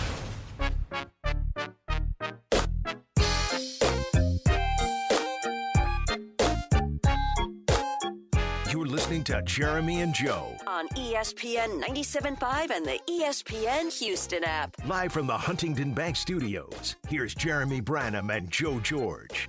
He's Joe, I'm Jeremy. I saw Brian at the light looking at his phone earlier. Okay. Yeah. He was just like in his phone. He didn't see anybody. The world was dead to him because he was just, is this our Mailbag Monday music? I always fall for this. This kind of sounds like it. I think you're right still. I know it's not, but like every time you say it, I want to agree with you. It felt like the mailbag. I was ready to like answer questions. It is. Oh, I got one right. Oh. I was like, man, feels familiar. Anyways, 713-780-ESPN, HRP listener line. Junkie, Texans secretly hate C.J. Stroud. They'll get a veteran or a rookie, and they will not pay him. No way. They need to pay other guys. So I actually just did a TikTok before I came upstairs, which I should have waited on this one because I could have done the Nico Collins thing. But it was with the whole level up thing. I think that the best, if the Texans are a Super Bowl contender, they have an aggressive general manager. Like, I think the best thing to do for the Texans is try to level up a quarterback. Now, I'm not saying do that right now. I'm saying next offseason. If you're in a spot next offseason where you're like, man, we still don't really know about C.J. Stroud. He still carries value, obviously, because he's a young quarterback that can play in the NFL, that can be good, has shown can be good. And he would have a lot of value on the market as a young quarterback that has shown some promise. That has, and even years 2 and 3 were solid years. Like, he wasn't the worst quarterback in the league. He was, somewhere around 15, 16, still top half of the league. So top half of the league quarterbacks have value, especially those that are in their 20s. I still think that the play in a year could be the whole Jared Goff, Matthew Stafford thing where you, C.J. Stroud, Jared Goffam, where, okay, we're going to attach a first-round pick, maybe 2 first-round picks with you. We're going to trade you to a team that has a quarterback that's a little unhappy with you, that's ready for a new, scenery than you, and you're going to do that trade. Joe Burrow is a guy who would be very popular, would be very high on that list for some Texans fans. Attach a first, 2 firsts with C.J. Stroud, trade him for Burrow. The guy that I like is Jalen Hurts. And now I'm not attaching multiple firsts with C.J. Stroud. It'd probably at best be Stroud and a late first for Jalen Hurts. But I think Hurts is a winner. I like Jalen Hurts. Bring the hometown kid home. Whenever we had the conversation, Dak Prescott was the name that we would get texted in. But I agree with the junkie. Like, if you're not paying C.J. Stroud, but you're willing to pay everybody else, even whenever their contract is not up, I think it is very telling to how they feel about Stroud. And they're going to say the right things. Oh, we believe in him. Oh, he's working hard. Oh, he's a great kid. Oh, we trust C.J. Stroud. Put your money where your mouth is. Put your money where your mouth is at. That would be my response. Yeah, I mean, and even I just pulled up their cap space for next year. This looks like over the cap doesn't look fully updated. Spotrac does. Right now it has them at somewhere between -18 and -$22 million in cap space in 2027. Like, I guess your roster is kind of set. Yeah. Like, at this point, like that's hard to maneuver around for any team. Like, they must, and I think rightfully so in a lot of places, like really believe in the guys that are on this roster. But you have multiple players. It's not just CJ. Kamari Lassiter is another one. Like, you have big time contract decisions you're going to have to make as soon as next offseason. And there's going to be casualties around it. Like, whether you pay CJ or don't, like, even if you want to go down your path, that quarterback that they acquire is going to make most likely more money than CJ was supposed to next year. Oh, for sure. He's due 25.9 next season. But you would think that whoever you would acquire if you did a trade would be a 30 to 35, if not minimum. 40 million. Exactly. Minimum. Like, already under contract quarterback, who then you're also going to have to probably restructure as soon as they get here. Like, Nick Caserio is bet on this roster elevating CJ Stroud, it feels like to me, or something much cheaper in the future. Yeah, and the downside is going to be, like, in 3 years, you're going to have to completely reshape how this roster looks like. Yeah, because comparatively in 2028, at this point, you have $103 million in cap space, which is an indication. Yeah, just nobody's under contract. Exactly. No one's there. Like, if you have no guaranteed salaries for, like, any of those years, it's a void year for Nico, for Daniel Hunter, for Schultz, for all of your offensive line and David Montgomery. Like, it's a totally potentially different roster in 2 seasons. Do they have 2 seasons to win? Kind of feels like it. It feels like you kind of have a 2-year window to where this is the opportune time. And frankly, like, it's the right time to do it. Like, they can be, if they get competent playoff quarterback play from CJ Stroud, like, they can go the distance this year. But it does feel like this is their best window in the Stroud era for how long that is. Yeah. Or let's call it the Will Anderson era. The best window is probably going to be 2026 and 2027. It's just hard for a defensive end to carry a Super Bowl contender. For sure. You can do it as a quarterback. If C.J. Stroud's a top 5 quarterback, you can be a contender for as long as he's a top 5 quarterback. Yeah. I just think that the general consensus is that C.J. Stroud is not a top 5 quarterback, which is that was kind of the allure for C.J. Stroud after his rookie year. It was like, oh, okay, the Texans are going to have a top 5, top 7 quarterback for the foreseeable future. Mm-hmm. they're going to be a Super Bowl contender as long as they have C.J. Stroud as a top 5, top 7 quarterback.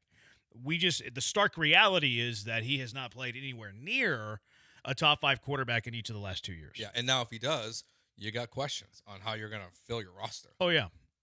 Oh, yeah. And when his money would kick in, which they would likely do like starting after the 5th-year extension. They kind of have to at this point, where it's like he would play on the 5th year and then the contract would kick in the following season. But as we just went through, like there's all this money available. You have to fill out a majority of your roster at that point. Like looking through it quickly, I see 2 offensive linemen locked in 2028. And one of them is the guy you just drafted you've never seen play football before. Yeah, they have real 4-year contracts. Yeah. It's an interesting roster build, man. It's really an interesting roster build. I sure hope they don't cut Patterson and Andrews. We need depth at O-line. What's more likely today that they're going to cut them to offset the money they just paid Nico Collins. Today's not a good day to be Jared Patterson or Jake Andrews if they wanted to be a Houston Texan. No. Because I think the likelihood of one of those guys, maybe even both of those guys getting cut just went up today. Because they have to find that money. I know there are still like $10 million-ish, but general managers like to leave an operating budget to work with throughout the year because NFL players get hurt. Yeah, break glass in case of make emergency. trades, yeah. Have money for a trade if you need to make one. Things like that. Yeah, that's interesting news. Interesting news today. I think they might go young at their backup offensive line, but the Obafemi guy that they drafted at Oklahoma, that guy's going to probably be one of their backup interior offensive linemen. I think that he has a better chance. Not that he's a better football player. But Obafemi has a better chance of making the Houston Texans opening day 53-man roster than Patterson and Andrews both, in my opinion, because of the finances. Totally fair. And it also puts a lot of pressure on your younger wide receivers. No, you're not going to add money to that room. No, they hadn't already. No, but like if you were hopeful as a fan of saying, hey, I think the Texans need to still upgrade here, that door is shut now. You're right. This is it. Like that's your core. Higgins, Noel, Tank, Hutchinson. Tank's in the final year of his deal. Yeah, he'll be up. So I wouldn't say. I mean, he's part of your core this year. Yeah, but he's not. This is his final year as Texan. Yeah. No. Fortunately for the Texans, unfortunately for Tank, he ain't getting no money elsewhere this offseason. He puts together a good year. I think I would have a hard time seeing an NFL team bet on his injuries. I mean, he'll get some money. The amount of money in NFL free agency is insane. Now it would be shorter term, probably 2 years, something like that. If he had a big year like he has had in the past, I think he would get paid. I think he'd get paid a high AAV. Do you think he has to stay out there for? Oh yeah, like 15. Oh, he has to show. 14 Oh yeah. He's got to prove that he's healthy, that he can stay healthy, and then also be productive while healthy. But if he does all those things, NFL teams in free agency, absolutely they'll pay. Someone will spend on him. It won't be the Texans. The Panthers will spend $25 million on Tank. Yeah, $50 million 2-year type of thing. Yeah. 25 might be high, but like 40 for 2, yeah, absolutely. But he's got to be healthy. He's got to stay healthy, and he has to be productive while he's healthy. And that's one of those problems that it'd be a good problem for the Texans to have. Because that means Tank's awesome during the year. Yeah. So you're rooting for Tank to leave, honestly, and get a big contract. For sure. Elsewhere. For sure. Tank wasn't getting re-signed, but now he is really not getting re-signed. Agreed. Stroud is a top 20 quarterback. Yeah. I think we would all agree on that. Yeah, he's top 20. So I would put him somewhere in the 15-20 range. Maybe that's me being a little bit on the high side of where we would have him. I don't know. I wonder. I feel like when we do our top 10 this year, we're going to have to do the top 10 quarterbacks, but I think we also need to work down the list to see how far we get to CJ. That was a really weird way of saying a top 20. Well, yeah. Really weird way to say I don't think he's going going to to be list. I don't think he's going to get past 15 for most of us. I don't know. We'll see. Yeah. So I guess we'll do a top 20 this year. Yeah. All right. 713-780-ESPN HRP listener line. 713-780-3776 0794. You got to get the joke, my guy. I think you did, though. I think you did get the joke. All right, good, bad, ugly from the Astros weekend. No-hitter yesterday in Arlington. Always nice to no-hit the Rangers, huh? Isn't that great? Jeremy and Joe, ESPN 97.5 and 97 on HD2. 1976, D&M Leasing opened their doors with one mission, making a vehicle easier, smarter, and more affordable than getting it the old-fashioned way. You don't have to go to the dealership anymore, waste hours and hours waiting on someone to come back and tell you what your rate's going to be. Nope, you can do all of it online at 713-290-1000 or visit them at dmautoleasing.com and speak with one of their veteran sales agents today. They'll walk you through everything from start to finish on what it takes to lease a vehicle, and if you get qualified for it, you can even have payments for as low as $400 a month. They have all pretty much the inventory you want. You can see on their website, Fords, Hondas. They got all of it for you at dmautoleasing.com. Check them right now, dmautoleasing.com, or give them a call, 713-290-1000. ESPN 97.5. East River 9 is excited to announce the opening of Birdie's Ice House by the Rustic Group. Step off the course and enjoy house-made burgers, tacos, ice-cold beer, and handcrafted cocktails. Whether you've just finished a round of golf, a pickleball match, or you're meeting friends, Birdie's is the perfect spot to relax, celebrate, and enjoy the best view of the Houston skyline in the city. So grab a bite at Birdie's today. Book your tee time, reserve a pickleball court, or explore corporate memberships at eastriver9.com. Hi, this is Harold Gunn. And this is Bill Olson. Texas Outdoor News is the longest running, most award-winning outdoor radio show in the state for a lot of good reasons. We bring you the latest news and information about hunting and fishing across our great state and beyond. And our guests are who's who from industry, government, and the field. Texas Outdoor News is brought to you by Ford Trucks and your best in Texas Ford dealers. Join us Saturday mornings at 6, Sunday at 7 on ESPN 97.5. I'm in my late 60s. My husband died a few years ago. He did all of our taxes. I sold a piece of property last year, and I forgot to claim the proceeds of the sale. Next thing I know, I got a letter from the IRS telling me that I owe over $50,000. Now I have a huge tax problem. I don't have that kind of money. I wish I knew who to call. If you sold property in the last calendar year or didn't claim all of your part-time or even retirement income, you could be in big trouble with the IRS. Call first before they send you a letter. If you've already got a letter, call. We'll help you file years of past tax returns and save you time and money. So call the tax doctor. The call is confidential and free. 800-240-4587. 800-240-4587. 800-240-4587. That's 800-240-4587. Houston's independent voice for sports, ESPN 97.5.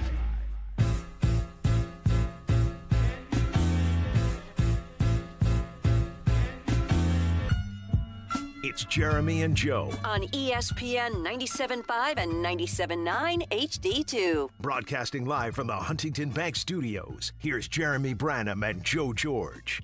We got to figure out something to do on the sweat of the day, by the way. There's nothing happening today. There's an ATP Challenger in Little Rock. Huh? Trevor Svahada versus Colton Smith a little bit later. What sport is that? ATP Challenger? Is that golf? That's tennis. Oh. Svahada is plus 155. Colton Smith's minus 185. You can bet the amount of looks like you can bet the amount of sets it goes. You'll do like a first five? Or you could do first. I don't know if you could do first five. The baseball games don't start until 5. You could do first innings. We do a couple of those. There's Washington Nationals and Cleveland Guardians in an hour 36. I think there's 3 games we could do first inning. We can talk about that on the break. Okay. That's probably the way to. You don't want to bet Trevor Svahada and Colton Smith? Which one's got the what are the odds? I just told you. Say them again. Svahada is plus 155. Colton Smith's minus 185. Let's go with the plus 155. I don't think so. I think it's a terrible idea. Okay, let's go with the minus 185. I don't want to bet. No, I think it's an even worse idea. Okay. Is there another option? No, not play tennis. Okay, well, that's probably the right option. I'll ask ChatGPT if he thinks that Svahada has a chance a little bit later. If not, we're going to do the first inning baseball games in the 5 o'clock hour. We'll talk about that off the air. All right, good, bad, ugly. Start with the no-hitter yesterday. 3-pitcher no-hitter. Tatsuya Imai found his smile. 6 no-hit innings.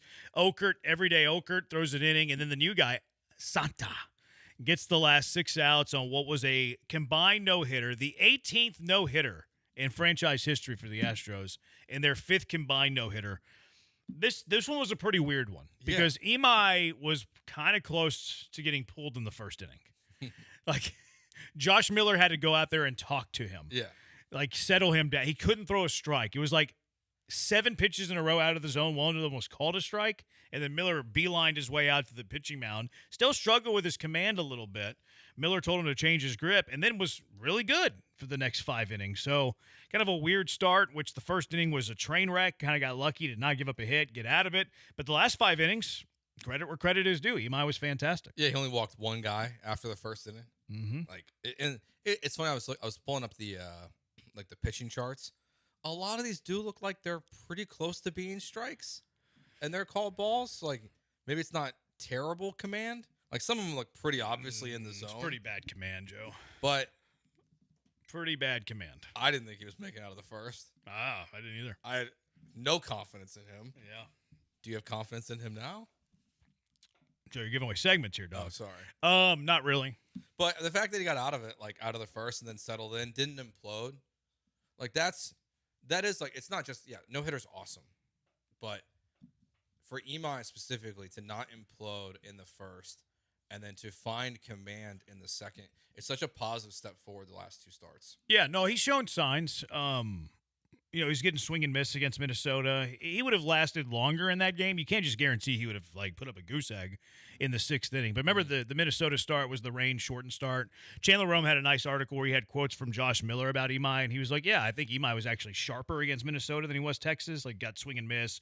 He didn't walk anybody in that game. So there've been glimpses there. Would I trust him if he was pitching in a Game 7 of the World Series his next turn? No, I wouldn't. But I'm hoping he proves me wrong in that, in a month or so, maybe we are believing in him. But he has looked better. He has looked like a bona fide starting pitcher in the big leagues, which is good. It's a good thing. Yeah, I mean, it's funny. I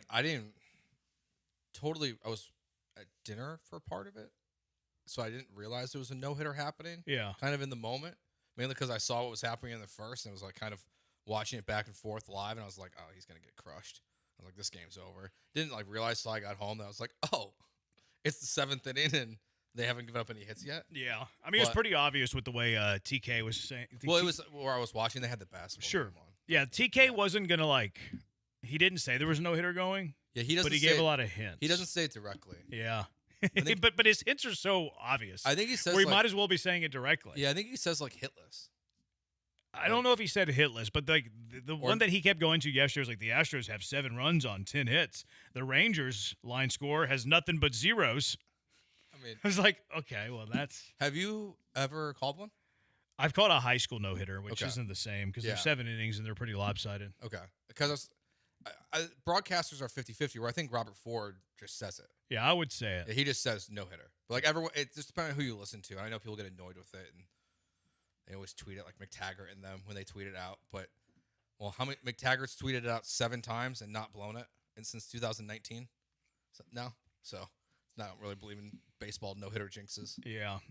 TK can do whatever he wants, but. If what I said impacted the result, Houston would have a lot of national championships. That's true. So I don't really subscribe to the whole what the broadcaster says is going to influence the game thing. I think it's a little silly, but I understand the tradition though. And if you're in the dugout, you follow the tradition to the dugout and all that. But good to see. I mean, anytime you get a no hitter, you're very likely to win the game. They won the game. They've been hot. They've won 4 in a row. We'll get to some of the goods in a little bit. Junkie says Cole down, Trammell up. Yeah, I just saw that. A little surprised by it.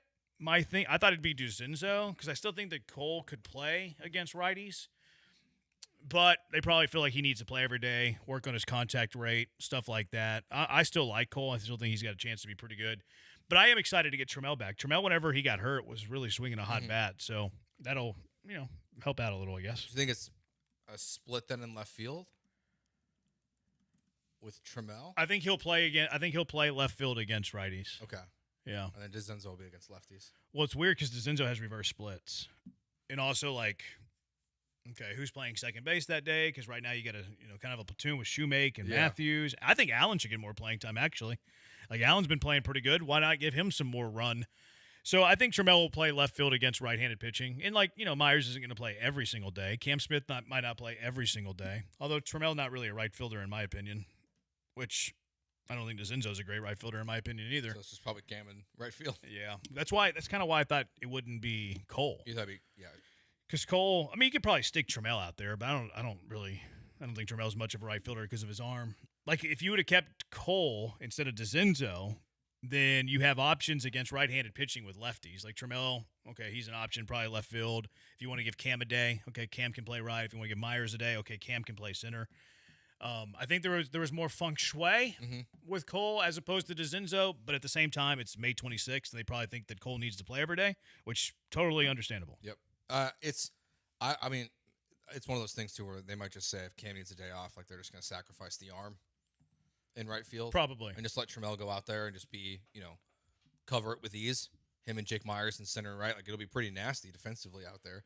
But they're just saying, you know what, the value of the Cole at bats is better than the days off that Cam's going to get. Yeah, and I think Cam's actually had a pretty good last few days. Yeah. He's looked better at the plate. He's hit the ball hard. He's been productive. And he's still an elite right fielder, so like defensively. So anytime that he's not playing right field, you're dropping defensively in right field. So like that probably is a factor as well. He got screwed on Friday. With what? Like with the wind. Oh, yeah, it would have been gone. Yeah, he crushed that thing. Oh, yeah, that would have been gone at a normal day. I think he had once. He had a double. He had a really good at bat, double down the line. I think he's hit in every game of the road trip. Yeah, so maybe we're seeing positive steps forward with him, and that's why they feel like this is the right moment to not send him down. I also am just not sure. Like they may never do it.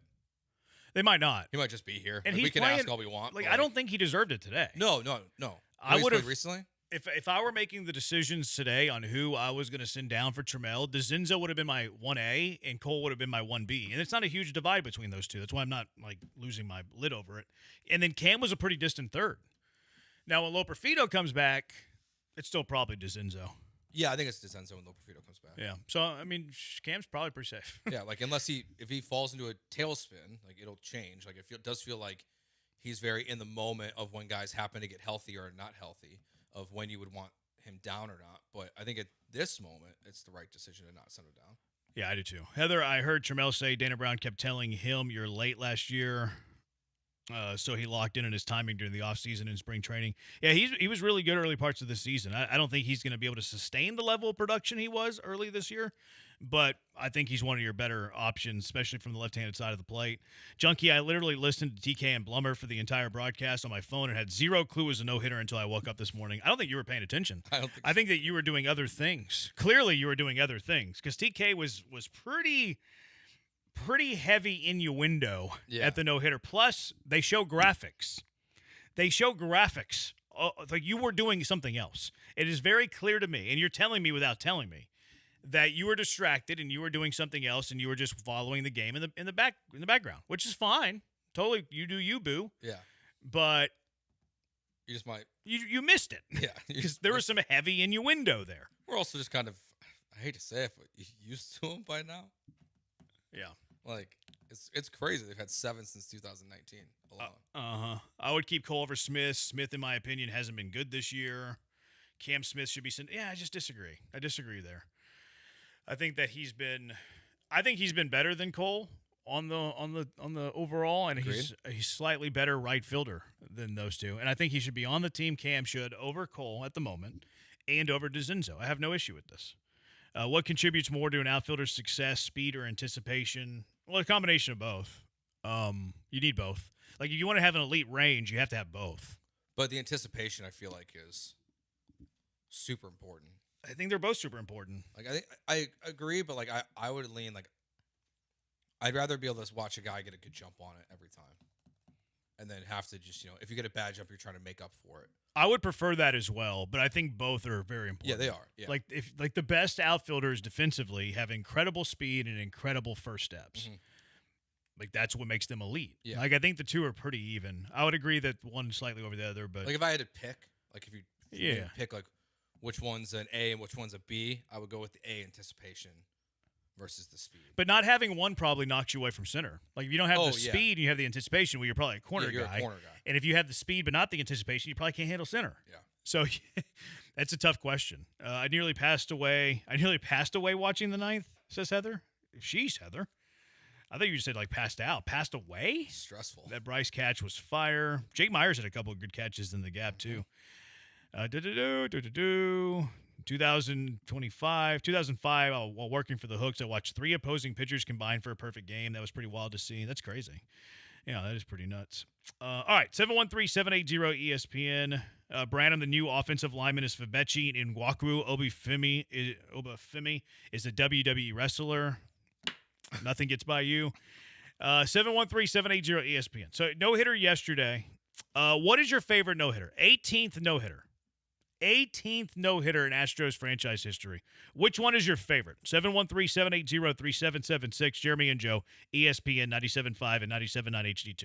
Your local bar could be your ticket to a global stage. Michelob Ultra's Soccer Shootout is giving fans the chance to win tickets to the FIFA World Cup 26. All you have to do is show up and compete. This event is running now through June 14th, and you show up. There's going to be an interactive soccer shootout. Kind of looks like just like a little game, like you're just kicking the ball. That looks like skee ball in a way. So its highest point gets it at the end of the day. And there's 10 chances to win tickets this week. Friday from 5 to 8 at 4 different bars across Houston. You can go to Bombshells in Stafford. On Saturday, you can go to McIntyre's in the Heights or Kirby Ice House on Saturday from 11 to 2. They'll be out there. The bullpen will be out there at broadcasting live from Kirby's Ice House from 12 to 2 on Saturday. You can get out there at 11 to get your chance to win tickets to the World Cup thanks to Michelob Ultra. Play for the chance to witness history because Superior is worth playing for. Michelob Ultra, official beer sponsor of the FIFA World Cup 26. Enjoy responsibly. 2026 Anheuser-Busch Michelob Ultra Light Beer, St. Louis, Missouri. No purchase necessary. Open U.S. residents, excluding California and Washington residents. 21 plus. Begins on 2/1/26 and ends on 5/31/26. See official rules at www.michelobultra.com/rules for prizes and details. Message and data rates may apply. Void where prohibited. You're listening to ESPN 97.5. Trust, price, and ease of transaction. That is GiveMeTheVin.com. We love to buy cars. People don't trust car buyers. People think the price is going to be wrong, and people think it's going to be a hassle. Trust, price, and ease of transaction. That is what we do at GiveMeTheVin.com, and that's what makes us America's best car buyer. Go to GiveMeTheVin.com right now and get a quote on yours. Sell us your car. GiveMeTheVin.com. So easy you can do it in your underwear. Place your next bet at the DraftKings Sportsbook inside the Golden Nugget Lake Charles. Catch all the action and immerse yourself in over 3,200 square feet of LED screens. Wager, watch, and win in the sleekest setting with the best odds. Order your favorite game day bites and sip on an award-winning cocktail at your game day headquarters. Only at the DraftKings Sportsbook, Louisiana's largest sportsbook at the Golden Nugget Casino, Lake Charles. A 2-hour drive from Houston. Must be 21 or older. Gambling problem? Please call 1-877-770-STOP. Get ready, Houston. The world stage of soccer is taking over this summer, and ESPN 97.5 FM is bringing the excitement with our summer soccer watch parties presented by Huntington Bank. Join us all tournament long as we gather for big matches, great food, cold drinks, prizes, and big soccer energy. Dates and locations coming soon, so keep it locked.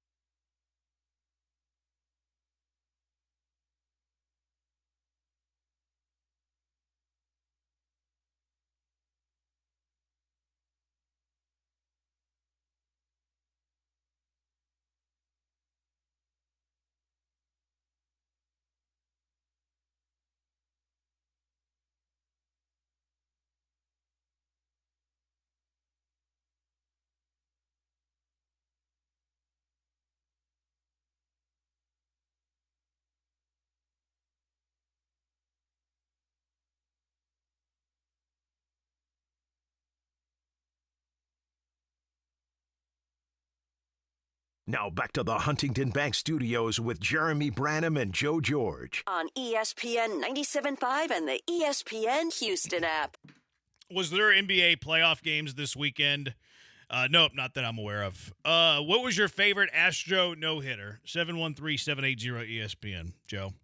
I love where the bleep is Toro. Justin Verlander versus the Blue Jays. It was very cool. Yeah. Remember where I was? I was in Oklahoma watching that one. Okay. Yeah. Very, very cool. Toro hit the home run in the top of the ninth? Top of the ninth, yeah. Was there 2 outs? I want to say there might have been 2 outs in that inning. Like I think it was a 2 out, nobody on situation. If not, it was 1 out, nobody on. Like it was like dang, they don't have a run with a no hitter on the board. And then Toro hit that blast, and then Verlander fixed it. It was 2 outs. Yeah, 2 outs, runner on third. Oh, there was runner on. It looks like that's third. Yeah. But it was a nothing game. Yeah, nothing game, yeah. So they were an out away from going to the bottom of the ninth with Verlander having a chance at a 9-inning no-hitter, but they didn't have runs. They could have lost. Up until the Toro, yeah. Yeah, I remember it being pretty significant, obviously. I remember it being in the ninth. Thought it was 2 outs, and I was right. That was pretty awesome. Yeah. I don't think anything can outweigh a World Series no-hitter. No, it's hard to top that. It's easily my number one. Yeah, I mean, I just like the moment from Toro, like just because it's like you're right. It should be World Series 1, but it's just the fact that you're down to your final out. You haven't scored all game. A kind of nobody, honestly, like comes up and saves the day. That's no way to talk about Abraham Toro. I know that's mean, but very like, mean.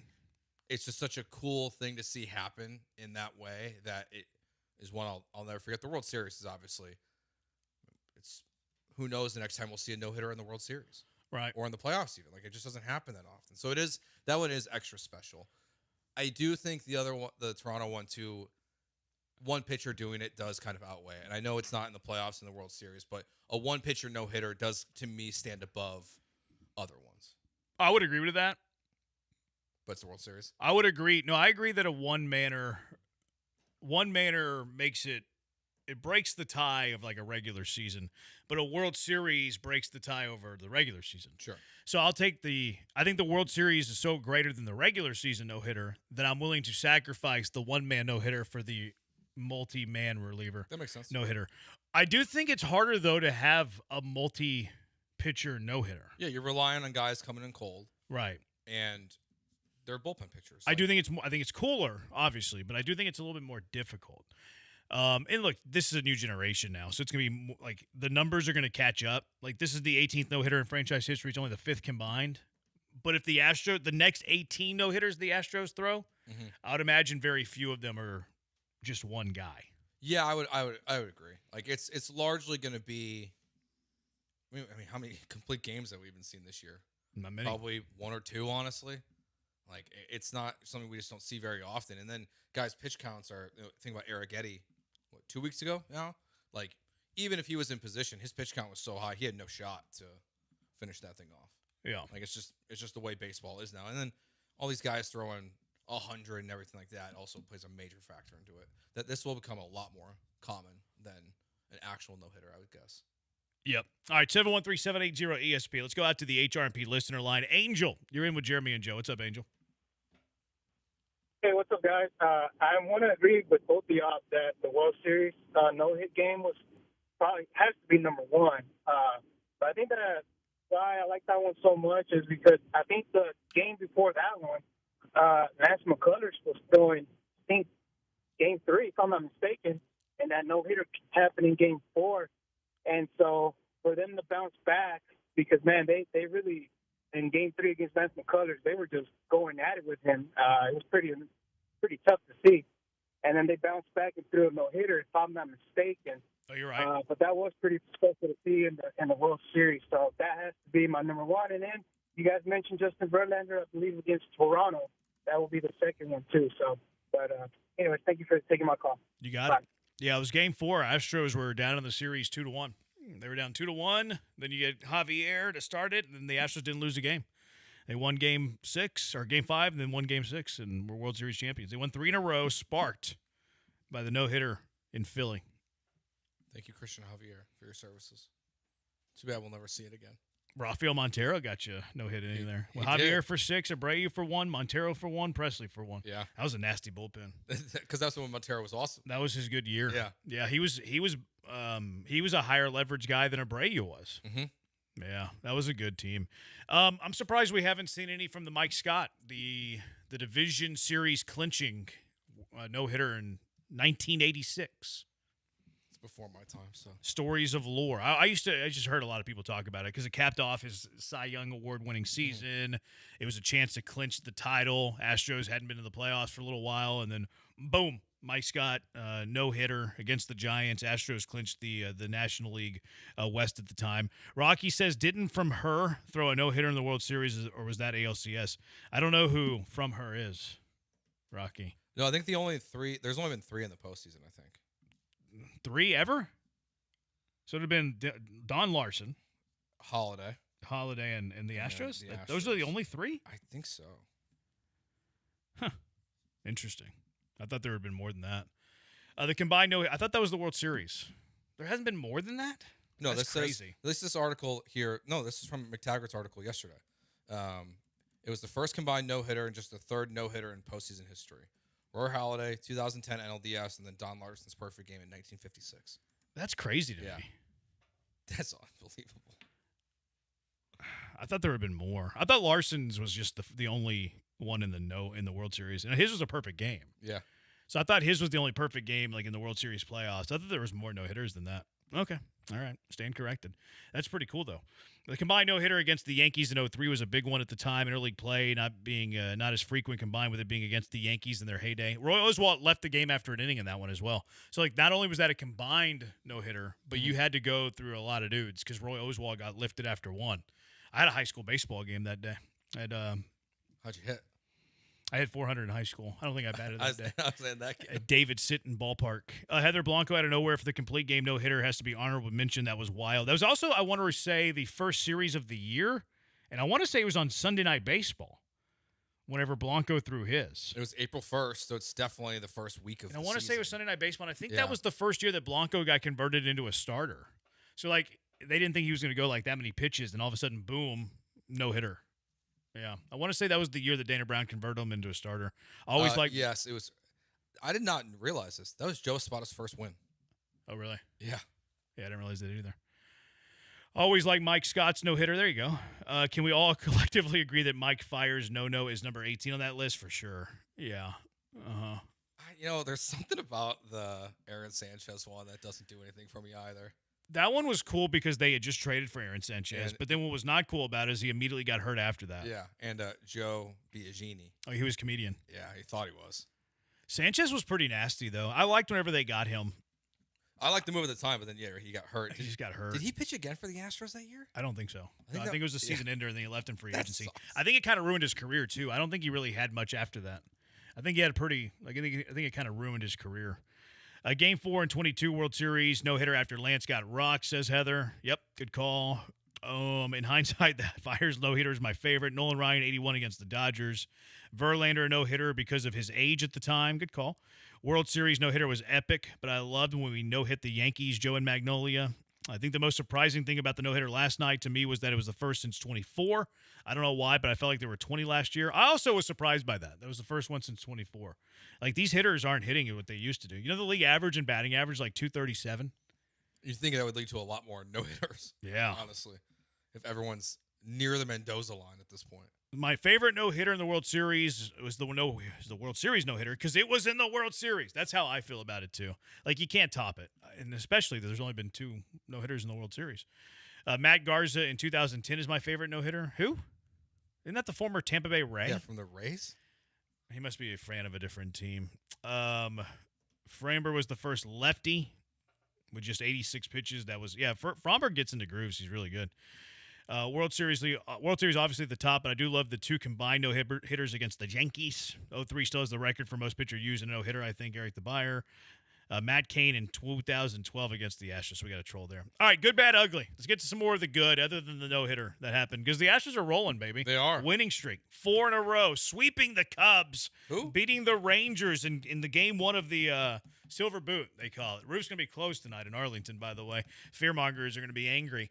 713-780-ESPN, Jeremy and Joe, ESPN 97.5 and 97.9 HD2.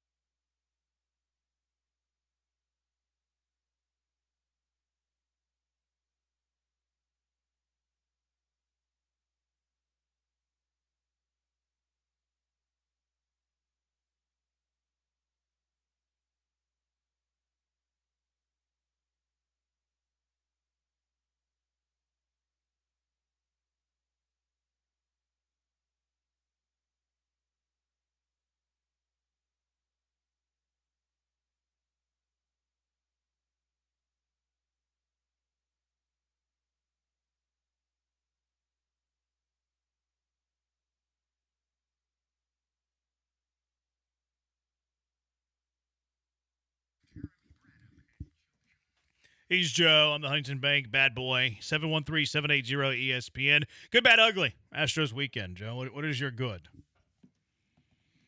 I think Christian Walker, after the no-hitter, is at the top of my list.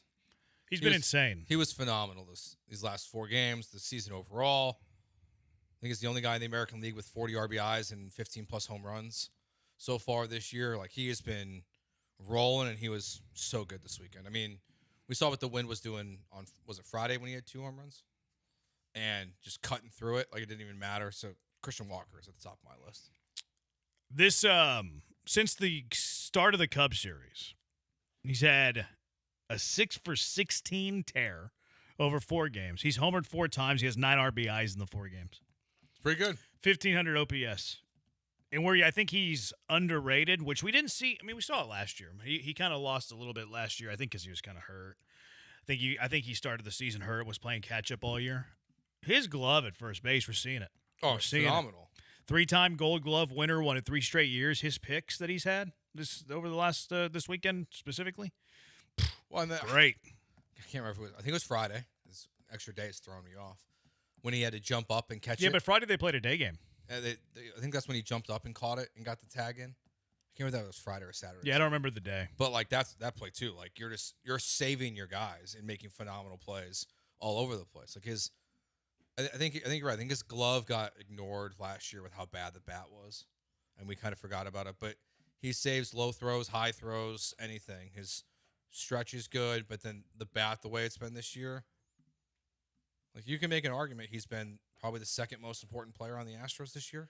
And it might even be a clear second. Well, that's an interesting question. I don't know if you go clear second. I mean, the obvious answer is Jordan. Yeah, that's one. I mean, you got to throw Arrietty's name in the hat. Fair. You're right. So those 3, though, I don't know who else would be in contention. 2 and 3, you could argue Walker, Arrietty, which is more important. Yeah. You could certainly argue that.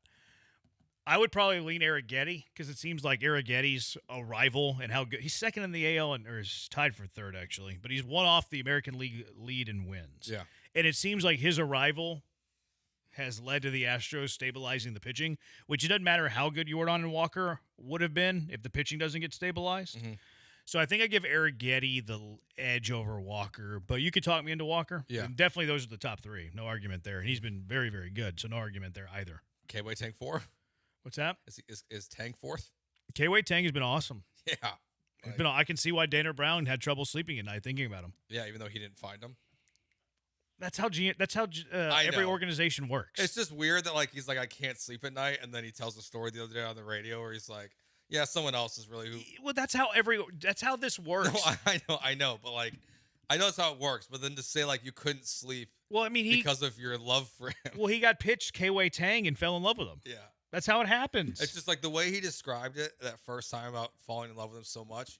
I assume he's that's a Dana Brown find. Only Dana Brown. None of them are Dana Brown finds. I know. Dana Brown relies on everybody else, which most organizations operate that way. They probably should. Yeah.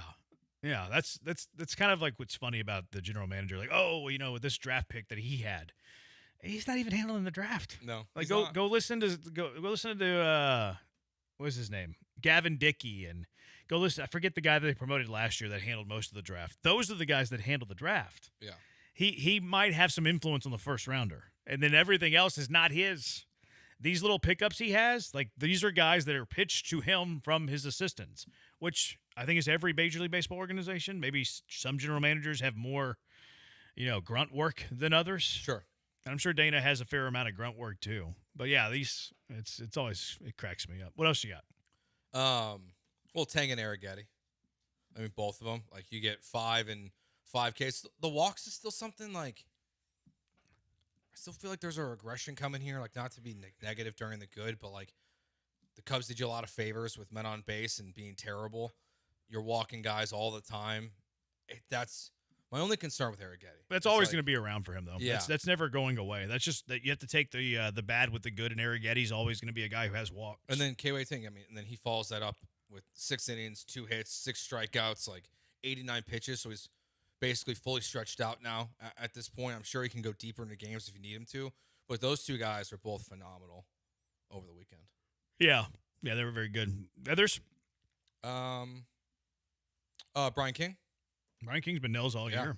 Gets you 4 1/3 in the first game. Comes back, gets you again. Like just they're using him a lot, but he's been good so far too. One of my favorite things was whenever Dana and a spotter were like, "Yeah, we don't want to really use Hader more than an up down. Like we don't want to use him more than 3 outs in the regular season. We feel like we got to take care of him. Yeah, we have to protect him."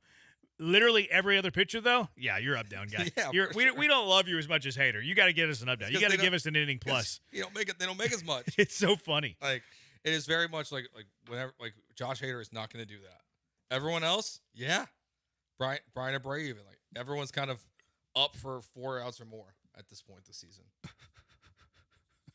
Yeah, we think that Hader is somebody who can't give us more than 3 outs, but everybody else is good to go. Junkie is it Spurs hatred or something else. We'll get to the Spurs later, dog. Like we're not going to lead off with Spurs Thunder. NBA is not a national sport. We want our audience. It is a regional sport, and it is not more important than the Astros in this city. So sorry about it. We'll talk about it when we get to it. Which maybe we don't. Maybe we will. We'll see. We're not going to preview Game 5 of Oklahoma City and San Antonio coming up tonight, although I am very excited for it. It should be a good game. Game 4 kind of got out of the way. 713-780-ESPN. So the goods that I have, the resolve of the starters, you mentioned a few of them. Like Imai yesterday, he could have very easily lost control of that game and had to have had an early exit, hit the showers early. His resolve was really good there. And then I thought Peter Lambert's resolve was really good in his start against the Cubs too. Yeah. Like he had that big inning in the second. He was close to being knocked out of the game in the second inning. I think he was facing Conforto with the bases loaded or multiple runners on base, got a strikeout on a 3-2 count. If he loses Conforto there, he might be out of the game. Yeah. And he's still able, after he got Conforto, get you through 5 innings, keeps the team in it, team wins the game. So I thought the resolve of both of those two starters were good. I had Walker. Jeremy Pena's defense felt very good since we last talked. Now, he got bailed out a few times by Walker. Pena can have a little bit of an erratic arm from time to time, which it's good for him that he has Walker. But Pena's defense felt like it was on another level. He had the big play against Jock Peterson yesterday. It has like a 600 expected batting average off the bat. He got picked up there by Walker, but that would have been an error if Walker didn't pick him up, so it would have kept the no-hitter intact. But he had the big play up the middle of the Cubs game with like a runners in scoring position situation. Maybe 2. Might have been second and third. Might have been bases loaded. Might have been first and third. I can't quite remember. But the play he had up the middle kept a run off the board, at least a run off the board. Nick Allen. Yep. Nick the Stick. People were like, "Oh, what are you talking about? This is just a funny name." He's the guy. I know why you're calling him Nick the Stick, because you're making fun of his bat, saying he can't hit. No, Nick the Stick's got a stick. He does. Do you know, Joe? Do you know that Nick Allen has better triple slash stats than Mauricio Dubon? Across the board. I did not know Nick that. the Stick's got a better batting average than Mauricio Dubon. Okay. Nick the Stick's got a better on-base percentage than Mauricio Dubon. Nick the Stick's got a better slugging percentage than Mauricio Dubon. All right. Dana Brown cooked with the Mauricio Dubon trade. He traded a rental for Dubon in the final year of his contract for Nick the Stick, who I believe still has 3 more years after this one. Boom. Dana Brown W. cooked because Nick the Stick he's living up to the name, and I think he should be playing more because of his big stick. Jordan hitting the home run yesterday, which was good because he had the whole back saga. Which that whole thing was weird. Anytime that Jordan leaves the game, I am deeply concerned. Yeah, it doesn't matter how minor they try to tell you. I had that on my good. The fact that he played yesterday. They were trying to tell you that every injury he's ever had are minor. He came back during the COVID year for a game and then had to leave because he needed double knee surgery. He left with a sore hand. They thought the inflammation was going to get out there. He would just need a 10-day stint on the IL, and then we find out he's got a broken bone in the sucker. So anytime Yordan Alvarez leaves a game because of how good he is and how important he is to this team, it is worth being worried about. It's not to speak to the injury. It's to speak to how important he is to this team. So the fact that he played yesterday, good news. And then that home run he hit yesterday, laser. What in the world? He just hits rock. He just golfed that pitch like 15 feet in the air on an absolute liner. It doesn't make any sense. That was insane. Like I don't. It feels like so many of his home runs, you watch him and like you're just kind of left in awe. That's another one. We're just like, how does this guy do this? Like, it just doesn't make any sense. Of like he can hit it from anywhere. I mean, it's on the low outside corner of the strike zone, and it leaves the park easily. It's illogical what he does. Such a troll move, Jeremy, about Dubon and Nick the Stick. Yeah, Nick the Stick is he's buying me. He's winning me over. He's buying me with all that arbitration money he's making. No, but Jordan's a stud. Jake Myers, I thought, had a pretty good week. He's not going to ever light the world on fire with his bat, but did hit the home run. He hits lefties pretty good, and then he's such a good defender. He's very easily the best center fielder in this organization. Oh yeah. Like, people don't want him to play every day. I still got some of that today. Like, Matthews should be playing every day over Myers in center field. Based on what? Like, if you want to win games, Myers is the best option. If you want to develop young players, okay, you can talk me into Matthews, but that's not what I'm trying to do right now. Astros are 2.5 games out of the wild card. Jake's not playing today. It's out? Yeah, I've been refreshing over and over. It just dropped. He's out. Matthews is in center field today. Tramel's in left. That's weird that Myers isn't playing after those catches he had. But maybe he is coming off an injury, though. They probably don't want to play him every single day. Although Payne is playing every single day after they said he wasn't going to play every single day. Like, yeah, I mean, Nick Allen could be out there at shortstop, right? Yeah, he could give you a day. He could give you a day. I wish we would see a little bit more of Nick the Stick Allen. I like Santa. First look at Santa. Yes. Santa at the big league level. He's got some big tree trunk legs. Did you notice that thing? I did notice that. Like, I tweeted yesterday at Jeremy Branham. He reminds me a little bit of Luis Garcia. He does a little bit of the rock the baby. He doesn't do the whole hands thing, but he's moving back. He's doing that, that weird wind. But he's got those tree trunk legs that remind me of Luis Garcia. His hip from the waist down, he looks like Luis Garcia. It definitely he's got a badonkadonk. It looks like the new version of Luis Garcia we saw. Yeah. After the pitch clock got put in. Like, there's still a little bit of the dance, but, like, it's not the full thing. But I liked him, too. I mean, and to come in, like, I know he said after the game, like, he knew there was no hitter going on. That's a lot of pressure. That's a lot of pressure for a guy making his debut and, like, coming in there and getting you, 6 outs? Like, and I enjoyed him. So, as advertised so far. His slider's pretty wicked. Yeah. Whatever they're calling it, slider, sweeper, same thing. It's pretty nasty. And then Hunter Brown for me. 2 scoreless innings, struck out 5 in Corpus. That's good. It's really good. He's very, on his very way good. back. They're targeting mid-June still. You think? And I know that they have to do the rehab, and I'm not knocking him, of course. Like, he has to do the rehab. I'm not suggesting anything otherwise. Just a hypothetical. If this were the playoffs, would he be pitching? Yes. For the Stros? Yes. Yeah, I think so too. Why can't you just rehab up here?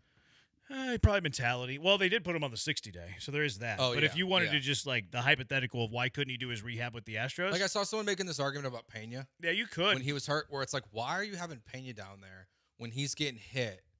Because minor leaguers have no control. Like, why not just, like, if he's going to risk injury? I mean, he got hit twice yesterday in the bigs. I know he did. He broke his rib last year in the bigs. So I'm saying, if you're going to get hit and potentially get hurt, why not just do it in the big leagues and not the minors? Soft tissue injuries, I like the rehab in the minors. Yeah. Because I do think that these guys probably coast a little bit in minor league games. They're not, the batting average, like, it's not going to be carried over with them. With what they're hitting AAA, it doesn't matter, right? What they hit in AA doesn't matter. But could he leg out a ground ball to third in a big league game versus a AAA game? Yeah, I think so. That's fair. I think they chase the hit so often, it's probably best to do that for soft tissue injuries. Yeah, because they know they're not going to try as hard. Really across the board. Even though we saw Jordan Alvarez steal bags in minor league games. So really across the board, I feel that way. Okay. But no, Shohei rehabbed with the big league team. Yeah, it's just like. Yeah, you can do it. Yeah, just put him in the bullpen. Yeah, these are your 2 innings. Or an opener. Yeah, you could do that because there's not, like, Jason Alexander. Well, you don't want to scrub Jason Alexander. He's good. He's good as a starter. Not good as a reliever. But, like, you could have had Hunter Brown open and K-Way Tang come in for the next 6. Yeah, you could. Like, why not? I wouldn't do it because I do think that they get ramped up a little bit more for big league games, chasing numbers. But to your point, like, if this was a playoff game, yeah, I think we would have seen Hunter Brown on the mound yesterday. Yeah, I do too. Like, not in the minors. Just call him up. What's it going to hurt in the playoffs? Regular season, I get why you're being precautious. Yeah. What other goods you have? I think we kind of cover them all. I don't think I have anything else on my list. All right, let's get to a few of the junkies. 713-780-ESPN. Honestly, think if the Astros can win 6 more and run the string to 10 games, I believe that the way that everybody else plan, it'll put them in the first place. Yeah, we'll see. They're playing good baseball. Santa looks like Luis Garcia and Cranberry had a baby together. Who's Cranberry? Oh, Fromber. He said Freeman Fromber. I was like, what? Somebody tweeted me that thinks he looks like a Min Thompson. I could see it a little bit in the face, but he's got facial hair. So, like, if I have to look now. Yeah, I think I could see it a little bit. He's got like a Luis Garcia bottom and a Amin Thompson face. Oh, yeah, I see it. Yeah, he looks a little bit like Yeah, Amin. like if Amin Thompson could grow facial hair. You don't think he can grow facial hair? I don't think so, man. They look like baby faces. Yeah, they do. Who cares about the Spurs? This is Houston, not San Antonio. See, that's what I'm saying. Who's the more effective pitcher, Joe? Tang or Imai? Tang. I think it's very clearly Tang. Like, I don't think. Yeah, it's not even like.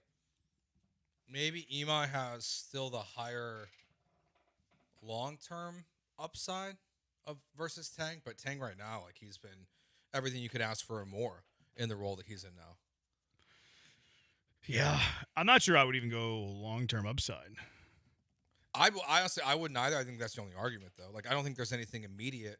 You're talking about, Like if someone wants to make the argument, like I think you can argue long-term, maybe Imai more, but we've seen Tang put up quality appearance after quality appearance, and whether that's out of the bullpen or out of the rotation this year, he's only had one real bad anything this year. He had the what was the start against the Reds? Yeah, where he gave up 3 earned runs. But outside of that, like he's only given up 2 runs one time this season. Oh, Tang's been way more efficient. Yeah. Yeah, if you want to say that Imai's got a bigger arm, I don't know. Like, I like Tang. Like, I mean, it's been a really good find for them. Where, Hunter Brown's gonna come back in mid-June. Like, there's not even a conversation for me about if Tang's spot in the rotation is locked in. Like, it absolutely is. I mean, this time it's easy because it's Alexander would leave, but Tang's in there for sure, no matter what. For me, right? I mean, what if Alexander's pitching better than Burrows? That's a good question. Like, they're going to go with Burrows because he was the guy you traded for. Yeah, but it still could be in the best interest of setting him down. Like it's like the Cam Smith conversation we've had. Like, is it in the best interest of the player, or is it the best interest of maybe your GM not looking foolish? But you didn't give up a ton for him. So like if Burrows is struggling the most, there's a really good argument. If Alexander's good again. But he's also like your workhorse, where he's leading your team in innings. So he's been your workhorse, but he's been your worst starter. But Tang is giving you 6 yesterday, so maybe there's some hope there. Mhm. Hunter Brown, maybe not immediately when he comes back into the rotation, but he'll give you length. I know you never know what he's not a 200 inning guy ever yet in his career, but you'll get length from those two. Eric Getty's gone pretty deep into games so far this season. Peter Lambert's gone deep into games this year. Like I think some of those concerns we had previously are slowly evaporated a little bit. Like it wouldn't keep Burrows in my rotation just because he can go length. Yeah. Versus other guys. I have a hard time seeing them take Burrows out. I do too. And there's still 3 weeks for this to play out. Like there's a decent chance somebody gets hurt by then. You know what? One thing that we haven't talked about that probably will be on their table and will be a talking point for them. Lance. I don't know. I mean, this update yesterday that the swelling hadn't gone down at all. I mean, you're looking at a Christian Javier Hunter Brown situation. Unless you just think he needs season-ending surgery on his shoulder. I think he's just done. Probably. Like you've gone from a fingernail being ripped off to shoulder inflammation. But he to pitched now, through the fingernail. The fingernail wasn't an but issue. it's just like it feels like it's with Lance, it just kind of rolls downhill. Where it's like one little thing that turns into inflammation to when the next report we get is the inflammation has yet to subside to when it's like so I guess like next week we'll get another one. I mean, he hasn't started throwing yet even. Yeah, that doesn't mean he's out for the year. I'm about to tell you, if this rotation looks anything like it looks like right now, Lance McCullers is not on this roster for me. I got no interest. Is he trying to come back? Is he Great question. Just going to be like, I'm done? Like I mean, it's going to be something they discuss. Oh, it is, yeah. It's going to be something that is discussed with that team, and no one's talking about it. And it might have to be, hey man, if you want to pitch, you're going to have to do it elsewhere. Like without another run of injuries. Like you just can't make any argument. No matter what the Astros record is, whether they're in this thing, they fall out of it, everyone else is outperforming Lance McCullers. It's just going to have to be if there's injury. If there are injuries, then like, okay, maybe there's an avenue that is created because they got injured. Yeah, like what if it came down to McCullers versus Burrows and they chose Burrows to go down and have McCullers come back? Like no matter what Burrows looks like, I think that'd be an insane decision. Yeah. I don't see it with Lance, like without major injury happening again at this point. It's kind of interesting there. Somebody said Santa's built like Billy Wagner. I can see it with the thick legs. He does have the thick legs there. Eric DeBuyer, good. We're so back. Astros 26 World Series champions. Bad. Pena keeps getting plunked, and Jordan's injury scare. Ugly. 5 walks, 4 Ks, and a lot of hard contact outs doesn't give confidence. I think he's talking about Imai there. Yeah, I mean it's a step forward, but it's not like I think anyone watches even yesterday, like again that first inning. I was scared he wasn't going to get out of it. he's one hit from probably being done after 2. Instead they throw a no hitter. Like it's not always going to be that up and down with him, but there's not much faith there. How much longer is Lance Mack under contract for? Billable hours there. You could look that up just as easy as I could look it up. But since I like you and it's only a Tuesday, if that was a Friday, I might throw him out. Fair. But a Tuesday, I'm in a better mood. This is the final year. His contract is up after this season, so this is the final year of Lance. You're already paying him. They could pay him to go away. I think he's going to do. I think he's just going to be injured until they need him, and then if he's not needed, then he'll stay hurt all year, and then I think he's going to retire at the end of the year. I think we'll see him on the shin in 2-3 years.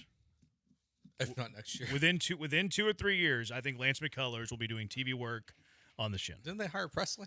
Yeah, he's been on there a couple games, right? He works in the studio. He does the which is pre-game, post-game. I didn't realize he also still works he got a job with the Twins. He's like too. an advisor. Yeah, but like he was there the other day. Yeah, he was in a Twins uniform. And I was like, that's weird. Yeah. Like you work for the Astros TV's network. Like, Yeah, strange. He was on the shin 2 weeks ago, and then he's on a Twins uniform whenever they're playing the Astros. I think McCullers is one that like you put him on like if the Astros don't hire him, I think his personality is one where like I could see like one of the new broadcast partners bringing him in right away. I don't think he's a big enough name. Yeah, I mean, he's definitely he's not as big as name as like Dontrell Willis, obviously. I think he'd be better at it than Dontrell. I think that he's a good talker. Yeah. I've never heard him do a game. No, but like, he'd be good at minimum studio work. And I still haven't watched any of the NBC stuff yet, or Yeah. I don't remember which one it is, but one of them hired like Votto, Kershaw, and Rizzo. Yeah, I haven't watched bigger either. names.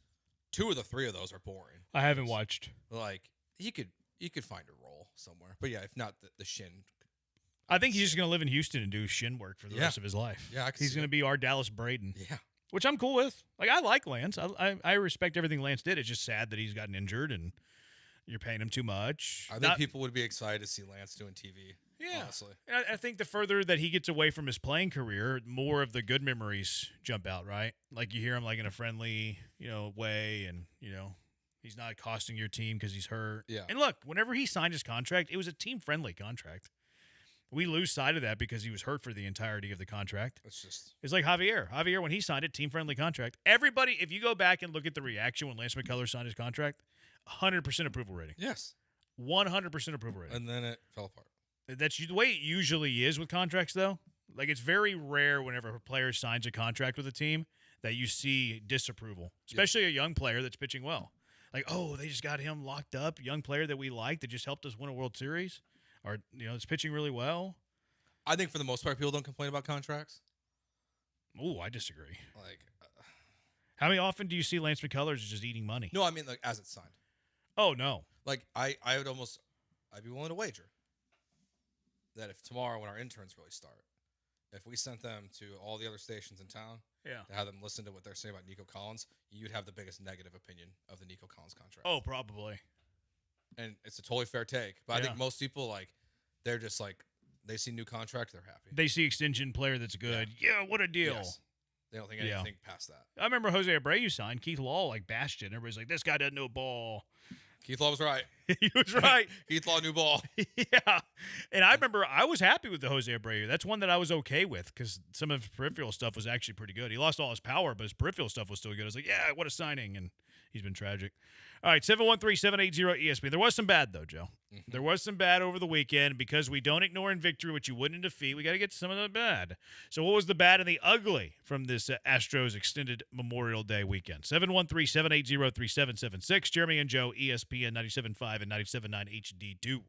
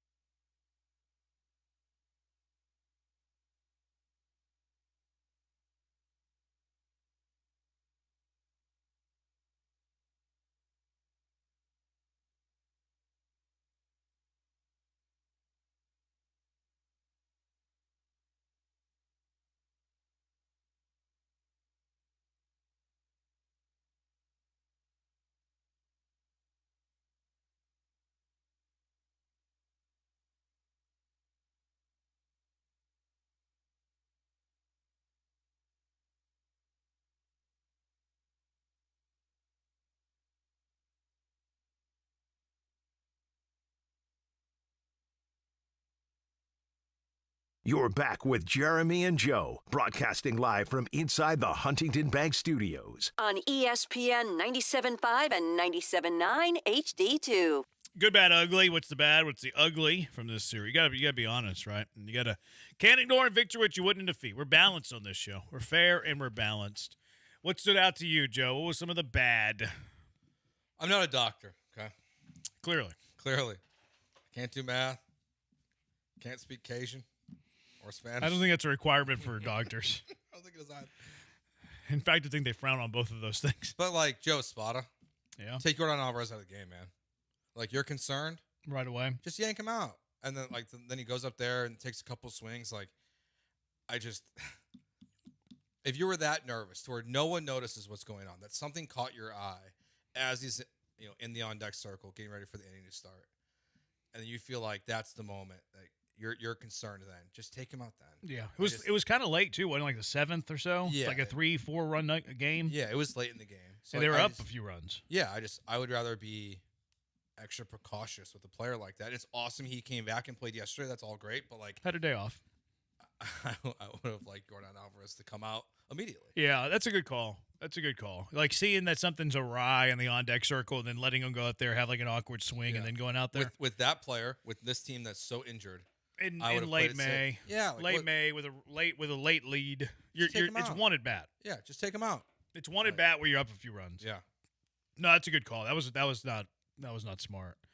That was pretty dumb, actually. Yeah, I just didn't get it, like, at the time. Like, now, I mean, because everyone's just kind of baffled. Like, they're showing that high view from, like, the Wrigley press box of him and Joe Espada running out. Like, it barely looks like Jordan Alvarez was doing anything when Joe Espada came out of the dugout. And you could see he came out with some urgency. It's like he saw something right away. And that's one where I'm just like, tell the player, Jordan rule number, whatever we're on now. I think it's 89. So this is 90 or 89? I think this was 89 because I had a Jordan rule too. Because I listened to the Jordan post game because he talked after the game. Yeah, to talk about the injury, which is cool. Like I'm happy about that. He came back into the dugout.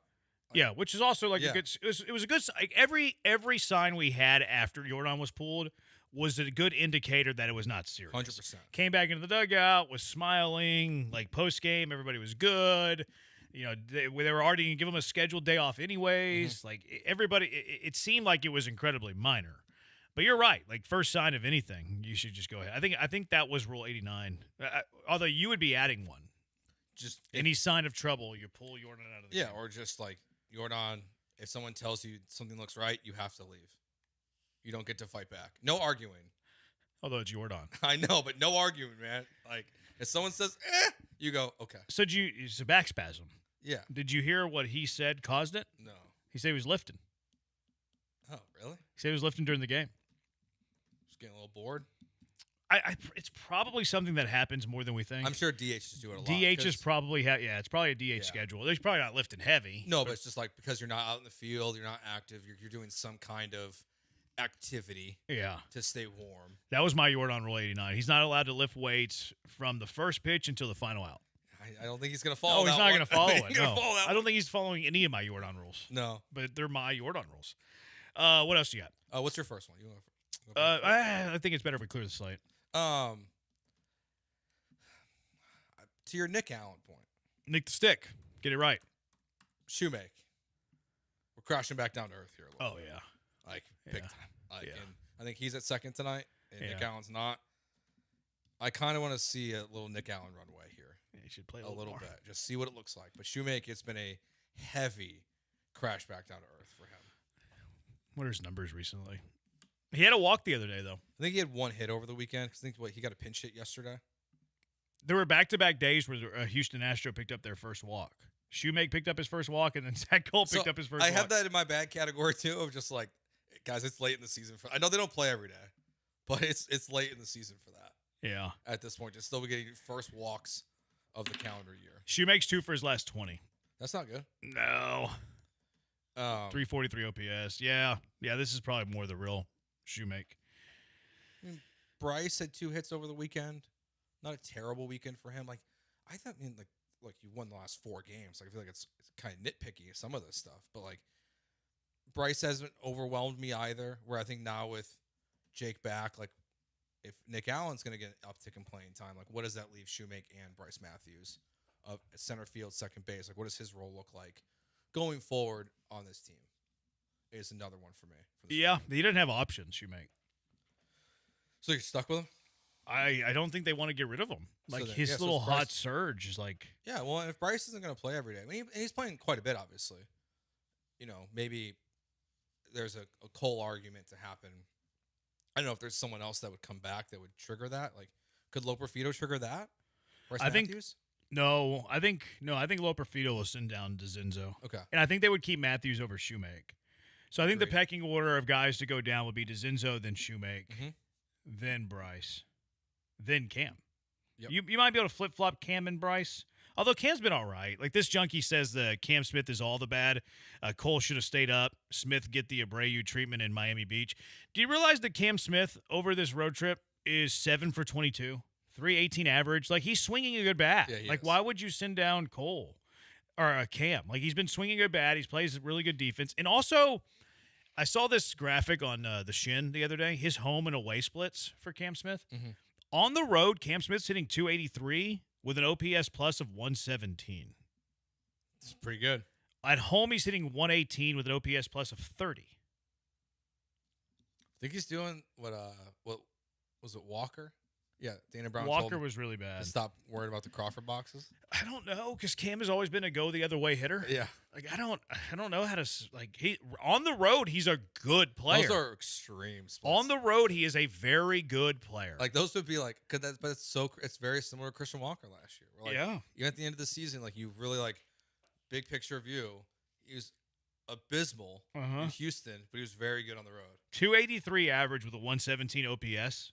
Batter's eye? We would be like, yeah, that guy's a middle of the order hitter. Yeah. And then you add in his speed because he's on pace for like 20 stolen bases, and then you add in his Gold Glove level right field.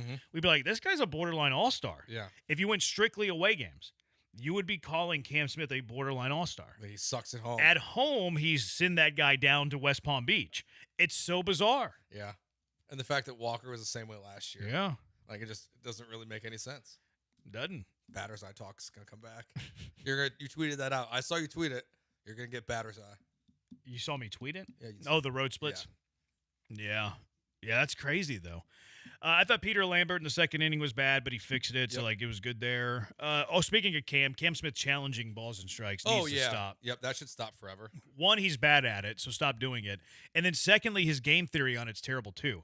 Like, he's challenging the first pitch of a bat in the third inning. What are we doing here? I don't think there should be challenges before the fifth. I mean, Unless it needs it's to be like the right, like second and third, huge spot, big spot. It's clearly a strike. Yeah, like you better be 100% sure. Yes. Like I'm okay challenging pitches in the first 3 innings, but you better be 100% right. Yeah. You can't lose. If there is a 5% chance, maybe less, if there's a 3% chance that you're losing one of my 2 challenges in a trivial spot, that's a fine in kangaroo court. And I don't think there's anything wrong with telling certain guys in your lineup, "Hey, stop it. It's not for you. Like this is not for you. Like, don't worry about it. Focus on just get angry at the ump. Don't focus on if it's a ball or a strike. Just focus on having good quality at bats, not the other thing." If they told Cam Smith today, I'd be very happy with that. Yeah. They'll never publicly tell us, but it's bad. Really, really bad at that. And then the last one I had, Jeremy Pena hit twice yesterday. A Ranger needs to get hit tonight. Ranger needs to get it right between the first and the second rib. Got any choices? Anyone you like? I haven't seen their lineup today. Seager's out. Jock's annoying. Is he hitting leadoff again today? He is. Because I don't want to hit a leadoff guy. Like if the opportunity presents itself, like his second time through the lineup, maybe you can get one at Jock.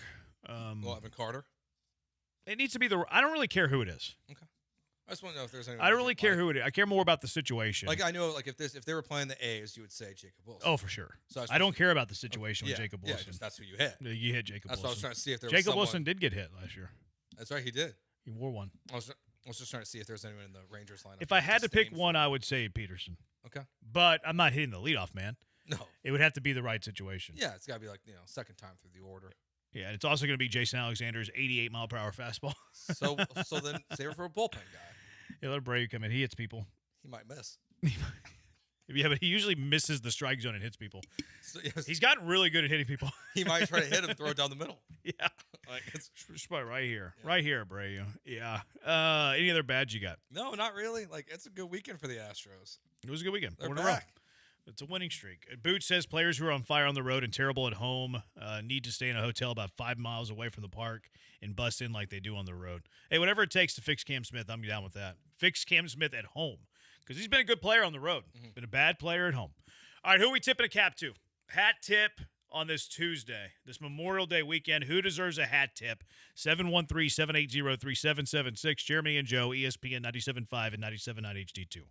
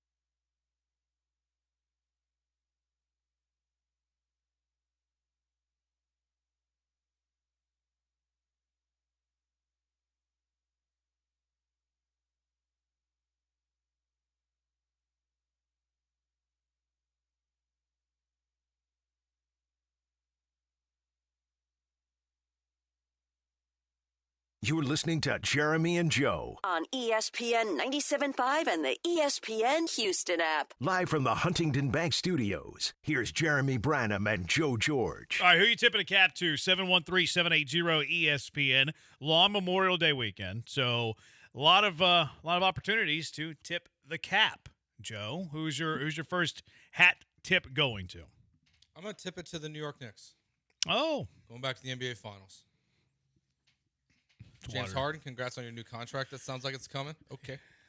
Kenny Atkinson's also going to stay. He's a loser. Why? Analytically, we're up 2-1. Stupid. That's the dumbest thing I've ever heard a coach say in my life. But congrats to the Knicks going back to the finals. First time since what? Late 90s? Was that the year they went as an 8 seed? I think so. What was it? The shortened season? So was that 99? 98? That was the year. I want to say their team. I can't remember 3. I think it was Latrell Sprewell, Allen Houston. I want to say Marcus Camby was on that team. Jeff Van Gundy was the head coach. Mm-hmm. Who else can you name off that team? No one. That's it. I think I'm stuck too. Who was was Chuck Childs on that team? Remember that guy that fought Kobe? Remember, like he was like a little point guard. He was like 6 inches shorter than Kobe. No, I don't remember that. Yeah, that was the 98-99 season. They went 27-23. I want to say they were an 8 seed.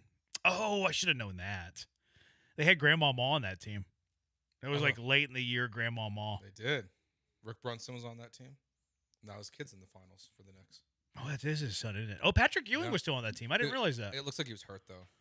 Okay, that's why Marcus Camby was the starter then. Yeah. Okay. I think he missed like most of that season. No, he played 38 games, but maybe he missed like the rest of the season. Maybe he played the first 38, missed the rest of the season. Larry Johnson was on that team. Charlie Ward, Heisman Trophy winner, former Rocket great, was on that team. The guy I'm thinking about is Chris Childs. Chris Childs stood up to Kobe. They squared up with one another. Oh, I do remember that. Yeah. It was like on the far sideline on the right side of the floor. Kurt Thomas was on that team, good player. Chris Dudley was on that team. Chris Dudley, who Shaq almost killed once upon a time. Dennis Scott was on that team. Is that the Dennis Scott? It sure is. The Dennis Scott. That was a fun team. I don't remember it, but it looks like a fun team. That was a fun team. They lost in the finals to the Spurs, right? Yeah, the Spurs, yeah. Duncan Spurs. It was 4-1. That was the first 8 seed to ever make the finals. I think that's correct. I think maybe still the only 8 seed. It has to be. Yeah, I don't think there's been another 8 seed that's made the finals. No, we haven't even seen like 8 seeds go on like major runs recently. Did we have one in the Western Conference Finals not that long ago? Were the Grizzlies an 8 seed with like Tony Allen and all them? I thought they got an upset. I know that Warriors 8 seed, they didn't go to the Western Conference Finals that year. That was a fun Knicks team, though.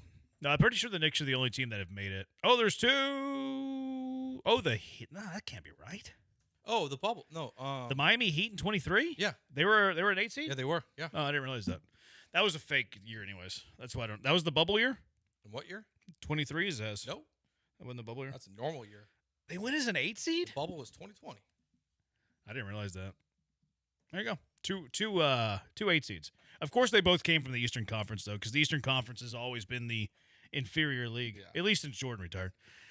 So he tipped a cap to 713-780-ESPN. You tipped one to the Knicks. Yep. I'm going to tip my first cap to all of the teams that made the Women's College World Series. Congratulations. Because we really like women's sports around here. Texas Tech, one of the 8 teams. They're in the same bracket as Texas. Nice. Which, of course, was last year's final. So congratulations to the 8 team, the 2 Texas representatives, Texas and Texas Tech. And that Texas Tech Duke Florida series got a little heated. Did you see that? Yeah, Jason Williams got kicked out? Yeah, his daughter transferred from Florida to Tech. She was getting beaned. He was yelling. He got kicked out. He was doing a mock gator chomp to Florida. Texas Tech players were like saying goodbye to the fans. It got a little chippy there. I did see that. That was fun. Mostly because of Jason Williams getting kicked out. A little I drama. Let back in, but I don't think they gave him the full boot. Oh, because it sounded like his other daughter, like someone got thrown at her. Oh, really? In the stands, yeah. Huh. It was like a hot dog. Or Not something, great. but no. What else you got? Will Davis. Oh, yeah. Welcome to the University of Houston, new baseball coach. Yeah. Tip my cap. Comes from Lamar. Yes, he does. 41 years old, 5-year deal. Mm-hmm. That's all I know about him. I can give you some more. What else you got? He's an LSU Tiger. He was a catcher there, member of a national championship team. He recruited Alex Bregman to LSU. He was a former assistant there. Replaced the legendary Jim Gilligan at Lamar. Gilligan was a institution at Lamar. He was there for like 30-something years. They're actually in the NCAA tournament. Lamar is? Lamar. They're in the NCAA. They're playing in the College Station Regional. Is he staying with the team? Mm-hmm. Okay. Mm-hmm. But he was in Houston today, it sounded like. I like that, though. Yeah, I tip my cap to the field of 64. We're going to be watching a lot of college baseball starting on Friday, There's Joe. 64 teams in that tournament? Yeah. I didn't know that. What'd you think it was? I actually want them to expand. I have no idea, honestly. I just didn't think it was 64. What'd you think? You didn't? You just never thought about it? No, I just never 64. thought about it. Do you know the format? No. They have 16 4-team regional sites. Okay. Double elimination. Okay. The winners advance to the super regionals, where they then play a 2-out-of-3 series. And then there's 8 super regionals. The 8 winners of the super regionals advance to Omaha. Okay. That sounds fun. It is very fun. Why don't we do that for basketball? They kind of do. With the double elimination? They don't do the double elimination Yeah, part. that'd be fun for March. I actually Madness. want expansion in college baseball because I don't like the regional format. I don't like the double elimination. I want a best of 3 series every single round. Okay. That's what I would do That'd be awesome. if I were in charge of things. Yeah, you don't want to just go to not one game like basketball. No, Take all. no, it's baseball's a series sport. It is. No. All right, next one, Joe. It's your turn. Oh, I thought I just said the field is 64. Oh yeah, you did. Yeah, I'm gonna tip my cap to the Cubs for being terrible at baseball. Okay, that's a weird tip of the cap. Yeah. but They're gonna make it'll play. They're gonna make history tonight. Why is that? First team to ever have a 10-game win streak and 10-game losing streak in the same season. No one's done that. I couldn't find it. I've been looking for like 2 days. You feel like that would happen before? I don't know, man. Like, there's only been 11 teams with a 10-game win streak since 1969. That's it? Yeah. Really? Yeah. Wow. Okay. No, it's that. Sorry, that's wrong. To have 2 10-game win streaks in a season. They've had 2? They've had 2. They've had 2 10-game win streaks? And they have a chance to have a 10-game losing streak? Yeah. What other times have they played? Like, that's almost their whole year. I don't know. That's so weird. I can't believe That's 30 of their games. I know. That's nuts. How is that possible? I don't know. That's weird. They're streaky, I guess. I guess so. Kimmy Antonelli wins at Canada. Kimmy Antonelli. Who? So you know who you've used that joke on him before. I don't remember. You can't use the joke on the same guy. Kimmy Antonelli gets a hat tip. Wins the Grand Prix in Canada. Is that golf? F1. That's why I don't remember. The Grand Prix you thought was golf? Well, I was just guessing. I was one of the 2. You didn't know the Grand Prix was an auto racing term? I forgot. I'm so disappointed in you. Sorry. Tip your next cap. You see this Victor Wembanyama card? Yeah, he's big. He had a card sell for $5.11 million. Why? Because he's worth a lot of money, apparently. It's just what kind of car? No, card. Oh, card. Yeah. Like a 1 of 1. So I tip my cap to That's nuts. whoever has that much money to win. I've never gotten into the card collecting thing. No, I maybe just it's because can't. we don't have money like this. Yeah, even then, I just never gotten into it. Yeah, but if it's worth $5 million now, like, hey, it's got to be. I mean, who knows what's gonna be worth down the road? Yeah, but that's like, crazy. I've never got into it. Like NFTs during COVID for a brief period. That's about it. Did you do the Moments one? The Top Shot? Yeah, I did a little bit, but not much of NBA. The ones that I enjoy were the MLB ones, which that was fun. And then I did a little bit of soccer, but I had no idea who they were. Arsenal. Premier League title. First time since 2004. Tip the cap to Arsenal. We knew that last week. But it was not. It was after Monday, Joe. Did that happen on Monday last week? No, it happened on Tuesday, I think. Oh, was it? I think so. Oh, okay. Yeah. I couldn't remember when it happened. Who's next? No, that's all I had. Blades Brown. Who? Now, he is a golfer. Okay. Blades Brown, 19-year-old Blades Brown. Good golf name. Great golf name. Great golf. Great golf name. It's not Cavity Back Brown. It's Blades Brown. You wouldn't get that joke. No, I wouldn't. You're laughing, but you have no idea what that joke means. I have no idea. I'm just laughing. Supposed to. Yeah, you have no idea what that joke means, and you're laughing at it. But there's types of irons. Okay. You have cavity back irons, and you have blades. The cavity backs are like easier for like the amateur, which the blades are very difficult to hit. But all the pros play blades. So Blades Brown secured special temporary membership on the PGA after going 65-67 on the weekend. So he's pretty much a tour guy now at 19 years old. Very What cool. a job by Blades Brown. A big league advance. They were in a lawsuit with Fernando Tatis Jr. Mm-hmm. This was the company that paid Tatis Jr. $2 million when he was a minor leaguer in exchange for 10% of his future earnings. Not alone. Yeah. We're giving you $2 million, and now we're locking up 10% of your future earnings. Tatis was suing them like, no, this was a loan. They don't deserve my $340 million contract. A judge ruled in favor of big league advance. So Tatis is having a really rough year. He's had a rough year at the plate, and now he's going to have to pay back. Especially I don't think he's been paying them either. So he hasn't been paying their 10%. So he owes it all to him. big league advance, big win for them over the weekend. And then the Gamblers. They gave out the Jim Kelly bobblehead on Sunday. Very, very cool. Maybe the best pro quarterback ever in Houston professional football history. Him or Warren. Jim Kelly or Warren Moon? I'll go Kelly. I'd probably go Warren, but it's definitely an argument. Ocho, tip of the cap. The smart people understand that Victor Wembanyama is not special. He's just an overly tall player playing Nerf hoops. Yeah, but he's still productive. That's crazy. Still very productive. Chris Childs, dummy. We got there. Charlie Ward was on that team. Yes, we got there. Ocho. Late to the conversation, but it's BS that UTSA didn't get selected. Got a Roadrunner. Not happy with their snubbing in the NCAA tournament. They had a good year. Their RPI wasn't great. Phillips 68. Kimmy won 4 in a row. Look at that.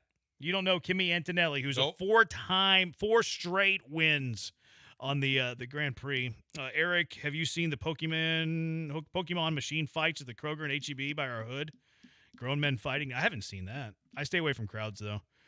All right, 713-780-ESPN. That's a tip of the cap. Also, one final tip of the cap. All the brave men and women who made the ultimate sacrifice for our freedom. Got to give them that. We weren't on the air yesterday, so we got to mention it today. 713-780-ESPN. OTAs tomorrow for the Texans, Joe. OTAs tomorrow. What are the biggest Texans questions heading in to OTAs? 713-780-3776. Jeremy and Joe, ESPN 97.5, 97.9 HD2.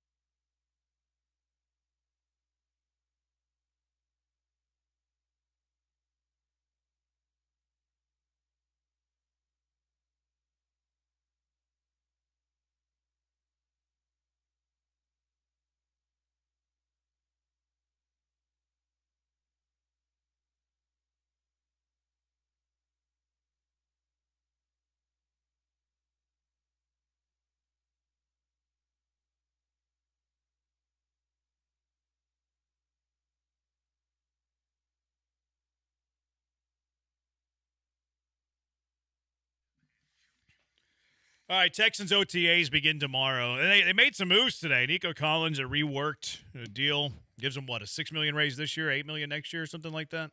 Doesn't add any length to the contract. Makes a little bit more of the money fully guaranteed as well. Just, I guess, price of doing business. Good receiver in the NFL, wants to be paid a little closer to the market value of him. Texans wanting to keep, the smile on his face, say, okay. It's the business of the NFL is what it is. Here's your money. And Nico's agent doing a good job, and Caserio valuing, happiness and morale pays him, which is the right thing to do. I'm just slightly annoyed that prices go up. I don't like inflation. Don't like it. You just like it as it is. I understand it's a reality of life. Yeah. Doesn't mean I like it. The Texans also signed 2 players ahead of OTAs that begin tomorrow. Jaquan Jackson, incredibly well coached in college football. Incredibly well. No, he's not a Cougar. Tulane. That's right. Okay. He went to Tulane. Very, very small. He's like 5'9", 165. Okay. So he's like a scat back kind of scat receiver. Very quick. He's not a burner, point A to point B, but he's very quick. Does have some kick returning in his game, in his bag. Is he a camp body? Probably. But Texans are probably unlikely to add veteran receivers now with the restructure of Nico. So maybe he has a chance to fight for a job in the return game. If the Texans are like, hey, no, you're our primary slot guy. We don't want you returning kicks anymore. Jackson, you're our new punt returner. So that's probably his best way to make the team. I would still put it a very low chance. And then Casey, I don't know how to say his last name, Osai, who actually is looks from right. He's from Oak Ridge High, up north, right by Federal American Grill. Was formerly with the Texans, but was a cut. Has never played in an NFL game. Is a linebacker. There is opportunity there. Now with the injury of EJ Speed, more than likely a camp body, but that's like their path, right? Jackson's path probably is a punt returner. Osai's path probably as the replacement, linebacker depth. But he's also got to beat up Woody Woodaz, which good chance beating up on Woodaz. That's probably not going to happen. Yeah, low bar. But they signed those 2 guys. Now, OTAs begin tomorrow.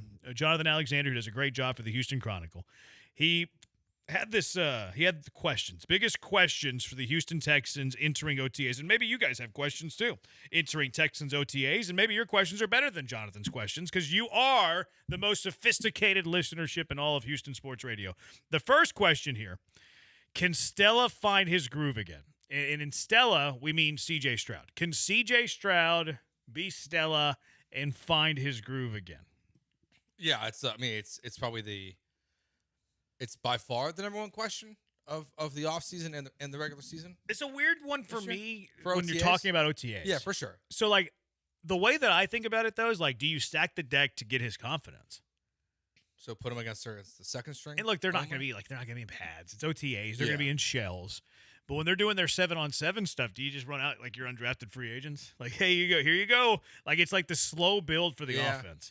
Where it's like, and this was a criticism I heard last year actually with them, is like, hey, there's no room for develop and to grow because day one you're going up against the best defense in the NFL, second best defense in the NFL. So it's like, could you slow burn this offense? Could you slow burn the CJ find his groove again? Like, I mean, we'd see this in baseball. Yeah, you can. Zach Cole's going to the minors to find his stroke, to find his groove. Yeah, you could. You don't like that idea? I kind of just want to throw him in the fire. Okay. They're all talking about how he's in shape. He's Woody Mark says he's gonna be able to run more this year because he looks faster. Which is not a good idea. I know, but that's what he said. Like, I kind of just want to see how he does. But I do think it's a little early for that. Like, that's a training camp question. More, right? An OTA question? I think so, yeah. I think so. Yeah, I don't like the groove thing is funny to me for OTAs. Because it's like, it's OTAs. It's like spring training. Yeah, like, even like if he goes out and has a bad OTA, it's like it wouldn't change my like worry meter. Mm-hmm. Like I'm still status quo with CJ no matter what happens. Same. Yeah. And these are bigger questions. Sure. Can the defense replicate success from 25? Yeah, I think they can. Mm-hmm. Absolutely, they can. The one thing that I would point to is I do think that the Texans were very healthy last year defensively. The normal NFL team probably has more injuries per year on that side of the ball than the Houston Texans did. So, like, good chance the Texans aren't nearly as healthy as they were a year ago. Yeah. If they aren't nearly as healthy as they were a year ago, how much is it going to influence where they rank in the NFL? And it depends on who's hurt. Like, you can get by with, certain injuries to certain players easier than you can get by with like Will Anderson. Yeah, you're okay. You don't love that EJ Speed's probably done for the season. But if I was going to pick one of the linebackers to get hurt. Well, he's not a starter. He's your third linebacker. Exactly. Like, that's the guy you'd prefer of the other two between Toto and Aziz. Texans almost never play 4-3. I mean, they're almost always in nickel. So, I mean, you're losing a backup, which, I mean, it does stack up, though. You start accumulating injuries, and all of a sudden you're playing guys who you shouldn't be on the field. Yeah, because now when one of those other two guys gets hurt, you're leapfrogging to Woody. Which, I mean, Woody Wood has one of my favorites. Just because of his name? Yeah. Yeah, fair. Absolutely. Totally fair. Fan favorite of mine. I think that the math is actually on the Texans not having equal success defensively than they did a year ago. Yeah, it's probably the dumbest bet I've ever made. Yeah, probably. You want to buy out of it? What did I get it at? It was like $20. I'll let you buy out of the bet for $15. I'll take the risk. All right. Don't say I never did anything. I know. I appreciate that. Was very kind of you, Jerry. You're welcome. It's very kind of you. You're welcome. But pass. How will the offensive line shake out? No, that's interesting. I think because we can get a pretty early tell with the Texans. I mean, not in OTAs. What was it? I mean, remember so I guess last year's rookie season, it was coming out of OTAs like we knew Lassiter was the guy. He was the second corner. I know offensive line's a little different because it's not full contact, but I think you're in pretty good position with this group to where when training camp starts, I think we're going to have a really good idea who the starting offensive line is going to be. Okay. So I think yeah, is it, Rutledge isn't going against, the best full contact, but I do think the Texans have shown like you can get a pretty good, clear idea of what this team will look like. See, they move guys around though. They move guys around to just get like looks at them, like where they do some weird things on a random day. It's like, okay, this guy's going to play right guard today. Well, last year I think the first offensive line they rolled out, Ariante was at right tackle, I think last year. And then that lasted that day, and that was it. And then it was like, oh no, he can't play on this side. Yeah, so it's like it's hard to get a gauge because they do those random things. I'm hoping the offensive line is Ursery, Teller, Rutledge, Ingram, Smith. Same. Cool. Figured it out. Where does Tank Dell fit in? Do you think we're going to learn that in OTAs? No. But if we're looking at it just from a season perspective, yeah. I mean, I guess I'm really curious, like how much he's even. What his participation is at OTAs. Like, is it 0? Or is there even just a hint of Tank Dell being out there? That's a big question because it really feels like it could be all over the place with him. Like, he could be very clearly the number 2 wide receiver on this roster. He could get pushed behind Knoll, Hutchinson, and Higgins in terms of a snap count situation this year. Like, it feels like he's the most up and down. Maybe him and Knoll are the guys who can go the most up and down this offseason. But yeah, how Tank fits in, it just feels like it's just a health question. Yeah. I'm also very interested in how they use Knoll. Like, I kind of think Tank's going to be like their fourth. How do I want to say this? Of the receivers, I think he's going to get the fourth most snaps. Okay. I think he's going to be, I mean, that injury's so gnarly. It's tough to tell. Where does Hutch factor in? Where does Knoll factor in? Is huge to me. Obviously, they hope that Nico and Higgins are 1 and 2 in terms of snaps, and I think they'll see a heavy usage of them. I think we might see a little 12 personnel this year too. So like the usage of wide receivers 3, 4, 5 might be pretty steep from wide receiver usage 1 and 2. I see some 13 even with this team.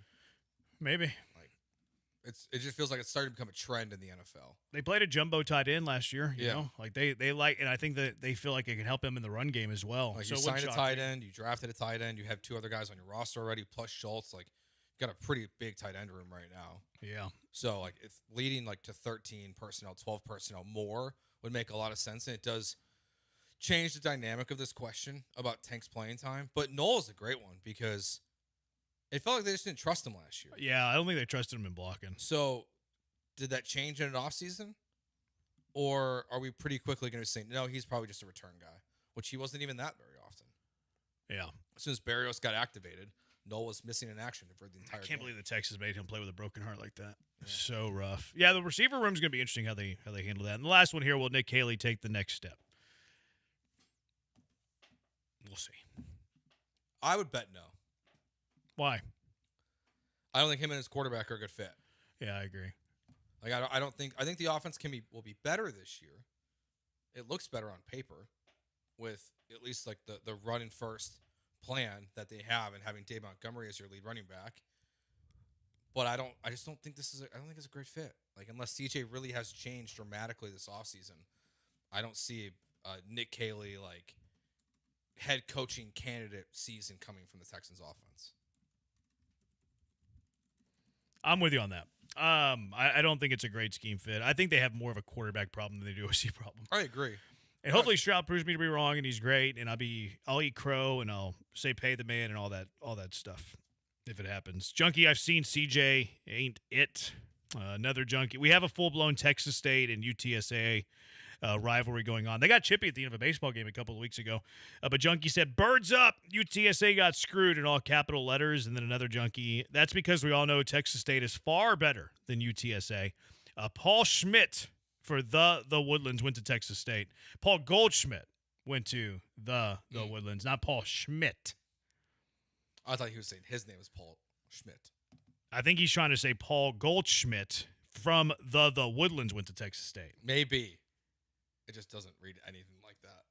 He's not saying he's Paul Schmidt. That's because we all know Texas State is far better than UTSA. Paul Schmidt for the Woodlands went to Texas State.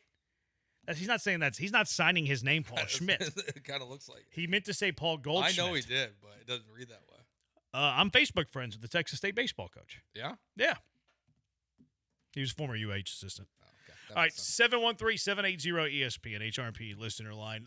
Keep it NFL here. Which teams have had the best off seasons? Now that OTAs are right here. We're here. We're basically in season. We're basically in season. And since we're in season, which teams have had the best off seasons? 713-780-3776. Jeremy and Joe, ESPN 97.5 and 97.9 HD2. Your local bar could be your ticket to a global stage. Michelob Ultra's Soccer Shootout is giving fans the chance to win tickets to the FIFA World Cup 26. All you have to do is show up and compete. This event is running now through June 14th. You show up, you compete in their interactive soccer shootout. The winner will go home with a pair of tickets to a Houston-based FIFA World Cup game, courtesy of Michelob Ultra. There's 10 chances on Friday and Saturday to do it. You can go to Bombshells out in Stafford on Friday from 5 to 8, to Vita Garden in Midtown from 5 to 8 on Friday. The boys, Brian, Sean, and Cam, they'll be broadcasting live at Kirby's Ice House. You can go there from 11 to 2 on Saturday in the Heights. Velvet Oak Tavern in Upper Kirby as well on Saturday, or Molly's Pub from 4 to 7. So plenty of opportunities for your chance to win tickets to the World Cup thanks to Michelob Ultra. Play for the chance to witness history, because Superior is worth playing for. Michelob Ultra, official beer sponsor of the FIFA World Cup 26.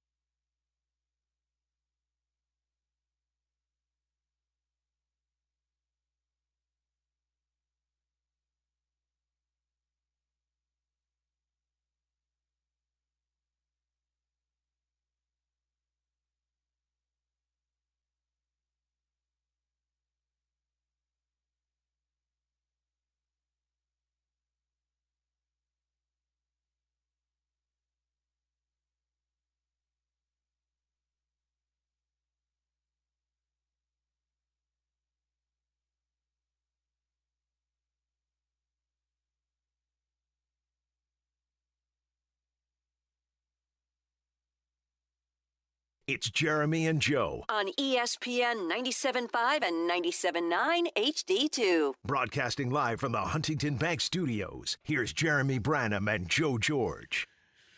Did Goldschmidt go to Texas State or Southwest Texas? That what we like to call the biz, a callback. Got a few words missing there. I don't know. I want to say he went to Texas State, though. When did they convert to Southwest Texas? That had to be in, like, mid-90s. I think so. Another junkie, Facebook friends, flex. Yeah, it was a flex. Huge flex. You're right. Looks like, yeah, he would have been Texas State. What does it say? Maybe not. 2003? It was in the 2000s? 2003, it looks like. It was, in 2003, it was Southwest Texas State University. And then they turned into Texas State. Yeah. In 04? Yeah. I think he was there after 03 because I graduated 03. I'm a few years older than Goldschmidt. So Yeah. he would have been there after 03. Yeah, he must have been Texas State. You're older than Yeah, well, Goldschmidt's what, 37, 38? He's 38, yeah. Yeah, I'm 40. Honestly, I thought he was older than that. You thought he was older than 40? Yeah. He's been in the league forever, it feels like. I called the Paul Goldschmidt game. Oh, really? Yeah, when he was at Texas State. Playing in the San Cougs? Marcos. Yeah, they were playing the Cougs. He played. It was actually a game in San Marcos. They have the railroad track that runs parallel to the right field wall. Mm-hmm. The bus parks in the parking lot past the railroad. And our SID was running to catch the bus one time. Okay. And he stopped at the bus and looked both ways to see if a bus was coming. And then went onto the bus, and the players were all razzing him, saying, "You didn't think you'd hear it coming?" He stopped at the railroad and looked both ways. I'll never forget that. Yeah, so Paul Goldschmidt played in that game when Jeff was looking both ways at a railroad to see if a train was coming. Like, I get why, like, school buses do it. But, like, He stopped. He was like running because he you thought would think he thought the bus was waiting on him, which they were. The bus Yeah. was waiting on him to finish his game recap. So he's running to the bus and then just comes to a complete stop at the railroad, looks to his left, looks to his right, hops over the train, runs a few hundred feet onto the bus, and they're all laughing at him. were the gates down?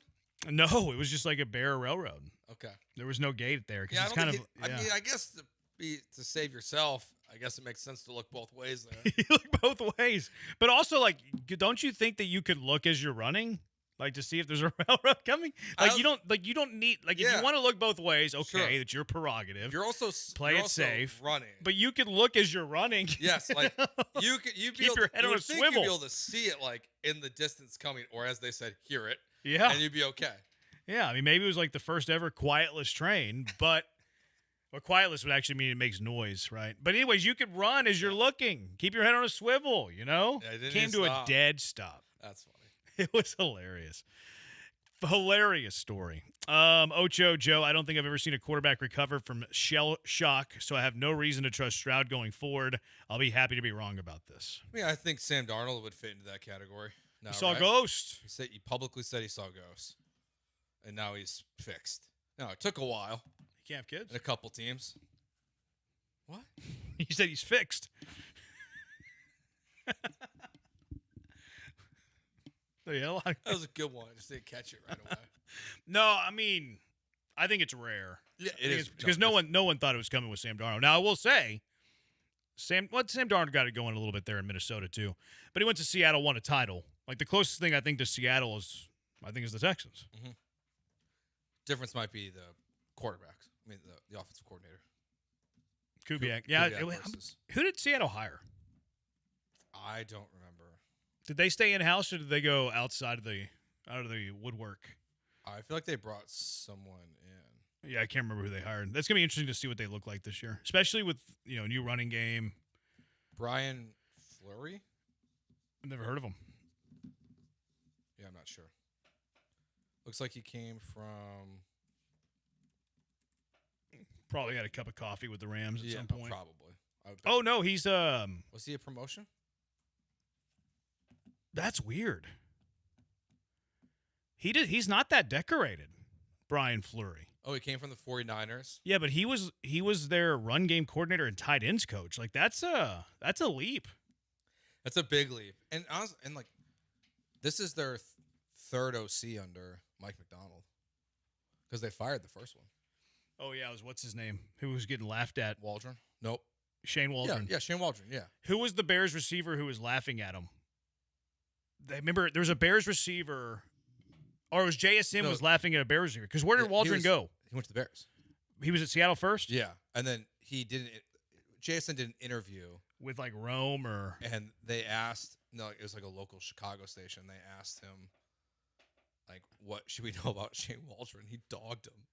Yeah, I think he was doing an interview, Yeah. JSN and a Bears receiver, and they were It might have asking been JSN to think about the Bear receiver, like, what do you need to know about Shane? Yeah. And he was like, "Good luck, bro." Yeah. And then he goes to Jacksonville. So that was the last year of what's his name as the head coach. Yeah. And then they hired Ben Johnson. Yeah. And then so Waldron's been bad. I wonder where Waldron's at now. He's in Jacksonville. Is the OC there? No, he's some kind of coach there. Passing game coordinator. They don't really have an OC, even if they have an OC, though. Because it's like people think like Waldron, wherever he goes, everyone suffers. Well, if he's not calling plays. But like Brian Thomas Jr., disaster. It's bad in Chicago. He's not calling plays, though. Yeah, I know, but it feels like it's like kind of. See, I think coaches can be very, very good, but just can't excel at play calling. Yeah. It's kind of like the same thing as a head coach. Like, you can be a great play caller, terrible head coach. Mm-hmm.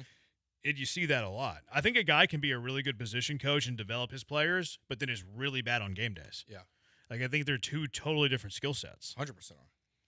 Like, it's not even close. It's kind of funny how you see the, kind of the promotions go in the NFL, though, because they'll hire coaches who are like great developers and be like, oh, this guy's going to call plays great. It's like, that's not really two relatable skills. Mm-hmm. Same thing with play calling and being a head coach. Like, being a head coach, you don't have to be a good it's play the caller. entire week. Yeah, you don't have to call plays. Culture, setting a foundation. John Harbaugh has been one of the best head coaches in the NFL for how long? And he's never called plays.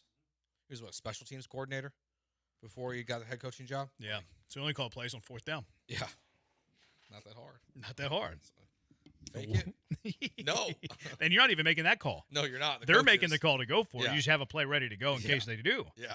Yeah. No, play calling is you're really good during the game. Like, you're a gamer, Situational. And, during the week, game planning and, what's yeah. going to work against this defense.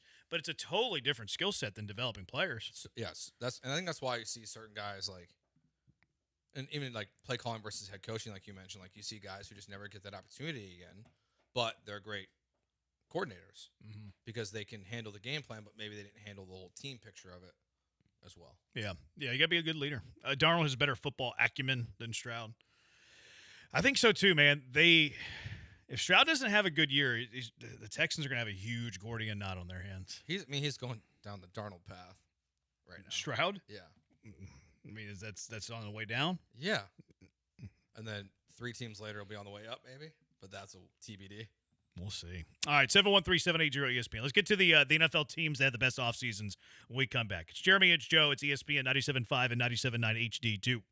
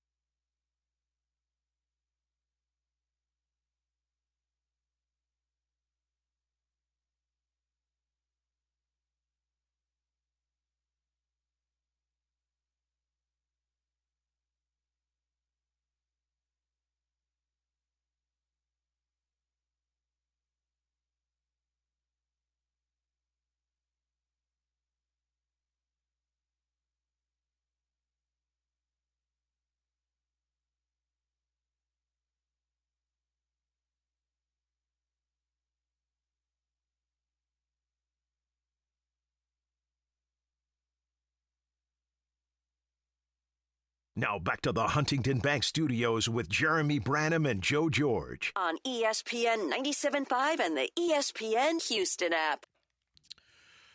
Who had the best off seasons in the NFL? 713-780-ESPN. Philip68, no, I did not watch the F1 race highlights. I didn't see it. Where's it at? Is it on Apple TV? Maybe it's on Apple TV. Do you guys think that the moves Texas made on the O-line will make CJ better, or is he just shell-shock and done? I think it'll be better. I think it'll be slightly better. But also think, like, what has the Texans' offensive philosophy been this offseason?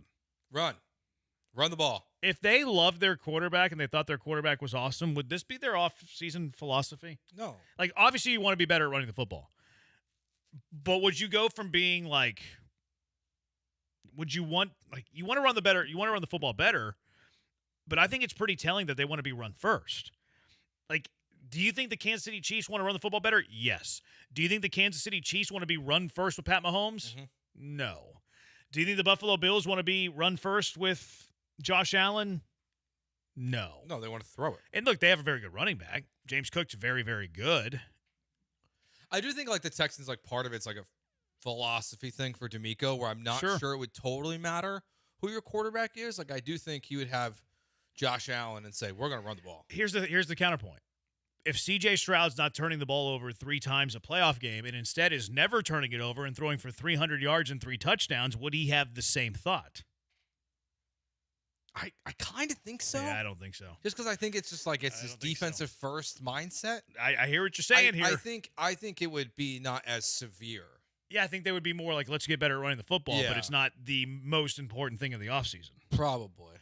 Every single offensive lineman they start is better at run blocking. Pass blocking. Yeah. They drafted a guy who's a run blocker to be in the middle of their offensive line. They traded for David Montgomery, which people thought it was actually like a bit like they gave up too much value, which I didn't mind the David Montgomery trade. Don't get it twisted here. You have something to say? You got your finger up.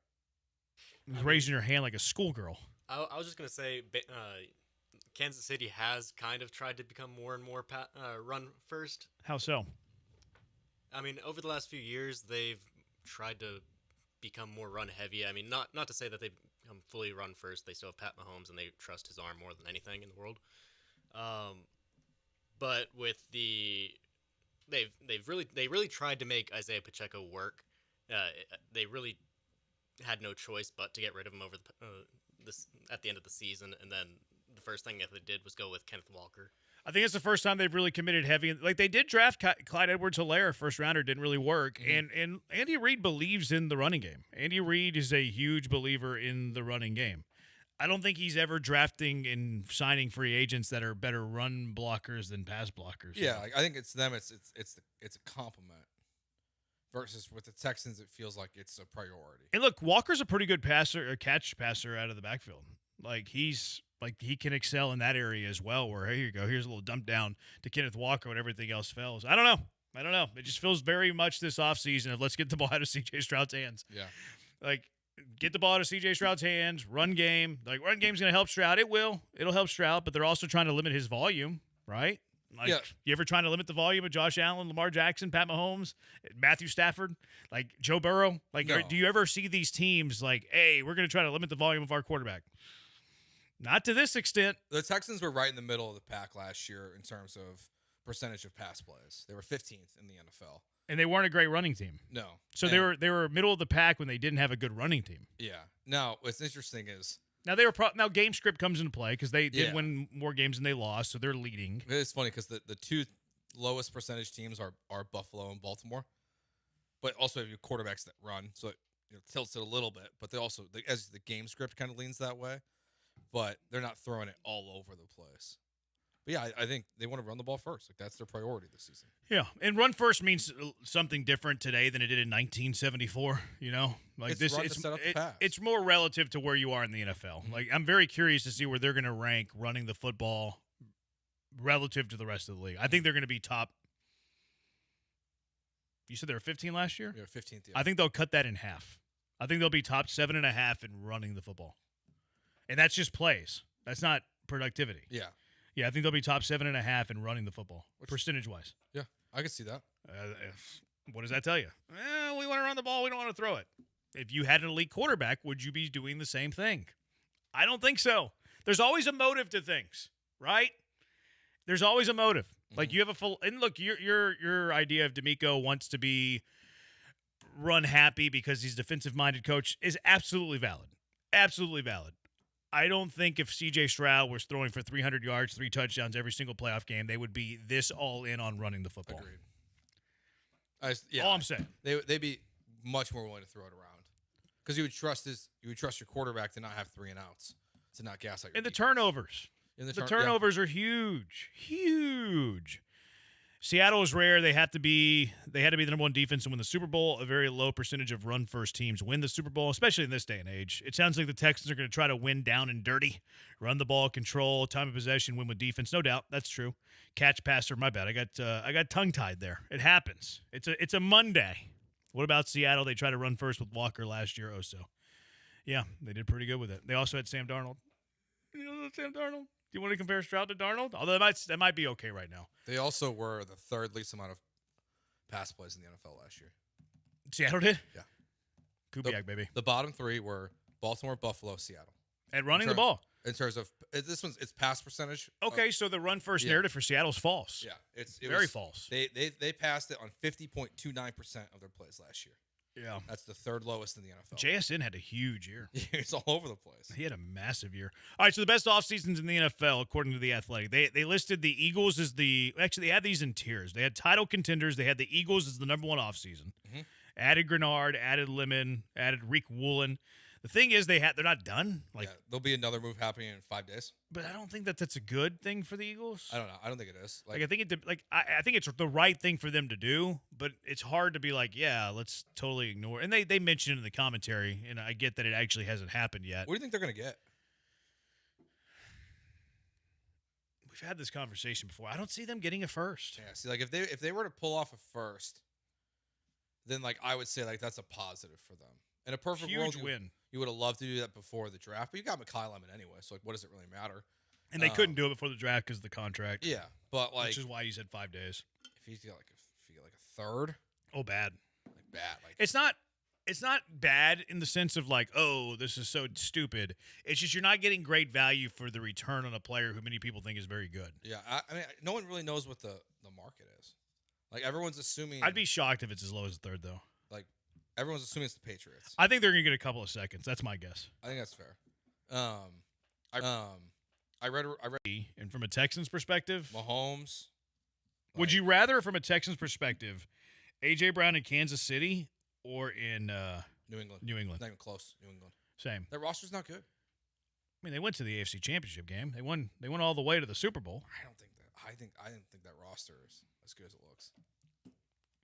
I would rather him go to New England as well. Yeah. Like that. All the chaos. Rashi Rice, A.J. Brown, Kenneth Walker. Rice is in jail at the moment. Yeah, but I don't think he's going to be suspended. Yeah, he's just he's got to do his rehab for his surgery while he's in prison. I mean, there's nothing else to do. I know. That's probably the perfect place to do rehab. That probably is. You're right. They probably have world-class gyms at some of these places. Yeah, probably the ones he's going to. Yeah, the one he's going to. Yeah. Yeah. You're right. No distractions. No, but Rice. He can't be running around on the highway. Rice, whatever's left of Kelsey, A.J. Brown, Kenneth Walker, Pat Mahomes, Andy Reid. Yeah. Now they blew up their secondary this offseason. Yeah, I wouldn't want that. I'm in Kansas City. No, it'd be way better him to go in New England. San Fran, they had Mike Evans, the dribbling receiver in the draft. They mentioned them. The Rams, McDuffie, Jalen Watson. QB2 they have as a key acquisition. I'm not a fan of the Ty Simpson draft pick, as you know. I also don't think I'd put it in this category. Yeah, it's tough. I think they felt like they needed to because it was the 13th pick. I guess best offseason moves, it's in total. It's not for just trying to win a Super Bowl, but it's a long-term move, not a current move. No. The rebuilding teams, they had the Raiders as the number 1 offseason. Mendoza, they signed Linderbaum, which I think is critical for rookie quarterback, although will they even play rookie quarterback right away. Nakobe Dean, they kept Crosby too, accidentally. But yeah, I mean, I'm curious. You have the veteran in Cousins, I think that they had a pretty good offseason. Yeah, I would agree. Yeah, I would. I kind of like the. I don't know if I like it, but I'm intrigued by the roster build there. Yeah, I mean the wide receiver room is kind of weird. Yeah, it's Trey Tucker, which I like Trey Tucker. They signed Jalen Naylor. Meh. They have Jack Besh. He didn't do much last year as a rookie. No, Shout out But TCU. you have Bowers and Mike Mayers as well. So You like Mayer?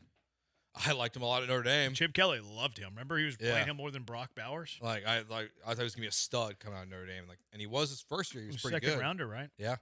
And then they've drafted Bowers, which makes sense. Bowers is a stud. Yeah, I would play 12 personnel with that roster build for sure. Yeah. They have Cleveland. They brought in the left tackle. They drafted him. Fanu. They drafted Concepcion. They actually have Titus Howard listed this year. Key acquisition. That doesn't do anything for me. What do the other rebuilding teams do? I mean, Howard's solid, but, Saints they have David Edwards, Jordan Tyson, Travis Etienne. Or it's Achan now. My bad. Yeah. My bad. Travis Achan. I'm kind of intrigued by the Saints. I think they're gonna be such a popular pick. I was like, they're gonna win the South this year. Oh, really? Now everyone's starting to kind of jump on that. It feels like, because they're the team to pick. I wonder where their market's at. I'm gonna have to fade it. No, they're still fourth in odds. Last time I checked.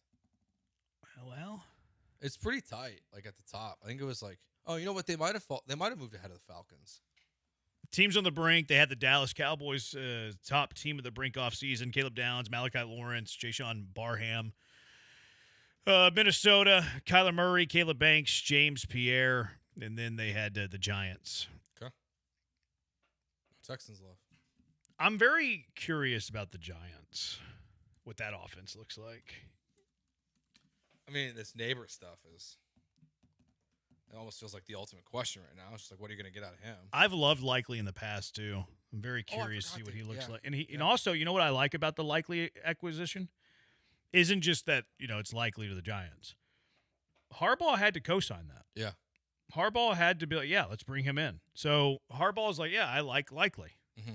Where, he always kind of felt out of favor at Baltimore, but maybe that was just because he was playing behind Andrews. Yeah. I thought the last 2 years that Likely was going to jump Andrews and that they were just going to get rid of Andrews. And they went the opposite, though. They re-signed Andrews. Yeah, I always felt like Andrews got hurt, that Likely would be good.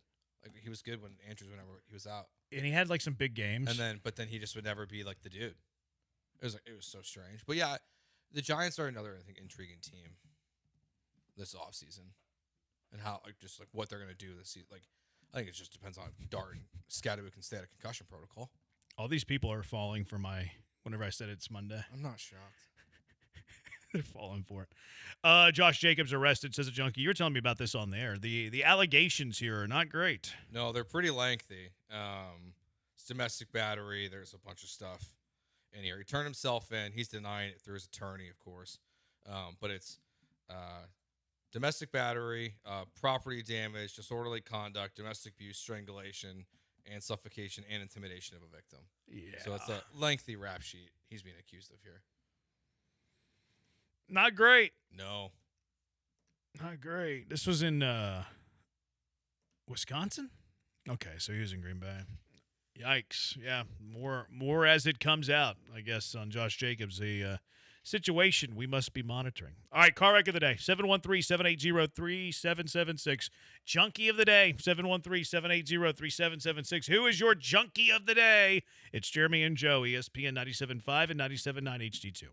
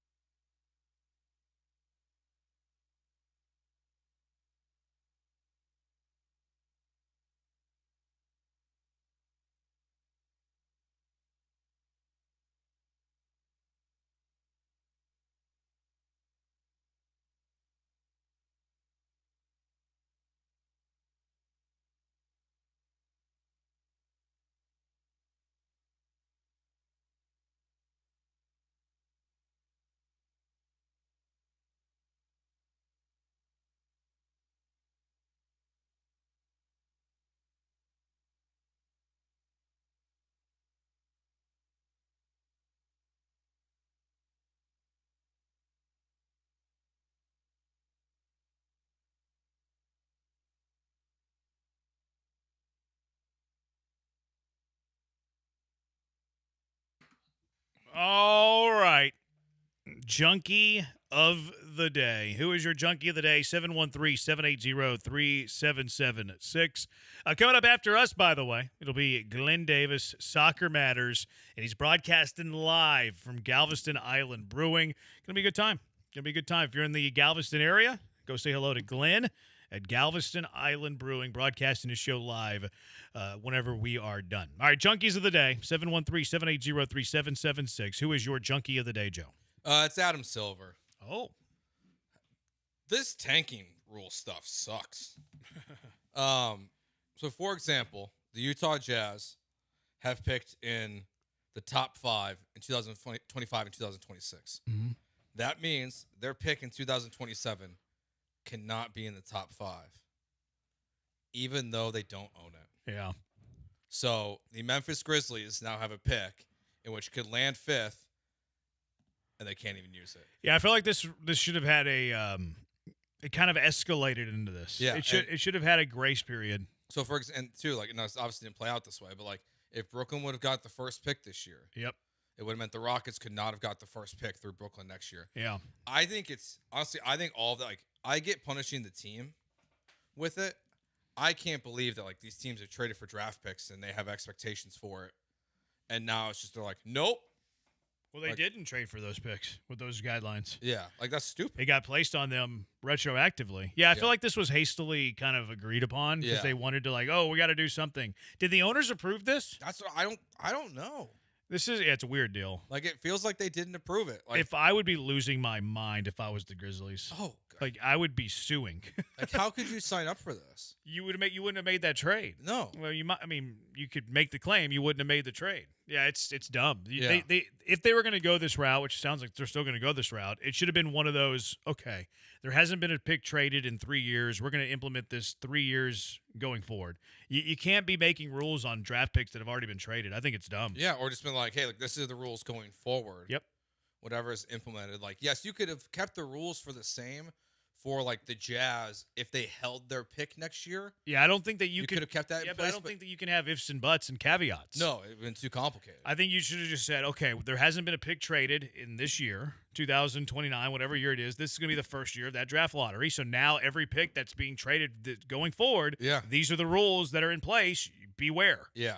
But retroactively putting restrictions on trades that a team made, I think, is Bush League at And best. they're only locked into these rules for 3 seasons. Yeah. So like the Rockets could trade for a pick in 2031, and we just lost our sweat of the day. Oh, we lost already? Yeah, we lost it already. Sheesh. We did no runs first inning. That's fun. So at least it was a quick death. Yeah, we did Cubs Pirates first inning run total. Joe put us on the no. We lost. Whoops. My bad. All right, I'll put that in tomorrow. Last week we won 4 units. That's good. Over 4 units. Coming into the day, we were up almost 3 units. Yep. Today we are down 1.4 units. We need some soccer games tomorrow because we gave up some stuff. I don't even know if there's soccer tomorrow. Yeah, that's a bad rule. Anything that affects the draft shouldn't be implemented until crazy until there are no picks that have been traded like to that date. Yeah, it's dumb. My junkie of the day, Cleveland Cavs. They got swept. Nice competitive series. And then this pickleball dude, a Pennsylvania man accused of vandalizing pickleball courts because his summer was ruined by an injury. So he had an injury that was going to cost him to not be able to play pickleball all summer. Okay. So because he wasn't going to play pickleball all summer, no one was going to play pickleball all summer. So he vandalized the courts. Like cut the nets and slashed the nets and did some damage to the courts as well. Was he intentionally hurt? No, I think he just got hurt playing pickleball. And he just threw a tantrum? Yeah. That's weird. He said, if I'm hurt, I'm not going to have fun this summer because my summer's been ruined. All of your summers are going to be ruined as well. You probably should send this guy to prison. Not a great move. It's not very nice. Like, if this is what he's doing over pickleball, yeah, I don't think you can trust him with anything else in life. It's almost like having coffee delivered to you live on the air and not asking your colleagues if they want anything. We're waiting for that one. Texter Bo says, Junkie of the Day, Rangers radio and TV announcers mentioning no-hitter during the game. I don't really mind that. I did hear Dave Raymond, though, like kind of the anticlimactic finish of the ABS.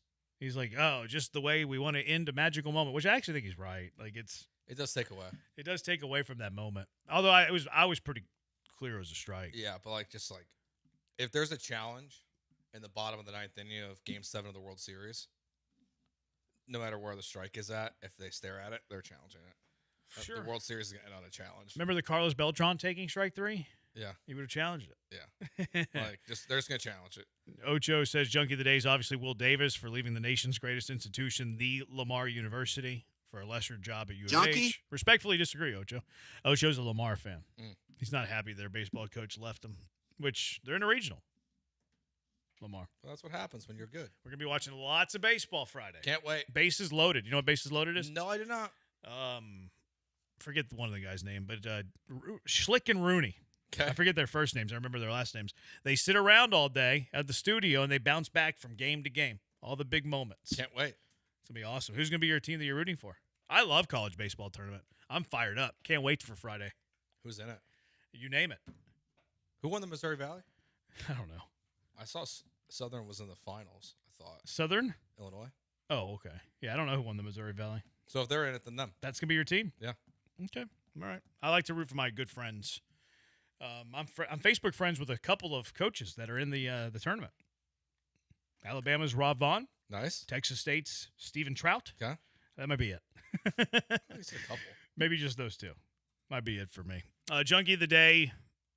People who buy lottery tickets and then try to scratch the tickets off at the cash register while there is a line behind them. Great call. You run into that. I've seen it before. There's a couple times. I can't remember the last time I went into a gas station. I go too much. Really? Oh, you buy your Zins. Yeah. Yeah, I just pay at the pump, and I'm off with my day. All right. I'll root for the Aggies. Why not? Okay. They're in it this year. We're going to carry their game so we get off a little early? No. Oh, all right. What's winning?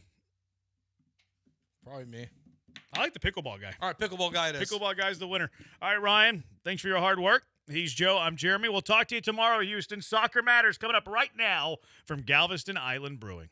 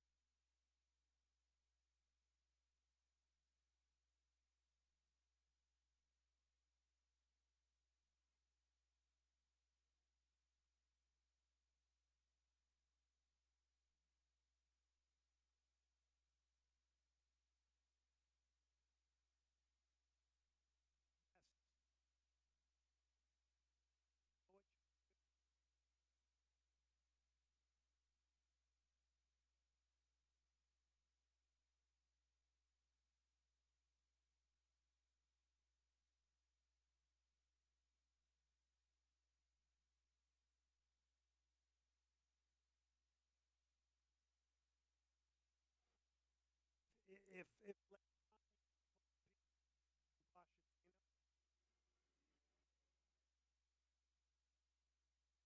okay, I can't see it because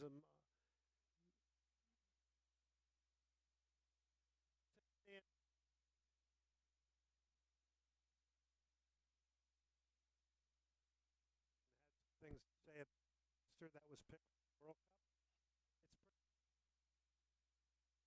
It's pretty, but even if you can pull, but let's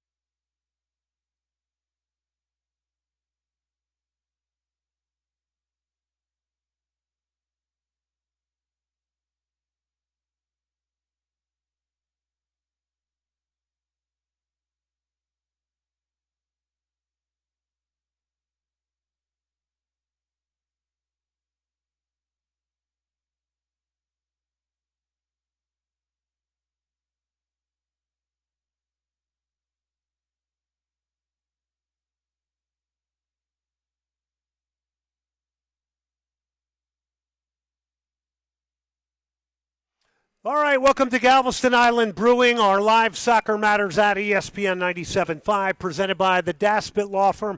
Yes, we are down on the island here. It's 8423 Stewart Road. Visit galveston.com and come on into the Galveston Island Brewing Company because tonight, well, we got a number of things. We're going to talk about the U.S. men's national team roster drop today.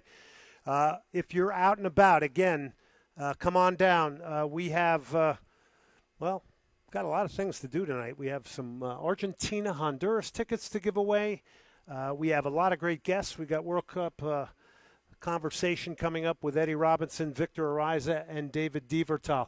Eddie Robinson, former player for the Houston Dynamo, has played for the U.S. men's national team. He'll join us tonight. David Divertal played in the 90s with the Houston Hotshots at the old Summit where the Rockets used to play in the professional indoor game. Both of them will be in here tonight. We'll talk World Cup.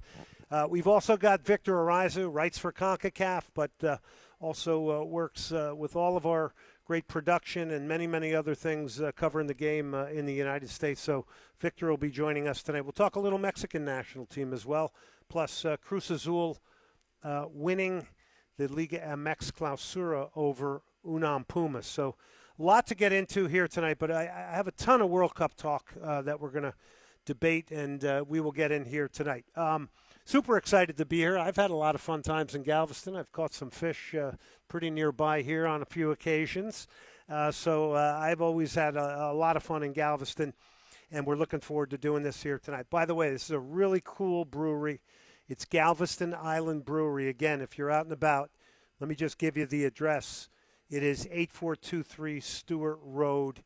And, again, come on out. We will also visit with Caitlin Carnes, who's the senior PR manager for Visit Galveston. So part of the idea here is during the World Cup, when people are coming in from all over the world, they got a short drive, 1 hour, to come down here to Galveston and take in all the great things that is Galveston, the Strand, the history, the beaches, the ocean, and many, many more things that I'm sure Caitlin's going to remind me of when we bring her on because she'll know it a lot better than me.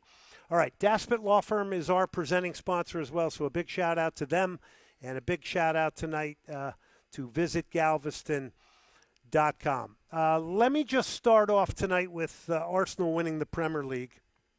They're going to look to do the double this weekend against Luis Enrique and PSG, Saturday at 11 a.m. So that's the Champions League final, which kind of made me think, I was sitting at home and I was like, wow, there's a lot of guys on these two teams that are going to have to turn around and join their country and play in the World Cup. And it's an amazingly quick turnaround.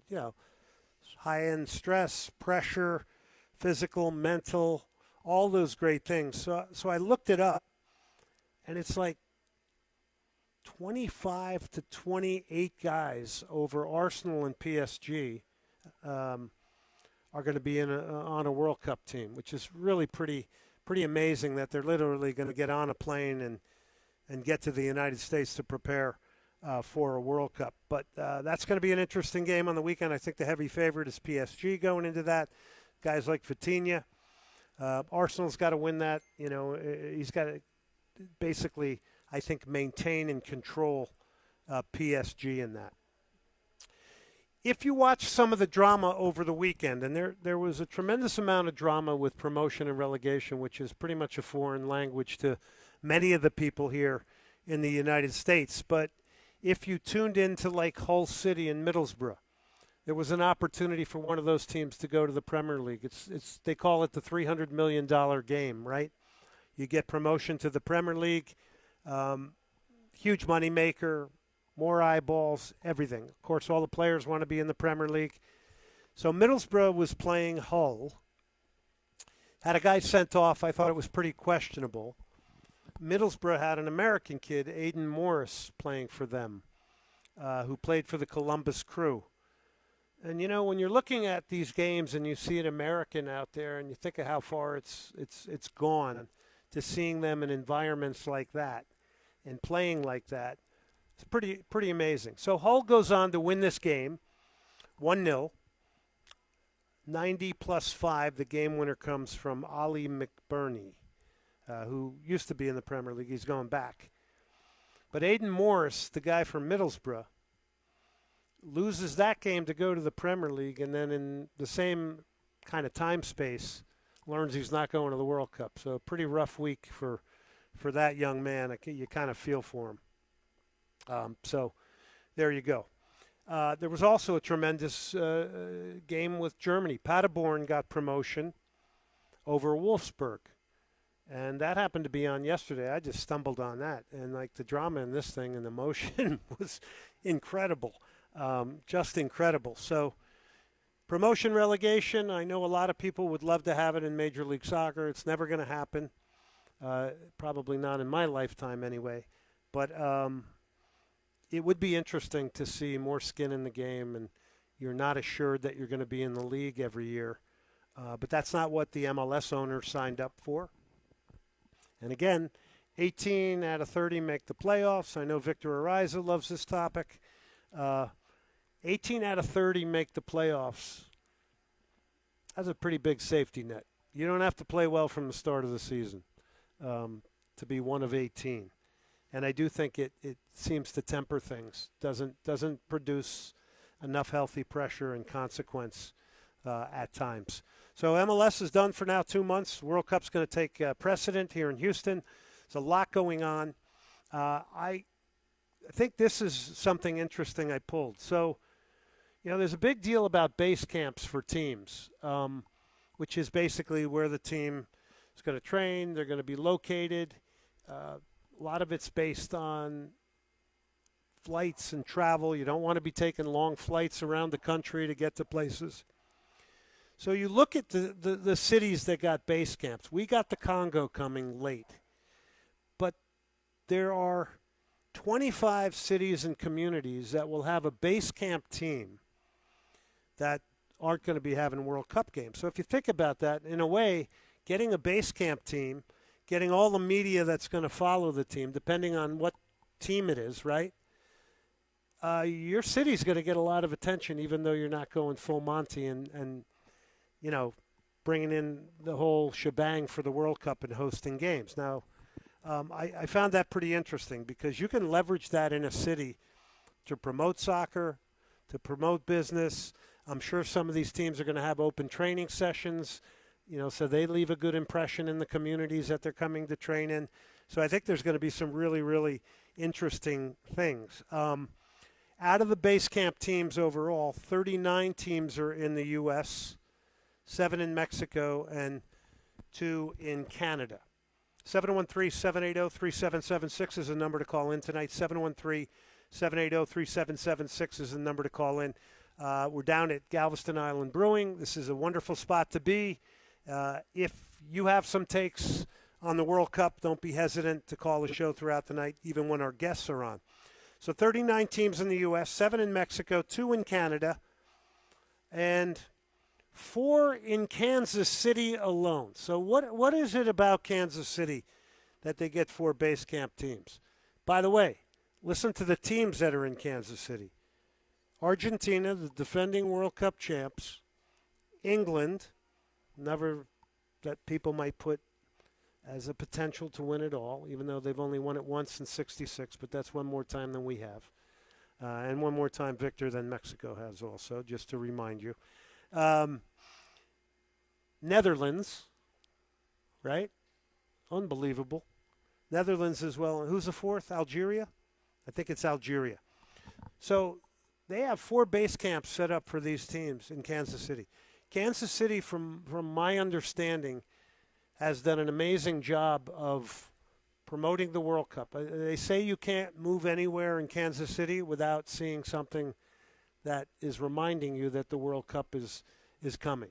So bravo to Kansas City. They obviously did an amazing job, and they are going to get the media attention of 3 major teams that are going to, bring in this posse of commentary and news people and that are going to follow their every move. So their city is going to get the light shined on them, just like we are with the games being here.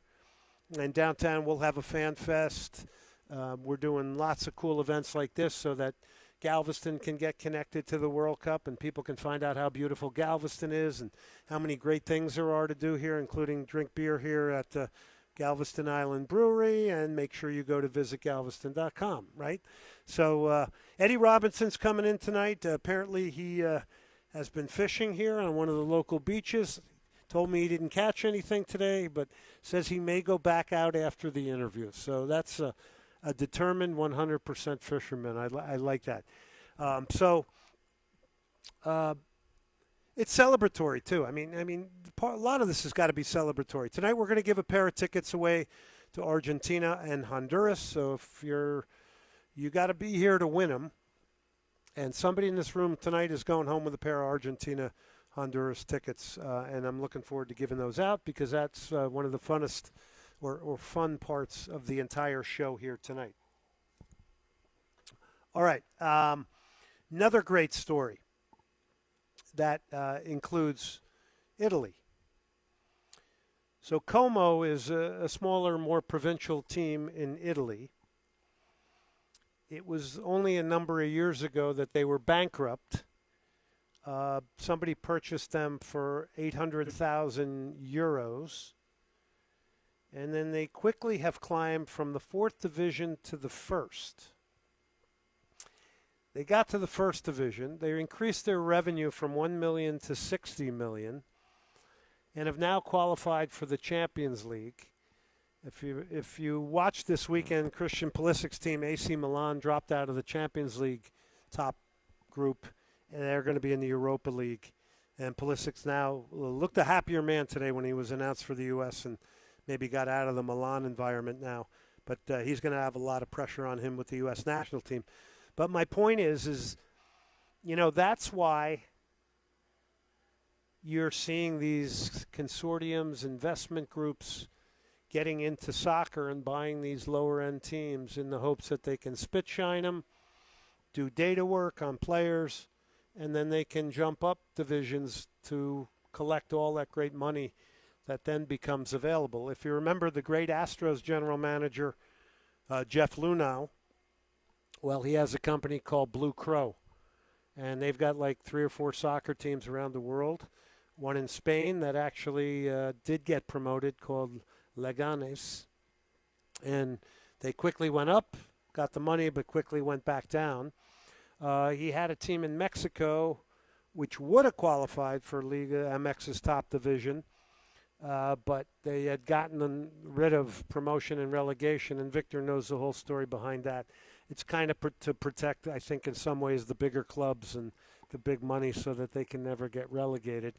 But if there was promotion and relegation, that team, FC Cancun, would have jumped up. And these are pretty incredible stories. We also have the Friedkin Group and Dad Friedkin, Gulf States Toyota, who owns the top Italian team or one of the top historic teams, Roma, Francesco Totti's old team. So it's pretty crazy that we have these types of people in Houston that are involved in soccer. Now, I don't know how deep a soccer fan they are, they may become one, but they're investors.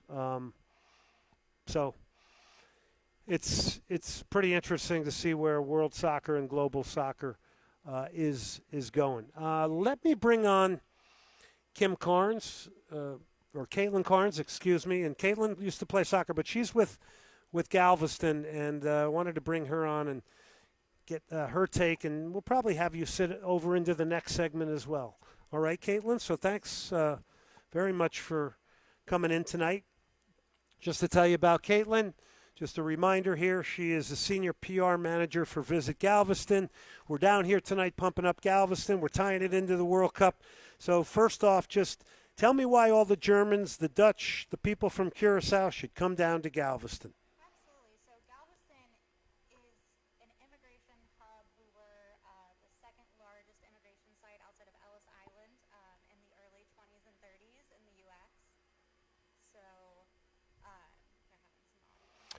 Stick with me. We're going to take a break. We're going to sort these out. We're going to come back, and we'll start the interview over, and we'll get to Caitlin Carnes, Senior PR Manager, Visit Galveston. Hey, we're down here at Galveston Island Brewing, 8423 Stewart Road. Visit Galveston.com. Eddie Robinson has just got in the room. We got a radio show. Everybody.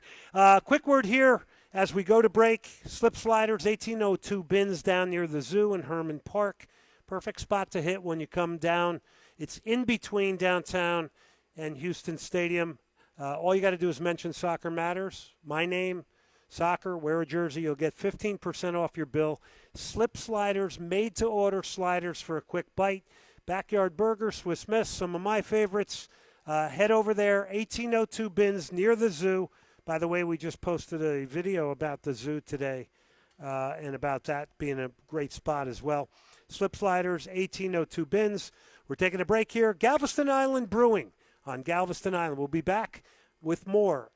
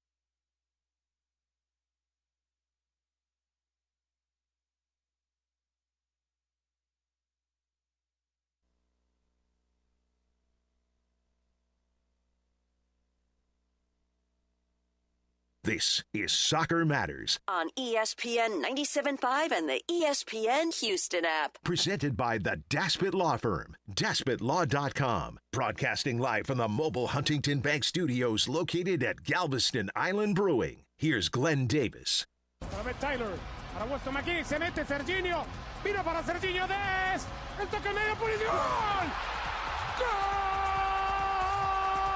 Christian Pulisic lo hizo, gran jugada, dejó la vida por el gol, gana Estados Unidos 1-0. That was a Christian Pulisic goal, and the U.S. will be counting on him for some goal contributions. Hey, quick word here. Magnolia Ballroom, Houston's premier international soccer watch party destination downtown for the 2026 World Cup. Now, the Magnolia Ballroom Cup experience, all-inclusive, all-day access, 4 premium cocktails, curated light bites. So Magnolia Ballroom is this old ballroom that actually brewed beer, and that's perfect since we're down here at Galveston Island Brewing, but brewed beer along the bayou. It is a historic site in Houston. It's got a rotunda. It's got all kinds of really, really cool, just different features in it. Wood floors. Amazing spot, the Magnolia Ballroom. It's in the heart of downtown, 2 blocks from Main Street, 1 block from the Post, 1.2 miles from the Fan Fest. And you can move between all these venues and get in there. It's air-conditioned, obviously. It's 134 years. It's the Magnolia Ballroom, Houston's premier international soccer watch party destination for the 2026 Cup. And go down there and get the Magnolia Ballroom Cup experience. It's going to be a great place to go. Just amazing artifacts as well in there. Magnolia Ballroom. All right, welcome back to Galveston Island Brewing, and this will be the watch party spot right here in Galveston, and they're going to be showing all the games here as well. And as we come back, I want to welcome in, again, Caitlin Carnes, the Senior PR Manager for Visit Galveston. So we had a little bit of a technical issue. We got it sorted out. So take us into Galveston, some of the history, and why we want all these World Cup fans down here. Absolutely. Thank you guys so much for having me. Galveston is just teeming with culture and history. We're the second largest immigration site outside of Ellis Island, and a lot of them were Western and Eastern Europeans. So European fans can go to the Seaport Museum. They can look and see if their families immigrated into Galveston, if they have any relation to the United States. But I mean, we're just an hour away from Houston. We have one of the largest concentrations of Victorian architecture in the country, which, people don't get to experience on this little barrier island that's only 32 miles long. You can go to the beach, you can be downtown, you can view the cruise ships, you can really get a full immersion with just a 2-mile wide radius. Just culture, food, all of it, and super welcoming atmosphere. The locals love to meet visitors. They will definitely listen in on your conversations, and once they know you're from out of town, it's game on. They're giving you recommendations. They're inviting you over to their house for a barbecue. They're telling you all the best fishing spots. Galveston is just that place, and you have to experience it to truly understand the nostalgia. We're talking to Caitlin Carnes, Senior PR Manager of Visit Galveston. By the way, good beer down here, too, right here at Galveston Island Brewing. It is amazing how many Germans have come through here, Czechs, and then we get into Fredericksburg, and you see all the German names and Czech names around the state of Texas. So I find that history pretty incredible, and it goes so far back, as you mentioned, and it's kind of ironic. We got the German national team in the opening game here in Houston. Exactly, yeah. And they all came into Galveston and then spread amongst Texas and other parts of the Midwest. So Galveston's where it all started for those immigrants, which is really cool. All right, so what are your top 5 favorite things to do in Galveston? Yours personally. Oh, my goodness. So I love the East End Historic District. I love walking around, being immersed in the Victorian architecture. We have these awesome tree sculptures. We have a wonderful walking tour. It's free. You can find it on our website. And there's just so many stories of resiliency that are kind of, if you know with Galveston. So we were the home of the 1900 storm, which was the greatest natural disaster in human history. And so there's water lines where you can see all of the different hurricanes, everything that's come through in our historic downtown, and you can see what Galveston has had to rebuild from over and over again. So I love just walking the Strand in the downtown historic district, seeing the water lines. I love the East End Historic District, the tree sculpture tour. Those were all created after Hurricane Ike. So these artists came in, all these oak trees that fell and were, saltwater rotted, have been turned into these beautiful works of art. And you can just, I think that's what Galveston is, and that's what people will really enjoy to see, is we're just a community that never is down. We're always celebrating each other, and we're finding, the silver lining. So it's just a fun little hidden gem that we're excited to share with the world. And by the way, if the rest of the world is out there, and they possibly could be listening in tonight, it's only 1 hour from Houston to get down here. I think it took us less to get down here today, actually, but straight shot, it's easy. Those Victorian homes, though, they are pretty mind-blowing. Absolutely. We're the third largest Mardi Gras in the entire country, so Galveston knows how to party as well. So we're going to bring that same Mardi Gras energy to World Cup, June and July. Tell us, Caitlin, about the Strand District and what that brings. The Strand is such a unique juxtaposition of Galveston history, past tense and modern day. So you've got this beautiful steel wheel trolley track, steel wheel trolley that connects downtown with the beach. It's only $1 a ride. It's definitely worth your time. You have these gorgeous Baroque iron balconies where we like to throw our beads from during Mardi Gras season. But then you've got great little souvenir shops, boutiques, restaurants, bars. It's got a New Orleans feel. You could go get, a hat and a daiquiri at the same place and walk around with your drink. So it's a super cool vibe. And then the cruise port, or the fourth largest cruise port in the entire country, and the cruise port is sitting right behind our historic downtown. So people who take cruises, you normally are shipped off to an industrial complex, and you've got to figure out shuttles. And with our downtown, you can be, sitting on the picnic table on the Strand enjoying a margarita or a Bloody Mary, and then just walk to your cruise ship when it's time to go. You want to just keep going? You're selling Galveston great here, a lot better than I am. You can keep going. The other amazing thing is the Port of Houston snakes down 50 miles right down around here, and it's one of the biggest ports in the world, and the amount of commerce that's done there is amazing. That's just kind of linking the two together. Sportsman's paradise, though. I mean, my good friend Eddie Robinson, the former MLS player, wherever he is, he just was out fishing. There's tremendous fishing here. You can charter. Absolutely. You can fish off the beach. Pier fishing. Yeah, it's great. I mean, you got all the fishing. You got swimming. You got boating, jet skis. Yeah, we've got jet skis, sea-doos, windsurfing, regular surfing. If you can surf in Galveston, which people do, you can surf anywhere. Those waves are very unique. So we've got surfing competitions. We have a dog surf competition coming up in a couple weeks, which is my favorite festival on the island. Yeah. I saw somebody built a really nice World Cup sand castle.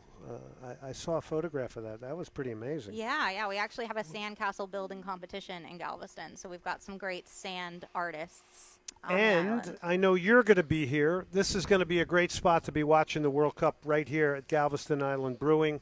They're going to have all the World Cup matches on here, so come here, get some of the freshest, best home-brewed beer. Absolutely. Causeway Kolsch. It's my favorite. Causeway Kolsch. Yeah. What else are the favorites here at Galveston Island Brewing, the favorite brews? Which is it? Oh, Beach Please. That's Chardonnay. That's Chardonnay. What's that? The IPA is quite nice as well. Yeah, well, by the way, if you're driving around right now, come in 8423 Stewart Road.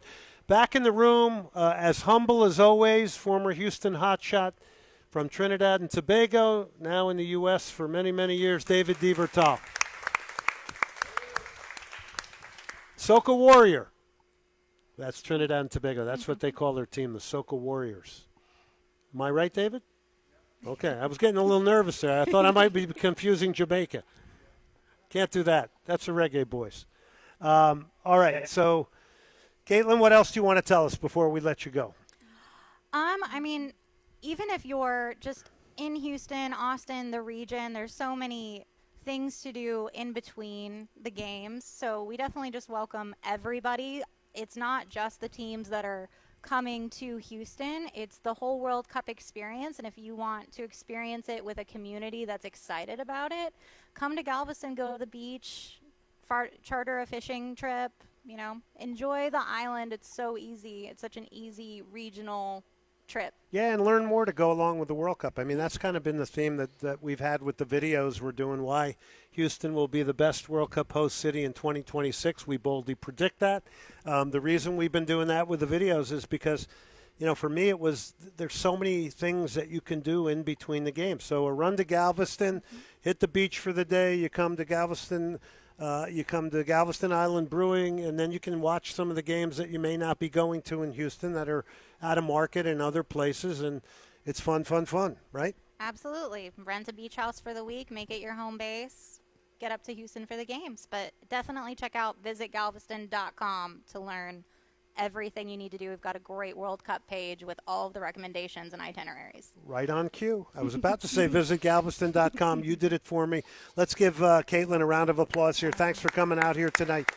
We appreciate everything. Thank you so much for having me. All right. That's Caitlin Carn, Senior PR Manager. Visit Galveston. We thank her very much for coming on and sitting next to me here tonight to talk a little bit about this. Okay, where are we at here? How much time we have in this segment here, Mr. Morrow? All right, we got another 5 minutes here. That gives me an opportunity to tell you a little bit about the German national team that's coming in. So I was speaking to Matthew before.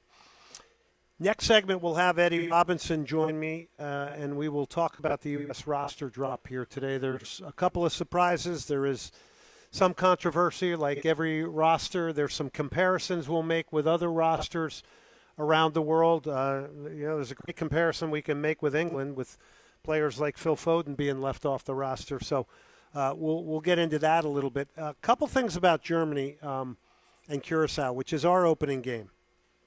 I know Germany has to be always respected in these World Cups. There's no question about that. They have a number of attacking talents, 4-time World Cup winners.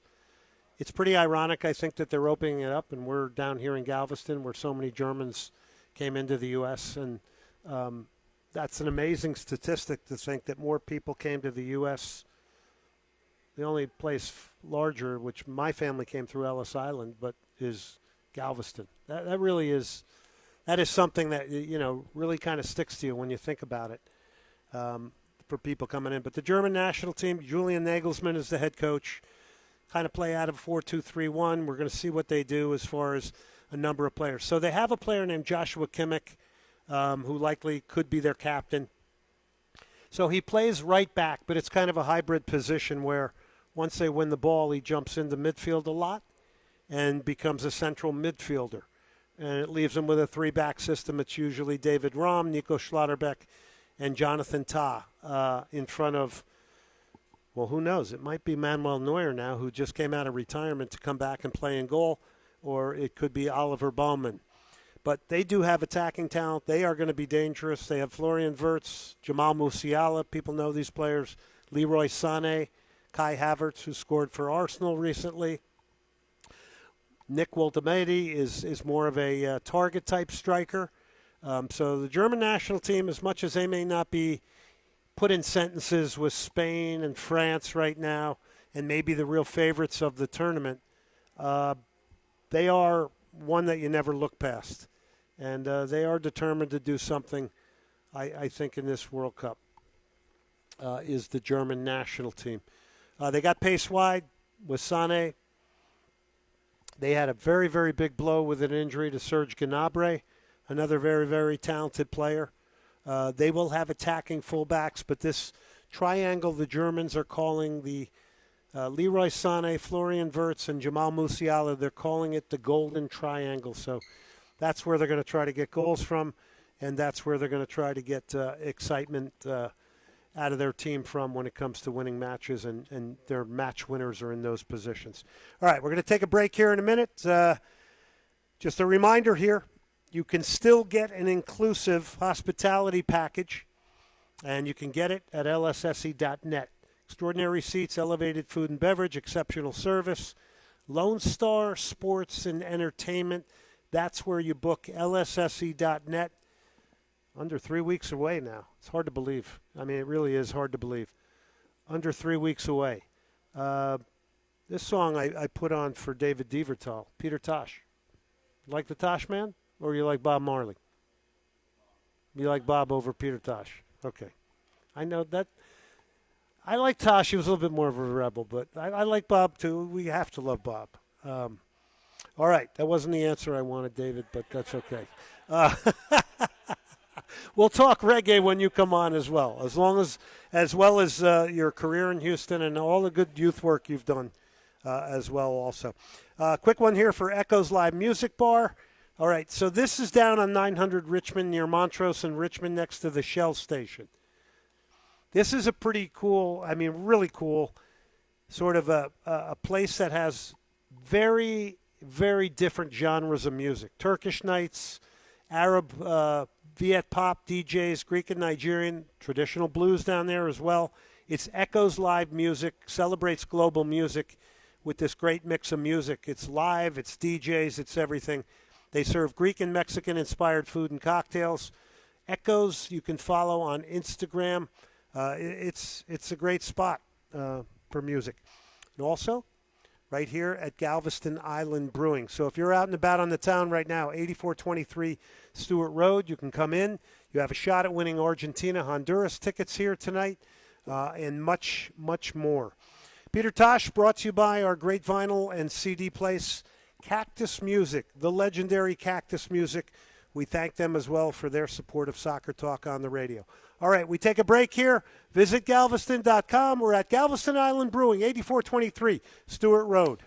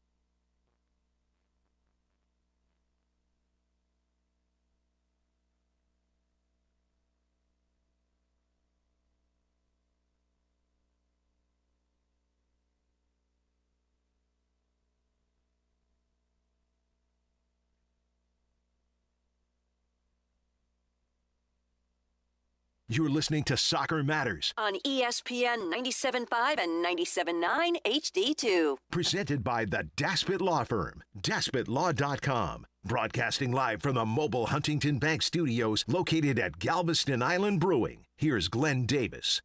A ver si frota la lámpara Vini. La toca bien el remate. ¡Golazo! ¡Gol! Lo hizo Carlos Enrique Casemiro. Gana Brasil 1-0, Mauro. He is headed straight your way to Major League Soccer. Casemiro is apparently going to sign with Inter Miami.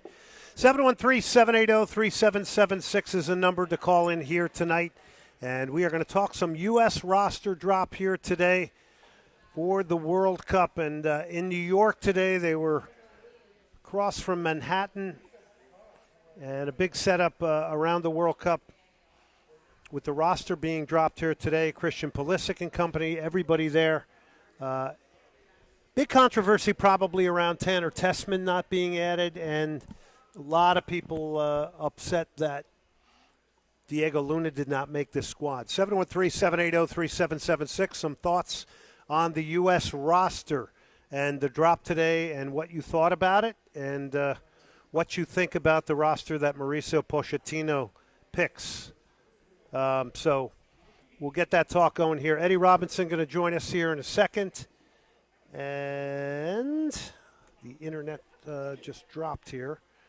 But we will get Eddie on here to talk about the U.S. men's national team. We are at Galveston Island Brewing in Galveston, Texas. This is going to be a spot to watch the World Cup here.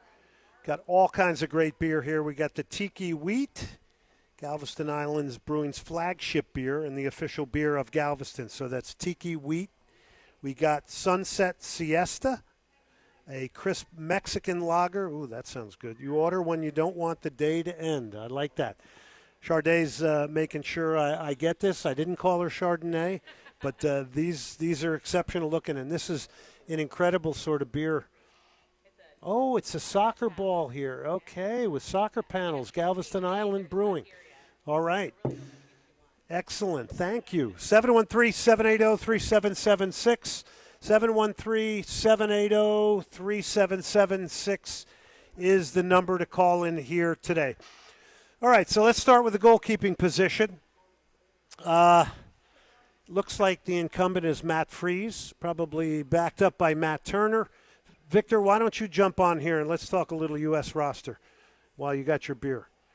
Okay, Eddie, you ready? Okay, Eddie Robinson's ready now. Can't. No. Come. All right. So Matt Freese, Matt Turner. We're starting with the goalkeepers, Eddie. Matt Freese, Matt Turner. So which one of these guys is the starter and why? Obviously, Matt Turner has played in a World Cup, so he's got that going for him.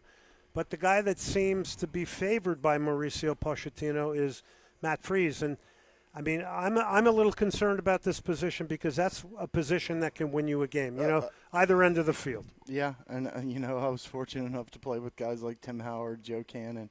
I mean, some absolute monsters in front of goal. And when you look at it, you got to say to yourself, okay, well, Matt Turner, while he wasn't necessarily overly successful in Europe, he's played there. He's had that pressure on him. Some of the saves that he's capable of making are different. Matt Freese, I still haven't seen it. And the one thing about Mauricio Pochettino is you don't really hear much from him. You don't hear, especially about this position, which is interesting to me.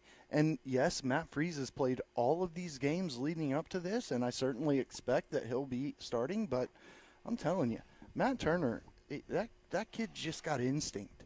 He's got the kind of instinct that I saw with Pat Onsad, that he just knows angles. His angles are always right. He makes every save he should, and a lot of ones that he probably shouldn't. And like you said just now, a goalkeeper can win a game or get you points. And looking at the U.S. group, if they don't win this first game by 3 or 4 goals, I think goal difference may come down to it because they're going to struggle to beat Turkey. I guarantee you that. Well, I think Turkey immediately, as they qualify, becomes the top to me, looks the most dangerous team in the group. Arda Güler and these guys, they're all playing on big clubs. They're motivated. I got a friend with the Turkish FA who's told me that he thinks this is one of their better generations in some time. Turkey, that's the last game. And we have to remember, too, it's 72 games to knock it down to 32 teams from 48. It's a lot of games to play to knock it down. And 72 games is a lot to get through. You got 8 teams that are going to be third-place teams that are going to advance to the knockout stages. But once you get through that first round, it's going to be insane because these are all single elimination games. You're going to have 16 games that are single elimination. I mean, you talk about drama and consequence. There's going to be drama and consequence, you know, in every single one of these games. And some of these teams that are only in because FIFA added an extra 16, they're going to create some of that chaos, and they're not going to win. There's no question. If you look at the bottom 16, they're not going to win the World Cup, and we know what FIFA's about, making the money. Okay, fair enough. Get it, understand that from that point of view, but these teams will create some of that chaos for the bigger teams. And if the United States is not absolutely 100% focused and solid in every game, we could see them be knocked out. Because I look at that team and I look at the history of successful soccer teams, whether it be in England, France, Germany, Spain, United States. You've got a group of guys that are just absolute mean bastards, and excuse my language, but they're surrounded by actually quality players. And I don't see any mean people on the U.S. roster. Maybe Tyler Adams that has that attitude, that has that fight, that grit, and that determination. Now that he's not playing for a big team in Europe anymore, that he's got to fight week in and week out to be part of the team, to be successful. I'm wondering if. All right, so it's clear. You don't think they have enough bite. We're going to find out. We're going to find out. I think. I hope that I'm wrong. I really do. I hope you're wrong too, and I have a feeling that if the U.S. can get off to a good start and get the country behind them, a lot of things can happen. It can morph into something different. I'll tell you one thing I didn't like. I didn't like this thing being leaked, whether they did it on purpose or not. It kind of took away the fun of waiting till Tuesday, letting the coach announce it. You know, in Brazil, they put the TV camera on the head coach. Nobody knows who's getting picked. I mean, obviously there's ones that people think are incumbents. We know they're going to the World Cup. But, you know, Carlo Ancelotti's there with the TV on him. There's people listening on radios. There's kids in soccer places that stop their practice. They're listening on the radio. They hear Neymar's picked, and they all go running around the facility. I mean, I saw that thing get put out by The Athletic, and I just said to myself, man, you're robbing me of my fun. Why can't we wait? Why can't we be patient? I'm told it's great journalism. No, it was fed to you. No, it it's amateur. just I don't know if you feel the same way I do. I had a lot of people to tell me to shut up. I think it's complete amateur. I think it's BS. Who cares? Let us enjoy that.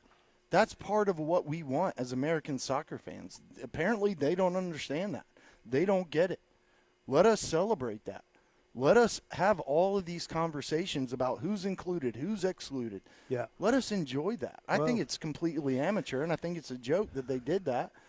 And I will tell you this, whoever leaked that, if I was Mauricio Pochettino, I'd be on fire right now. Except if U.S. Soccer leaked it, which that's a distinct possibility. And, again, just pathetic. All right, let's go to defenders. Max Dorfson, Columbus, Serginho Dest.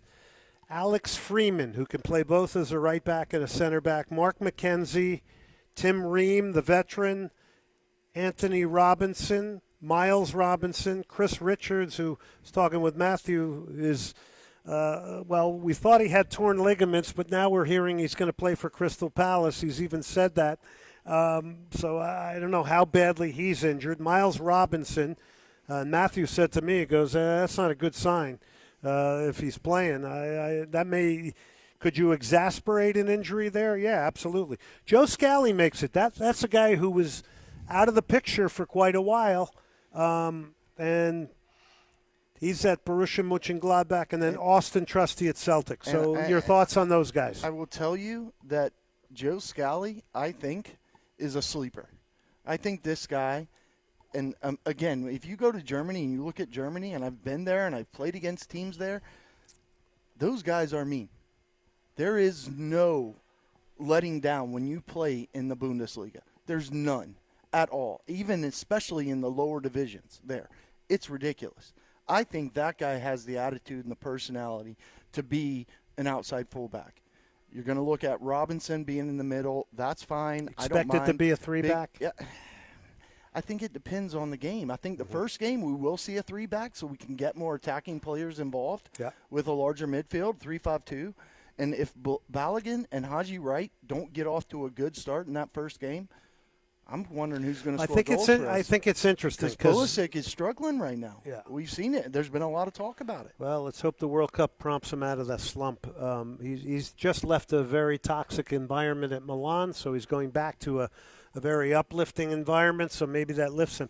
So let's talk a little bit about the system, because if it's a three-back system and you have Dest and you have Anthony Robinson out wide, these are the two guys that can get you out of the back. These are the two guys who are great on a ball. But then you got to play three center backs. You might be exposed with Tim Ream if he's on the left side of a three-back system. If you go to a four-back system, you can play with two athletic center backs maybe, or it's a little bit better for maybe a Tim Ream in that system. Well, I think the team needs Tim Ream.